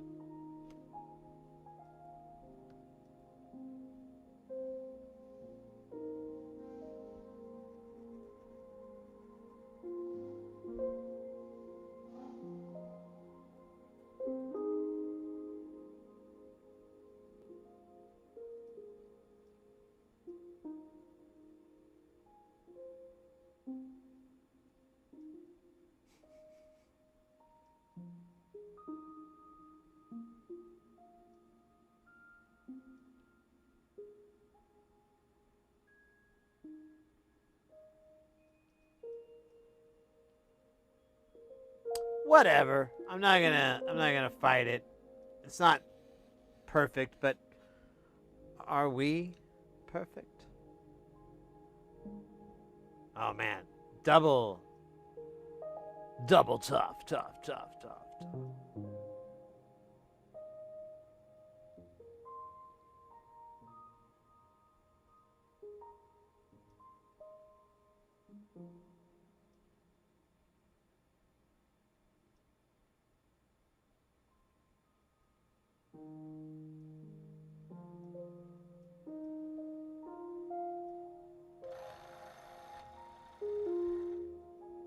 Yes, I believe in you.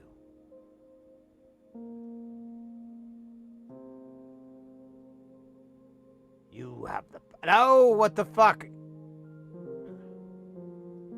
What the hell's wrong? Oh, no. Well, kind of works. Kind of... There. I don't want to wait for one life to be over. I think that's it. I don't really know or care if it isn't, you know? Like I was saying earlier, we're just dust in the wind or something like that. Oh, I don't actually... I feel like there is some missing. Because we should have 20... There's 21.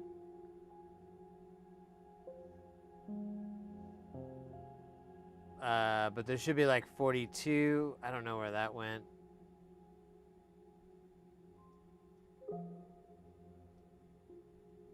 You know, I'm going to give the board one more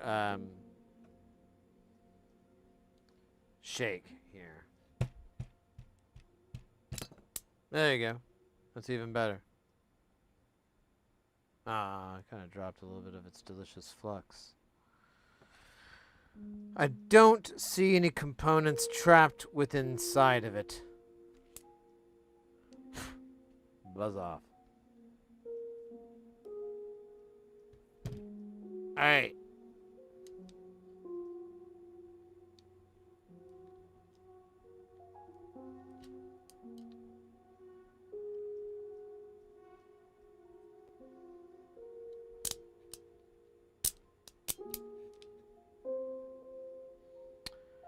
I don't know. I mean, I guess I could look for, what was it, 42? God, it's so boring. There's 43. There's 41.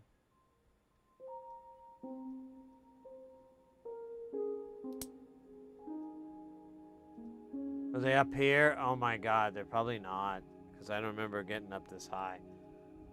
Oh wait, maybe that's why they're up here. Oh wait, yeah, there's one. That's like 42. Okay. So is it 44 I was looking for, or 21?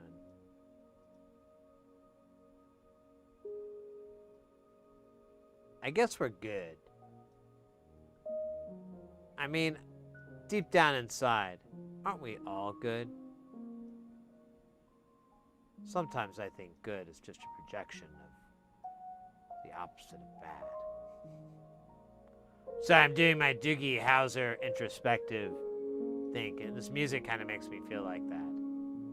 Where he cocks his head and he's like, wait a minute.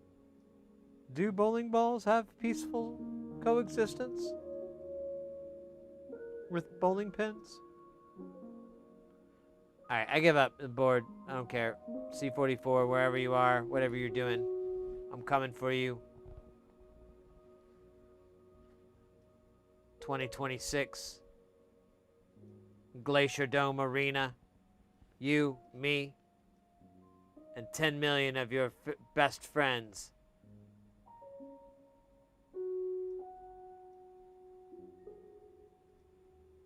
I'm going to show them who you really are.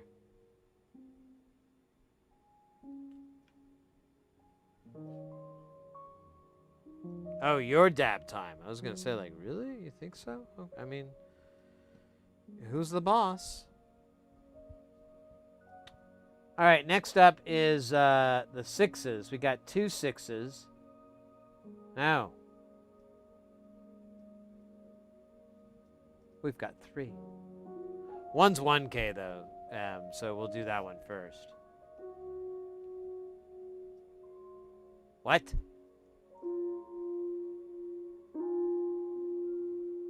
No.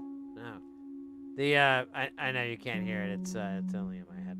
So the book was asking if I've ever driven a Lamborghini. Of course not. Of course not, book. But I have driven a dune buggy, and those are pretty fun. Thank you for the excellent question. Book of Components. Now remember, Book of Components is just a book of components, and that the questions that it raises aren't reflective of my own self. They're reflective of the Book of Components. So if they ask anything that goes beyond the standards and practices of good moral or ethical values, it is simply the Book of Components expressing itself in a very inappropriate and very volatile way. The components in here do not mean any harm. They simply hate so much. Sometimes that hate burns like a rash. In that case, I usually use a cream, but that's beside the point. The point is that we need 6 of these 1K resistors for our monster. I said monster, didn't I? Of course I didn't mean that. Let's see. Dos, cuatro, Foomp, Zex. There we go. Shifting languages. Like a man absorbed in the world of stupidity.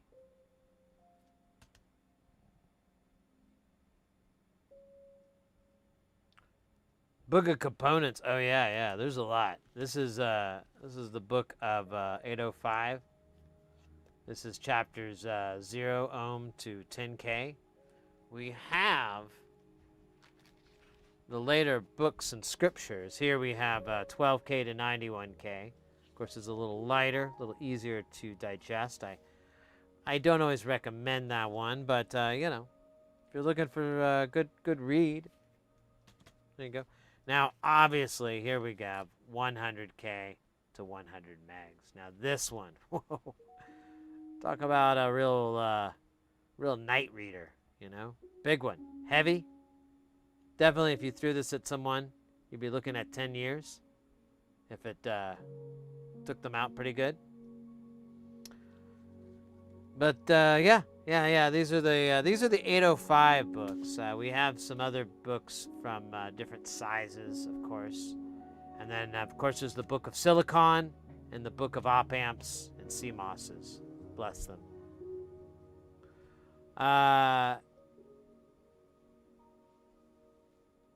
Anyways, I didn't mean to get off track. I meant to please the component books. They are very angry with me and my inability to manage time well. Sometimes they scream. It's deafening. I wince, my eyes squint. Wint and squint. Alright, fuck that. Anyways, boink. Alright. Check this shit out. We've got the poison and the remedy. We've got the post-victim rhythmical remedy. Check it out. We've got here, hold up. We don't have rights to the song and it gets copyright struck, so I'm just gonna do my version of it. I got the poison. Alright. Oh, hold up.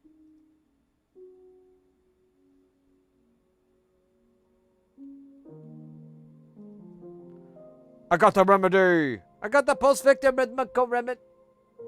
Second. Remedy.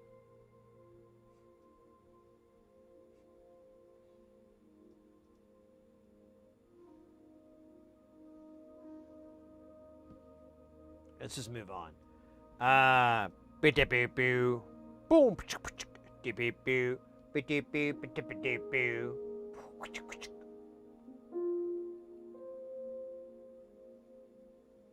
I got the poison. I got the poison. Boom. Oh, shit. Fiber. And not the good kind of fiber. No. The bad kind. The worst kind of fiber.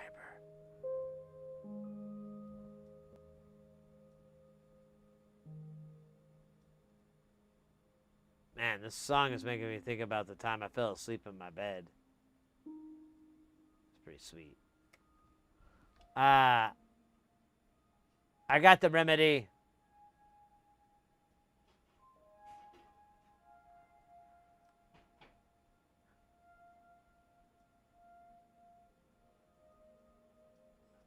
I got the poison. I got the remedy. I got the cease and desist triple indemnity. That kind of works. Triple indemnity doesn't make a whole lot of sense, though, but... Rhythmical remedy? I mean, what the fuck? And they rhyme remedy and remedy together twice, so...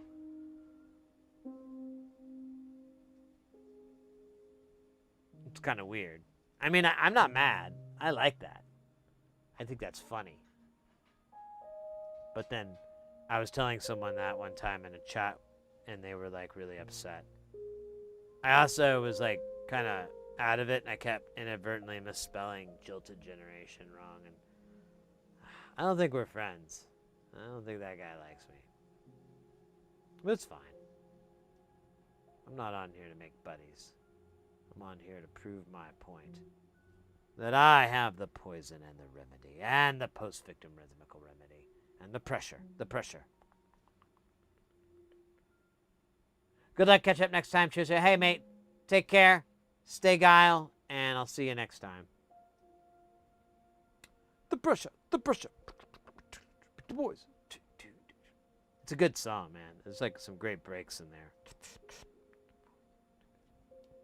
It's kind of like, if you ever listen to like, what's his name? DJ Shadow and his like early stuff. Wow, you know, it's all pieced together. Pretty crazy. All right, I'm gonna be right back in just a moment. Mrs. Hersey is home. I need to see what she wants to do about the food, and then I'll get rude with you, dude. Dude, man, I sound like I'm one of the Olsen twins or something. Whatever, dude. I mean, when they were kids, not when they were adults. They're like, here's some Fent, Keith Fletcher.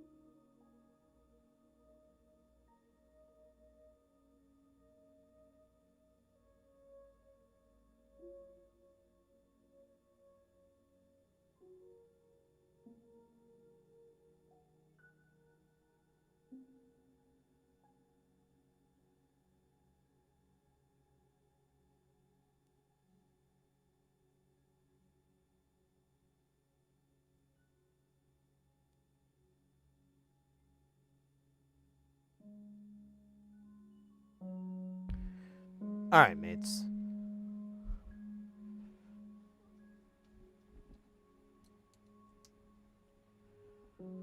All right. Okay. No, I had to get food. It was more primal. More primal than kiss time. Where we rock and rolled all night. And partied every day.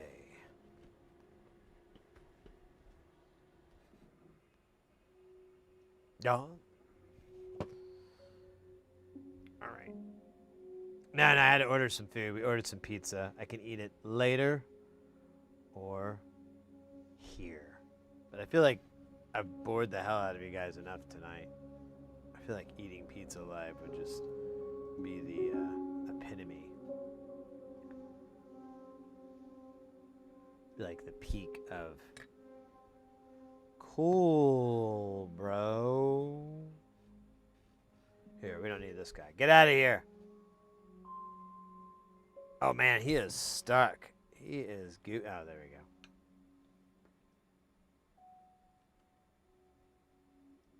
We don't mind. You're nicer than me.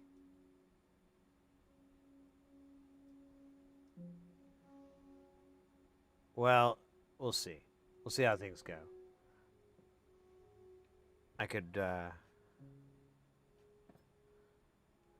depending on how far we get along with this and everything like that, I might just wolf down a couple slices and, oh, that was cool. I think that was me. Kind of sounded digital. Maybe it was in the audio. We're here for the combo. Jesus, that's insane. I can barely comprehend that. Oh, I gotta fix this guy. I can barely comprehend him not sucking butts. Oh, it heard me, huh? Oh, look at that. You want to get completely out of the game? Oh, shit.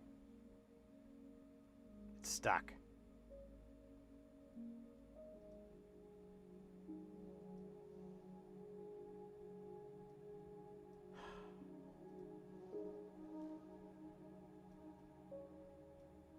Au revoir, R11. Au revoir.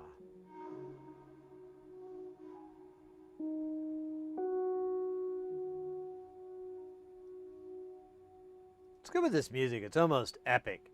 Like if I didn't talk, this would be kind of tranquil.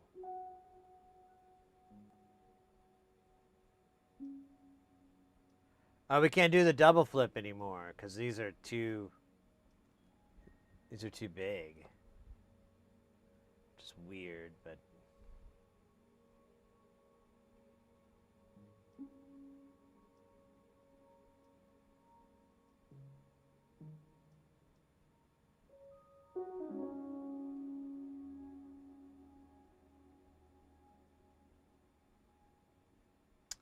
let's try again, bro.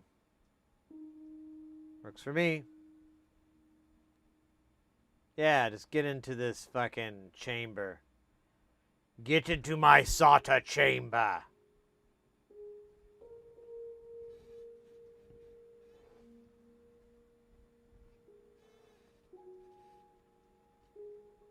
Solder chamber don't lie.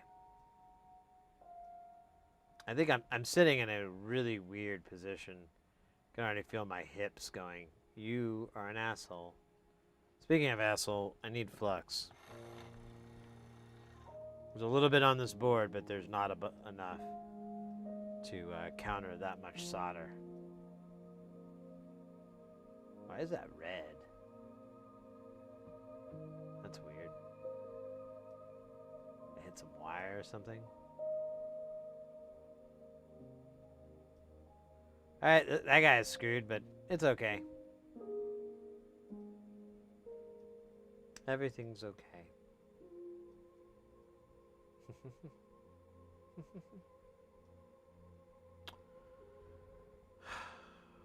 What's left?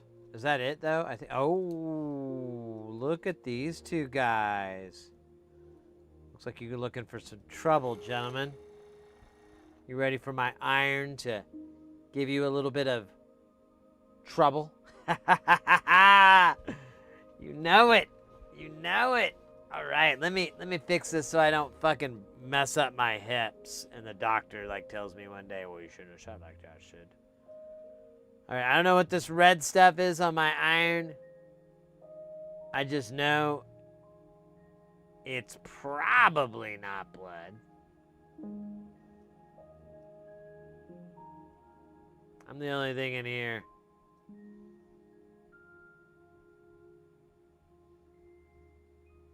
God damn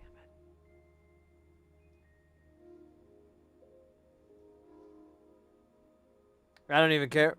I'm just gonna get it everywhere now. Fuck it. Of course you're gonna do that. Of course you're gonna hurt me. You don't care, do you, resistor? All you do is think about yourself.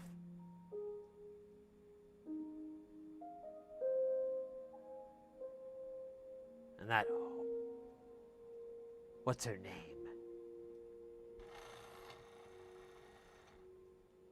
Tammy.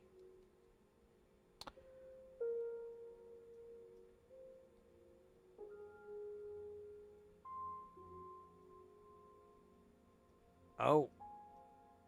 Oh. Oh. Oh. Oh. Oh. Oh. Oh.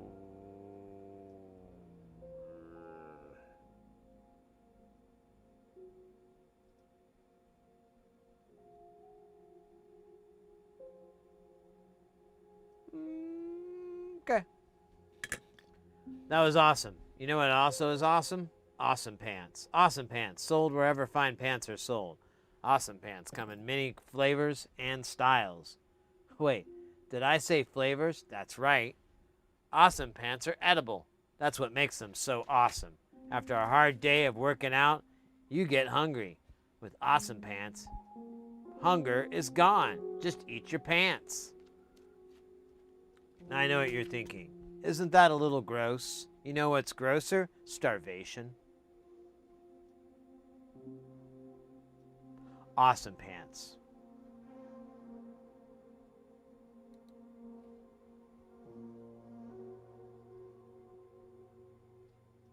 Coming soon, awesome socks and awesome undies.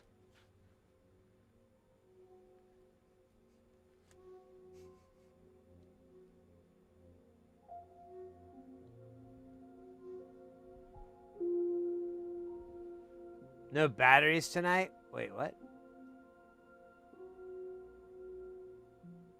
No battles. Wait a minute. I didn't. Why can't I read good? Why come brain no good more? Is brain rot real brain me? Sad face go no more. No battles tonight? What do you mean? Like rap battles? We haven't had too many rap battles on here. And those that we did, they're not coming back. They're not going to come back on here and get humiliated. And they certainly haven't invited me. So I think the rap battles are clear. I also may not be able to rap battle. And that could also be one of the reasons they have refused to return any of my emails or calls. I think I'm doing my own style of rap battles, but they think I'm screaming burping noises over and over. That's not true. I'm not screaming them. I'm just doing them normal, all right? It's like normal burps. But over a microphone, they sound really big. And I was trying to explain that to them, but they weren't going to hear me. So I burped in their fucking faces. And I had a bunch of Italian food earlier. Like I had a salami sandwich. It was really fucking good. And, oh, let me tell you. So much onions. It was so bad. I felt bad for them. Really. Sort of. I was kind of out of it at that moment, so I figured, there's it's not like I can set the bridge more on fire here. Why don't I just look at the beautiful glow that it presents to me and bask in my beautiful destruction and cry a little bit, but they're not tears of sadness. They're tears of joy. With a hint, just a tiny hint of eroticism. This strip has nothing to do with what we were just talking about. But I couldn't think of a better segue, so I just went with it. Oh, man. Sometimes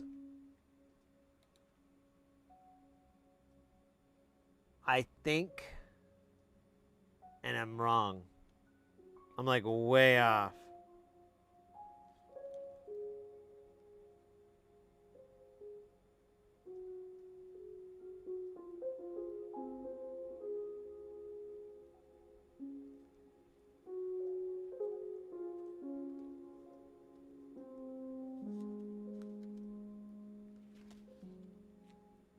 Yes. Yes. It really thinks my edible pants idea is a good idea. See, that's what you do. That's what any good content creator does. Is they just create a beautiful echo chamber for all their bad ideas and takes. Just let it reflect back to them. Justification. Yeah, it was raw onions. I'm sorry, I didn't read that in time. Yeah, well, she was a jerk. So was the other dude. I forgot his name. But she was a jerk. That was her name. Sheila Jerk. I don't know. It was like spelled. It wasn't spelled with a J, but it was like. It was. Yeah, they're pants that you eat, and they give you nutrition, and they get you a little stoned. Just a little bit. Not a lot.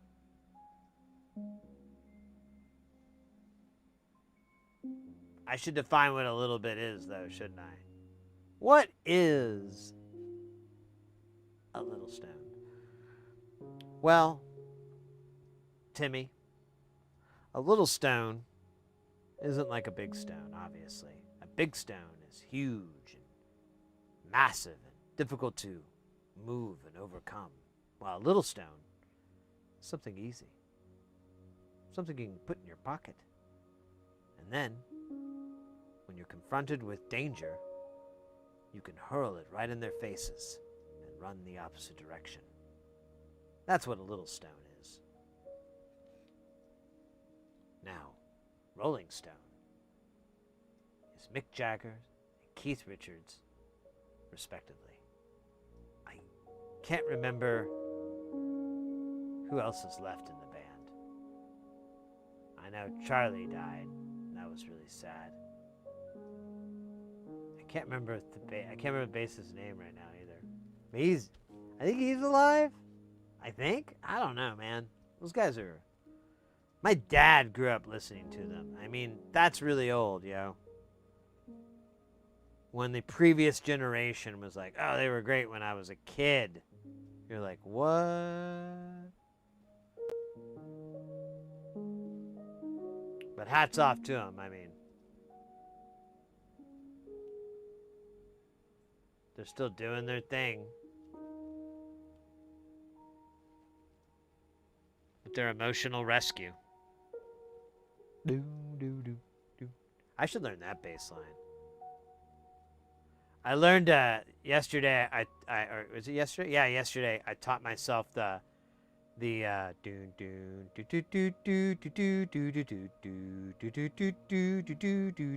That's a fun riff. I needed to find like a drum though to loop to play off of, but I wasn't really that interested. I was like, let me just figure out the notes. But you can get a nice groove going with that. Oh, there's your battle royale. Schmirker beer.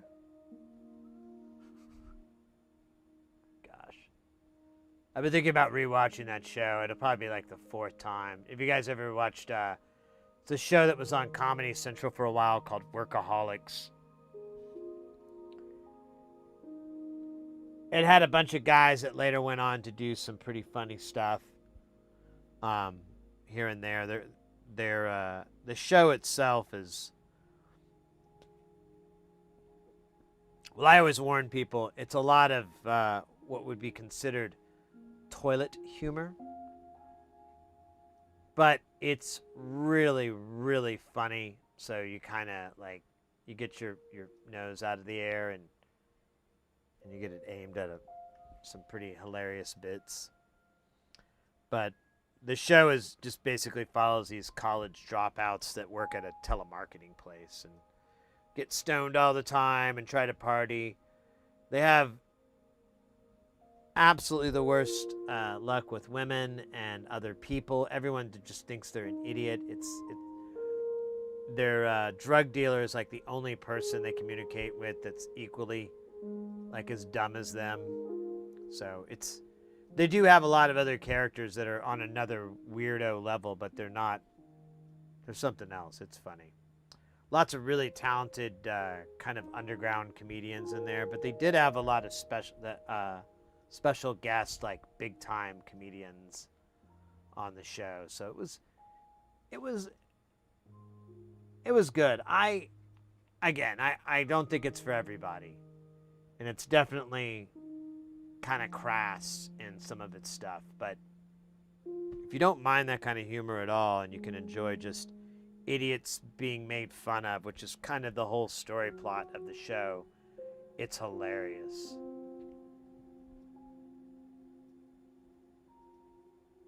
Oh, mate.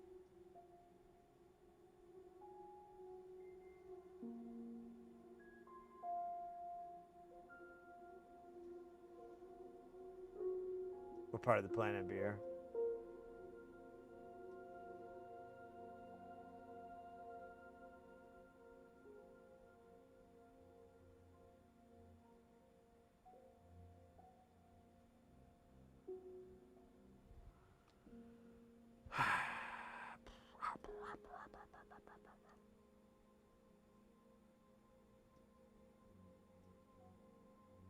Okay, good. We don't have to do the two numbers there.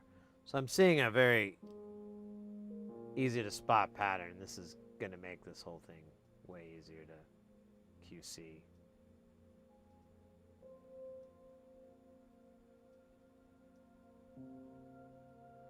I'm kind of, I don't know, I've kind of been burnt out with beer lately. I've gotten into tequila though. Full bore. I've talked about it a bunch, so I'm not going to bore y'all, but I like the fact that I don't really have a hangover.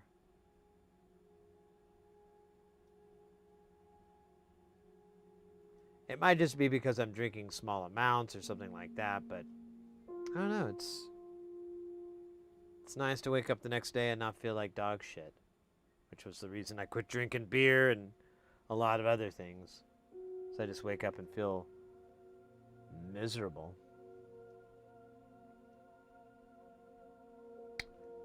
Heyo! All right, let's do these 12 resistors. Oh, Scheisse 9. Hold up. Oh yeah, let me check on the pizza. I forgot about it. I kind of got lost. Heading my way. Let's see. Are they past the Great River of Dread? Oh, they're actually approaching the casa. I can see them.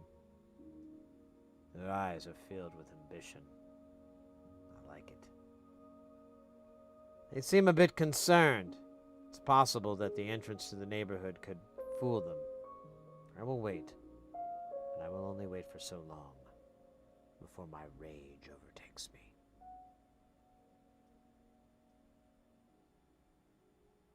All right, they're pulling up. Let's see if they missed a turn. A lot of them missed a turn, about a third, maybe a quarter, maybe a fifth.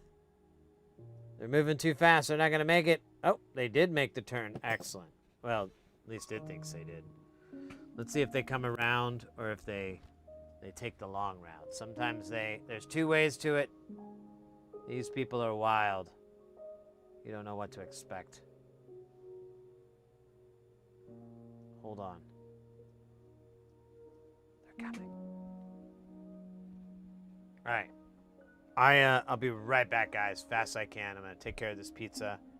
I might just go ahead and grab me a slice, and I'll have one real quick. 'Cause I was talking about being hungry. Anyways, BRB.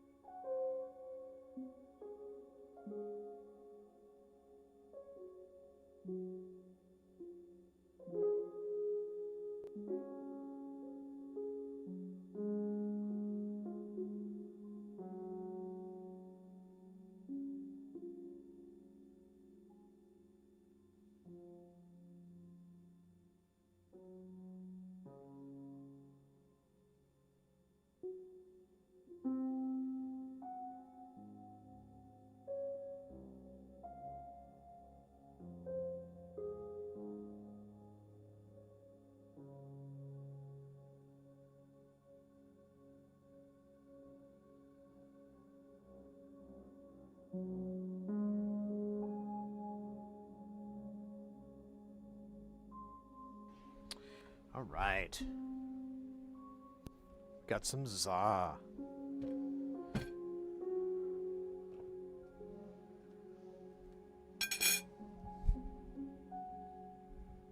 me plug back into the matrix here.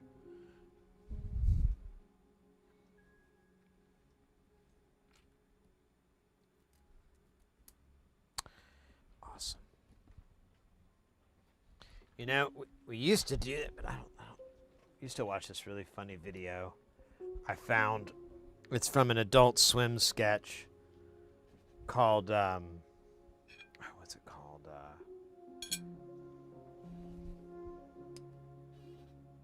Forgot the name now.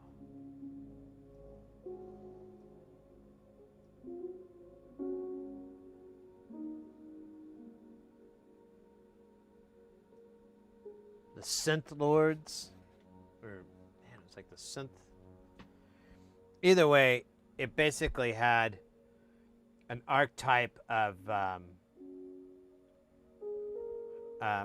Marauder, Vangelis, and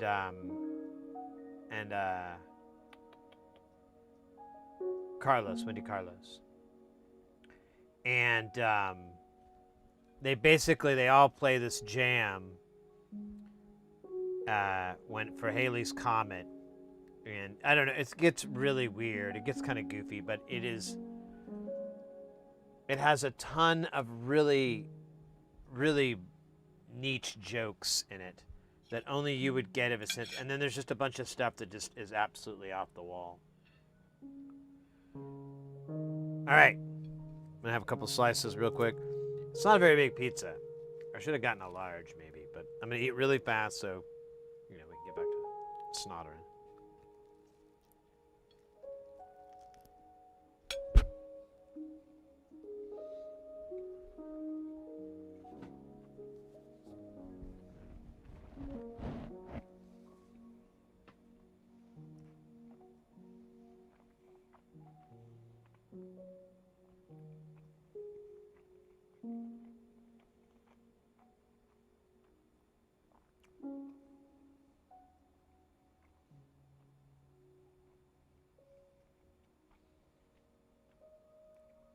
Took these giant bites. Now I'm regretting every one of them.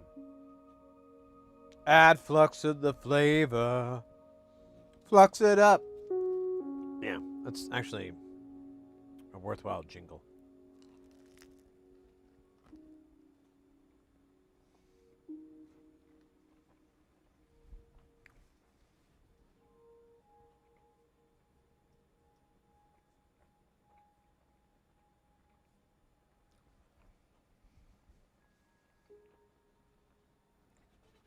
We just cut back and forth between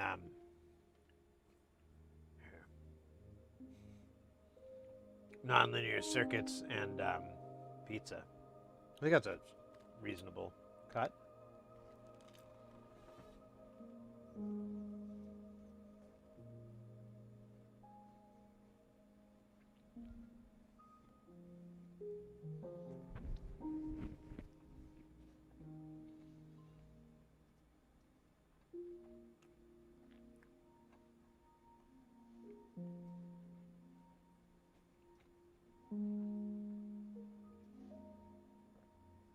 I don't remember this.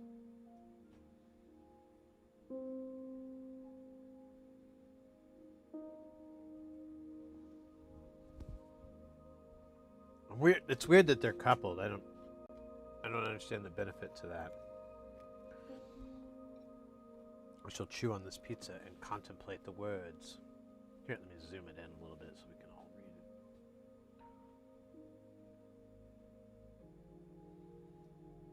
Maybe too much.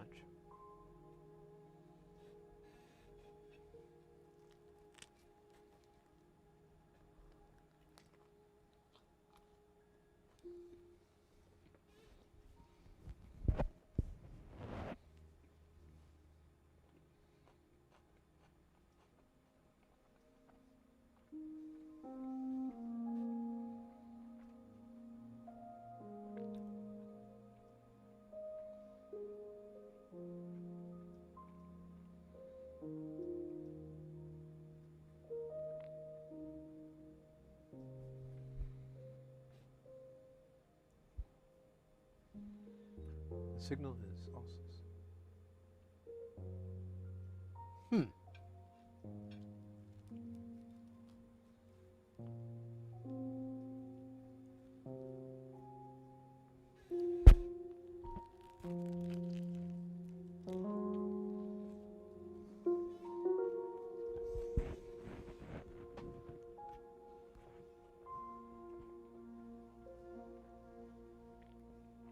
I keep biting off more than I should.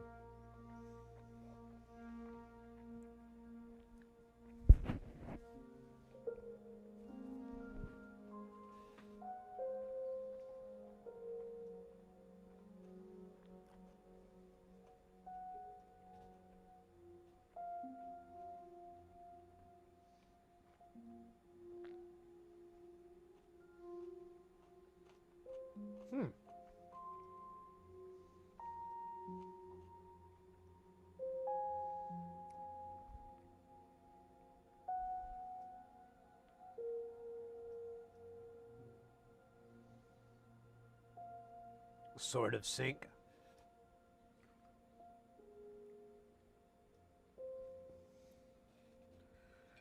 All right, almost done here.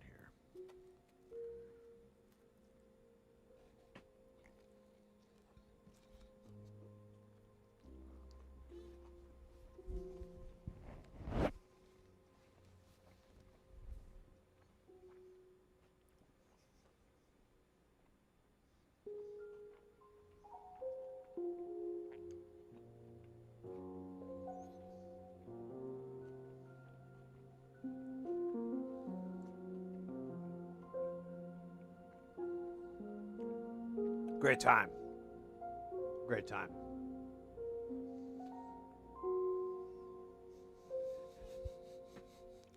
This guy is so funny.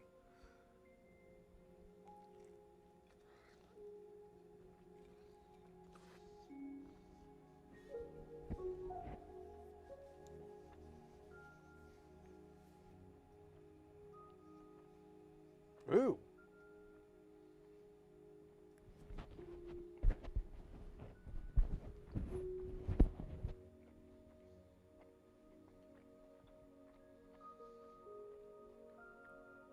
That's interesting.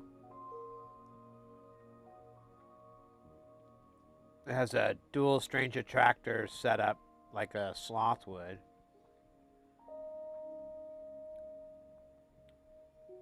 Huh. All right. Nearing the last few bites here.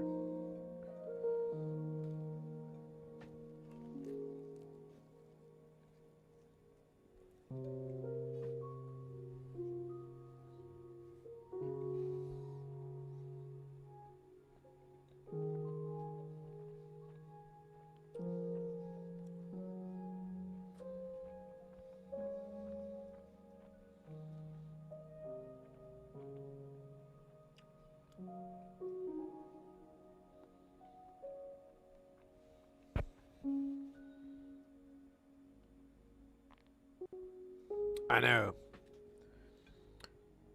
See, the pizza industry pays me for every time I bring up pizza. Right now, for instance, I made 0.002 cents for each mention of it.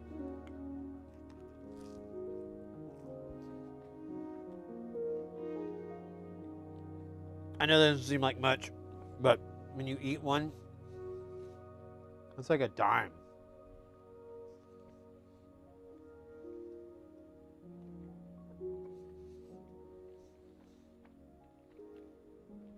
Per hour.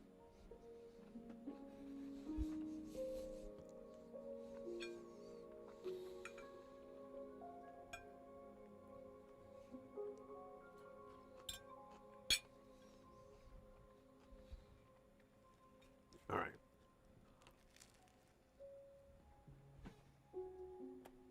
Just kill the rest of this crust.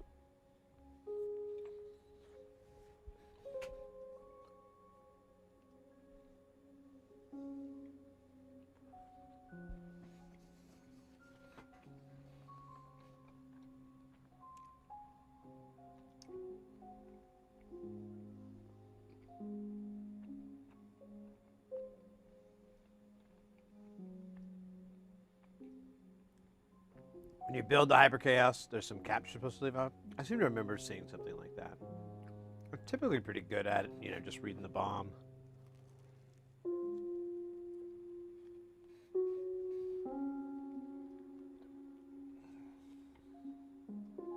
The nice thing is it's easier to take off unwanted caps than it is to put on wanted.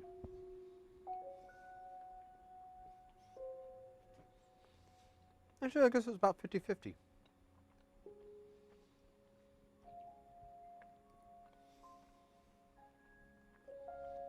Kind of difficult on either side when I think about it harder.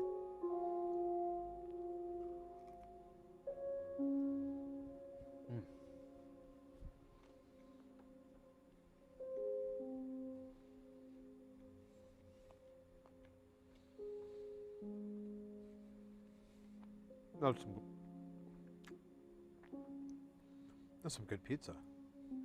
All right. No mas. I am. Oh, I know it'll be a good dessert.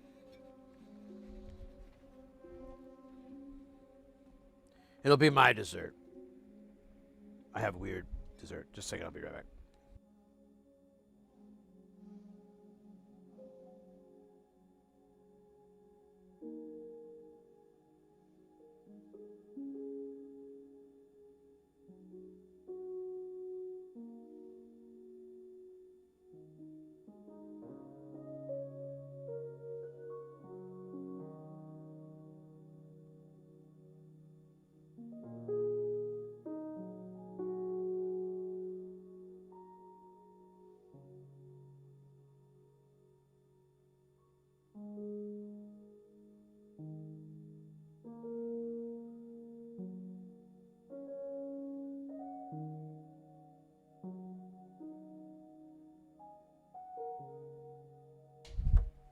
All right. My dessert, Dr. Pepper. I've been working for like over a year to try to lower my Dr. Pepper intake to pre-COVID levels. During COVID,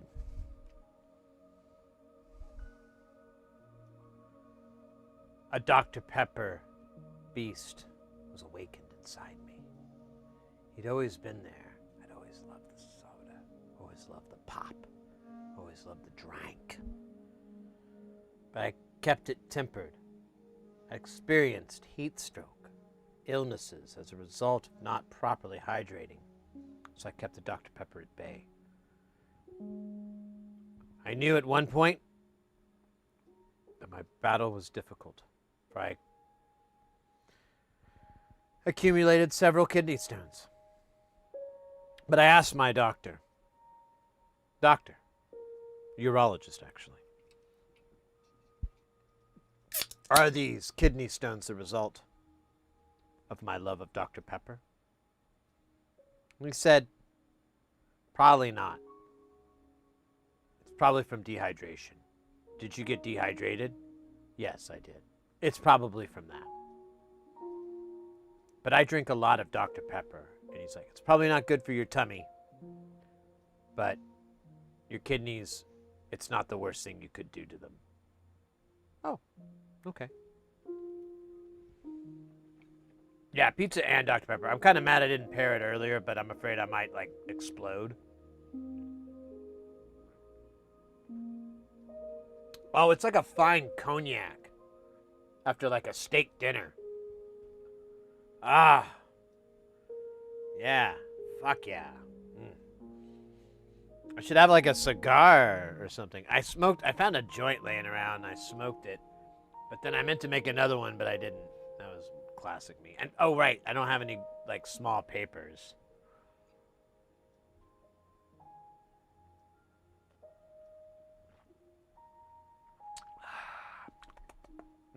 God, it's like what heaven would taste like. AMW root beer. I'm in the root beer truck too.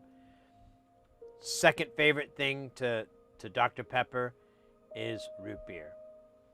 And some cream sodas, but most I've started to not really get into because, like, unless they're artesian or whatever, you know, there's just way too much freaking sugar in it, and it's kind of gross.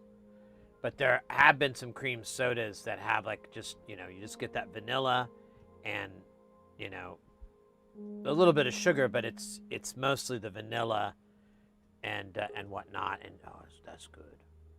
But yeah, root beer is the best.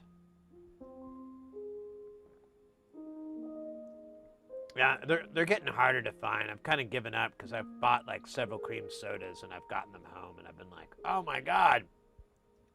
It's like I'm just dumping cups full of sugar into my mouth and then hitting it with a hose. It's just, I feel bad. Dr. Pepper is far from great, but that's why it's my dessert drink. Kelton, Phil Coleman.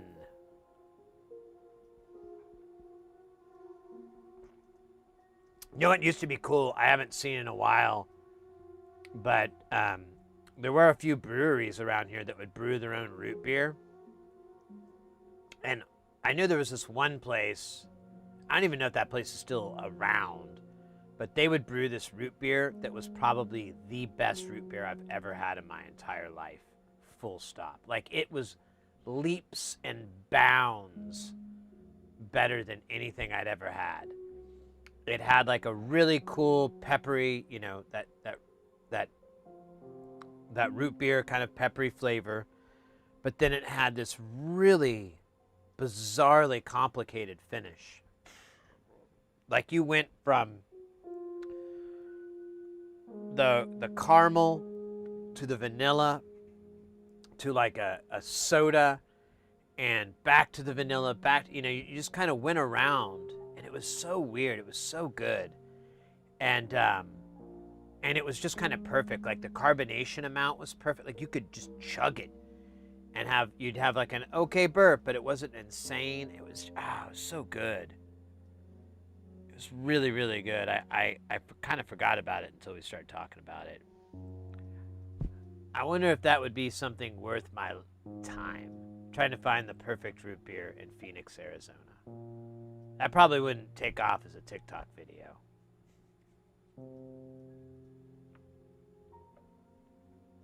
I'm Sid Heresy, and I'm outside Miller's Brewery here.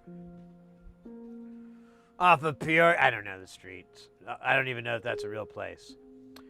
They are said to make a root beer brew here that's supposed to be incredible.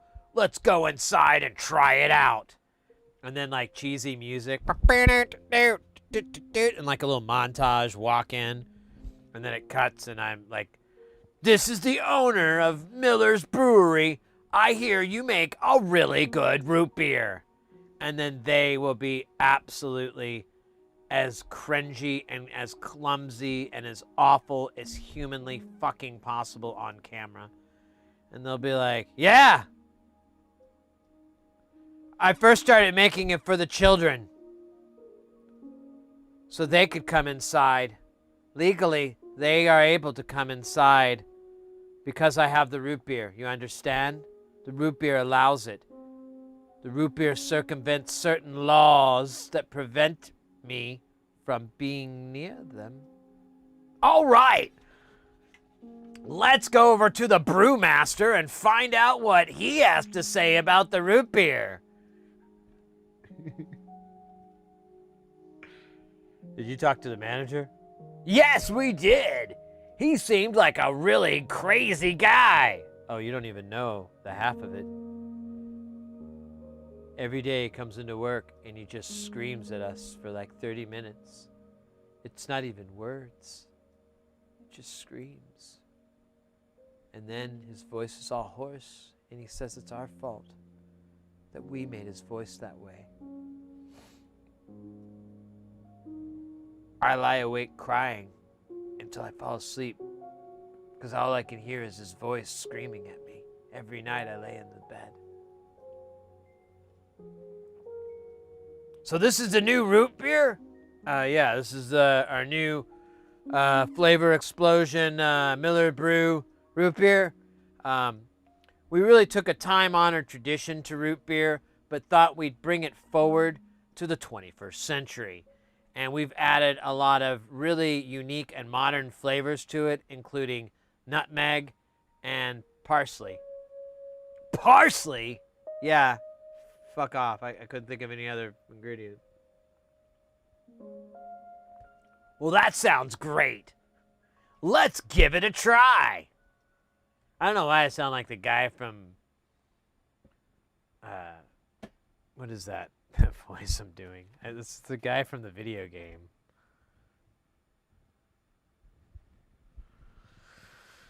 Oh, I can't think of anything right now. I'm sorry, guys. The pizza has removed all brain blood from Face Brown.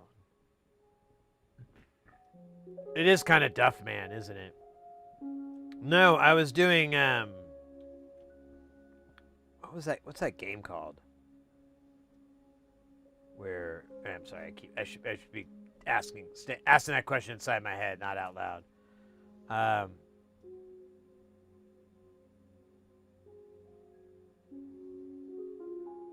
Burnout? Was it Burnout? Crash Burnout. Yeah, Crash Burnout. And you had the guy in the game, like DJ Akona or something stupid like that. And you hear him in a lot of other stuff. Like he was in a bunch of like narrations for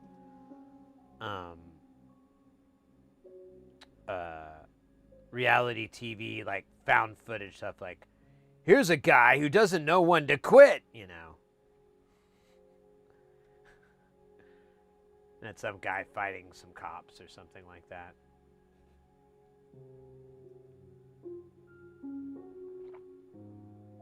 That is my inspiration. That is who I wish my voice would be.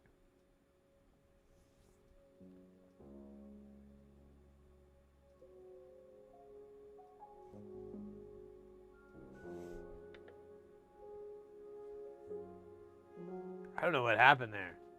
I think is that part of getting old? Was that an old moment? That was weird. Let's just never speak of it again. Let's talk about raindrops on roses and whiskers on kittens. Conan the Barbarian and ninja fighting mittens. Mittens. Kittens. We can't rhyme kittens and kittens together. This is not The Prodigy.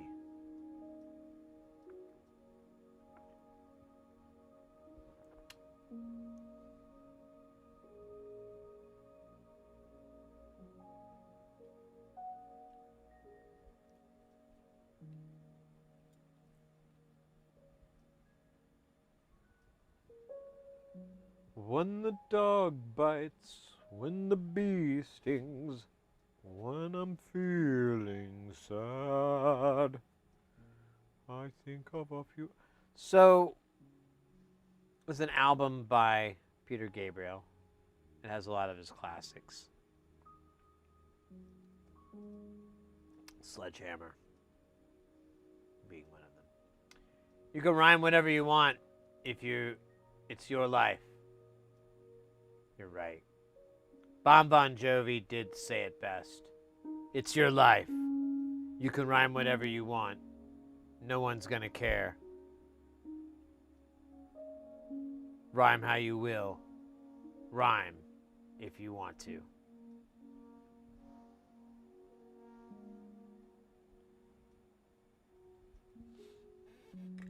What's my favorite rap from Atari Teenage Riot? It's like, how's it go? It's go to hell. I hate your guts. Fuck with me and get punched in the face. Can't remember the rest of it. That's the only line I can recall. Go to hell. I hate your guts. Fuck with me and get punched in the face. Like, that's some dope skills on the mic.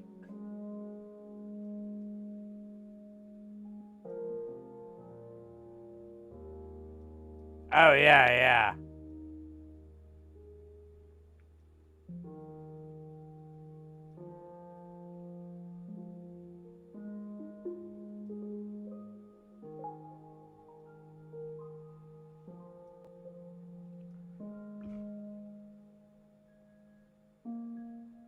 Bob Euchre.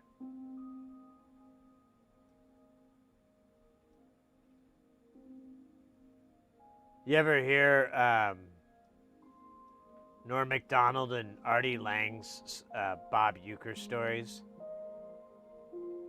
If you haven't, you can find them on YouTube by just plugging those words in. Norm tells a story, does a couple of Bob Euchre stories that are really funny because he does an impression of him.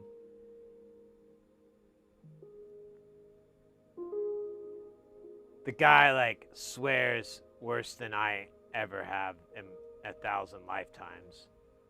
He's just constantly swearing. Oh, it's so funny, man. It's so fucking funny.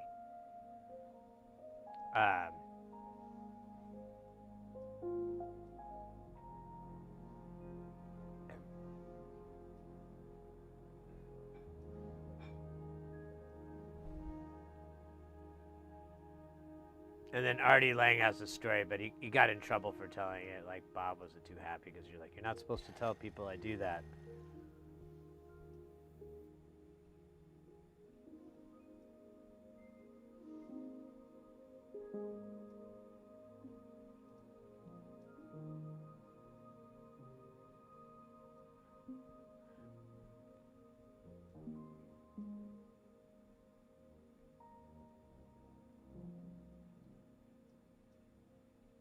Oh, no.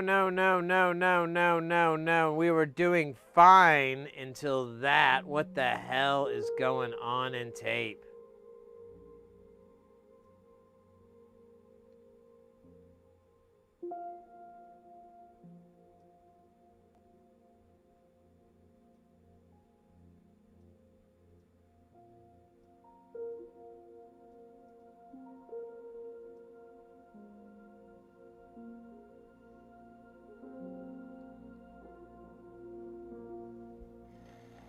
I might have a little bit too much solder there. I'm just going to take a little bit off there.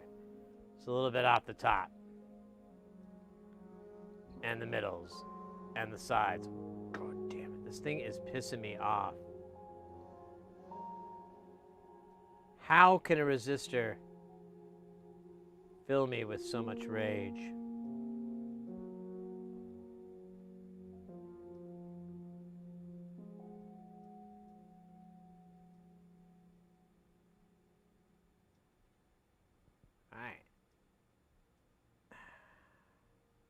You son of a bitch. Don't you do that too. I think I have too much solder. There's like this too much point that I keep living in. What the It's so weird. It just jumps right out of there. Like some sort of wild man. Here we go.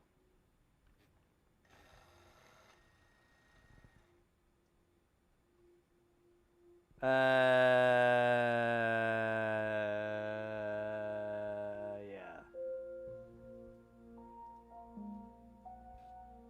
Yeah, yeah, yeah, yeah. What the condition my resistors are in.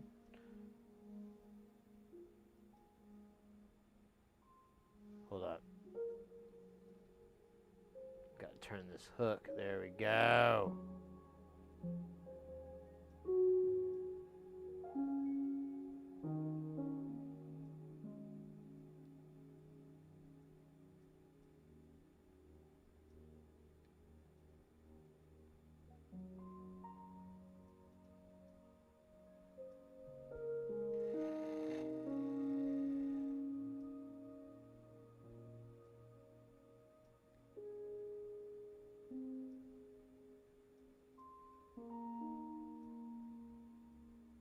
There you go.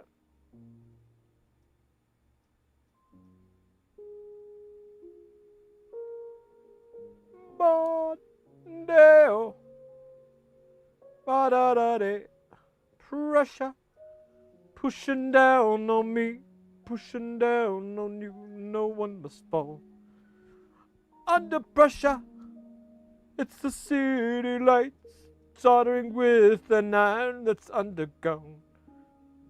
There's all of the bits of this flux about. People in chat saying, let me out.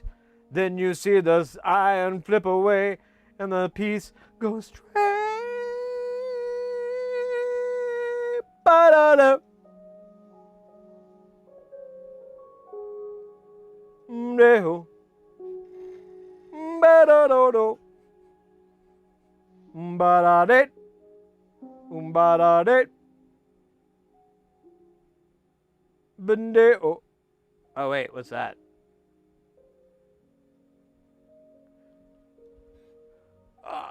Under pressure. Do-do-do-do.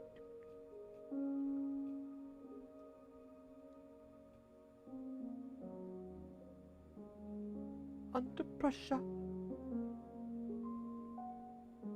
Under pressure.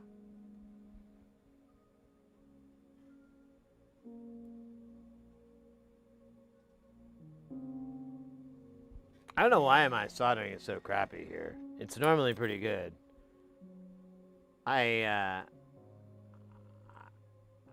Maybe it's,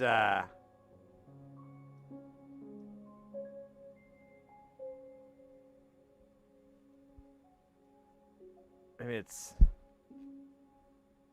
me. I don't know. Maybe it's this board. This board sucks. Let's blame the board. The PCB is of an inferior ilk. That is why I keep getting solder in the wrong spot. It has nothing to do with me. Everything to do with the inferiority of the board. There.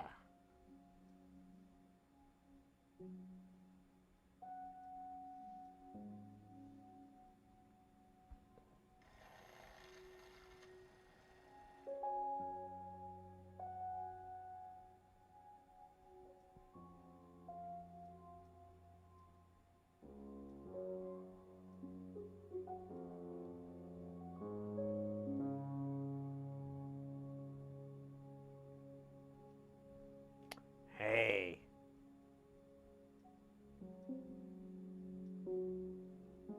That's all right. Oh my goodness. What time is it? It's time to get ill? That's cool.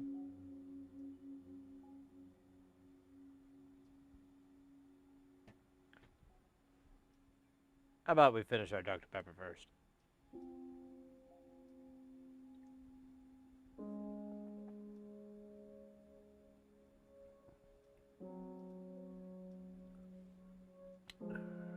I think if I ever was like ridiculously, obnoxiously rich, I would make a giant pool of Dr. Pepper. Keep it ice cold.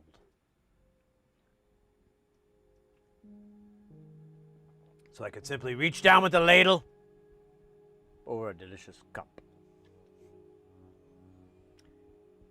Ah.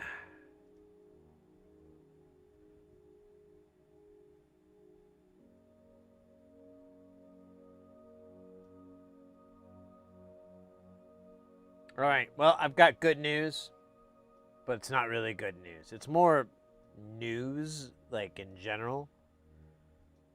I've got news. There we go. There we go. That's better. I've got information. I might put you on to Sizer Koze. I know you've been trying to bring him down for years. Shit, the brass has been on my ass trying to get him down. But I can't, you see. I'm in too deep. I'm tied up. Conflict of interest. The top cheese says, I don't need IM beasts slipping down my neck. So you gotta do it, you understand? What do you know about cooking bacon? You know to let it dry out. You don't want to let it sit in the grease. It'll make it disgusting. Okay, good. Good. Julio was right about you. Julio was right. All right. First things first. How many passports do you have? That'll have to do, I guess. We don't have time to get any more. I'm going to need you to get a plane directly to Electric Boogaloo. Once you're there, wait for my signal. Then we'll take it higher. Wait a minute. You should have known better. It was Electric Avenue. Guards! Get him out of here. It's not easy holding a stronghold like this. Get your enemies coming from you from every side, every point. I could barely enjoy a Dr. Pepper without thinking, is this poison? They'd love that, wouldn't they?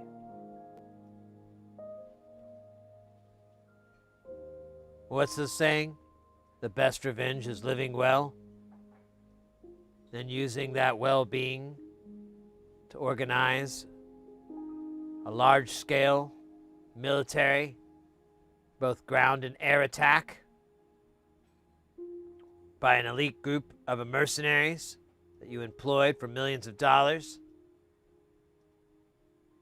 to teach them a lesson, quote unquote. Isn't that the saying?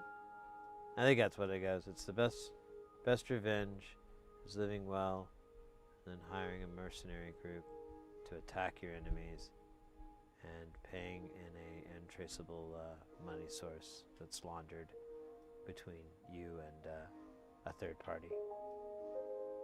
That old chestnut. God, I love those stories. I love those sayings, really. If I had a kid, I'd teach them that saying for school. And then I prepare for the parent-teacher conference that would inevitably follow. On Mr. Heresy, your son came into the classroom today with a apparently very well-made replica Tommy gun and baking soda all over his face, and he came into class saying, "Say hello to my little friend," and then he prepared to wave the replica Tommy gun around the classroom and make a rap-pop-pop-pop-pop rat-tat-tat sound for about 3.5 minutes. To which I would reply, my son, such a wild, imaginative young man. You do realize my son's a dog, right?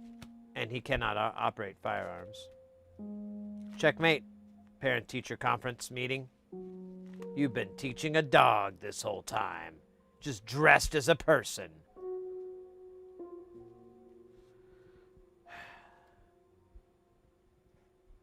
Fact of the matter is, it was actually a human, but if you gaslight them hard enough, they don't know. They don't know. So if you just get enough pictures that you photoshopped where you put them as a dog, I like monitor lizards too. They're much easier to Photoshop the kids out and just put a monitor lizard there. If you really want to be weird, you could do like a combo. Like maybe they were a kid and then they became a monitor lizard and they just forgot. Either way, it's gotten me out of a lot of tight scrapes with CPS. Those guys are dicks.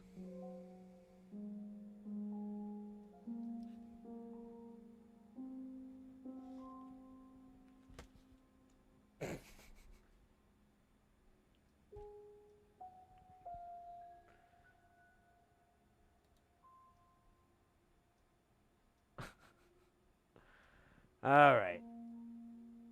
Let me see here.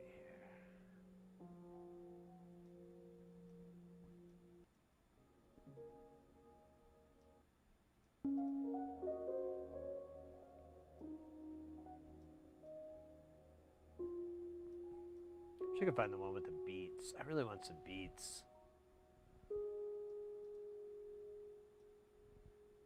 But I don't know where that one is. Stand by. I'm going to find it one way or another. Unless it went away.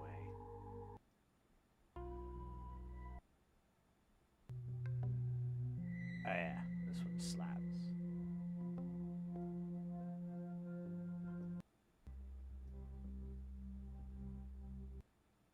Wait.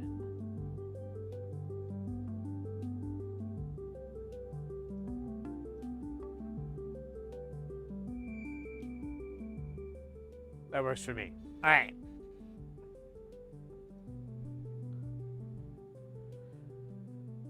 Let's solder these sons of bitches on before we sigh.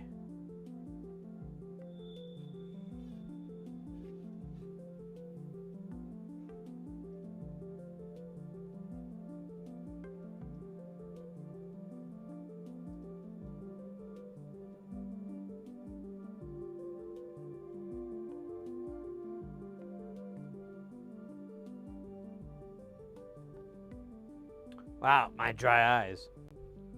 My dry eyes. Love you guys more than the other ones. Don't ask who they are. They're not with us anymore. Not in that way. So these are 100 ohm resistors. They're not 1,000. As this would imply.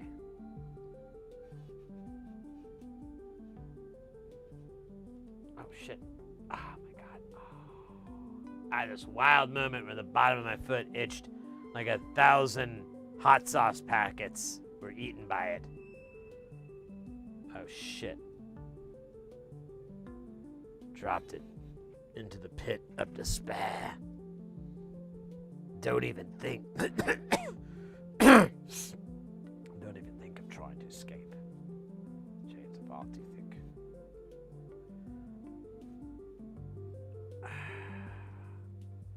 So I learned something new today. Uh-oh. Better not be about the maximum amount of ostrich meat that you can eat in one sitting. I don't think I can stand to learn that again.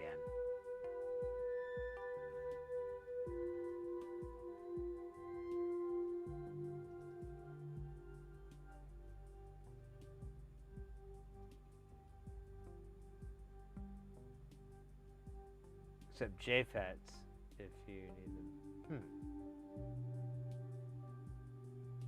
Interesting.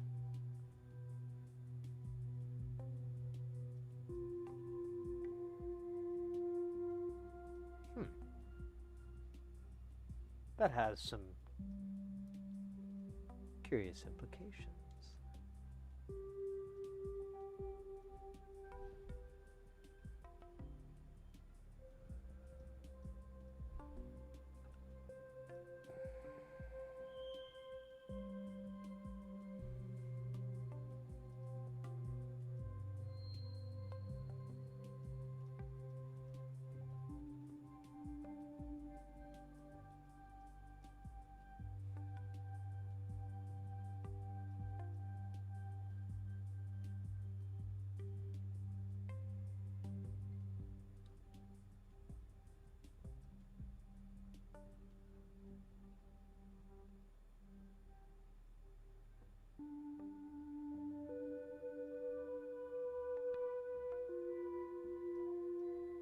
Perfect.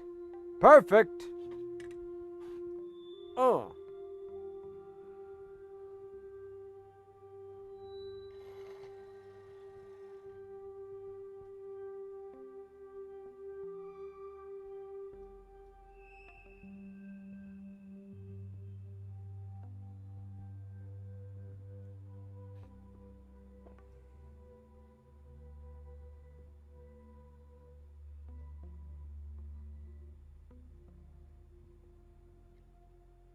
Uh-oh.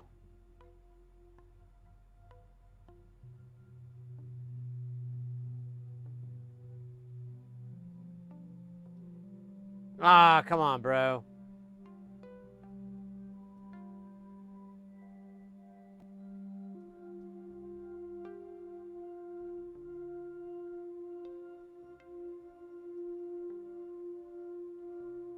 Acceptable.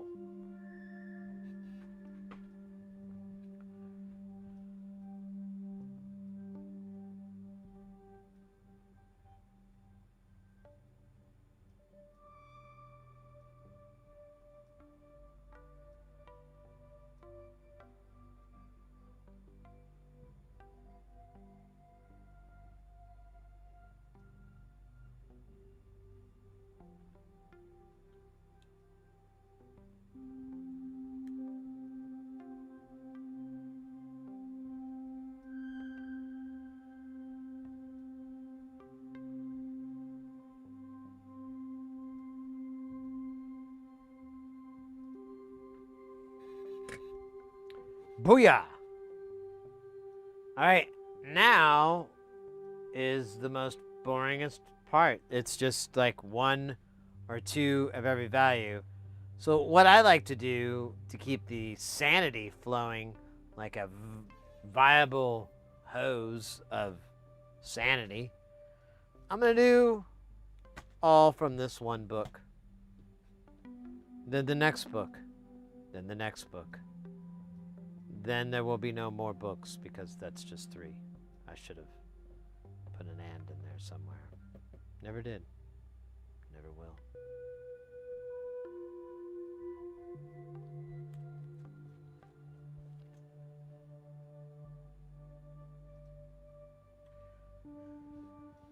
The first would be a single 4.7. I think I'm just going to lay these out in kind of a order. I mean, they're easy to read. They're easier than 603. 603 gets all cryptic and weird. But this is pretty fucking straightforward.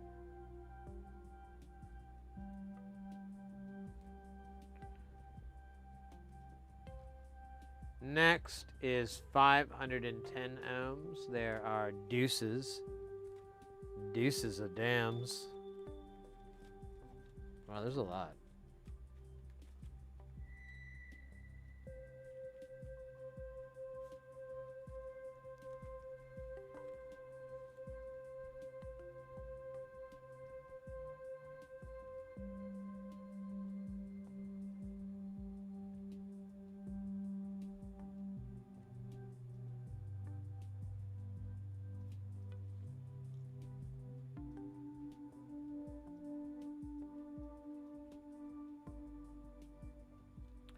$1.2K.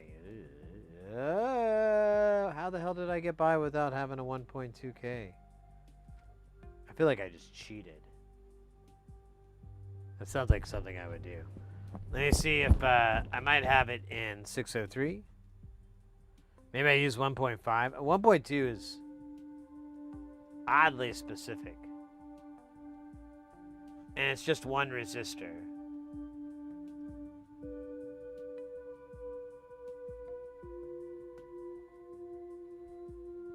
Probably holds the whole goddamn thing together.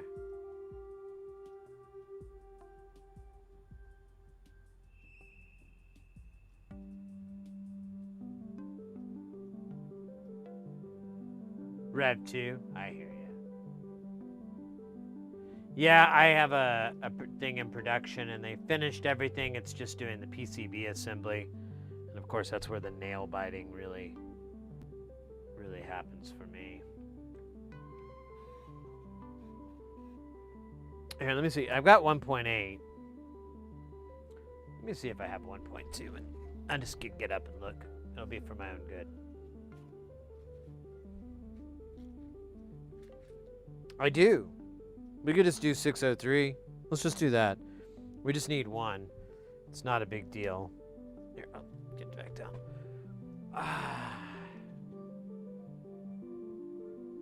I've never knowingly used a JFET. Another hit songs. Oh wait, didn't I pull one out?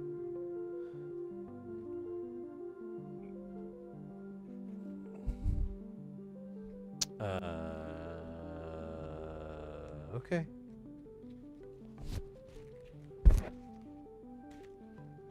I guess I imagined it.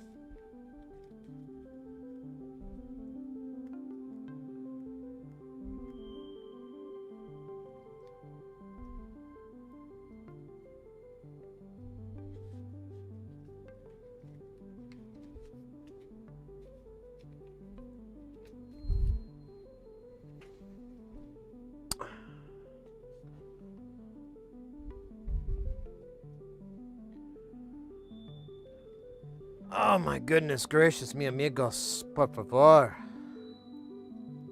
Wish I knew more Spanish than that. I don't even think that's like really very accurate phrases or anything. But, you know, it's important that I try.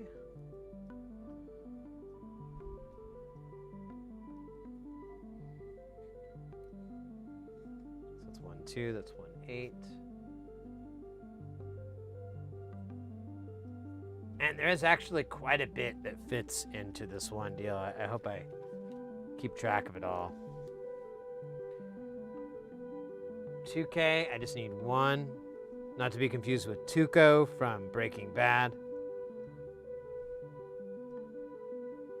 And Better Call Saul. He was in both, wasn't he? Ooh, a dab.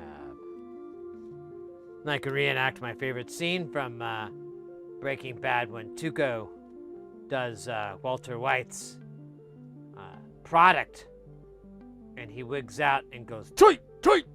I like that. And then they really made it funny by turning it into like a Doritos ad or whatever, and he eats the Doritos out of the bag and he does the same thing. And I was like, people at Doritos are kind of cool. I could party with these guys. All right, just a little bit more, and then we will dab, and then we will dance, and then we will declaw. Oh, I brought this up earlier. I'm going to bring it up again. Yesterday, I went to this mall I don't go to very often, but I had to get a gift for a friend, and that's the place where the store is. And while I was going to the store, I passed by this arcade place, and it was pretty freaking cool. Like, it had hundreds of claw games and all kinds of stuff in there. They had tons of rhythm games, shooters, racing games. They had pickleball. They had pool. They had bowling. God. They had it all. It was a really cool place. I was kind of impressed. They did have pinball, but it was honestly the biggest disappointment of the whole thing, and it wasn't, you know, a huge deal breaker. They had 3 pinball games. It was 3 very, very common Stern games, and not really any that I'm, like, big fan of, but I didn't mind. I'm like, whatever, I can go and grind on those, because I think they give you unlimited plays. Said something to that effect. So, not too bad. I thought it might be fun to burn some money on some of the little claw games and try to get some stuff. I saw some cats playing it, like this couple, and I was like, oh, you know, it's kind of looks like a fun little date thing to do. Ah, shit, it dropped 2. It's supposed to only drop 1. You You son of a bitch.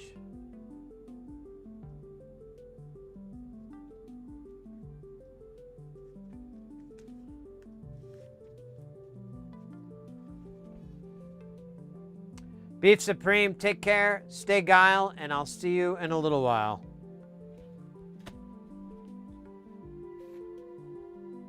Alright, that's all the 1K resistors. We'll put them on, and then we'll solder them, and then we'll do what's left, which isn't, honestly, it's not that much. It's just a little bit from the middle book. No, it's just 47K. We could honestly, let's just do it now. We'll put them all our cards on the table. We'll place them. Hopefully I don't bump the board again and knock them all off. That was painful. But a great chance to do it again. Hooray. So there's just 2 of these. These are 47K.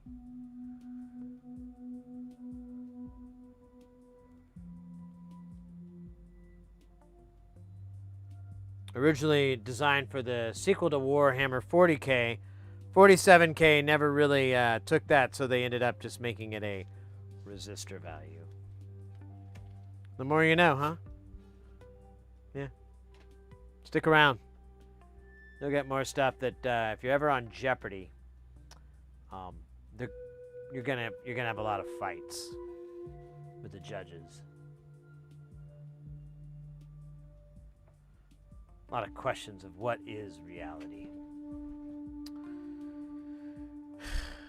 and what is love.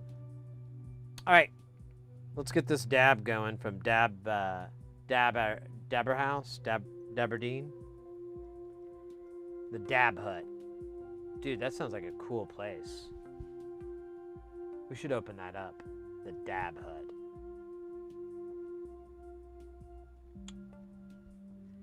Let me show you.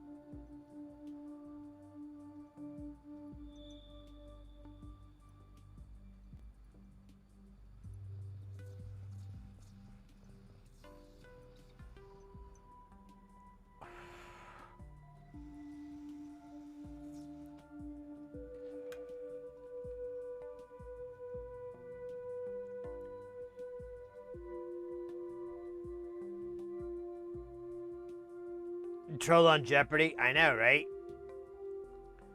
Like, basically do the whole celebrity Jeopardy bit, but not be a celebrity. I'll take famous horseman for 200. I'm sorry?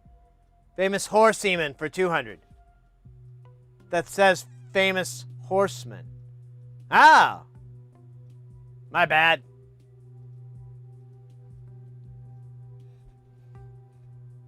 My mistake.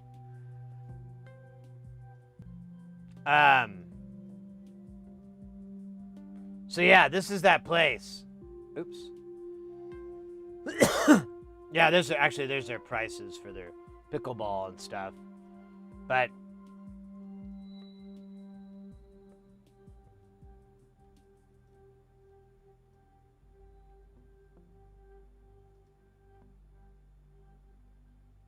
let it now for 200. Let it snow. I'll take famous titties for 200. That's titles.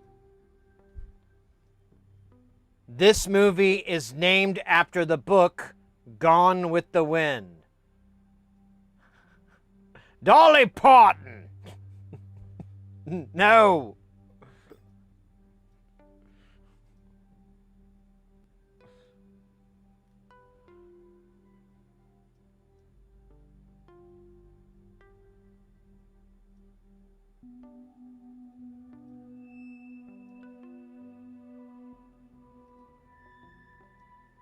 Yeah, I think they do. It's it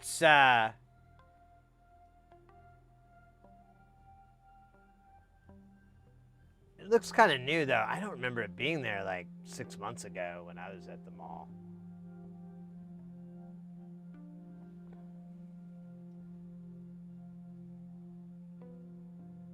Electric now. Yeah, that's good stuff.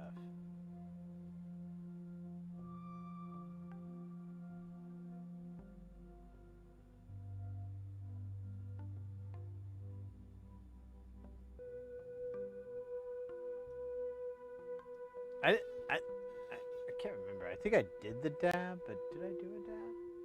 I think I did. I feel like the dab was wildly weird.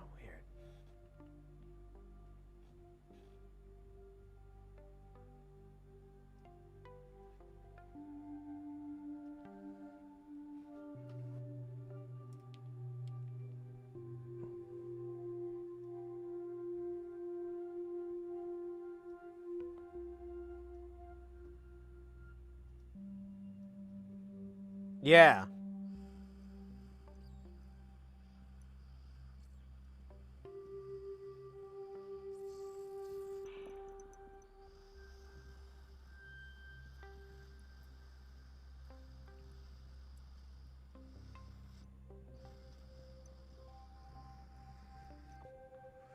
Yeah, I was coming around the corner and I was like, what the fuck is this place? And it was the middle of the day, you know, it was the middle of yesterday afternoon, and so it wasn't very packed or anything at all. And I kind of just wandered around and really liked it. I thought it was really fun. It looked like a really great place to go with some friends, like a tiny group or whatever. And honestly, the whole claw games, to me, it looked like a great date idea. Like if you were on a date, it'd be really fun for, you know, sink $20 or whatever the fuck into some of those claw games for fun. In fact, in one of those pictures, there's a dude, and you can see there's like a gal behind him, and he's holding like 3 of these like stuffed animals. So pretty sure I'm not the first one to think of this idea. But it looked like a lot of fun. I would have totally been... I'm totally into goofing off in there. I told Mrs. Heresy about it, but she didn't seem super keen on it. But I think she's like low-key always apprehensive about arcades. Me, I'm starting to become obsessed with them. I'm starting to really get into it. I don't know what's up with me, but whatever. Who does it hurt? Except the general public. No, wait, that's not playing arcades. That's something else. Entirely different. But yeah, I'd like to check it out. What's sad though, so if we're talking about the same place, Kelton, so in that same mall, there's like a tiny version of both that, and they're both like right next to each other. There's this little No! God! No! God, please, no! No! No! Oddball. No! Thank you so much for the 25 bits. Very much appreciated.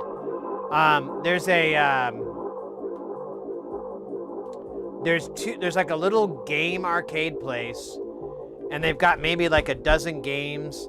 It looks kind of small and sad, to be honest, but they do have air hockey, which is pretty fucking sick.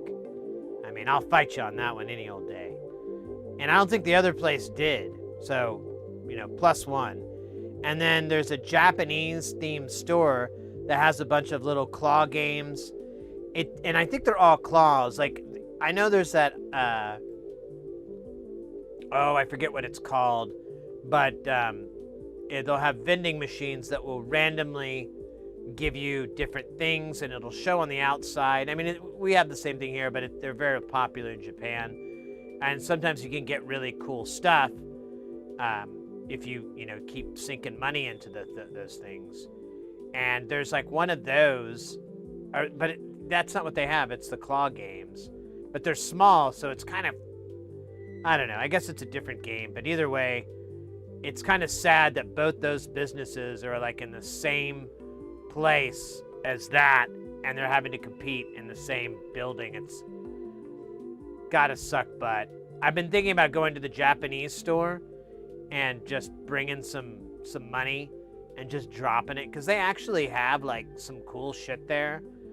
But honestly, it's not a lot of the stuff. I'd rather go to, there's a Asian food mart out in Mesa, and they have a lot of really fun, really good stuff if you want to, get yummy snacks from Japan. This place doesn't have so much of that, but it's still got some cool toys and some other cool stuff. Yeah, I think so too, Kelton. I feel like there's a big resurgence in arcades and that kind of gaming stuff like that. Like I've noticed that too. I've said this before.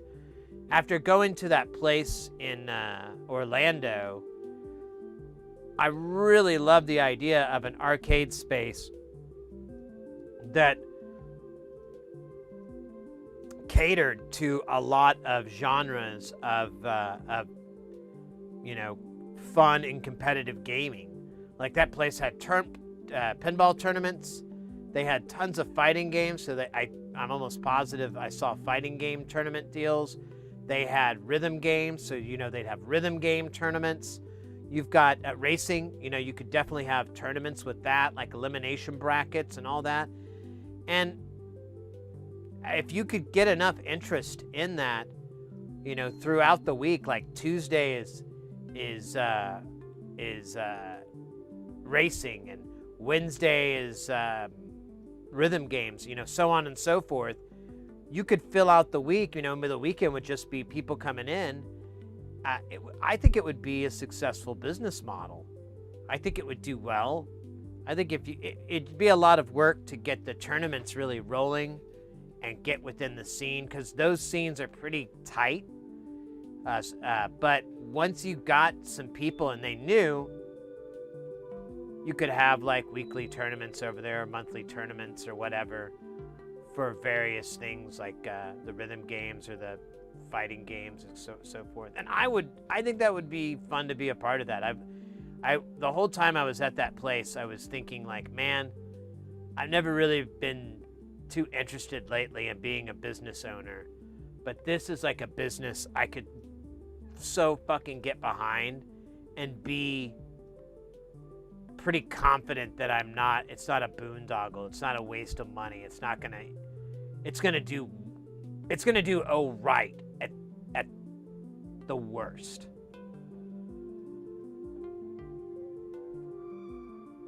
Yeah, that's what I saw too, Kelton, is that those claw games aren't, I don't think they're, so you can set them to pay out one every blah, blah, blah, but I didn't really get that impression. I didn't look and see, but I just didn't get that impression. But I felt like, yeah, it was total skill-based, which is fantastic. That's so much more, of course, that's way more fun. Yeah, I definitely have to go there sometime. I've been looking at different types. We were watching, I was saying this earlier, pachinko, but in Japan, it's really popular and whatever. But I was like, it'd kind of be fun, like some of those places, because you can't have gambling. You have your pachinko balls, and then you go down the street and you can exchange them for money.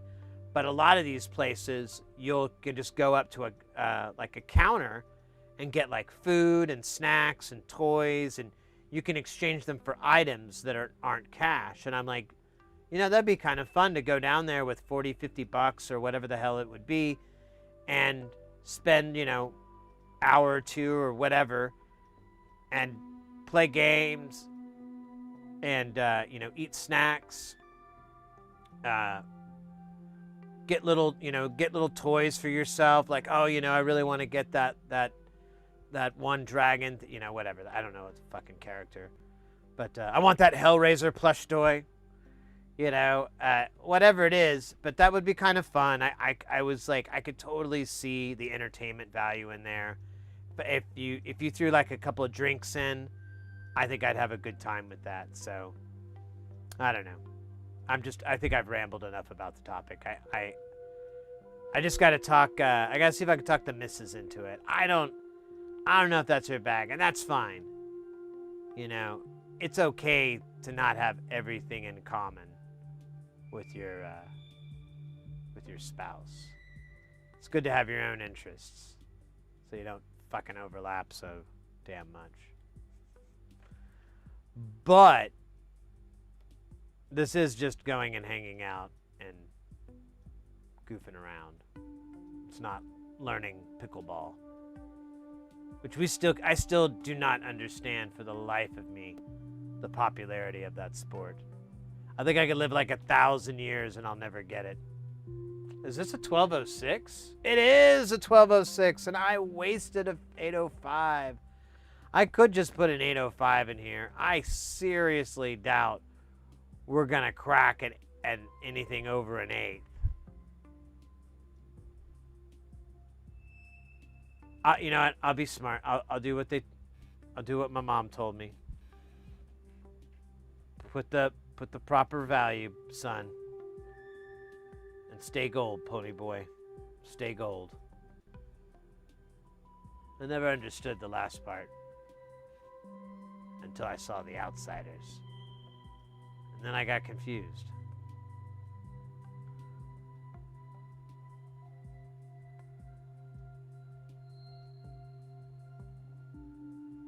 Yeah, you know what, Ingenuber, if this was 20 plus years ago, I would not even bat an eye. I'd be awesome. I'd be like happy. I'm like, yes, fill my lungs with the stench of 1,000 tobacco field. You know, I'd be like cool with it. But that hasn't been that way for a really long time. And Jesus, it has been a while. I don't want to think about it. So yeah, I really wouldn't want that now. I don't know. I'm just thinking there might be something like that at one of these, you know, somebody around here in Phoenix might open up something like a pachinko parlor, or, you know, something in those veins, so you could do like I'm talking about. You could just hang out and play and stuff. Hey, Ryan Labs. Bill Coleman. Wait, is it already... Are you up for the morning time? Good morning. Guten Morgen. Guten Morgen? Guten Morgen. Yeah, my pronunciation's a little dumb today. Yeah, it has been 10 hours. I try to like... I mean, my cutoff goal... I like to at least crack 10, but my cutoff is like 12. After 12, I'm like, all right, time to pack it in, Sid. Unless we're doing something cool like testing the limits of my abilities. But we're not doing that today. We're just soldering. Thank God. It's like a casino. Well, I mean,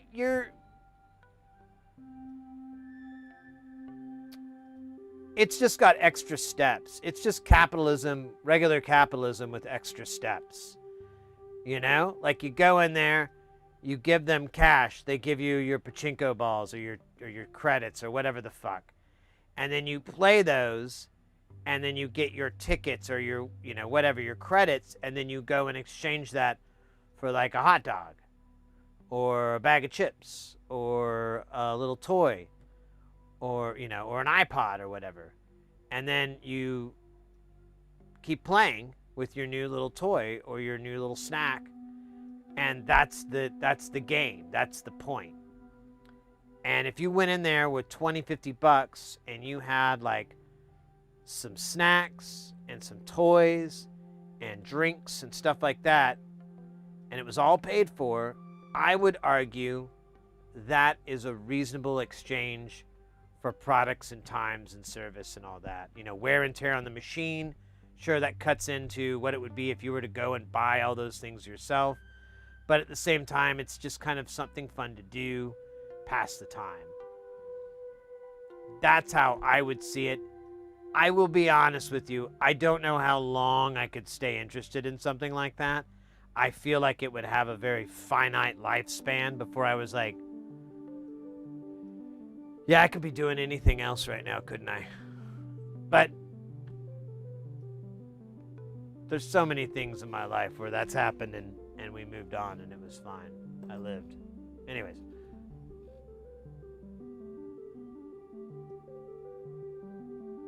No free drinks. Well, maybe it's not what I thought it would be.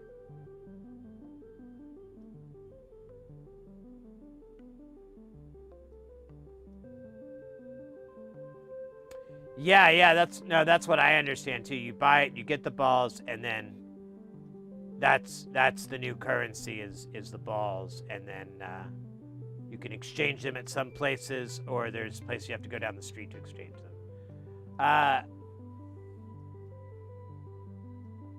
Did they kill the inaffated? I don't know what that is.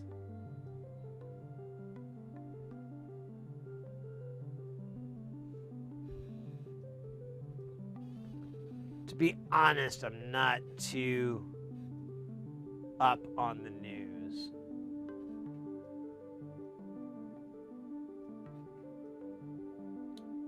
I try not to be too ignorant, but I also don't care to be super informed. You know? Like, I like to try to ride somewhere in the middle. And the short and skinny of it, it's just for my own mental health, for my own personal benefit. I don't need to know about everything going on in the world. Doesn't change my soldering iron temperature. Oh wait, we already did this, doofus. It's my first day soldering. Sorry. One day I'll get good.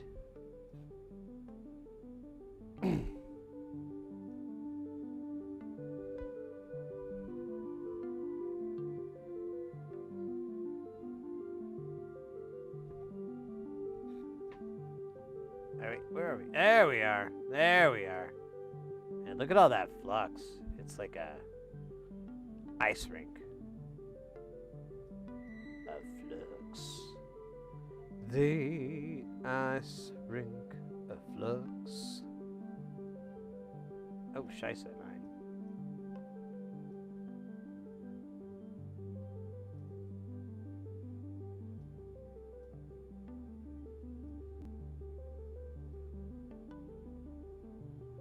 All right.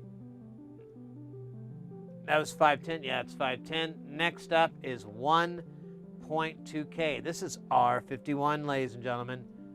R51, known for being a bad boy. Hey, you know what? Let me skip ahead. What's R60? Oh, it's that. Yeah, never mind. Dahoy. That's why it sounded familiar.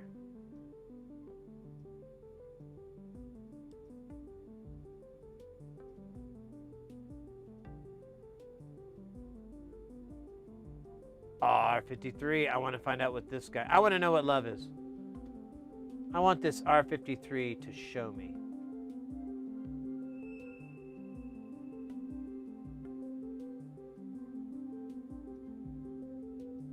What the hell?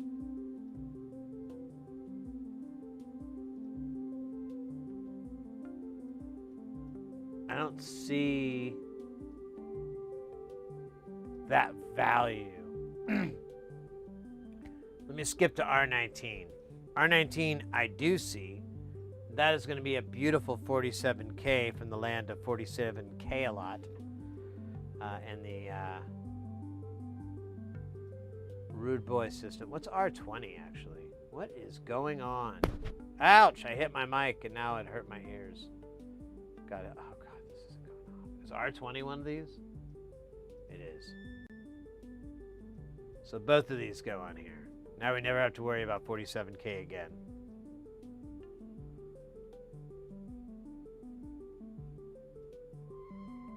Alright, now I remember how this song does have a lifespan.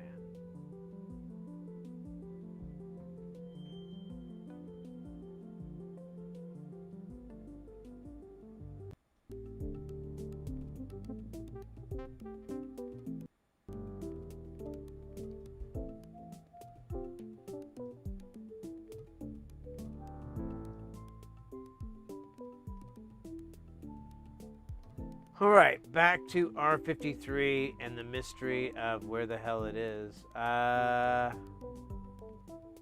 could use the search function on this, but I feel like that would be cheating. Oh, it's 100K. It's one of the lost ones. It was written in the ancient text that we would come across them.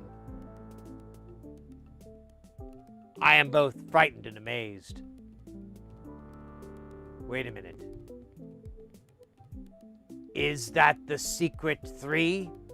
Or is that a hidden 8? Hold on a minute. This might be a 58. Is that wanted in the text? The ancient text, anyway. 58. You know what? 58.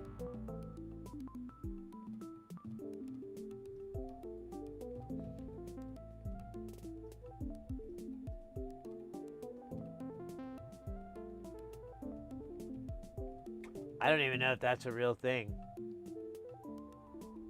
53 is...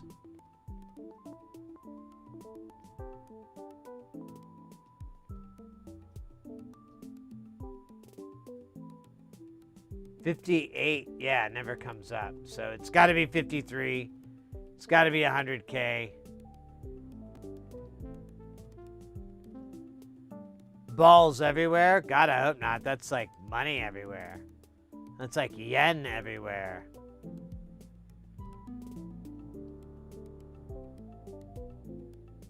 Oh, man.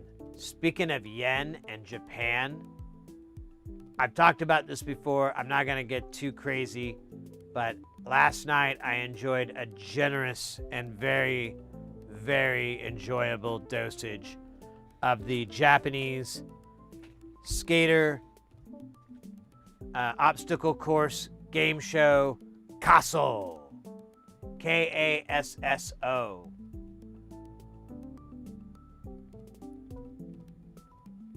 So good. So good. Even if you're not a big skateboarder,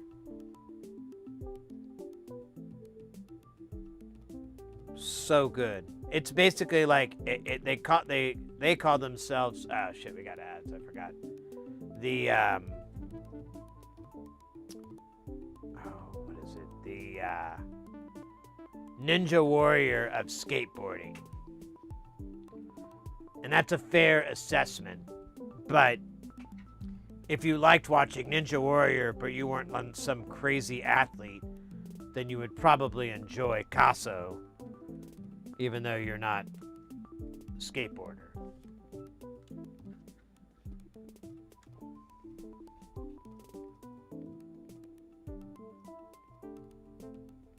Wait, what was this value? Oh well, shit, we'll never know. Oh my god, it keeps being a dick.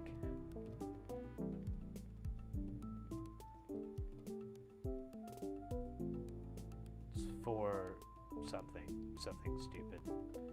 Something no human would ever use.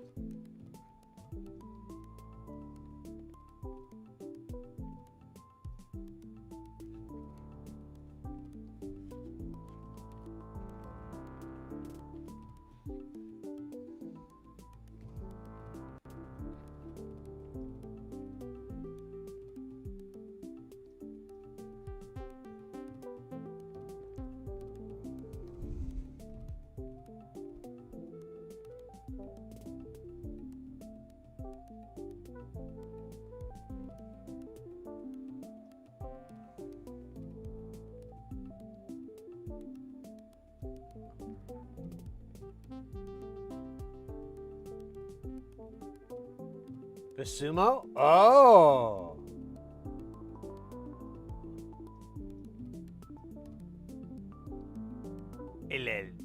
Elided? Okay.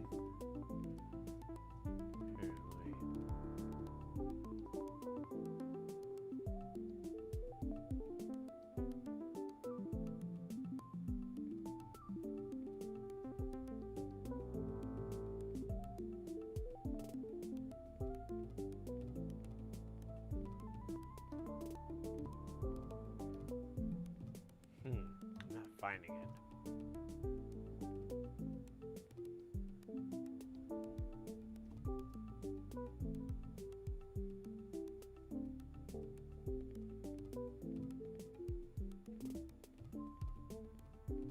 Yeah, I'm not finding it.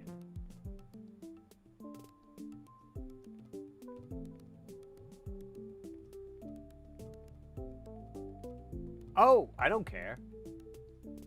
I don't give a shit. Go right ahead. Yeah, you have absolutely total permission. I don't really care.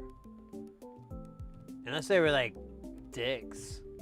They're like, Sid, that guy is a total. Well, I guess if they made fair criticisms, I'd have to.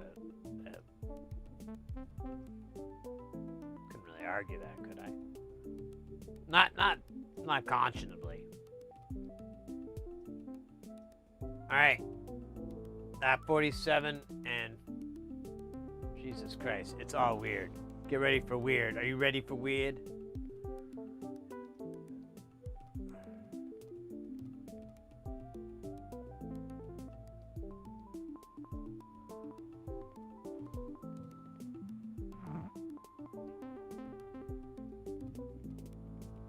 Midnight Sumo. Okay.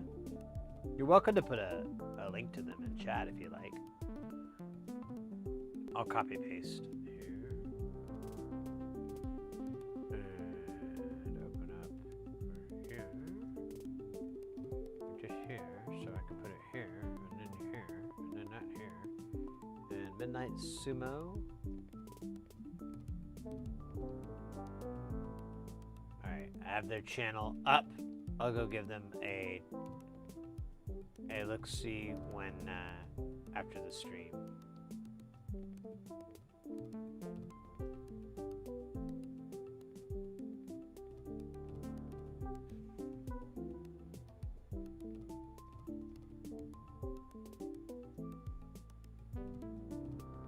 But yeah, Caso's it's skateboarding. It's really fun. I highly recommend it if you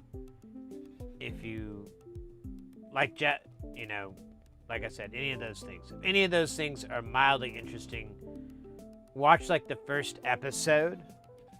It's a pretty good expectation setter.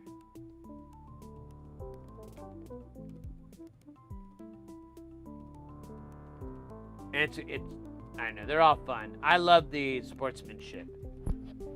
The sportsmanship on it is really awesome. Like, those people are fucking absolutely killer.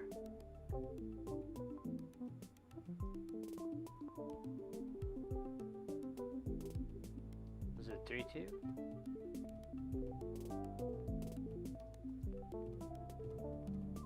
Oh. It says 30K. No, I don't want that.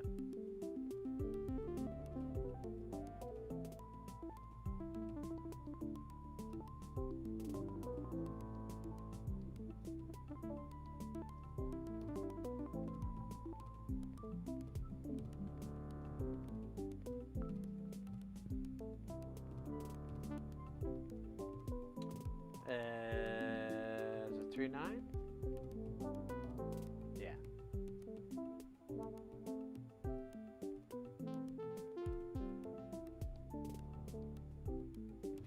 Oh shoot, a ball.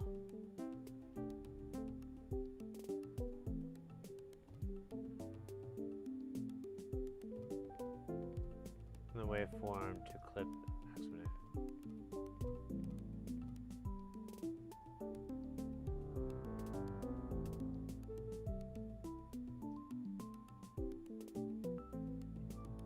Yes?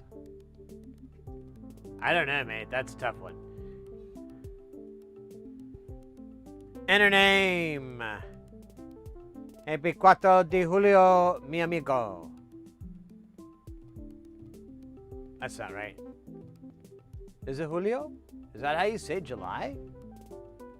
I don't know. I'm not very good at my Spanish. I should. I live in Arizona. It's like literally a ton of people that know Spanish and I don't. But man, I should just move to someplace. But then the missus, she wouldn't want to do that. She didn't want to learn another language. I don't blame her. Who would?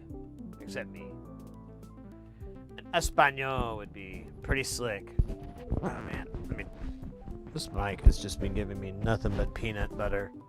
Peanut butter brittle made out of crap. So what's after 48? Or what's after 47? 48. What is 48? What is love? Alright, I don't even know which resistor this is. We're just gonna have to do more of grabbing and guessing. It's that says 2. That can't be it. It needs to say 3. Alright, so that must be the guy next to it. Nope, don't run away from me, damn you. Hey, that'll work. Slick stuff.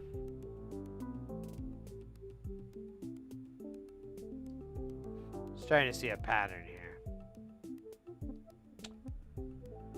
A pattern so simple, even I wouldn't be able to see it because it was in my face the whole time. Alright, I don't think this is going to be the right value, but I'm just going to try it. It's not.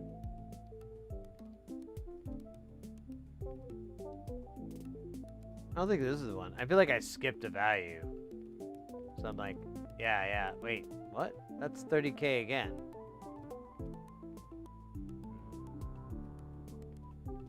What are you, bro? 3.9, okay. But that was 30K. I needed 6.8. God bloody hell.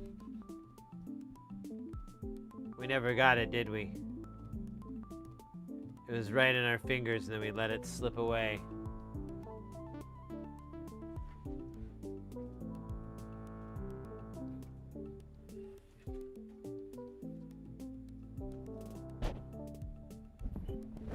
What's up? Okay, so I have 100 picofarad where I'm supposed to have 10. 100 is 100 puffs. Yeah. Puffs is the lowest one that you'll normally deal in. I'm sure it gets weirder. God, better get weirder. How else am I gonna wake up every morning? I kind of wonder if maybe, what is this? This guy's upside down. Oh shit. He tried to attack me, you saw that. Jumped off the table. He had his fangs out. Big ol' resistor fangs. Oh, scheisse. 9. Alright, what the hell? That said 1.9 on it, didn't it? Or 109? What the hell was that? That wasn't real. I think it's supposed to be 1.8. Maybe I saw a different value. Let's not dreary on the drab. Let's just get this 6.8K out here while it's still nice and hot. Oh shit.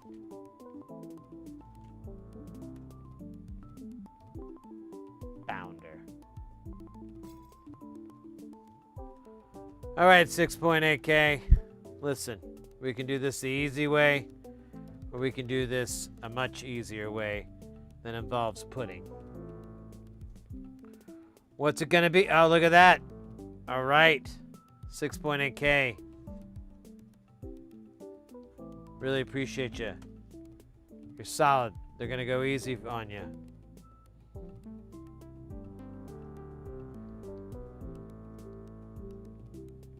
They're not gonna go easy on him at all.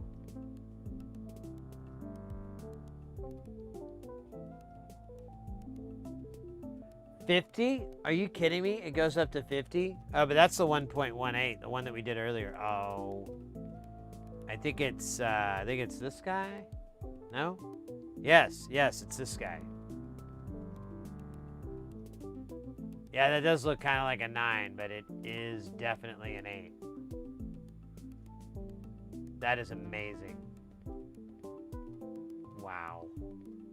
Wow. All right. Let's Uncle Jesse over to these and see what they are. Hey, what's R39? What the hell? Look at this depravity.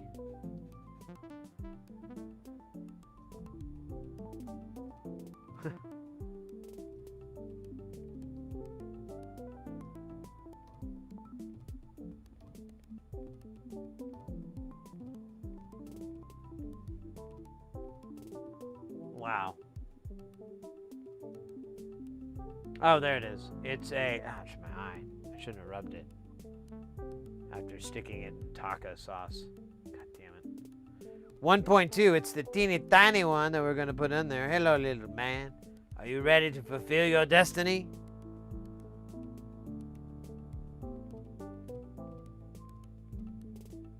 Get in there, you piece of shit. Alright, he'll just barely make it.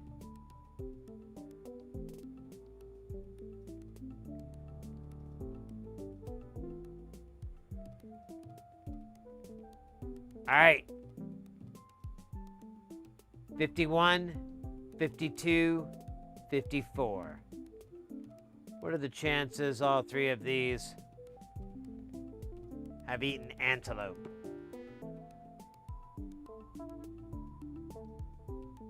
Not good. 51. Wait a minute. We just did... What the fuck did we just do then? Wait, where was that little guy? That wasn't it. Get out of here, you son of a bitch. 39. That's 2K. From Breaking Bad. Jesus. That's not 2K. There we go. Okay. Now we're back on the Breaking Bad. Bow, bow, down, down, down, down, down, down. Thank you. I'll be performing my a cappella rendition of various television theme songs in my backyard, bathroom, and shower.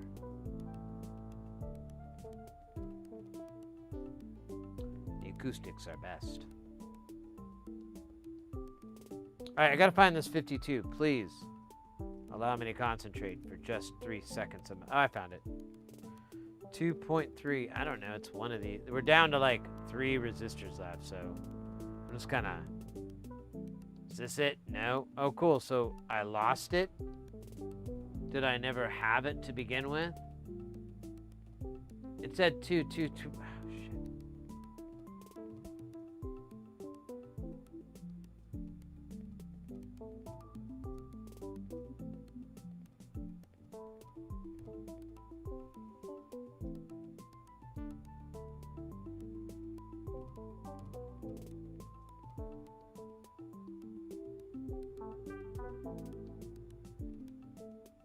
Oh. Man, my eyesight is crap. That is the right one. Oh, man. It's embarrassing. Not as embarrassing what's happening next. 52 is a 2.3, and I don't have any more 2.3s.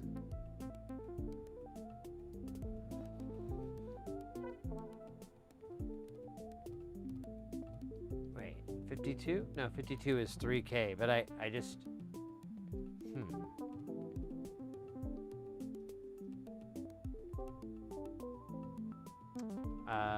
Huh. There's one for 48. But where'd I put the 52? I don't think I did. I think I ate the other one, or maybe I got knocked out, or... I don't know, I just don't see it. And and we've lived down in this area. It'd be 302. Yeah, I don't...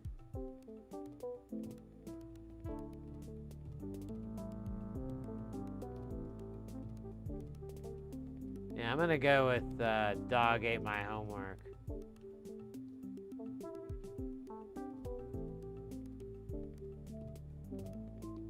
Yeah, I don't think I grabbed it for some reason, or it got destroyed during the Highlander Wars. Let me check these though. I do have some weirdo values here. Let's see what this one is. This one is the one we're looking for. Nice. If only I had checked. All right, what are you, buddy? You are 6801. What the hell's that? Oh, 6.8. You're R49. Wait, we already did R49.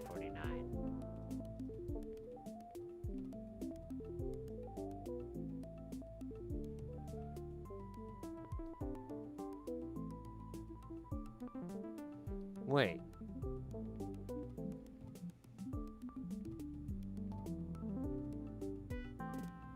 There's two of them? Which one's the real one? Which one do I shoot?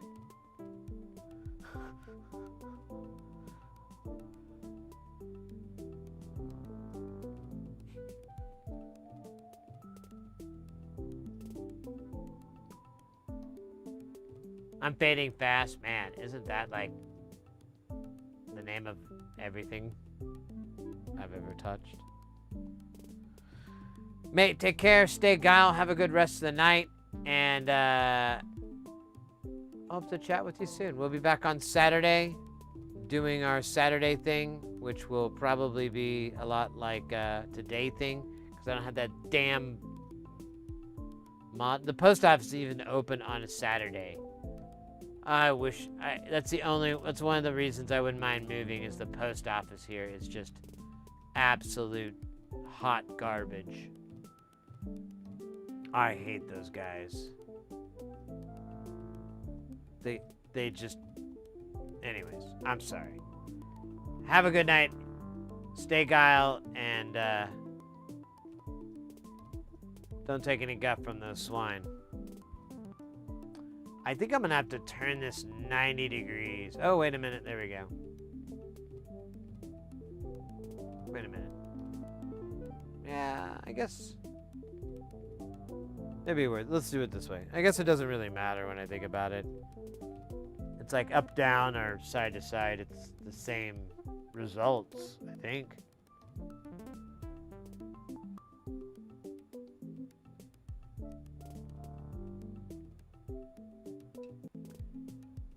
$39. So that's a 20K? No. That's not 20K, you doomcough. It's 2K. And that's R39, you son of a bitch. One of the most proudest resistors in the Force. On the Force. With the Force. Of course.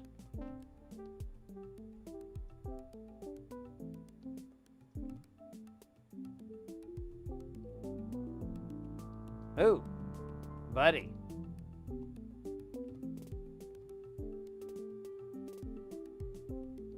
Whoa, whoa, whoa, whoa. Why aren't you, yeah, that's kind of...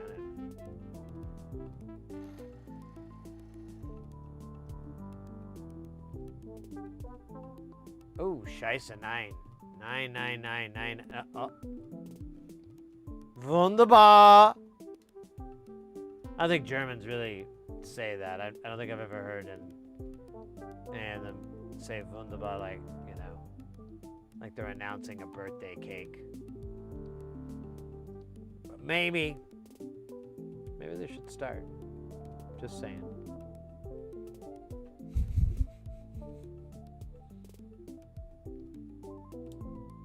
I kid. And to be fair, I don't really think I make a lot of sense, but that's half the battle within my struggle for struggle battles.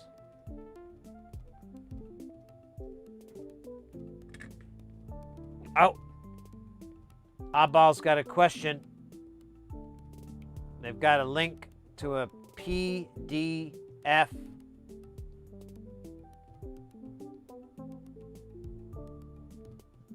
Ah, shit. I can't try myself.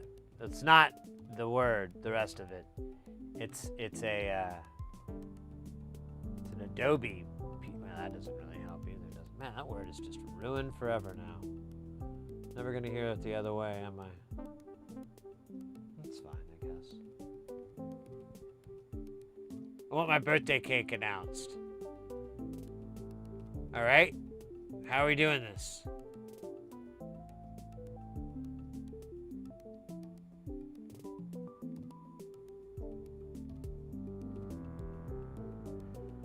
Oh, right. We're looking at stuff. I keep forgetting what we're doing.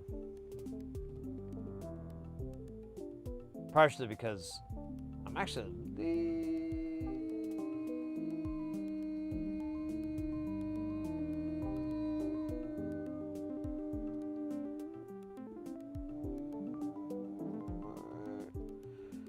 bit tired. What am I looking at here? The region of space between the Romulan and the neutral zone? Clearly, that is Cardassian space. We need to be careful.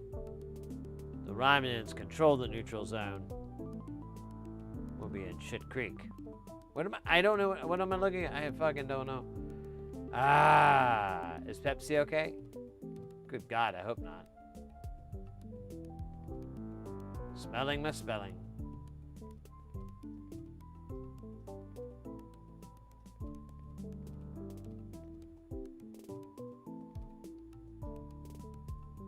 Saw out with there's like no breakdown. You need the SEM 3340.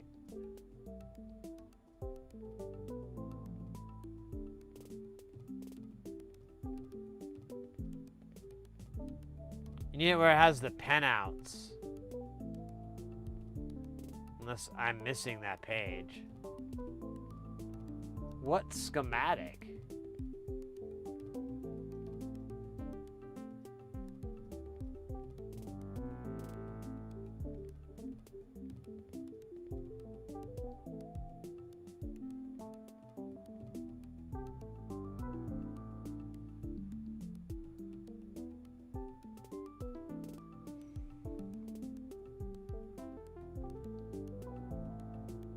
Oh, more pages. Awesome. I fucking hate that shit. Ah!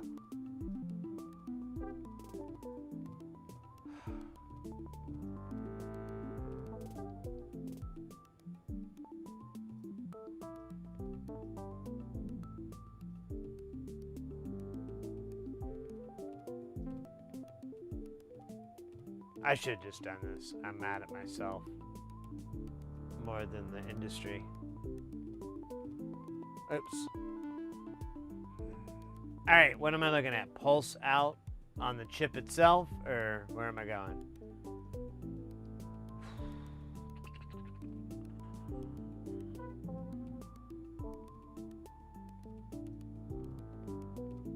Pulse out buffer.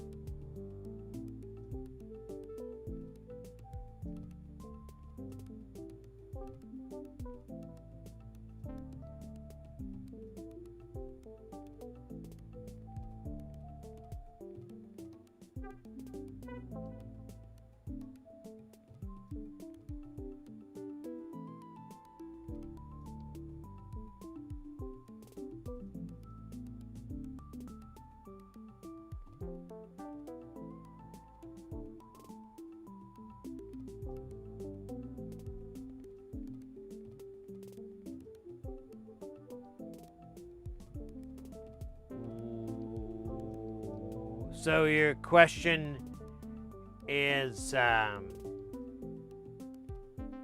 So this is a variable, obviously it's a divider. Is why do these have 10 picofarads and those don't?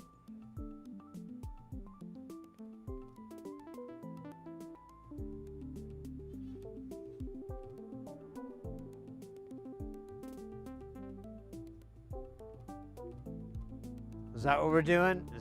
Was that the thing? So help me, God.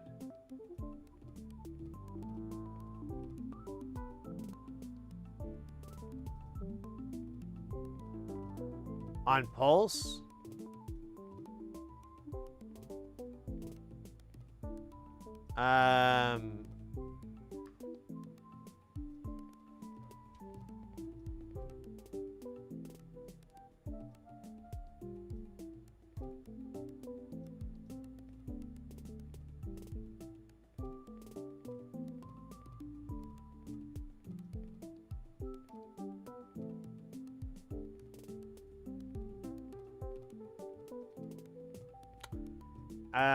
How are you measuring? Are you measuring before or after the 1K?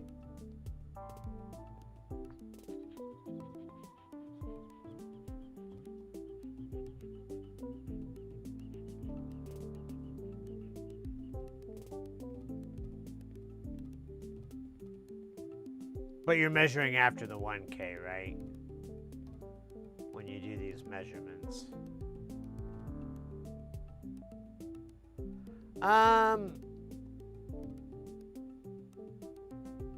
How bad do they look after? Are they the same? Are you able to check actually right now? Is a better question, but try measuring after the 1K, because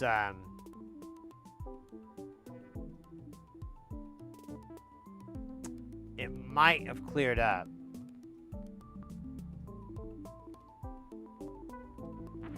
Yeah, it's just a non-inverting.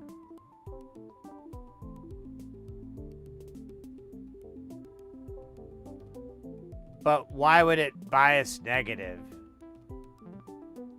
But it's, you know, you're measuring from here. So I wonder if you're gonna get, because the offset is here, this 12. So I mean, you can verify that you have a 240. You can verify, obviously, these components here. This 91, this R28, R29. Verify that those are the correct values.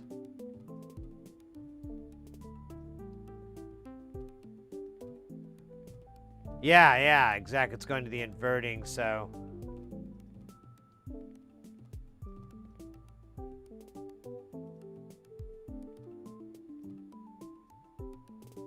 Hope not to. I didn't see that till just now go past. We're praying like hell.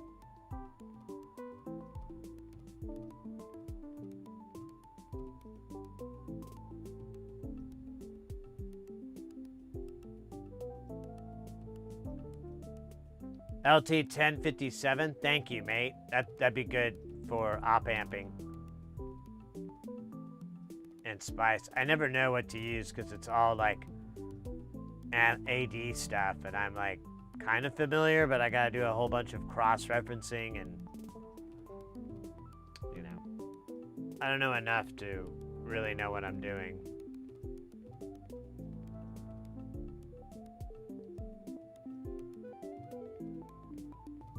To a TLO 71. Okay.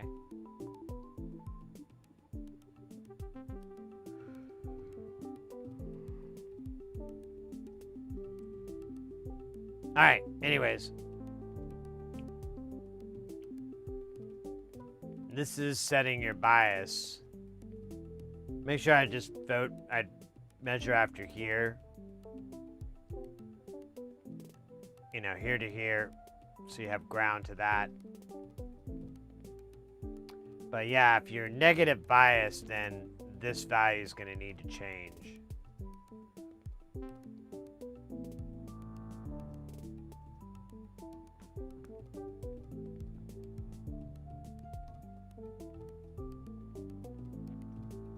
I mean, is there any offsetting in this design at all?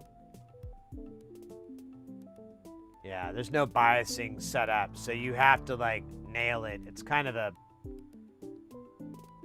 I mean, I don't know whose this is or whatever, but I've seen the 33, this is a 3340, right?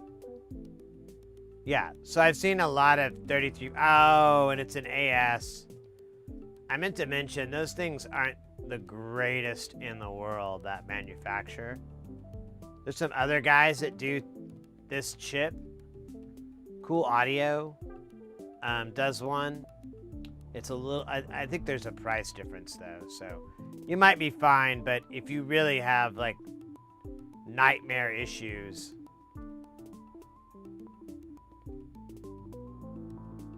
something to think about.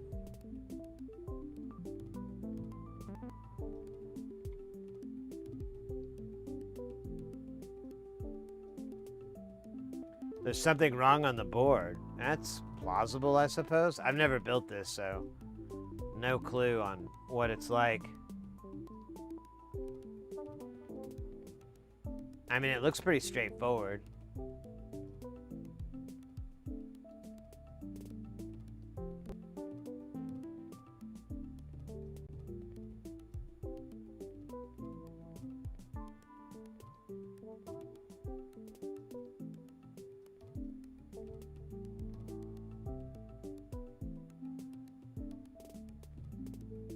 Oh, you did something wrong. Oh, well, I mean, first time for everything, I suppose.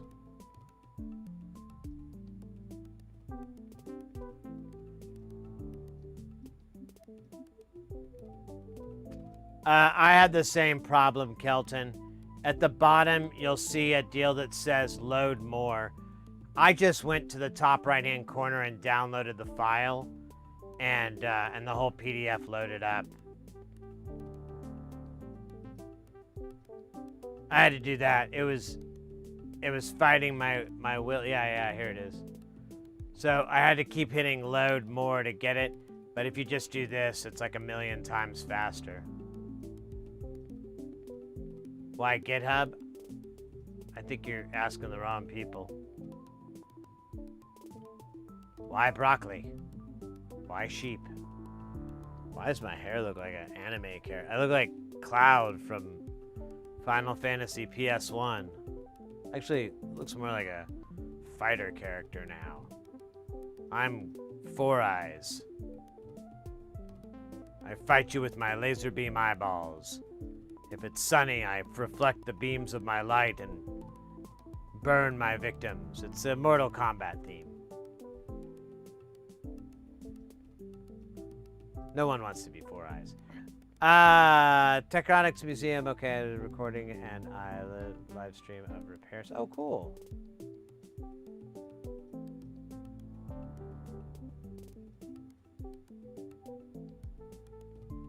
Nice. Let me see. Do I have...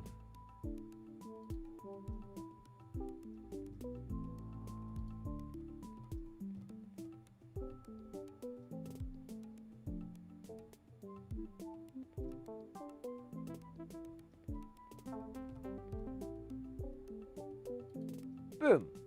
Subscribed.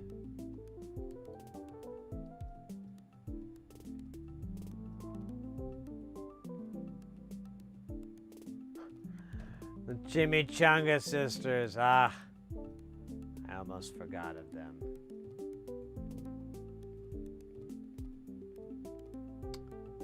Almost. So what are we doing? Did we figure it out? We got this in the bag, as they say.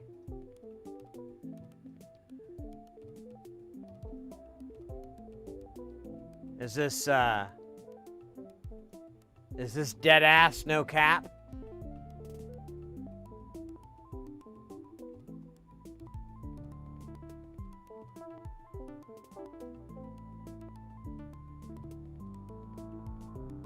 Well, I've been blind since I was about, like, 7, I think.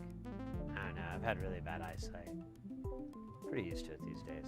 It's getting really bad, though. I don't know how much eyesight I'm going to have later on. But I'm a musician, so I'll just make music or something until I finally eat too many cheeseburgers. Die an American death.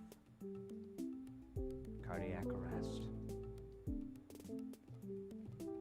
That's horrible. I shouldn't say that. It's funny, though.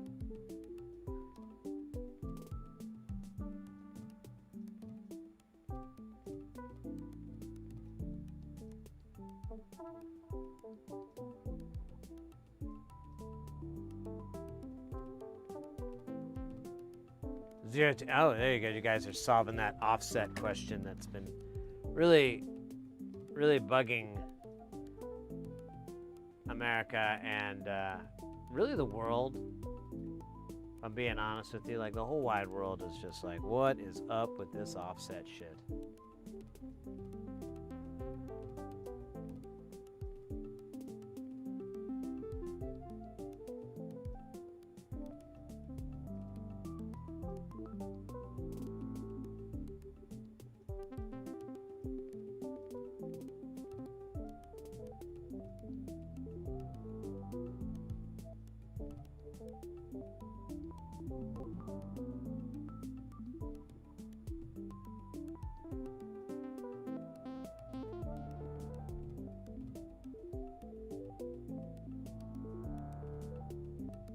I feel like that guy's flush. Let me.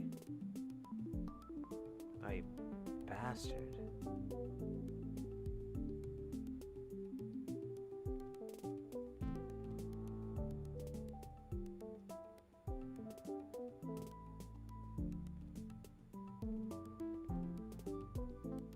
How does it spin out like that? That's the part I don't get. There we go.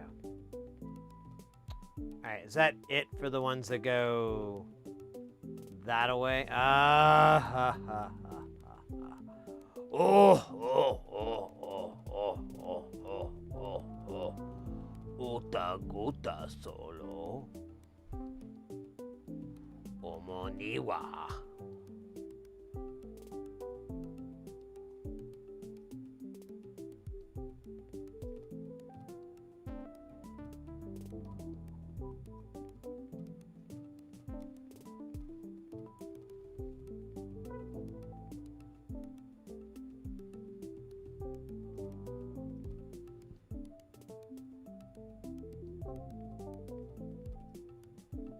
Oh, why did you... my own stupid fat head.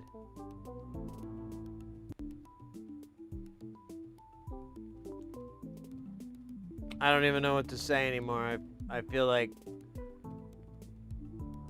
I let myself down. And I don't know if I'll get back up again. Anything's gonna let me down. I'm pissing the night away. Oh wait, I gotta go right? I don't really need to go all the way. This isn't a Nirvana song. Wait, that's not Nirvana. That's The Who. Alright, first off, I don't know why it's darker. Second off, I don't know who Bob Barker is exactly.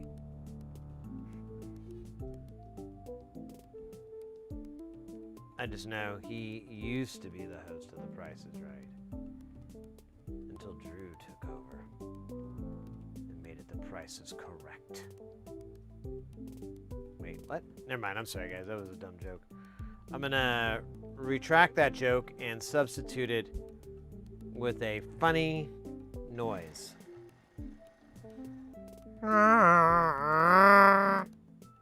Thank you. I will be performing weekly at the factory on Boulevard in Maine. Catch my one-man show, Pillow Fight, at outside the local library. I posted, envision a PCB with no SMD labels. You joke, but I would watch someone make goose noises for an hour. I think we all would. You know, if I'm really being honest. At first, it would just be to watch someone humiliate themselves. But after a while, it becomes something so much more. An attraction. A drive. A drive to see another person goose themselves. And it's something that you or I will never be. Never could be, never will be, never can be. For we are not goose honking people. We are so much less. But at the same time, 40% more. 60% strawberries and 20% real sugar. I'm trying to say we're sweet and possibly good for the old colon. Anyways, what was the question again? Oh, not having labels? Hey, straight up, that's, we did something. We did a couple of builds where you could not read the designations at all. It looked like Klingon. I basically just pretended like that's what it was. I'm like, all right, we have component dak tuk dak next to kikak cha. Now, I'm looking on the bill of materials, and I don't see kikak cha. I see ukta and yeah. But I also see R34 and R35. And according to the PCB, the ECAD, they're where these two suckers are. So, again, you learn something new every day. Those must be the same words. Honestly, it ruined my conversational Klingon knowledge. Now, whenever I go to a Trekkie convention, I look like an ass. It's fucking awful. I like going, I'm like, Butakta, and they're like, get out of here, you poser. Like, out of character and everything. It hurts. It hurts a lot. But, you know, that's what nitrous oxide's for. I just whip out my galaxy gas, and they're never a problem anymore. Neither is consciousness.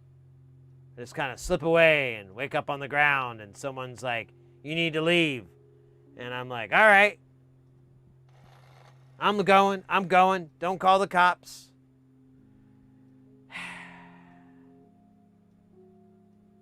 Some argue I'm not dealing with it well. But I don't talk to those people. They're jerks.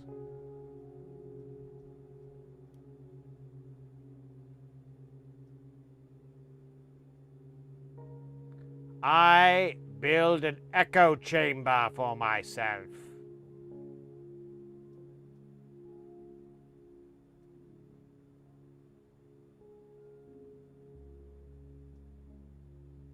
All right, there you go, baby. I'm sorry, I didn't mean to call you baby. Sweetie pie? Oh, shit, that sounds worse. Buckle up, buttercup. Now's the last time you ate a burger. Wouldn't that be the way to do it?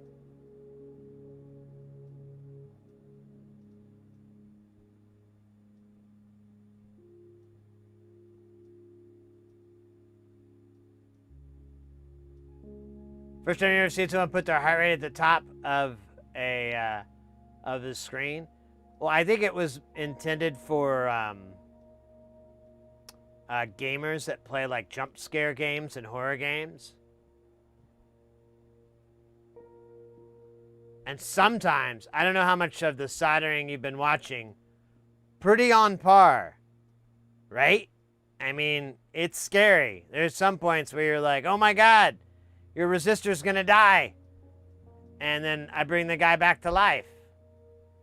And then we get him some health points and new skins. I got this new one I'm gonna buy next week. It's gonna be cool.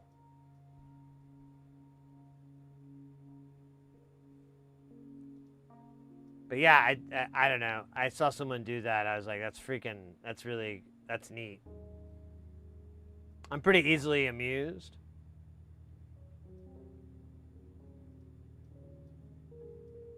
On our first date, my wife just jingled some keys in front of me. Well, we weren't married at the time. That would be weird. We were dating at the time. At our wedding, she jangled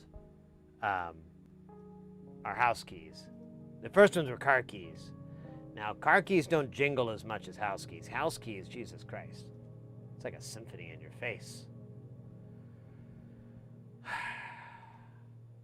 Anyways, my point is, make sure you have your keys on your wedding night, otherwise you can't get into the house. Is that all the resistors? Oh my God, it is.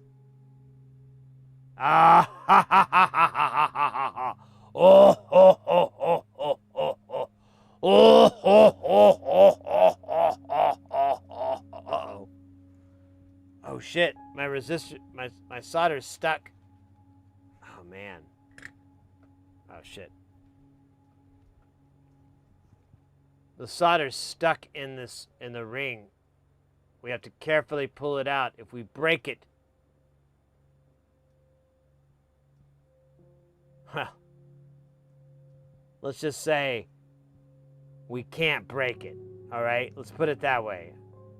Oh, okay, it came right out. It was a little stiff earlier. I didn't mean to over dramatize it. I thought for a minute though we were goners. So.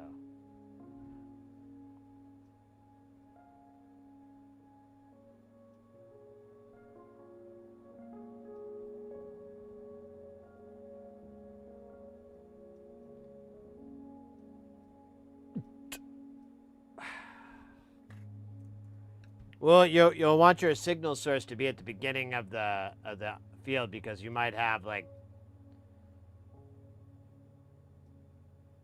other things affecting your signal.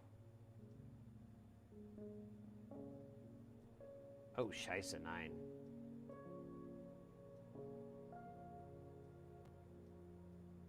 Perfect.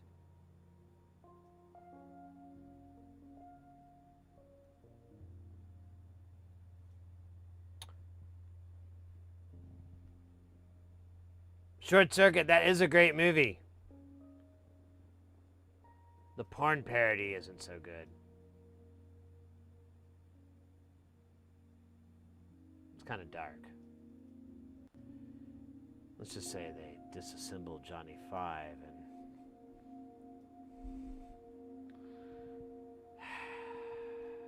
we'll leave it at that. But Johnny Five is played by a real person, so it's really weird. It's really dark. I just don't recommend it.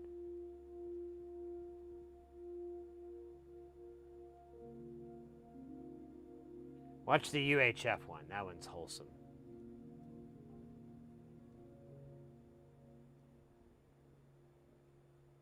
And it works if you've ever wanted Weird Al to be a woman. And make out with another woman. Well, not just make out. I'm not... but you know. Unless you're watching like the cable version of it, then it might just be making out. I don't know. Is cable version even a... Oh, what the hell? Did you see that one? It's called the Cincinnati Flip. Kidding. It's the Denmark Flip.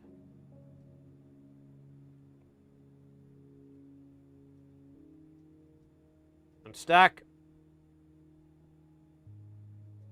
All right. It's as beautiful as two rainbows kissing a unicorn on either side of their face. The unicorn's face. The unicorns have faces, by the way. I don't want to hear an argument otherwise. You'll get banned. What were we talking about? Oh yeah, the rainbows kissing the unicorn. Isn't that great? Isn't that what Prince sang about? Rainbows kissing unicorns. That was a good song. Rainbow kissing unicorns and driving scooters all through the town. That was a good song. Remember that one? When Prince wrote that song? Yeah, the other song, what was it called? Bumper Car? Gonna ride my bumper car. Oh, wait, maybe that wasn't Prince. Who was that? Was that Biz Markie I'm thinking of? I don't want to get those two guys confused. That's weird. It was a Parliament? Man. Ride my bumper car all over your yard. Oh, well, whatever. I don't care who it was. It's a piece of Americana pizza. What are we doing on time here? What time is it? What is it? Wait, this says it's time to get ill. It can't be Beastie Boy time. It's not what you want. What you want.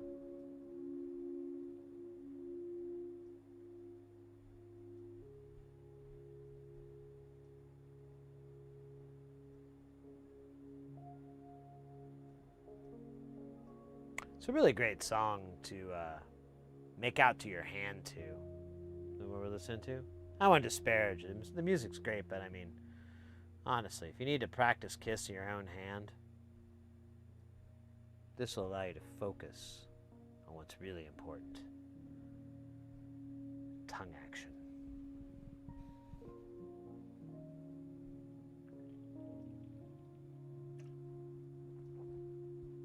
+11 hours. Epic.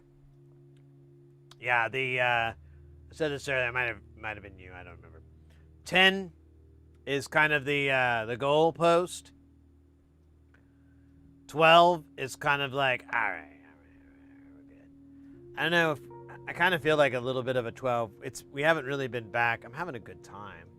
We've had a decent viewership the whole stream. You guys have at least stayed up, so I mean, I'm game if you're game. We could go to 12. 12 and some change.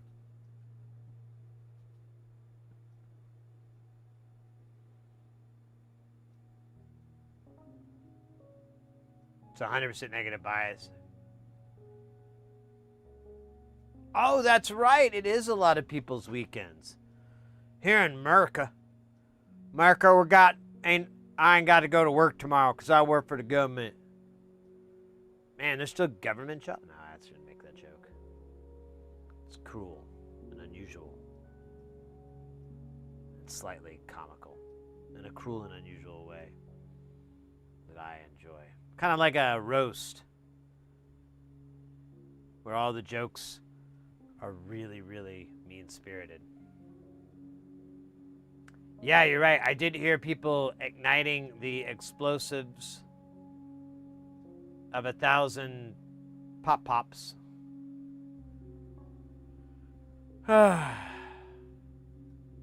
It's weird. Well, never mind.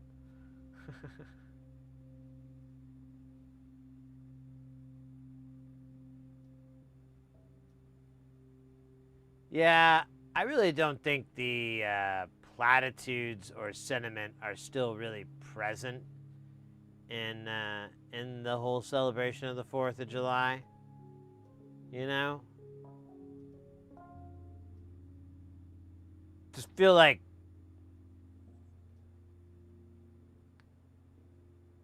that, I mean, it's not like, I'm not saying that people forgot about it. I'm just saying not really a big care on the average person. Not that they shouldn't. I'm just saying, in my observation, I don't think people give a shit. I don't think people give a shit about a lot of stuff, so whatever. I've given up hope on people hoping to hope for something more hopeful than my hope. Hopefully. Bob Hope. That's who said it. Holy crap, yep, 4th of July, happy day. Yeah, mate. Yeah. I mean, I'm not a really big holiday person. I mean, they're cool and all, but I don't know. The older I get, the less I give a crap.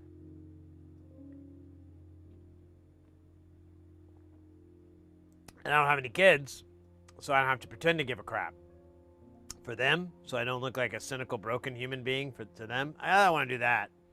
That'll break their hearts. Those Poor kids.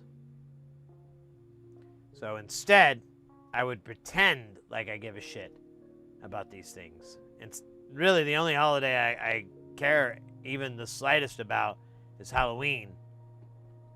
Because that's like the only holiday that's like fun. I mean, I guess Christmas is okay, but there's so much like you have to go to your so-and-so's house bullshit. You have to go to so-and-so's and all this like Halloween, you usually are going to parties. If you're going to see anybody, you're going to someone's place to have some drinks, listen to some jams, and eat some funny sweets or something like that. Like, that's what you do on Halloween. Xmas? No, you gotta go see Uncle Larry. You don't want to hang out with Uncle Larry. His house smells like fucking cat piss. And you're like, God, I wish Uncle Larry would come over here, but he doesn't like to drive because he just loves to live in cat piss, I guess. I don't know what his problem is. He's fucking insane, and, you know, the more power to him. I'm glad I just have to see him once a year, to be honest. I know Uncle Larry isn't watching this because he thinks the internet is some sort of paranoia behavior control. Oh, my God.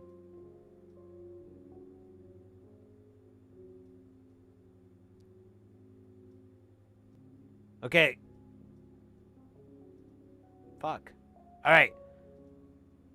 Truth be told, Uncle Larry might be right about a few things. I didn't think about it. Anyways, he's not watching streams.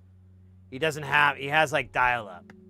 He thinks that's the way to have internet be pure, by having it come through slow enough that there's no way he could physically stop the viruses by pulling the phone cable out of the wall. Yeah, I think he watched, all his networking knowledge is from the movie War Games. So, he doesn't even have one of those phones that you drop on the speakers or whatever. But I digress. Halloween is the only holiday I like. Everything else is whatever. Even my birthday. Like, my birthday, I'm like, meh. It's kind of boring. I mean, I like the fact that I can go get something to eat that's really yummy, because that's like my day to go eat something yummy at the food place. And then I like the occasional gift and whatever, but I mean, truth be told, I enjoy giving more than giving gifts. I think that's more fun. I can just buy myself half the gifts I want. Every now and then someone comes up with something cool, but most of the time I'm like, I just enjoy, like, here's a bacon cooker. I know how much you really wanted a bacon cooker. And here I am. Bacon cooker deliver. All right. With the limited amount of time we have left, I'm going to practice juggling. I have these 3 component books, and I believe while their difficulty level may be far exceeding what I should be starting off with in learning to juggle, I think that making this challenge more difficult will only make me better at juggling.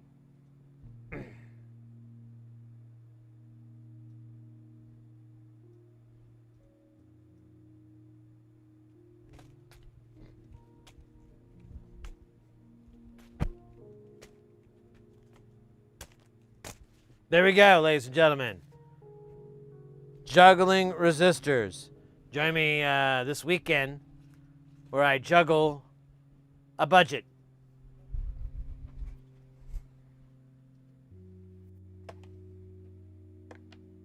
You think I'm full of shit, but I mean, seriously, it's gonna be some great financial information on how to create not only a budget, but to follow it. Oh man, I feel like I drank too much carbonated water, and the urge to sleep is strong. Oh man. Carl for 5. Oh shit, we could do that, I guess. I mean, no one's stopping us. Not legally. Not physically.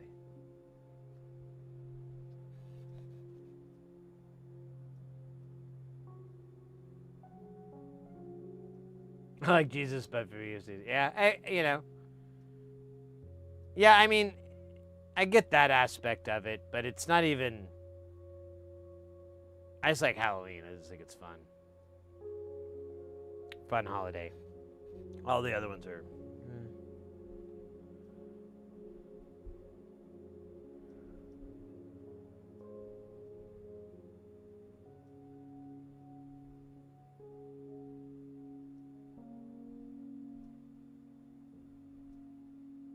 Oh, yeah, we should do the whole Halloween Christmas thing with Carl's voice. Is that what you're saying, mate? I didn't even read that right. Read that so late. I'm so bad at. We can make that happen now. Set a timer for 5 minutes. 5 minutes starting now. Shut up. Okay, so what were we talking about? Yeah, the freaking I already forgot. Oh yeah, holidays. So this one's gonna be like really tough, you know, because I'm gonna be talking about it, and you know you're gonna feel like, hey, is this Carl, or are you doing like a really bad Bill Burr? Huh? I need to know right here and right freaking now. I'm kidding. It's obviously neither. So what was he saying earlier? Yeah, so my freaking favorite holiday besides Super Bowl Sunday, because that is where my church meets, okay? Whole time I'm watching the Giants getting killed season after season. I don't know what's going on there, but it's not going to stop. I can't understand why they can't get a good team together, you know? Anyways, what were we talking about? Something about failures, something?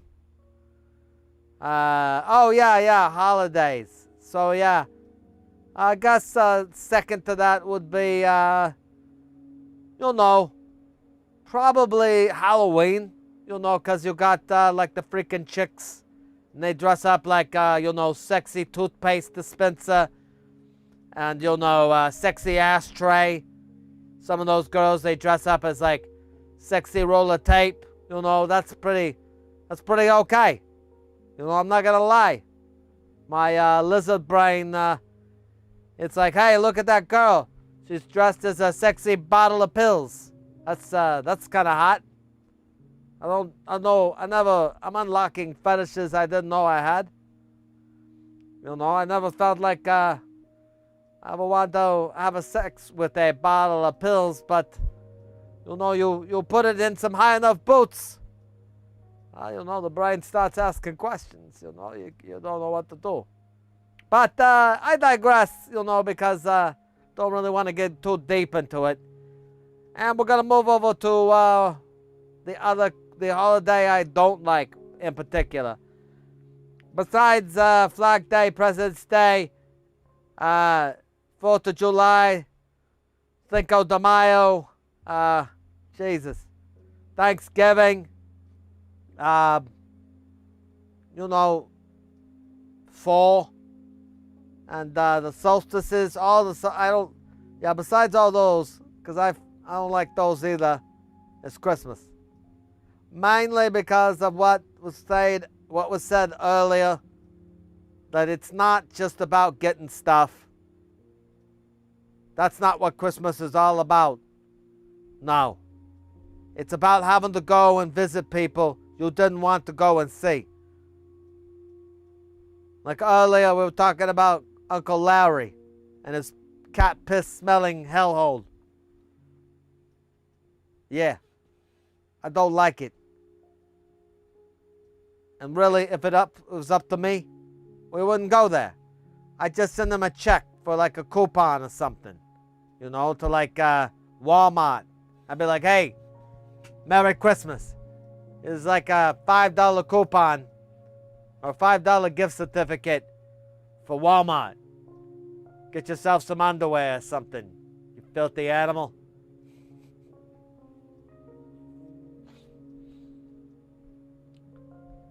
But, you know, I think one of my favorite parts about it is, you know, the singing, all that singing that people do. Oh, I'm sorry. I said favorite. I meant the opposite of that. I do not like it at all. People like singing fa la la la la and all that. I don't, fa la la la off. Okay? Unless you are singing the lyrics of REO Speedwagon or Dio, I'm not listening, okay? I want that. You can fa la la out of here, okay? Why don't you go listen to the Cars or something? I'm busy listening to Judas Priest and Crocus.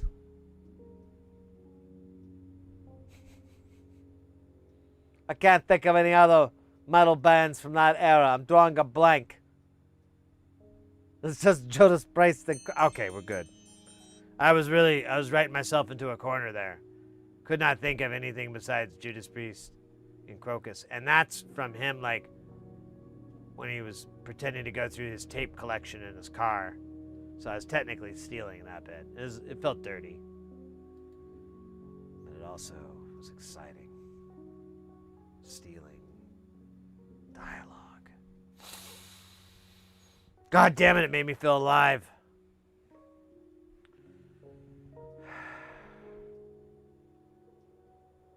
Anyways. What's the capacitor count on here? I'm not asking you. I'm asking me. The finger.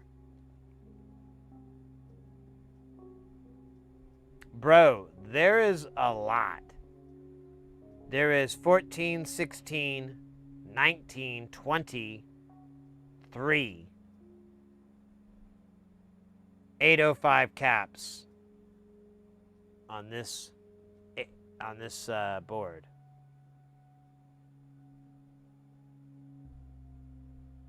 That's terrifying.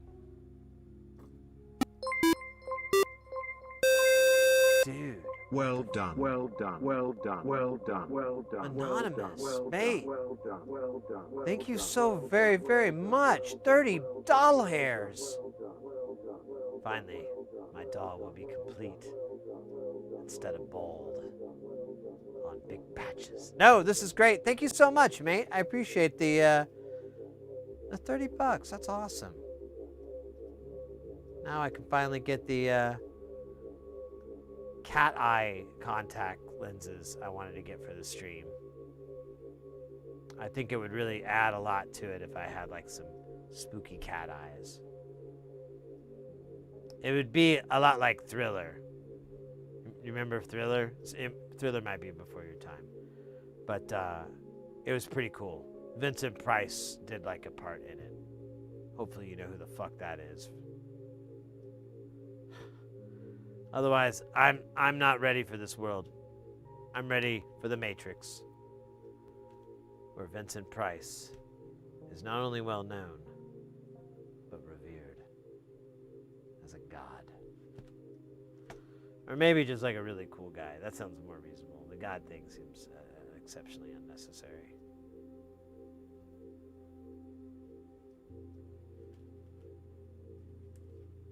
Oh, shoot. Yanni, take care. Stay guile. Sorry, I missed them dipping out. I feel bad. Have to get over it somehow.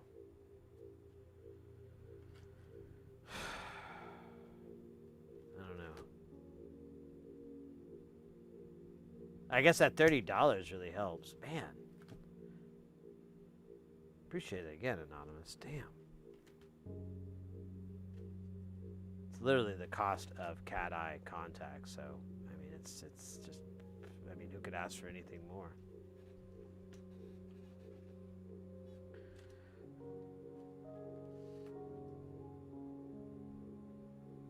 It's kind of funny now I think about it. I was hoping to have the NLC boards today, and my heart was broken by the postman. But instead we have like a nice long stream where I put together a Temputiles. Funny how life is, right? Man, I feel like Ferris Bueller at the end of Ferris Bueller's Day Off, where he goes, funny how life is. And then it goes like, do, bow, bow. That's a great one. What are we doing? We're doing 14. I've got 8 here. Let's get to 12. Now we're at 14. I don't know why I'm doing that voice again. It's kind of a fun voice, honestly.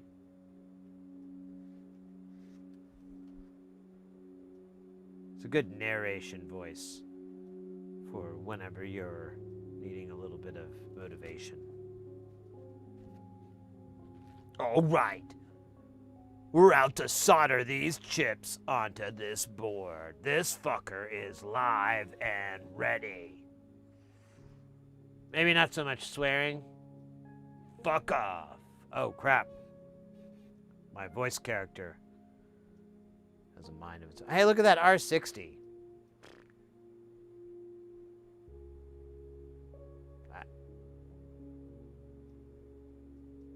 Hey, Gizmo. Oh.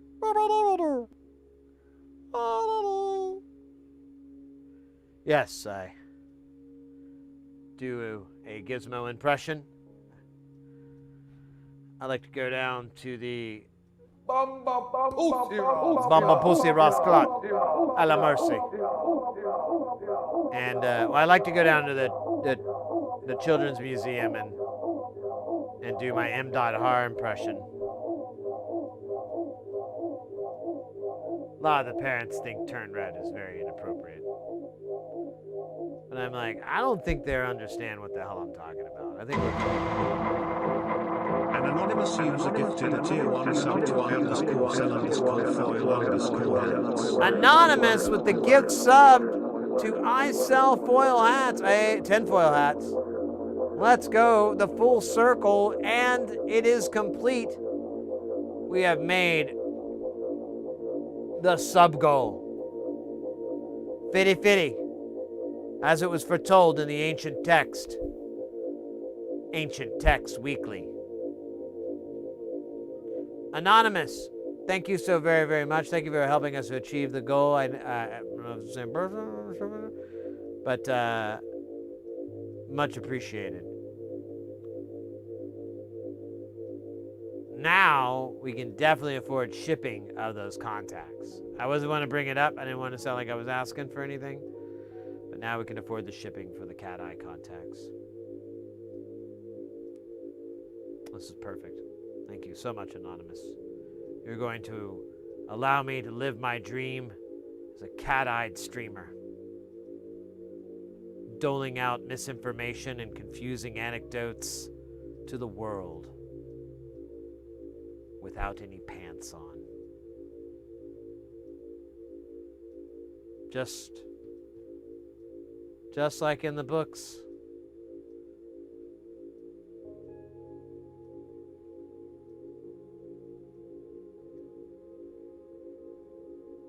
Just like in the books. The Nancy Drew books. But, you know, they're still books. You can't fight me on that one. Awesome.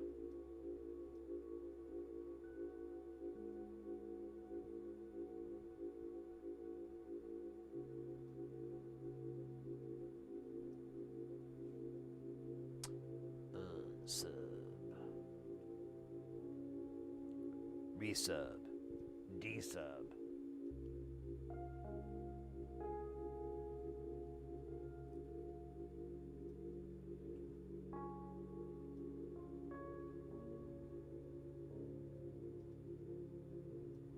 Whoa! How? How did this one slide past our security? Did he have an access code? Whom gave this resistor the access code?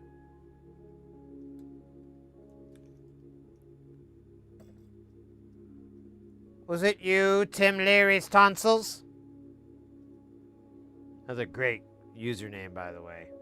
You can use that if you want. I'm not gonna get mad. No one will understand it under the age of 45. Probably higher, I don't know.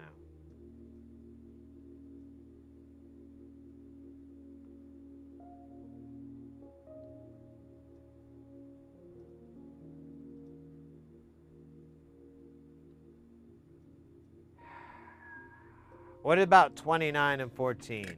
And what about love? I only want to share it with you. What about love? Don't throw it all away. Sorry, I didn't mean to sing heart tunes. Do some funk. All right, what? Let's keep going here. We got all this other crap.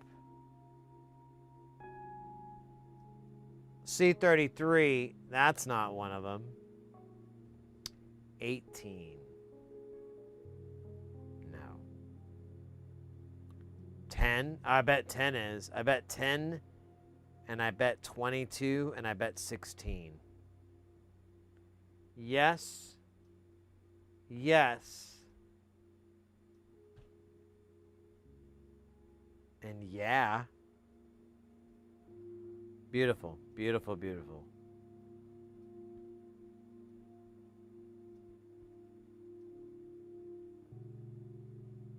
What about C4?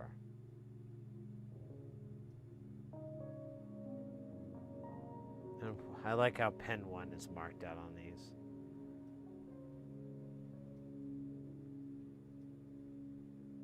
I think that's what that's supposed to be. It's so weird, though. C4, is that what I was doing? No, that's not one of them. Shut the fuck up. No one asked you, Sid. Wait, what?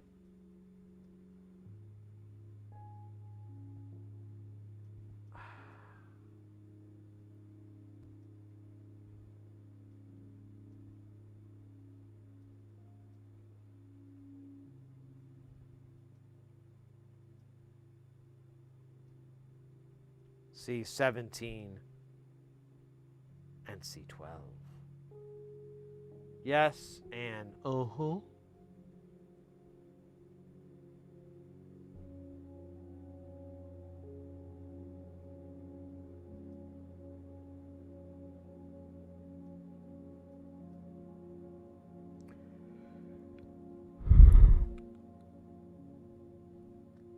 Sorry. Had to imagine trying to fit a $5 footlong in my mouth. Intermittently, I have to imagine it. Honestly, it was kind of like eating that pizza earlier because I was like taking these enormous bites because I'm a big boy, and big boys take big bites.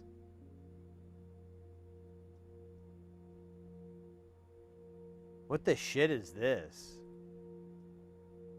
Oh, never mind, I remember.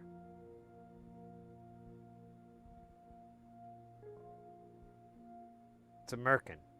Well, it's an electronic representation of one. Not an actual one, obviously.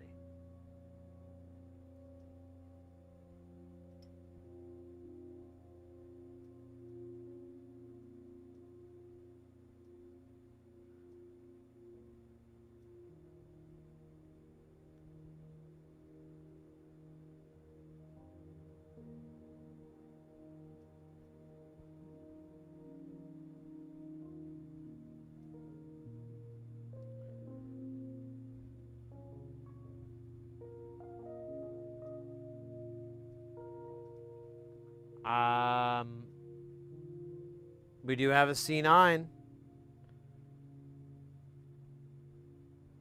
There you are.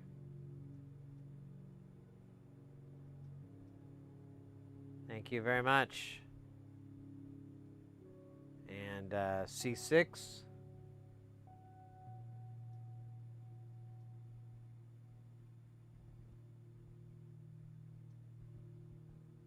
Electro 1, C9, bingo. I know, right? Wait, is it bingo or binko? Or kinko? Kingo? Singo? Ah, Espanol. Actually, I don't know if that's a real word. I probably shouldn't say. It's probably going to end up being a swear. That's not a funny one. You know, it's like a one you get kicked out of bars for.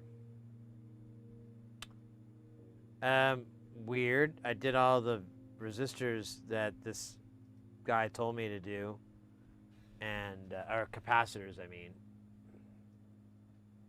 Oh wait, there's C8. I didn't do that one. All right, I'm just missing one. Fortunately, I don't know which one it is. C29? No! I only had one up here. I thought that was strange, but they did put a big boy there, so maybe that's it. Yeah, it's not here. 33. We did 33 and 29.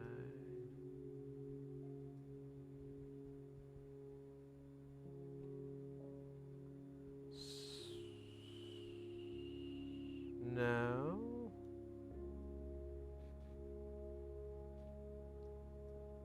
C3, C4, no. C28.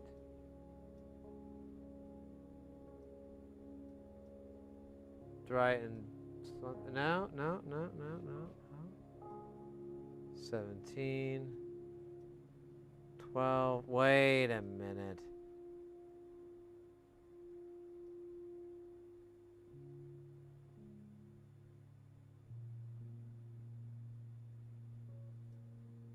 What the hell do you think that's supposed to be?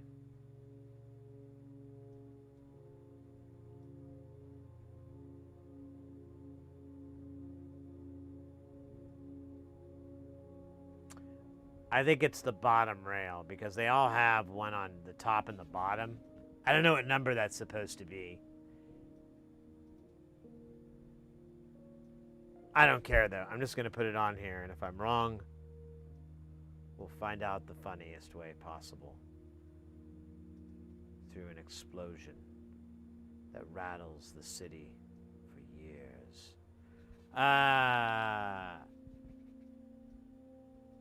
And yes. There we go. Sounds cooler.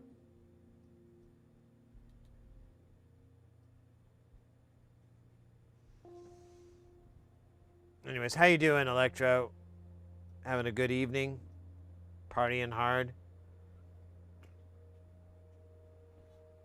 I meant to buy some nice tequila, but oh my god, it's so hot, and the air conditioner in my car doesn't work very well.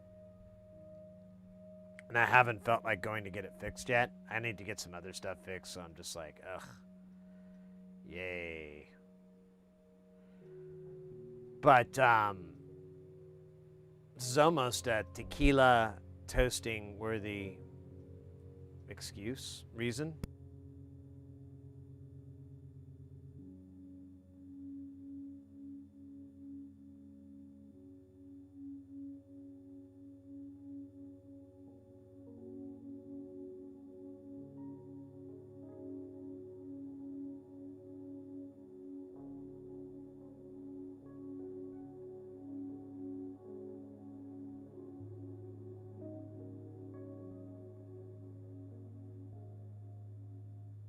Everywhere you look, there's a heart here to hold on to. Man, that's got to be something they used in, like, torture. You just played the theme song to that. Seems like a weird way. Half day at work today, and tomorrow I get paid for a holiday. Good times. Barbecue action for tomorrow. Have some beer and have some sorrow. Borrow my neighbor's weed whacker and never return. Tell my friends to eat my entire ass and fight the police to the very last. I don't know. I actually didn't have anything to rhyme. I should. Normally, you got to come up with the bit before you come up with the beginning, but I got tired halfway in. A little lightheaded too. I think the lightheaded is natural because of the lack of oxygen going to my brain. Anyways, you ever wonder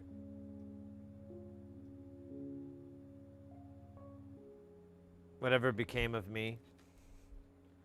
Because I'm living on the air in Cincinnati. Cincinnati, WKRP. I got tired of packing and unpacking.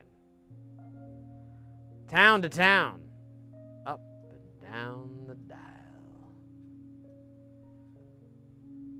Maybe you and me were never meant to be. Oh shit, I did this. But maybe think of me once. Anyways. You gonna roll out? All right, Optimus Prime. Marzipanda, thank you so much for chilling. Thank you for staying guile and keeping it guile. And hope to see you soon. Hope to see you super soon. This guy's kind of poking in.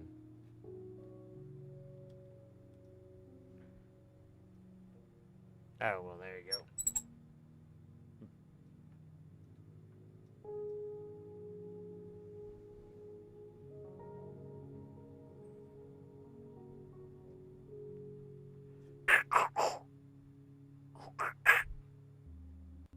Autobots, roll out.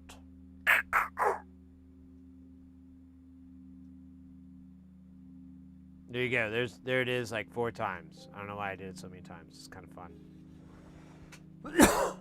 There you go. There's your reason. Print that in your zine.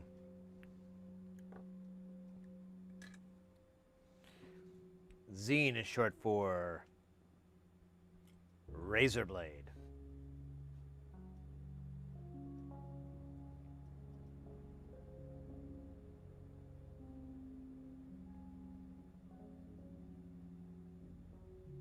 Oh my God, you're being such a jerk, Capacitor. I don't think there's any juice over here. It seems really dry.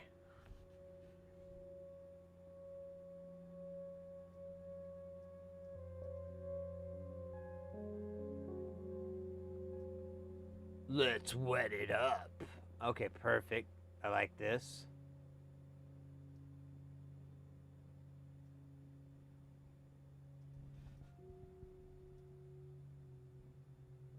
Beautiful.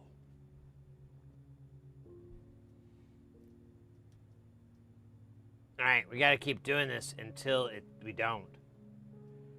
It's our curse.